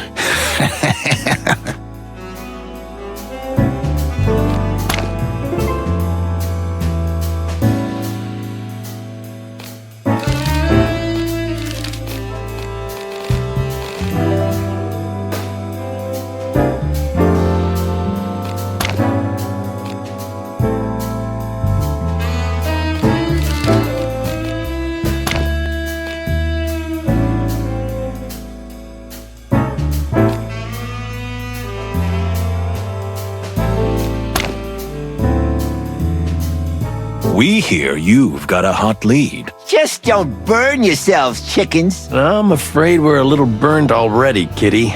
But we're made of tougher stuff, so don't you worry. But you're not doing anything illegal, are you? I mean, you're not breaking any laws or anything? What? Come on, Moses. We've never done anything like that. Is that irony? Your senses are one of a kind, Mr. Master Detective. And that's cynicism. You're amazing, Moses. Hey, don't mess with us, chickens, or you'll regret it.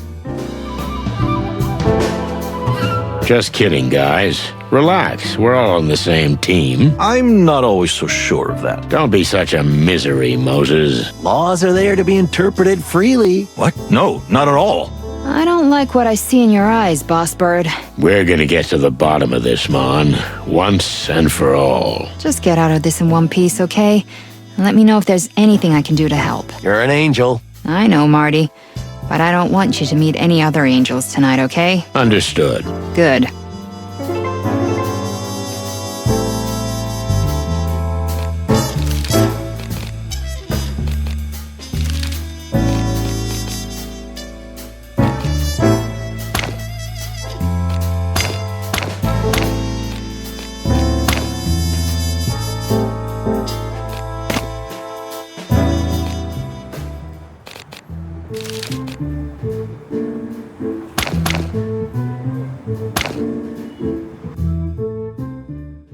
Let's go. What do you think about the current situation in the city?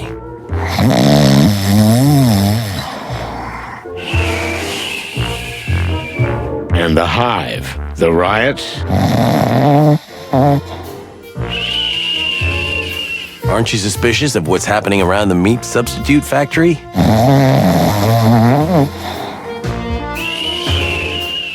The King's been acting pretty strange lately, don't you think, old owl?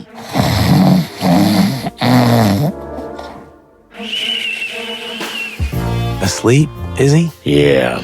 I never know if he's sleeping or ignoring us. That's the question, Marty.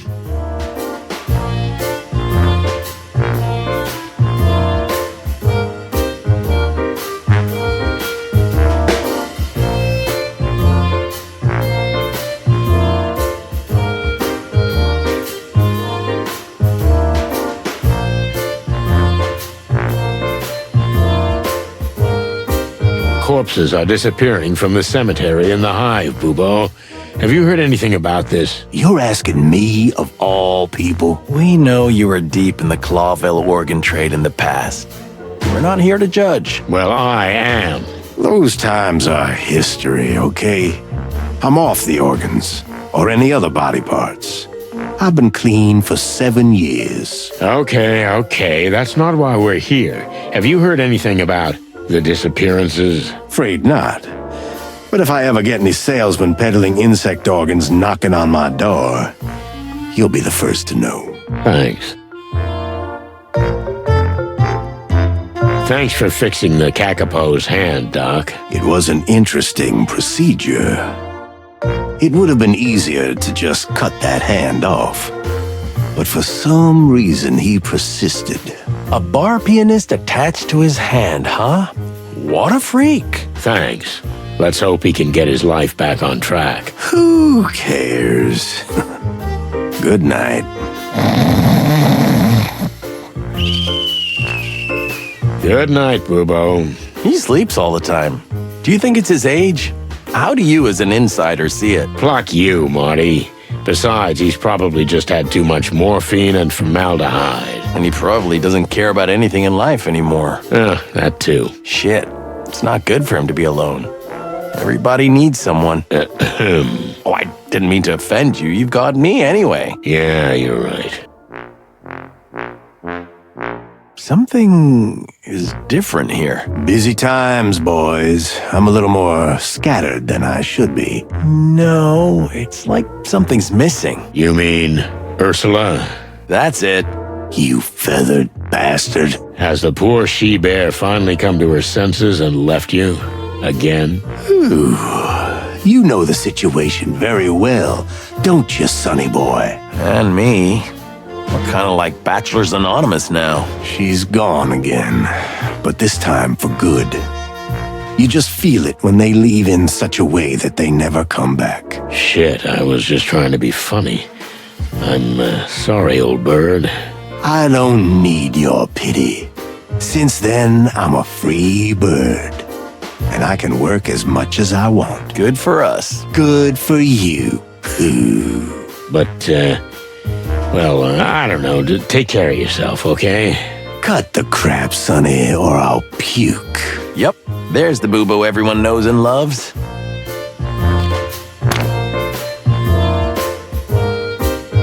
So, did you find out anything about MEAT? I'm afraid I have some bad news, boys. Don't be a tease, man. Say it. MEAT is made of meat. And a special kind of meat that many tests don't even recognize as such. Insect meat. Exactly. So, you already knew? All the clues pointed to it. I just, well, I wanted you to say something else. Well, unfortunately, fellas, it's the ugly truth. Not a single word to anyone. If this gets out, it'll start a panic. Do I look like the kind of owl who'd run out and shout the news to the big wild world, Come on. I'm gonna get a good night's sleep. Thanks, Doc. We owe you one. Again and again and again. Good night.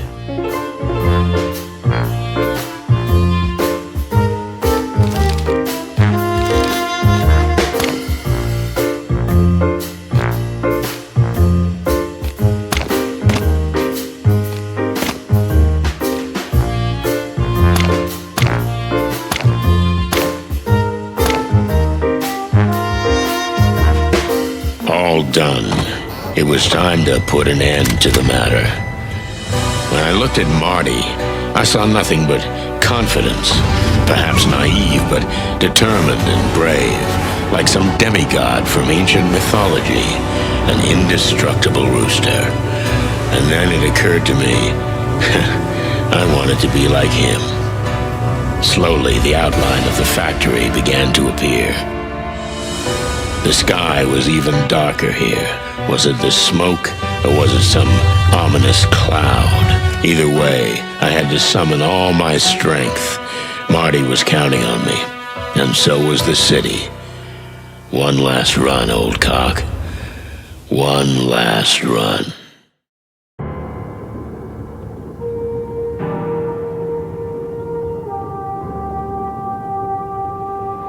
And there it stood in front of us.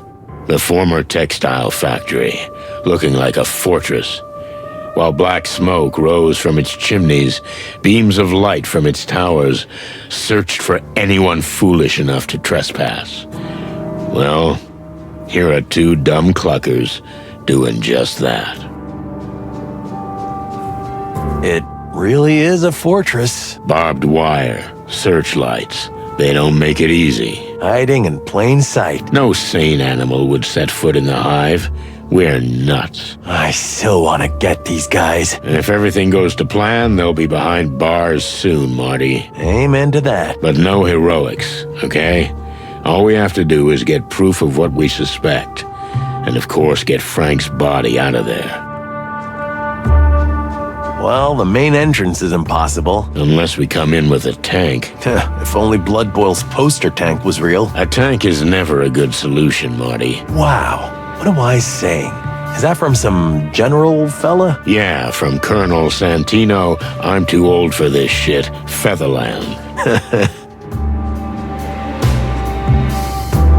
Are they playing war games or what? If they find out what we're doing here and the Clawville police invade the Hive, it's certainly gonna be war. Shit. Can this city take that? I don't know, but right now, I see no better way. We're clucked.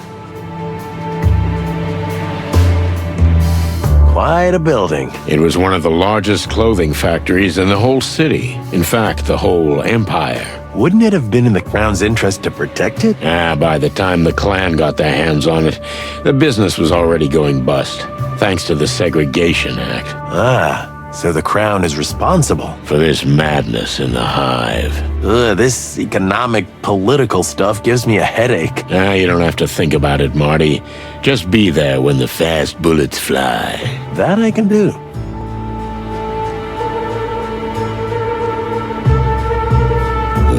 I shudder when I look at these huge towers.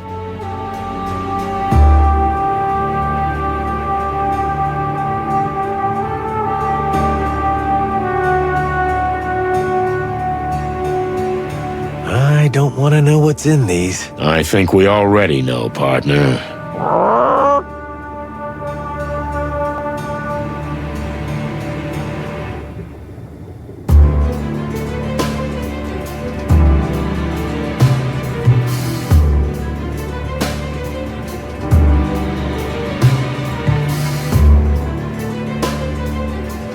What are they cooking in there?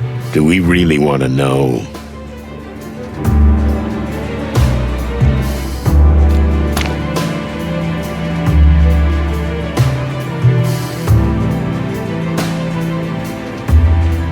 They have a whole fleet. They've already swamped Clawville with this stuff, but I'm afraid they won't stop here. The colonies? Best case. But worst case, the whole wilderness. Unless they're stopped by the legendary chicken police. Let's just get this done, okay? With you, Boss Bird. Hey, there seems to be a light on the side. Looks like a back entrance. If we can get down that hill, this looks like a better place to get in than the front. I agree with you there, Marty.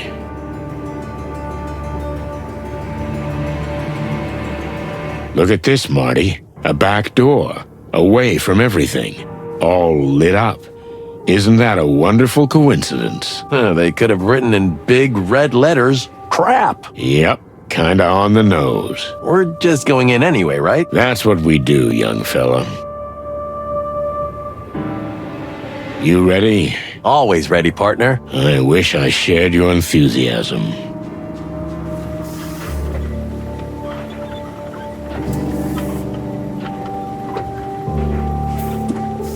It seems too easy, doesn't it? Did they really just leave the door open? Marty, look over there. Is that? Oh, no. Frank. There's a reason they left the door open. It really is a trap. They want us to see what they're doing. Why would they do that? Because they've led us all the way here by our beaks, Marty. Strange little clues in strange places. The gold tooth, the secret message, you name it. We're just pawns in their game. Don't write us off yet, young fella. We know something about Frank they don't. What Frank himself told us. What do you mean? What he said before he died. He said, the meat is us. We can guess what that means. Cluck, we know exactly what it means. And what else? Something about not eating that shit? He said, I swallowed that shit. The fake meat, right? It's understandable he'd be angry about it after he found out what it was made of. That's what I thought at first. Then I realized Frank was trying to tell us something more.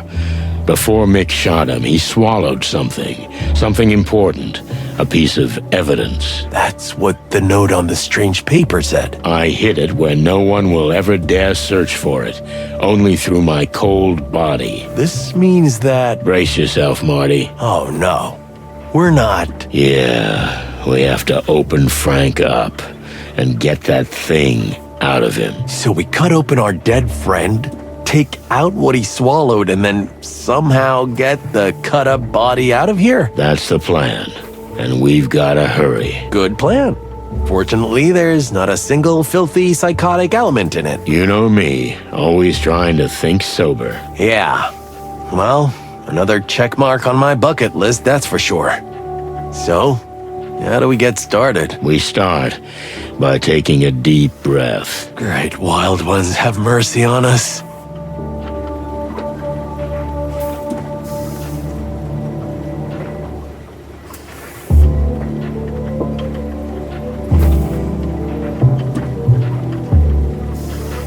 What a massive machine. What could it be for? Well, Marty, considering it's a meat processor... Do you think this is what moves the thing that grinds the bodies to a pulp? That's exactly what I think.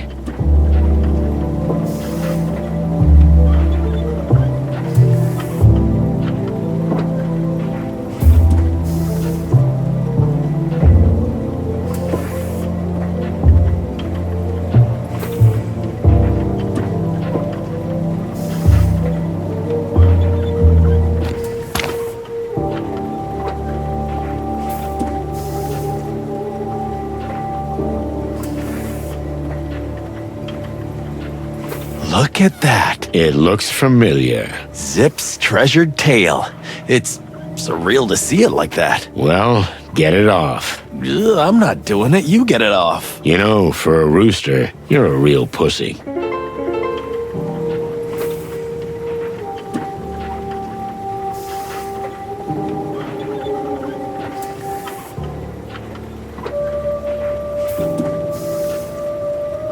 Ugh, I don't want to know what that stuff is. Just don't touch anything while we're here. You don't have to say that twice.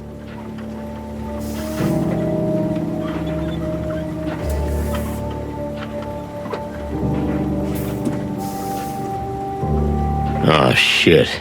It's definitely Frank. Look at the antlers. Looks like they haven't started yet. Yeah, we just made it. They could be back any minute, so we gotta hurry. Gotcha.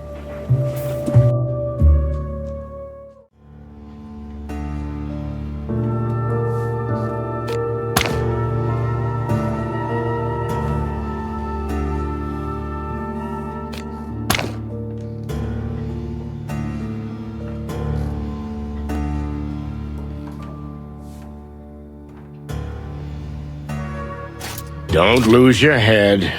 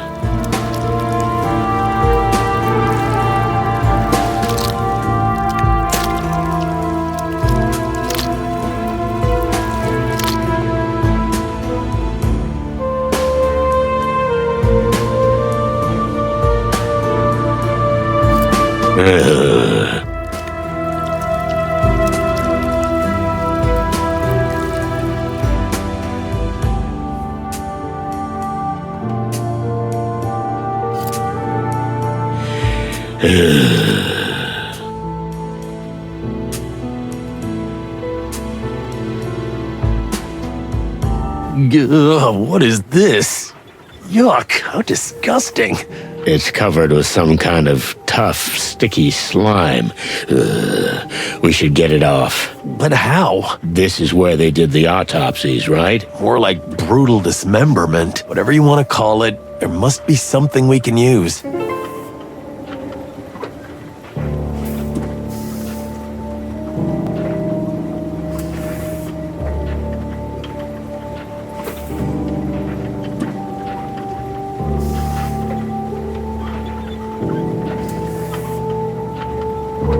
Did you find anything?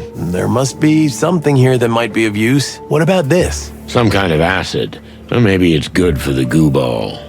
Maybe. But what if it eats everything, even what's inside? Any better ideas? Nope, not really.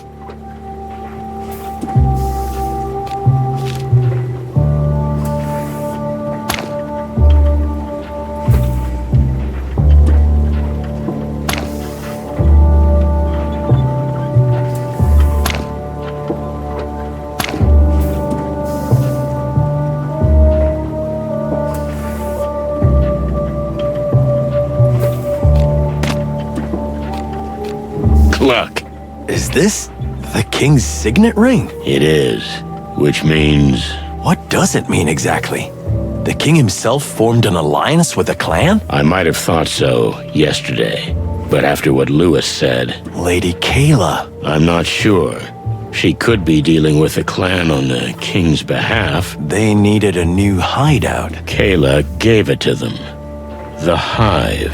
She's worshipped like a saint here. She opens orphanages and shelters for the homeless. So the church is essentially a cover. And MEAT makes a cheap meat-flavored product out of insects, which she floods the city with. I think I'm getting dizzy. She must have run out of the homeless. Is that why they had to dig up graves? By order of the king? The ring must have been Kayla trying to frame the king.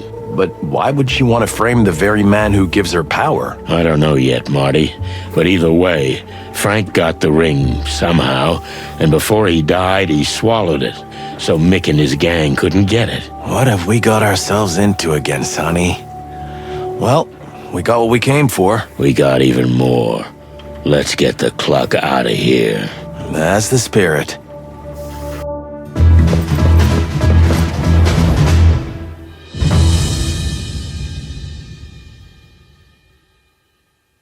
Sonny, did you order pizza? I don't think it's a delivery guy. What do my eyes see? Cocks never sleep, huh? Hello, Mick. This night just keeps getting longer. Yeah, I could use a nap. If I could, I'd clap for you guys. But I got a gun in my hand. If it helps, you're a bastard with or without a gun, Mick. Ah, the fool in the leather jacket, am I right? The good cop on the team. No need for the usual routine. Let's just be honest with each other. Cut the crap, Mick. Do what you came here to do. I don't even care. But I do. You know, I want to enjoy this moment. I can't just let it fly away. I want to savor your demise. You don't mind, do you? Cluck you, Mick. And your pathetic puppet gang. You know, sonny boy, better to be a puppet in a new world than a free fool in the ruins of an old one. This is too poetic for you, monkey. Just kill us already. Hey, that was good. Thanks, partner. Silence. One more word. What? You gonna shoot us? Do it. I'll get to that. But first comes the big monologue, right? You know, in a kind of narcissistic, sociopathic fashion. Don't you want to know why this happened? You live and die for mystery and justice, don't you? Well, actually, I'd like to live a few more minutes. You, Sonny? Yeah, and extra points for the live and die remark, Mick. So ask me, what do you want to know? Cluck, you're really enjoying yourself, huh? I've never enjoyed myself so much. Wow, that sounds really sad. Okay, enough with the chit-chat. We're gonna play your game, Mick. Let's get this monkey business over with.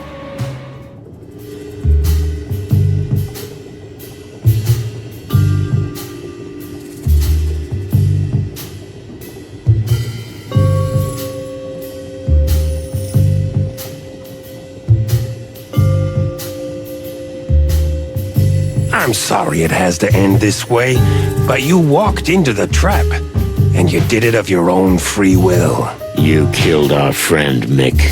You probably don't understand this, but people matter. So much so that you'd put your own skin on the line? No, I really don't understand, Sonny.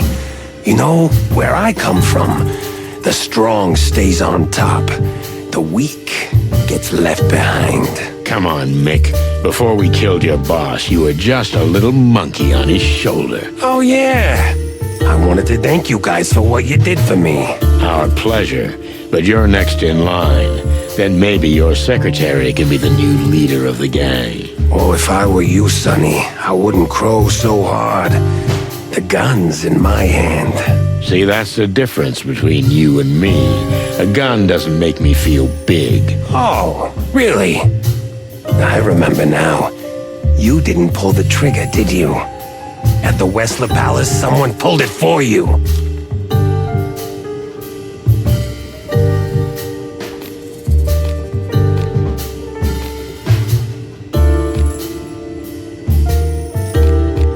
So, why did you lure us here?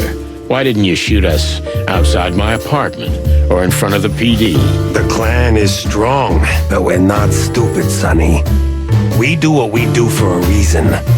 Why do you think we set up headquarters in the Hive? Because the police can't get their hands on you here. And no one else.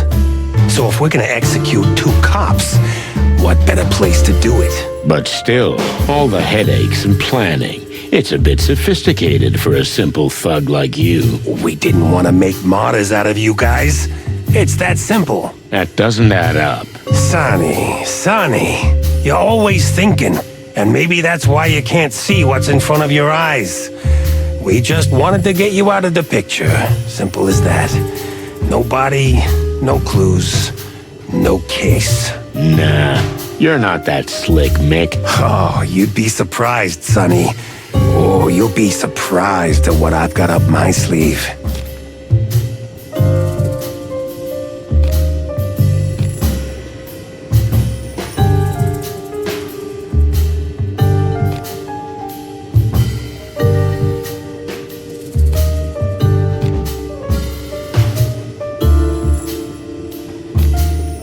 Why Frank? What could he possibly know that he had to die for? Why, that's a very clever question, Sonny. Pulling the motivation out of me and our plan too. You are such a greedy boy. I'll settle for you answering just one of them. That miserable insect got obsessed.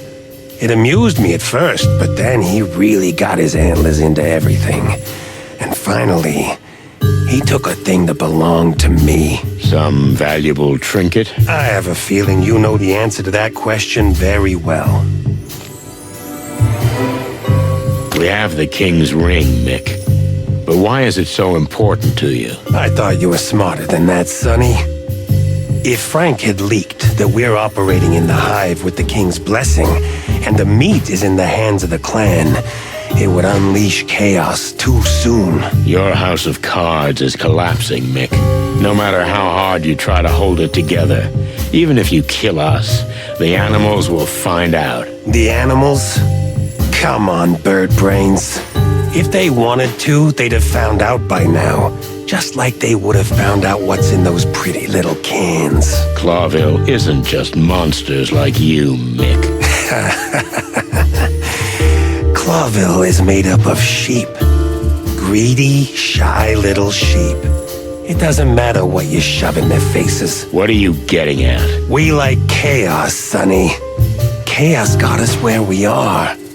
But even in chaos, you need someone to guide you or take control. And that's why we've arranged everything the way we have. And in that plan, you've played your parts perfectly. Don't get too cocky. This isn't over yet. The way I see it, it's up to me how long we drag this out. Tick-tock, tick-tock.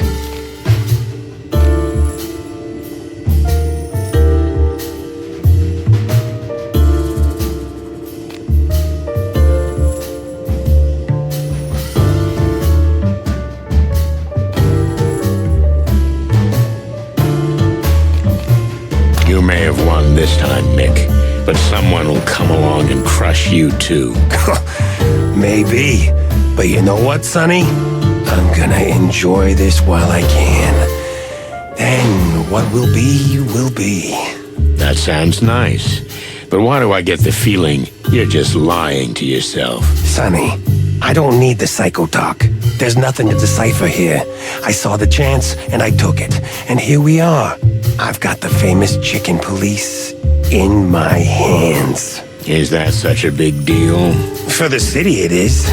If you fail, the police department fails in the eyes of the citizens. For good. But if the city's in total chaos, what are you gonna feed on, Mick? We've got a plan, Sonny. Don't you worry about us. Oh, I'm sure there's a plan. But it's not your plan. If we're gonna die anyhow, why don't you tell us who's behind all this? Maybe there is somebody behind me. Ooh. But just don't worry yourself, Sonny. I'll be the one laughing in the end. Well, I'm sure your master will have a word or two to say about that.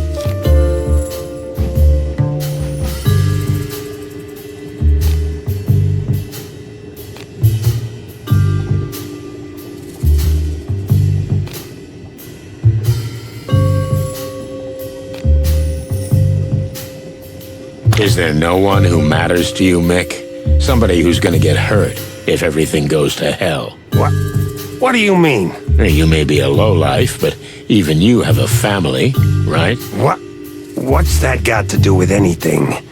You trying to make a fool out of me? It's a simple question, Mick. Is there really no one who matters to you? You know what, chicken? Why not? Why can't I tell you? Yes, there was someone who mattered. She was my everything. What happened? She's dead. Shot dead in a raid. They thought I was there, but it was just her. By us? The police? Yeah, Sonny. It was you.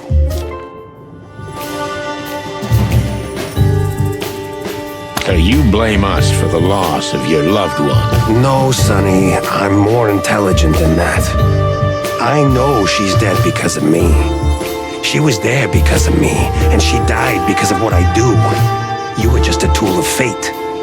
And I should have been there instead of her. So you're gonna keep chasing this madness until you end up like her? No, I'm not the suicidal type. I just have nothing to lose. Maybe you can understand that. I have something to lose, Mick. I've got friends. I got a partner. Good for you, Sonny boy. Good for you.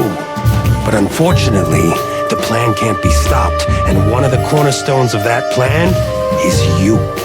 the chicken police and the legend you represent. You can still get out, Mick. Whoever's behind this will crush you too when they don't need you anymore. If they do, at least it was my choice. You still have a choice, Mick. Choose life. You fucking numpty. We're two of a kind, Sonny. Two animals who lost everything. Maybe, but you chose the path of destruction. I didn't. Didn't you? Don't you destroy everything and everyone around you? You know, Mick, a few days ago I might have said yes. But now, I don't feel that way. To be honest, if I'm gonna die, I'm gonna die in peace. What about you? Unfortunately, you're the only one who's going to experience that, my friend. My time has not yet come. Are you sure about that? You see? That's what I'm talking about. Okay, enough. This is giving me a headache. What's your final word, Mick? What's the end of all this? The plan is unstoppable, Sonny. Lady Kayla marries the king. The wedding will be a surprise, but perfectly legal. From then on, Lady Kayla will not only be an advisor, she will own the king. Perhaps even the Council of 12. Come on, even she wouldn't do that. That woman is the devil, chickens. I'm a Girl Scout compared to her. But fortunately, her plan coincides with ours, so I have much to gain from our alliance. I knew this wasn't your idea. There was more of me in that than you'd think. But my role now was only to stall and lead you astray while Lady Kayla sorted everything else out. So you've been doing all the dirty work. It wasn't that hard. In fact, nothing was easier than to lure you through the city until the time was just right to make our move. You did what you had to do. And even if anyone knows you're here, the police won't be searching the Hive for your bodies, because if a bunch of cops march in here, the city will go up in flames. And they wouldn't find anything anyway, because we'd be a can of meat. You got that right, sonny boy. In the can. The circle's closing. End of story. There'll be another one. But you two won't be the main heroes anymore. You'll be chum. Well, at least we had a great ride, right, boss? You bet, Marty. We had a great ride. Now, time to wrap this up.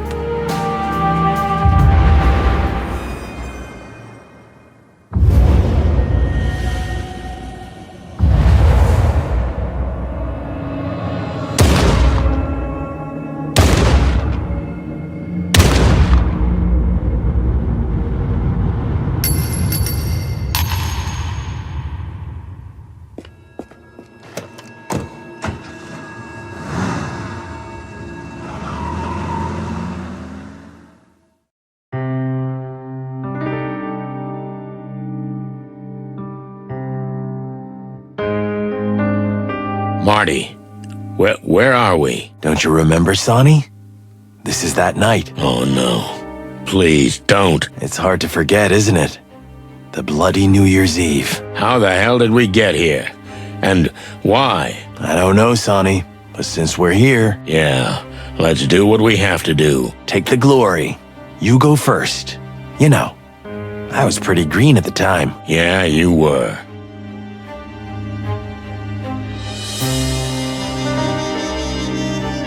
This is blood. Great work, Detective. It is indeed.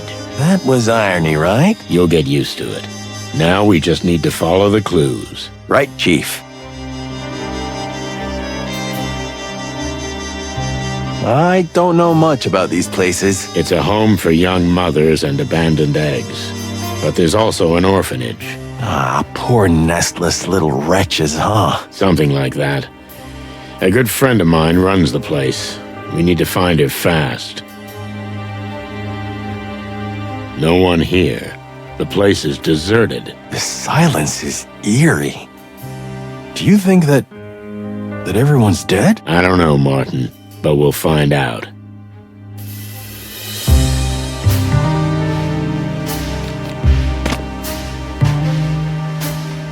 Blood. It's fresh. Shit, it's everywhere. Should we call for backup? I checked before we came in. The police phone down the street was disconnected. Wild ones. These guys are pros. And you thought of that? Always the first thing I look for. Slick work, Chief. Don't call me Chief. Okay. Boss? Boss Bird? Whatever you like.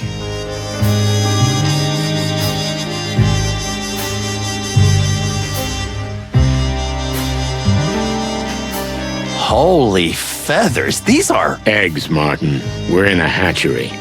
Looks more like a slaughterhouse. Oh, I'm gonna be sick. You do that, but keep your gun in your hand. Yep, I got it, Chief.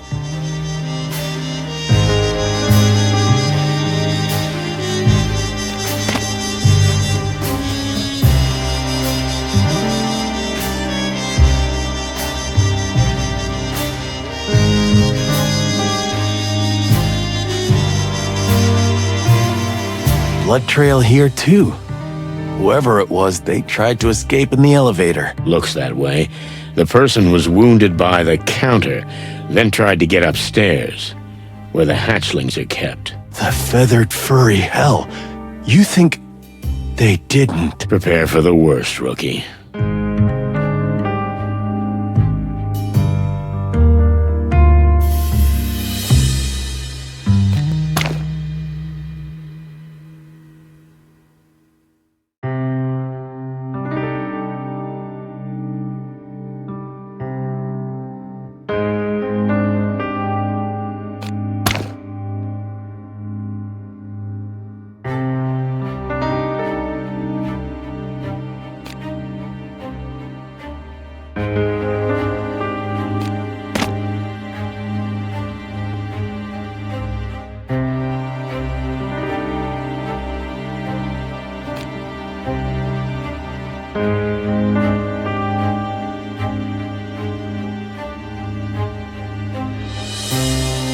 Who are they?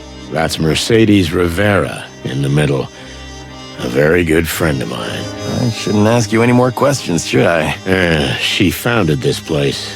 She called me, but there was something wrong with her voice. That doesn't bode well. No, Martin, it doesn't.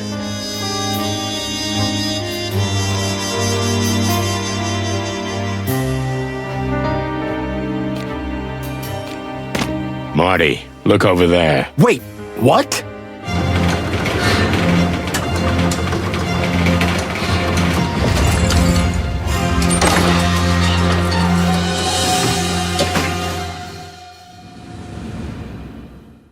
What happened, Mercy? Who did this? I didn't call you, honey, but you came anyway. Well, I am glad. And I hate you so much. No, please don't talk. Just hang in there. Hang in there. It'll be okay. Did I love you? Yes, I loved you mucho, very much. Before that, before the hate. I know, but... Be with your wife, Sonny. And watch out for Kayla. She's a good girl, but she needs help. She needs your help. Who? I don't know who that is. What girl? Mercy, don't leave me.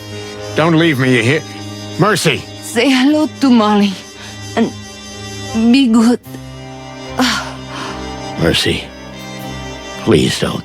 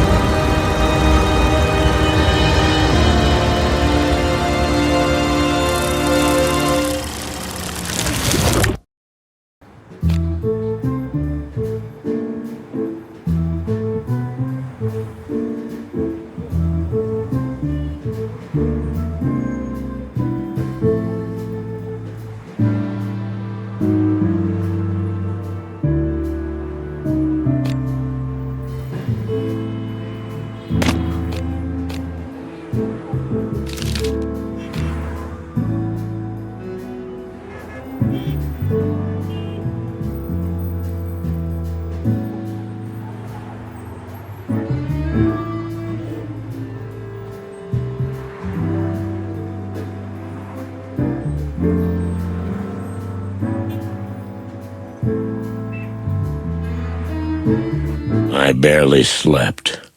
Nightmares tormented me. Old memories of old cases, old voices, and reality blended with the dream. I thought I was dreaming those shots, but when I woke up, reality was more real than ever. Clucking hell, Marty. I was greeted at the station by dead silence. I never had a harder time crossing that threshold. Hey, Boss Bird. Morning, Mon. How'd you sleep? Did you get any rest? Honestly, no. Any news? They say, damn, that's a horrible thing to say, but, he'll live. But he's not in good shape. Can I see him? He won't let anyone near him. Not even Laura. Oh, damn it. It's my fault. What's that, Chief? Nothing. Nothing important. Listen, Sonny. I think you'd better go home and get some rest. There's nothing to be done now. I've just come from there, Mon. I don't know what I'm gonna do. But I think I'm done. What do you mean? Marty's where he is because of me. Laura begged me. I failed. Marty made his own decision. You're not helping anybody by feeling sorry for yourself. I guess you're right. Get your shit together, okay? We're with you. We're all with you, even old Blood Boil. The old bone? That's a miracle. I'm sorry it had to be like this. Yeah, me too.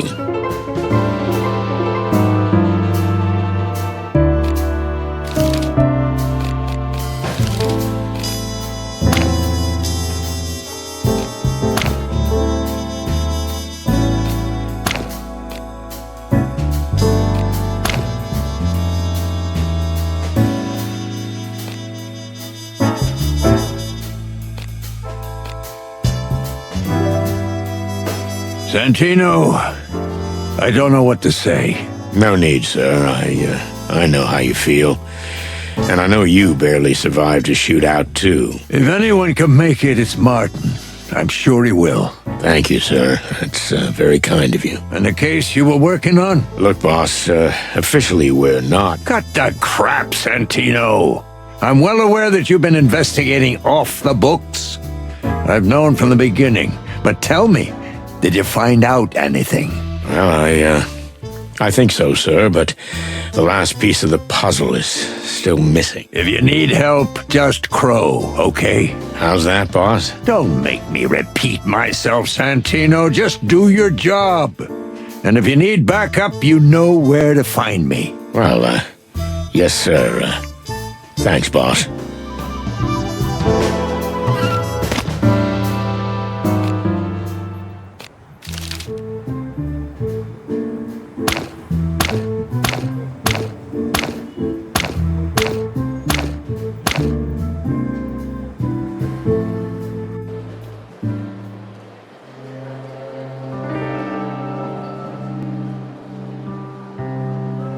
I pulled myself together and went into the station. I didn't care about anything. I just wanted to get the cluck out of Clawville. Marty was in the hospital. Mick got away. Disappeared. We got the confession out of the monkey, but we couldn't arrest him. All for nothing. Moses and Plato will get the case. It's their battle now. The chicken police are finished. We had a great ride, as Marty said. Whatever Lady Kayla's planning to do, it won't be up to me to stop it. Cluck me. This isn't my war. I'm not the shining armored defender of this city. I'm just another schmuck. Out in the wilds, maybe, everything will be different.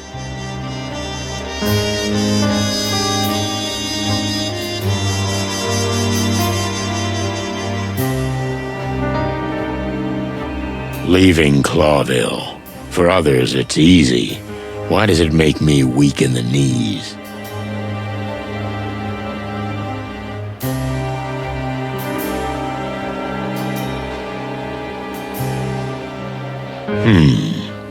You don't often see a cargo train on this platform.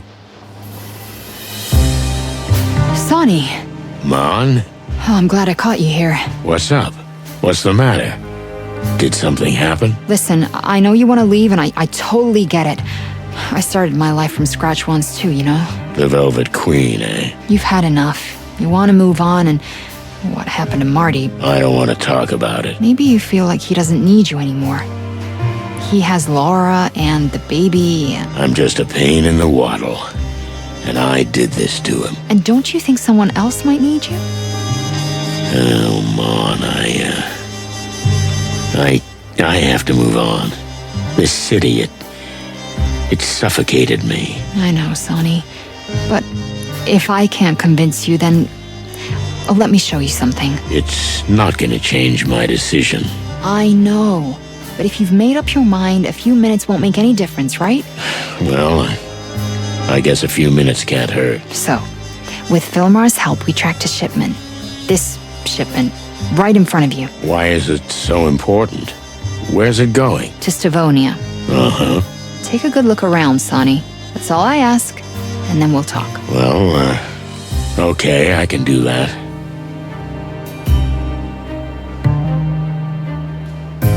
First of all, destination Stavonia. Well, of course. A royal seal. Why doesn't that surprise me? What else is there? Content of delivery, meat-like supplementary food ration.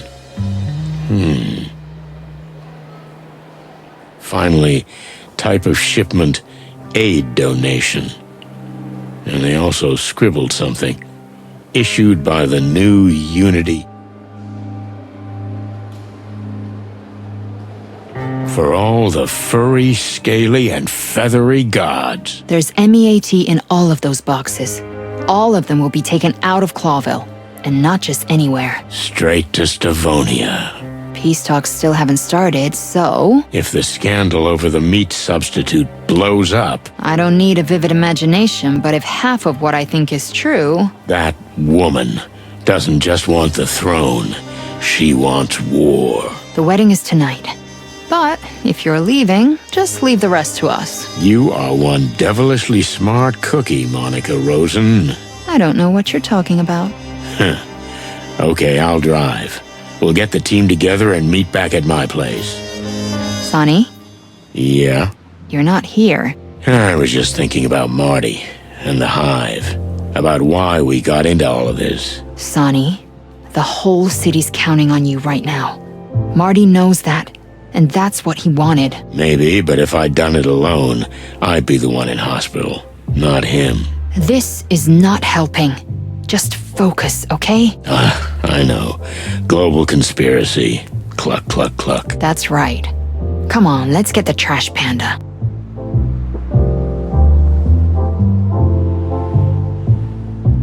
Hey, Boss Bird. And dear Monica. Good to see you guys. Hello, boys. Listen, we need your help. We heard about Martin, Sonny. You can count on us, whatever you need. Thanks, Pop. I'll tell you everything. But not here, it's not safe. But my place is. So meet us at the Atlas Hotel. Say no more, old cock. I'm closing up shop right now. Should I get the shotgun from under the bar? If it's not just a fantasy. And my eternal gratitude, guys. See you soon. We'll be there, Sonny boy. How's it hanging, old cock? I'd say you're looking well for the circumstances, but I guess lying won't help you now. Thanks, Zip. Still kicking. But I don't know if that's gonna last too long. Come on. As long as the city stands, you're gonna be in it. That's just it, Zip. As long as the city stands. Wait, you're not gonna blow up the whole dump, are you? It's not part of the plan yet, but we can't rule it out. Couldn't have said it better myself. I would say you two belong together, but instead, run away, dear Monica. Run while you can. Stop it, Zip.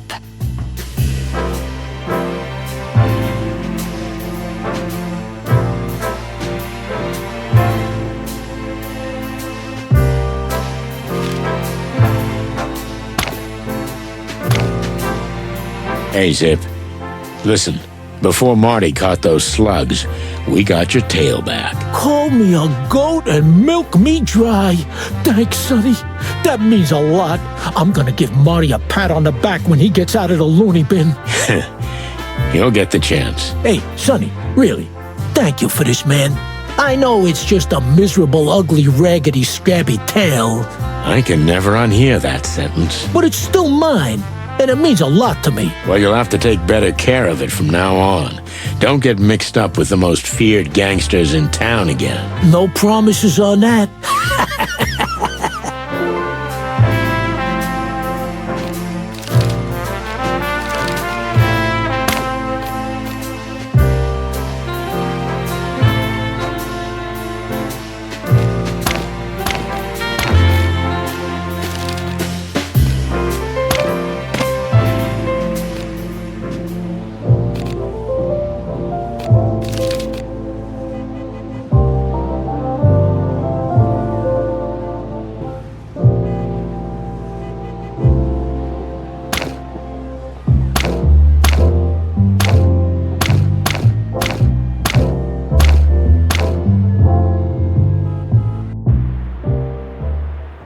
Let's go.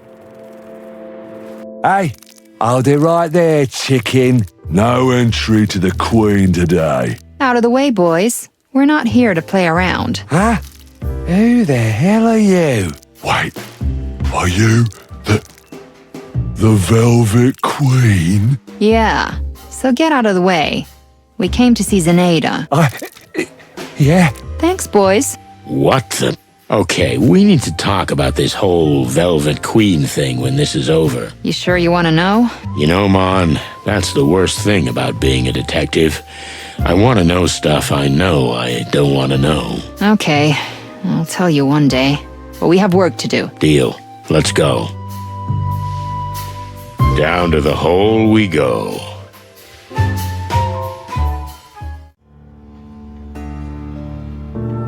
Huh.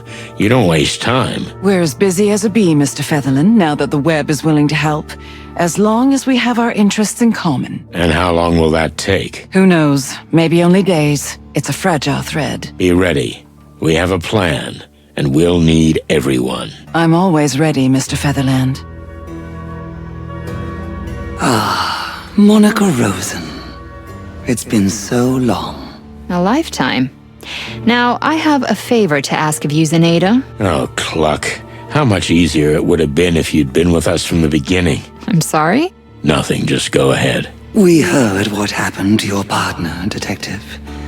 We're very sorry. But we think we warned you. True, but we've learned things that can change everything. It goes beyond us.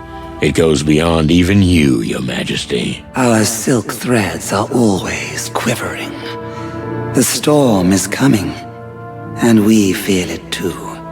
And it will be a storm of a lifetime. Will you help us? Carla will help you. Call her if you need anything. We assume you're aware that she's in cohorts with your friend, Mr. Hayworth. I am. You're working for the king, too? On the contrary, Mr. Featherland. But there are times when two enemies unite against a greater threat.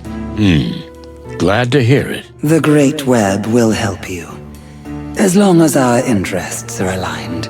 I'll keep that in mind. Thank you. Thank you, Zenaida. We'll be in contact. We're sure you will. You won't hesitate when the time comes, will you? What are you implying? Will you do what you have to do, even if you have to get your hands dirty? Oh, don't be afraid of that. He's wearing gloves for a reason, ain't you, Boss Bird? I do what I have to do. Good. Long live the king. Yeah, something like that.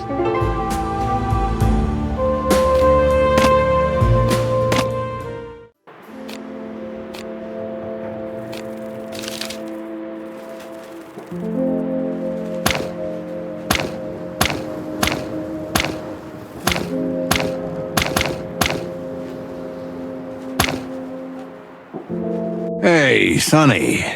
How's it going with Marty? We don't know anything yet. Unfortunately, they won't let anyone near him right now. Cluck. Yeah, pretty much. Listen, Phil, I need your help. I gotta get a small team together, and we don't have much time. Is this about the wedding? Partially. I'll tell you everything.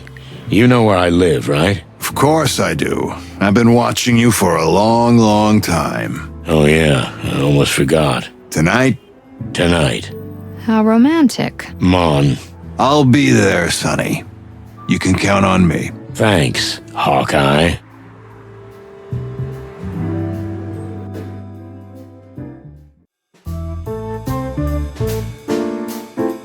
Sonny? Guys? Listen, despite all our differences, we're sorry about Martin. That rooster's gonna be all right. He's indestructible. Yeah, I hope you're right. If there's anything we can do, just let us know. We're at your service. Damn, do you guys really have to be this nice? Believe me, Sonny, this is hard for us too. It sure is. Thanks, boys.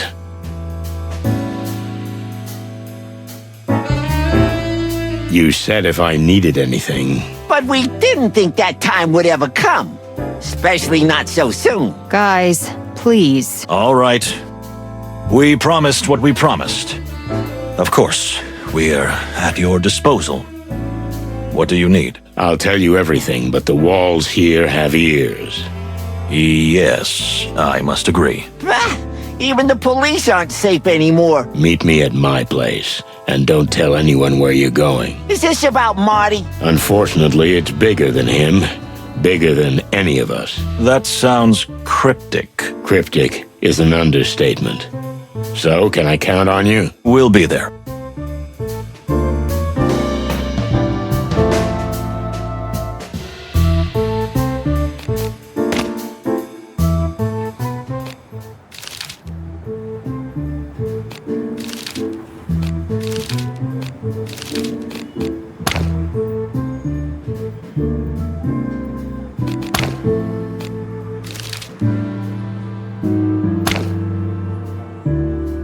Everything seemed to be on track, yet I still felt uneasy. But there was no time for doubt. The clock was ticking. Lewis was already in my living room, looking around as if waiting for answers from the walls. I had a plan in my head. I just hoped it made sense. Do you know what we're gonna do now, Boss Bird? Yeah, of course. That didn't sound very convincing. It's outlined. In big, broad strokes. Wow. That's not gonna be easy. No, it won't. But Lewis is here, and he's gonna help us bake the perfect cake. Yeah, of course. Or at least we hope so.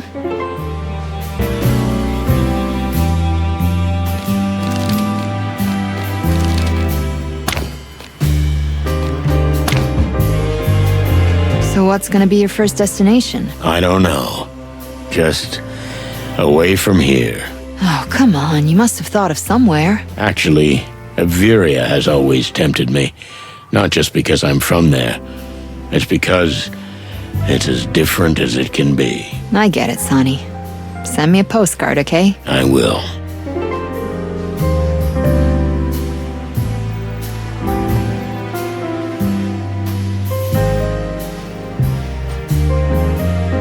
Nice of you to frame it. I'll never forget that day. Maybe we should have quit then. Don't you think that would have left the story of the chicken police unfinished? Sometimes it's better not to finish something. Are we still talking about the chicken police? I don't know anymore, Mon. Well, pull yourself together. What would Marty say if he saw you like this? That I'm a pathetic old wreck of a cock. Yeah. And are you? I'm supposed to say no, right? Exactly. Then, no, I'm not. Well, there you go.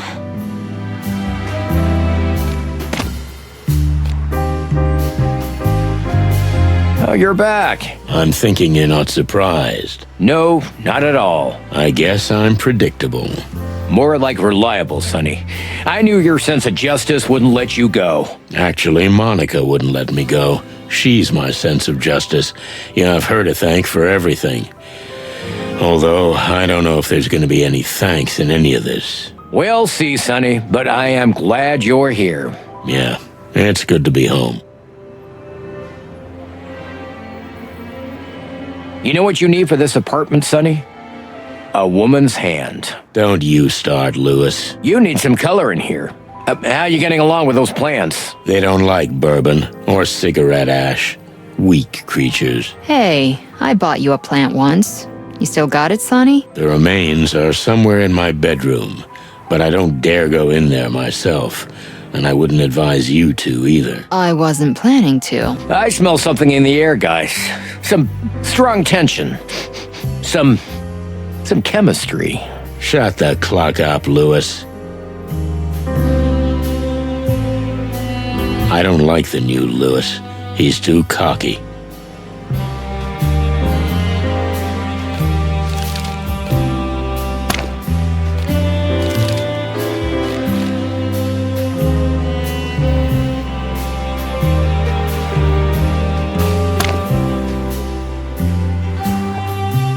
Sorry, Mon. I know it's a mess in here. Oh, come on, Sonny. Don't apologize for that. Let's just focus on what's important. Yeah. Ah, shit. I wish Marty was here. I know, Boss Bird.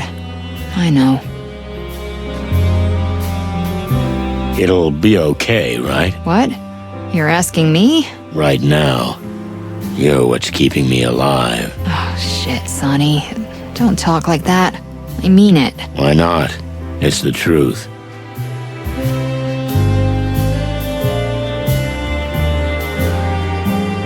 Thank you for being here, Mon.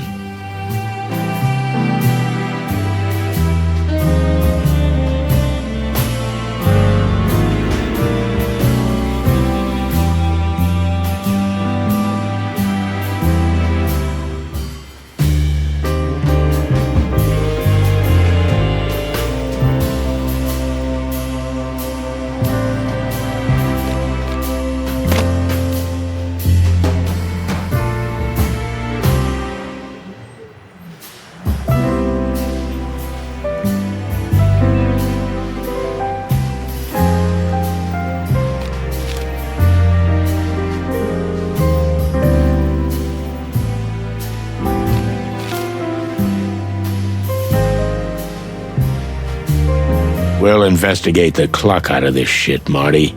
I swear.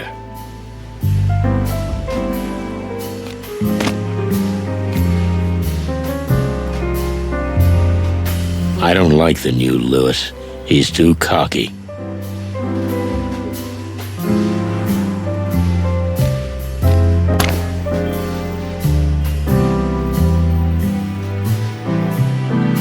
I have a funny feeling that what goes into these will never see the light of day again.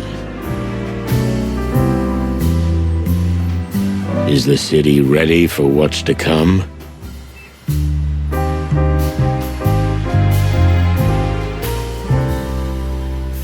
What a beautiful woman.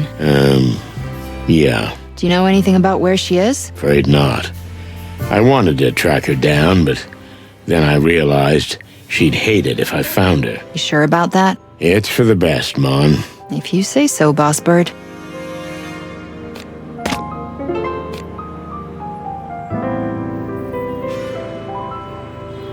So, Lewis, I assume you have some sort of a plan? Lady Kayla's paranoia and ego will come in handy, but we'll only get one chance. What are you thinking? Philmar and Kala found out that Kayla will be at the wedding venue, the cathedral, hours before the ceremony. She's ordered the king's escorts and her own followers to leave her alone for an hour. She must be planning a trap. Well, she's supposed to be meditating, but no matter what she says, we've got an hour to catch her. And get a confession out of her. Without it, all we have is nothing. That's where you and Sonny come in. That's your job. An hour is a very short time. That's right. That's why you can't make mistakes. And it's gonna take a big, complex plan to pull it all off. That's it? That's all you got? We had to be quick and map out Lady Kayla's plans.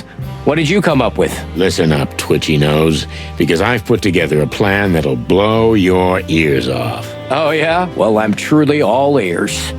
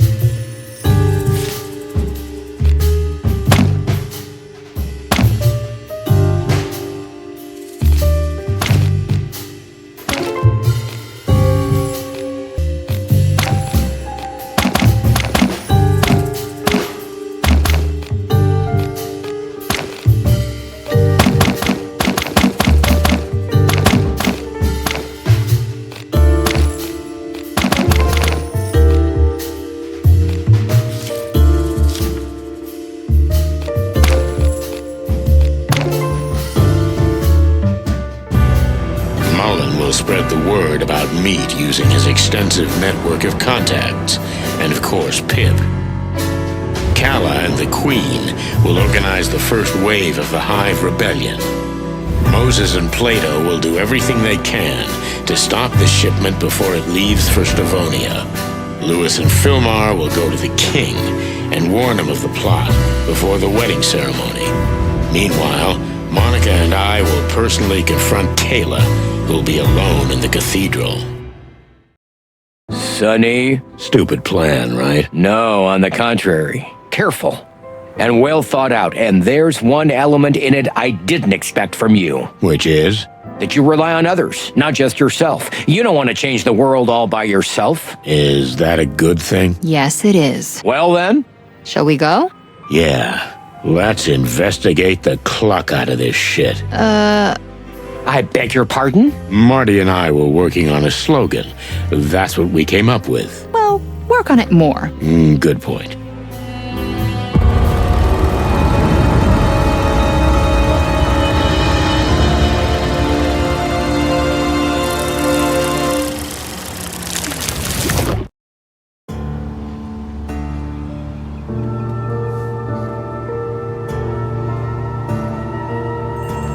The sun was sparkling, like it had no idea it was shining down on a scene of murderous, world-changing conspiracy and a delicate but fragile plan.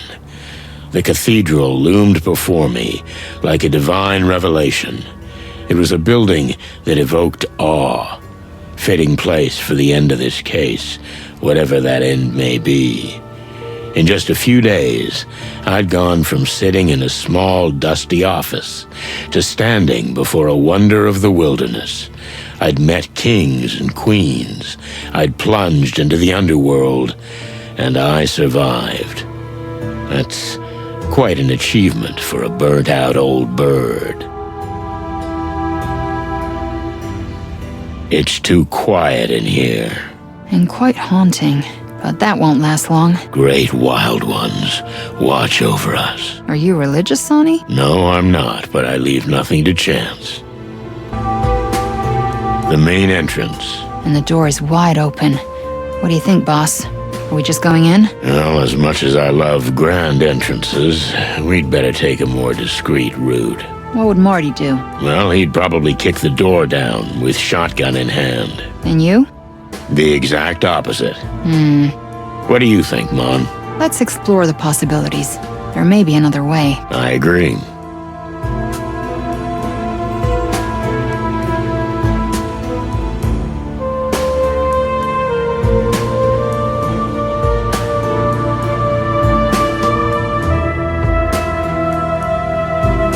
A side entrance. Yeah, but still very much in sight. If we use it, we're seen. Likely. Well, let's see what else we got.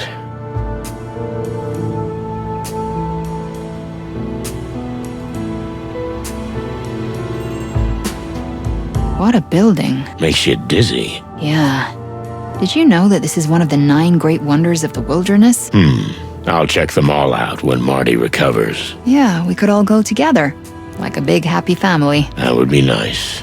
That would be really, really nice. Yeah. Do these churches have a back entrance for priests and nuns? Furry gods and anything with feathers. You're right. Good thing you brought me along. But they're gonna lock that, and we don't have a crowbar.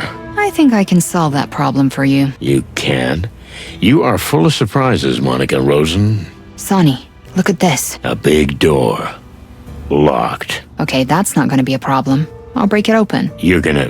what? Yeah. Well, I've done a few sneaky things in the past. You know, with the... Velvet Queen. Don't think about anything bad. But Lupus's dad got me into a lot of trouble. How could you... Hey, stop being such a hypocrite. You're doing the same thing in the name of the law. Yeah, you're right. It's an old lock. Shouldn't be a problem. Just give me a few minutes. I have a lockpick in my wallet. What? Where? Quiet. I need to concentrate. Furry, feathery skies.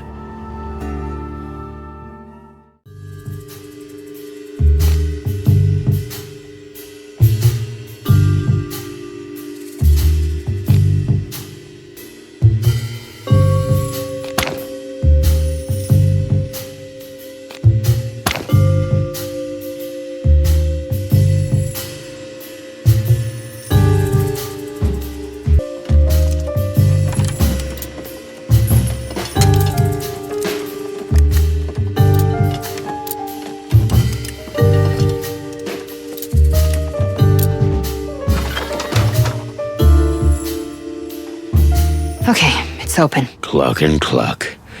Where does this endless staircase lead to? Well, it probably leads to a bell tower, or somewhere up there. If I have to climb it, I'm gonna die. Oh, then I'll have to use beak-to-beak resuscitation. Stop it, okay? I'm coming. Okay.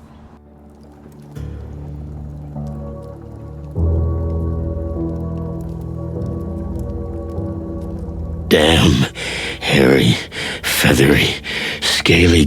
Go. I can't take this. Relax, Sonny. We're here. Now just take slow, deep breaths. I should have asked you something. Look, I know we're in church, but that can wait, Sonny. Huh? Don't be silly. No, I'm just... it's just I'm crazy afraid of heights. You're serious? I'm serious. Why? Why is that so surprising? Well, because birds aren't usually afraid of heights. Chickens haven't been able to fly for millions of years, Mon. Why can't I be afraid of heights? All right. No need to peck my head off. Sorry, I just get dizzy and jumpy, that's all. Relax, boss bird. Take a look around. There's no view from here. It's just a room. Tiny and dark. You're not claustrophobic, are you? Ha ha ha, very funny. Okay, we've got to get close to the altar somehow, and quick. If we never have to look down, that's fine with me. Oh, you big baby. It's a medical condition.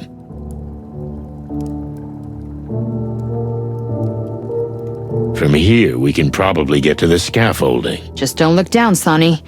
Never look down.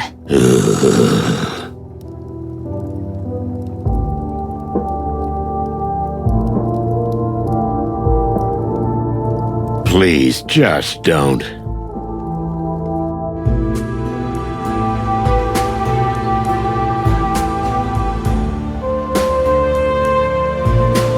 This is it. Oh, for the clucking wild ones, Mon. We're gonna die. We're not gonna die. Just hold on. We just have to get down there before everyone arrives and the ceremony begins. We should have just come in through the front door. Oh, come on. Pull yourself together. Look me in the eye, Sonny. Huh? Yeah? What? Don't panic, okay? Look at me. Everything's gonna be all right, and we're gonna get down there somehow. We'll be pancakes with tomato sauce. No one's getting sauced while you're looking at me, okay? That was a line I never thought I'd hear you say. Well, it wasn't in my top 3 either. Now, just pull yourself together, okay? Concentrate. You're the best detective in the city. Get us down somehow. I know you're just saying that to make me feel better, but I'll play along. Let's see what we can do. I'm a little dizzy, I admit.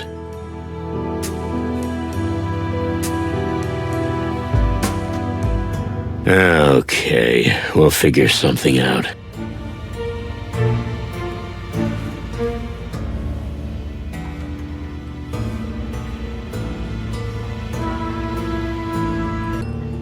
There must be another way.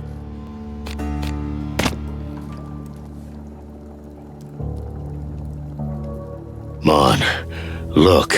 That looks pretty strong. Do you think we can slide down with this? I don't even want to think about it, but yeah, I think we can. Fantastic. It should work. How come you're so sure about everything? Well, do we have any other options? Not really. Then what's the point of all this whining and pessimism, huh? You're right.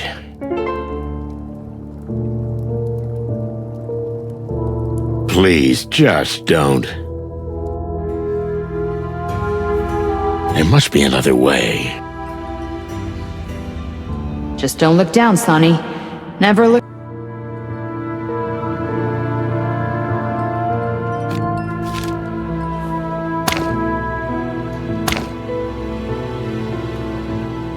What the cluck? Here we go. Did we survive? We survived. Ah, Mr. Santino Sonny Featherland, and his lovely assistant Monica Rosen, if I'm not mistaken. Lady Kayla.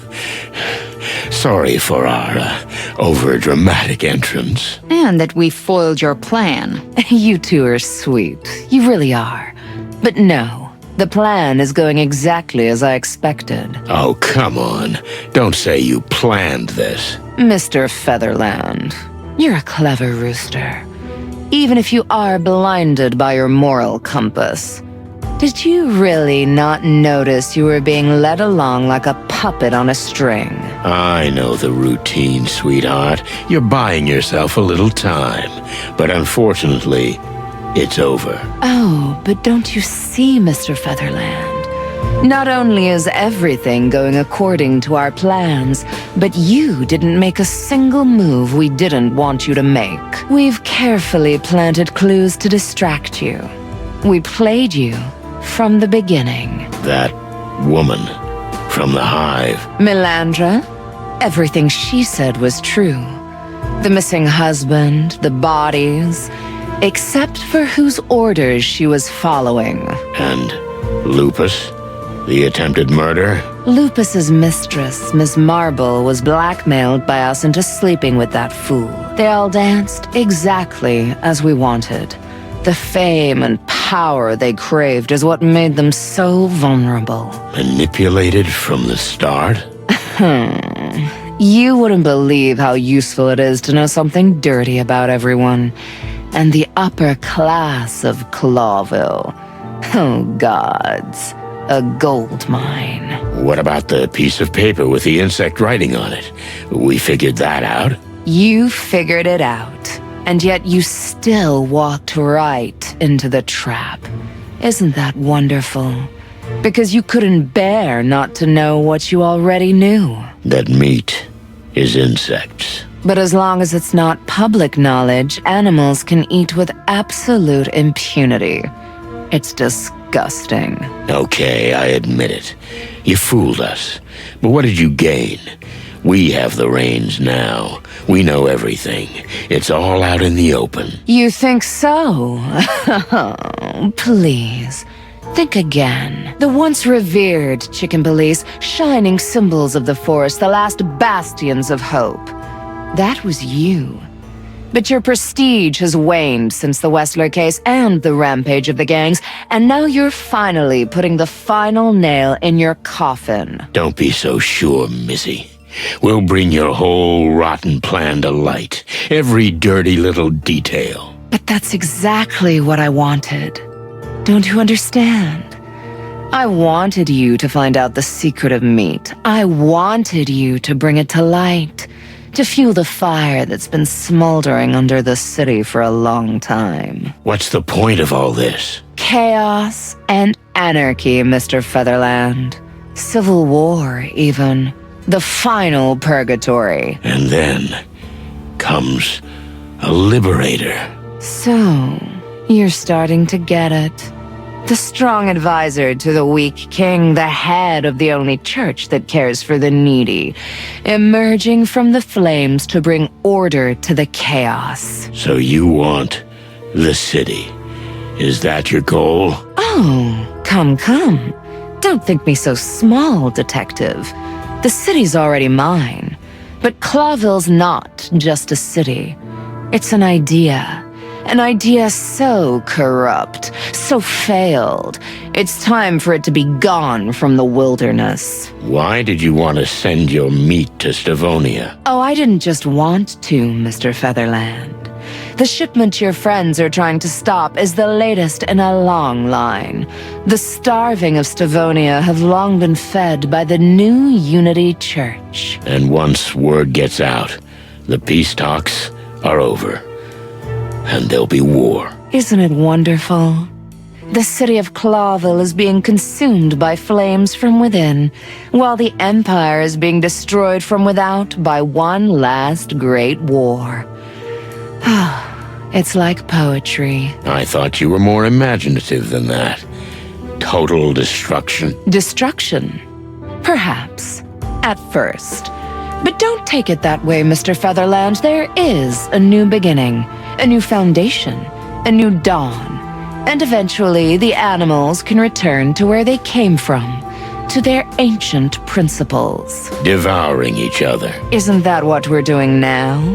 Only in secret in the dark where no one can see. Oh, I see. You're completely Looney Tunes. Do you really think so? Isn't there a little voice inside you telling you I'm right? That this city is long overdue for destruction and its inhabitants deserve a new beginning. Not at any price. Come. Don't be a hypocrite, Mr. Featherland. You've just sacrificed the peace of this city for a supposed truth, for your own pride. The truth is always worth it. Is that what those who will die for your justice think? Whose peaceful world will be torn apart? Do you think so? Or do you delude yourself even here at the last moment? There's no such thing as a perfect world. Destroying everything because you don't like what you see is cowardice. If you look deep inside yourself, you're still the bitter little country girl who had nothing. Right, Miss Gardner? Miss Gloria Jane Gardner? How dare you? My mission is sacred, you little worm. You couldn't even begin to comprehend the magnitude. Oh, I get it, Toots. You see, I wanted to run away, like you. Burn every bridge behind me. But I decided to stay and face reality. Well then, Mr. Featherland, Mr. Chicken Police. What will be, will be. I'm ready. Are you?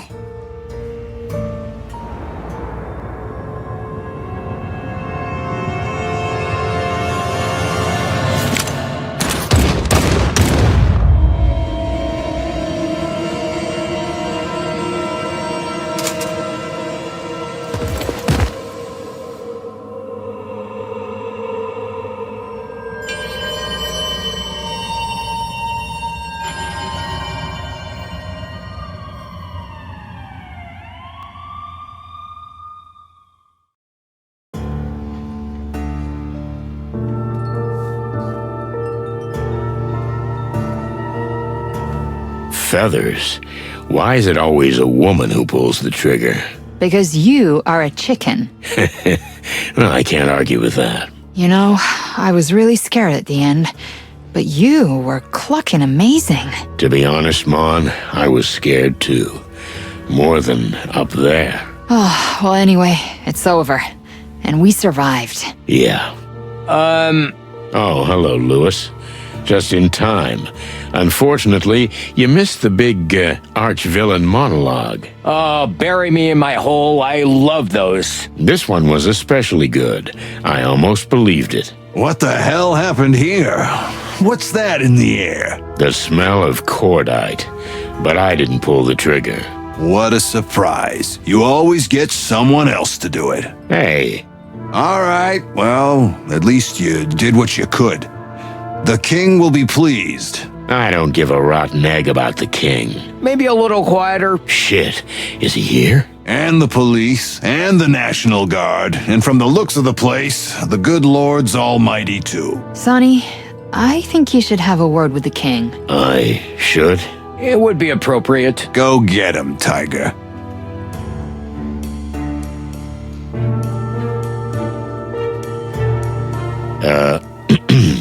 Your Majesty? Ah, yes, Mr. Featherland. I'm, sorry about what happened here. Don't be. I was a fool. From the first moment you walked into the movie premiere, you knew. I envy you. But now you're finally getting what you deserve. You're the hero of the day. All due respect, sir, but I don't want that. I beg your pardon? The hero of the day should be you, Your Majesty. What this city needs now is a strong leader, not some rusty old rooster. But we can't keep what has happened a secret. Maybe not. But we can keep quiet about the parts that do more harm than good. And the worst is yet to come, Mr. Featherland. Now that it's been leaked what the meat was made of. That's why the city needs you. Just don't give up. Don't turn your back on the whole thing. Well, blow me down with a chicken feather. I think you're right. Oh, and your Secret Service. Yes? And what about them? They don't make enough money for what they do. They put their hearts and even their lives into serving you. I understand, Mr. Featherland. I will take care of them. Now, if you'll excuse me, Your Majesty.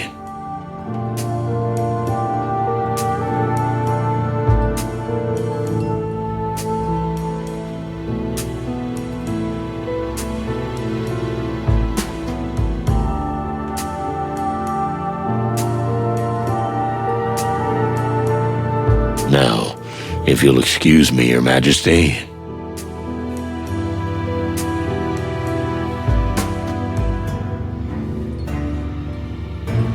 Sorry, the cake's all gone. Well done, Santino. Did you guys pull it off? Well, we shut down the shipment. We have some bad news. It wasn't the first. Kayla told us. Yes, but we're looking into it. You should. The case is yours. What do you mean? I've had enough of this whole mess. It's time to leave this crazy henhouse. Well, if that's what you really want, Santino. Sonny. Sonny. Then, good luck, as a civilian. I hope we'll never see you again, old cock. Yeah, if it's up to me, you won't.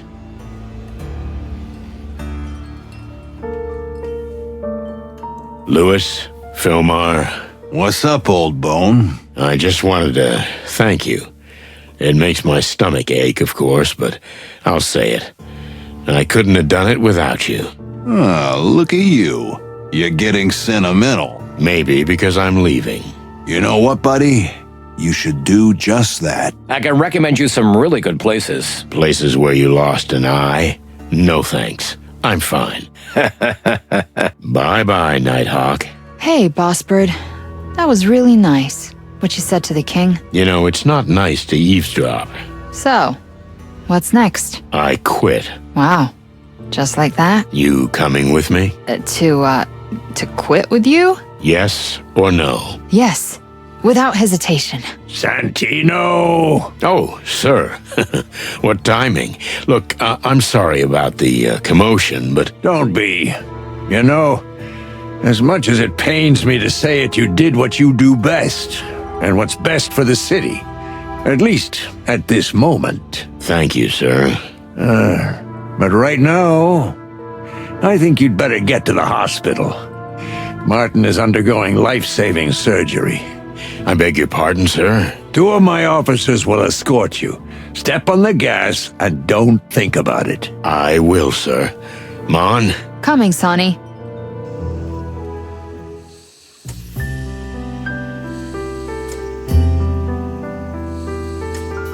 Oh no, I knew it. We're too late.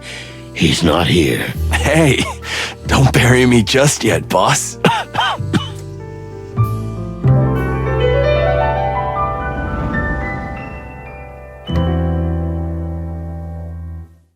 Furry heavens, you scared the chicken crap out of me. Well, yeah, they're always wheeling me around to examine me. So, what do they say? Well, I've already had a bunch of operations, but I've still got a few more to go. I don't know. They stuff me full of all kinds of drugs and then expect me to remember stuff. Just relax, Marty. Don't push yourself. They're overreacting. I'm fine, really. What about you, huh, Sonny? What happened? Did we succeed? The usual, more or less. Ouch. What's up, buddy? A stupid question, you know. Damn. You know, I always wanted to be like you, Sonny. Huh? Why? You always know what you want. You always know what to do, and you always do what you want. Nothing stops you. No law. No conscience. That's not exactly what I meant to say, but yeah, something like that. Listen, Marty, don't try to... Shut up, Sonny. I'm not finished yet. Okay. So for a long time, I wanted to be just like you, old bird. And then I realized that's bullshit. I figured that my only goal in life should be to be whatever I want to be, just not end up like you. To never sink that low. Wow. Well, I can understand that. But you know I love you. Don't you, Boss Bird? Of course I do, kid. Shit. Relax. Listen, Sonny. Just one question. Ask away. I mean, was I a good partner? What do you mean, was? You are. The best. And a good friend. Whew. Well, that's fucking hell. Marty? I'm gonna cluck and die. I'm not gonna survive this, am I? This is the end. You're not gonna die, you stupid feather pillow. Remember, cocks never sleep. Yeah. That fucking Mick. Yeah. Listen, Marty. I've always wanted to say this. I'm here. I'm not going anywhere. Go on. Marty! Hey. Hey. Here you are. My saber-toothed beauty. Marty, oh my God! Hey. Don't cry. You hear? I think I'm gonna take off.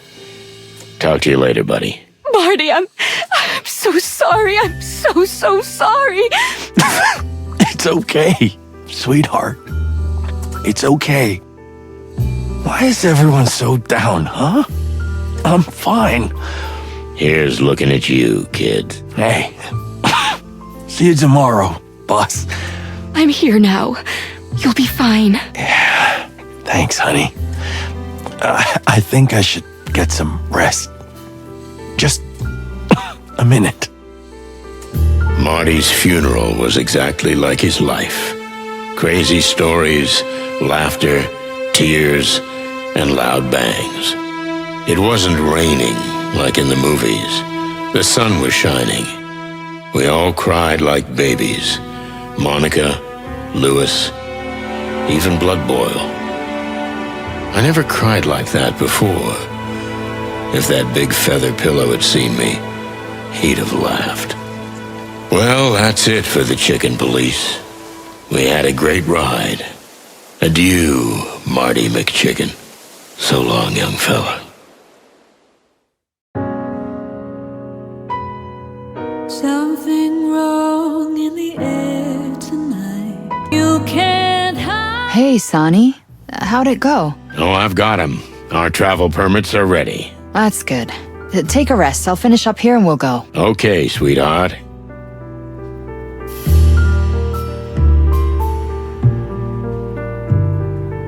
The sun is shining like crazy. Spring's here, Sonny. Time to leave the nest. Do you think we'll be welcome in Averia? The Chicken Police are famous there. Then let's go somewhere else. We'll go somewhere else too, Sonny. Averia's only the first stop. You love colorful flowers. Gee, Sonny, how'd you figure that? You could be a detective. I love flowers. The fragrance, the nectar, and how even when they drop their petals, eventually they bloom again. Is there some kind of hidden meaning in all that? Or I just love flowers. Yeah. You never told me you play golf. You never asked me what my hobby was, Sonny. But now you'll have time to ask me all those burning questions. How long is this trip? Total? Well, if you add it up, let's see, 121 days to make the full circle and get back to Clawville. 121 days. Why is that number so familiar? Boss Bird? Huh? Yeah? Where are you? I was just looking at the new logo. Like it?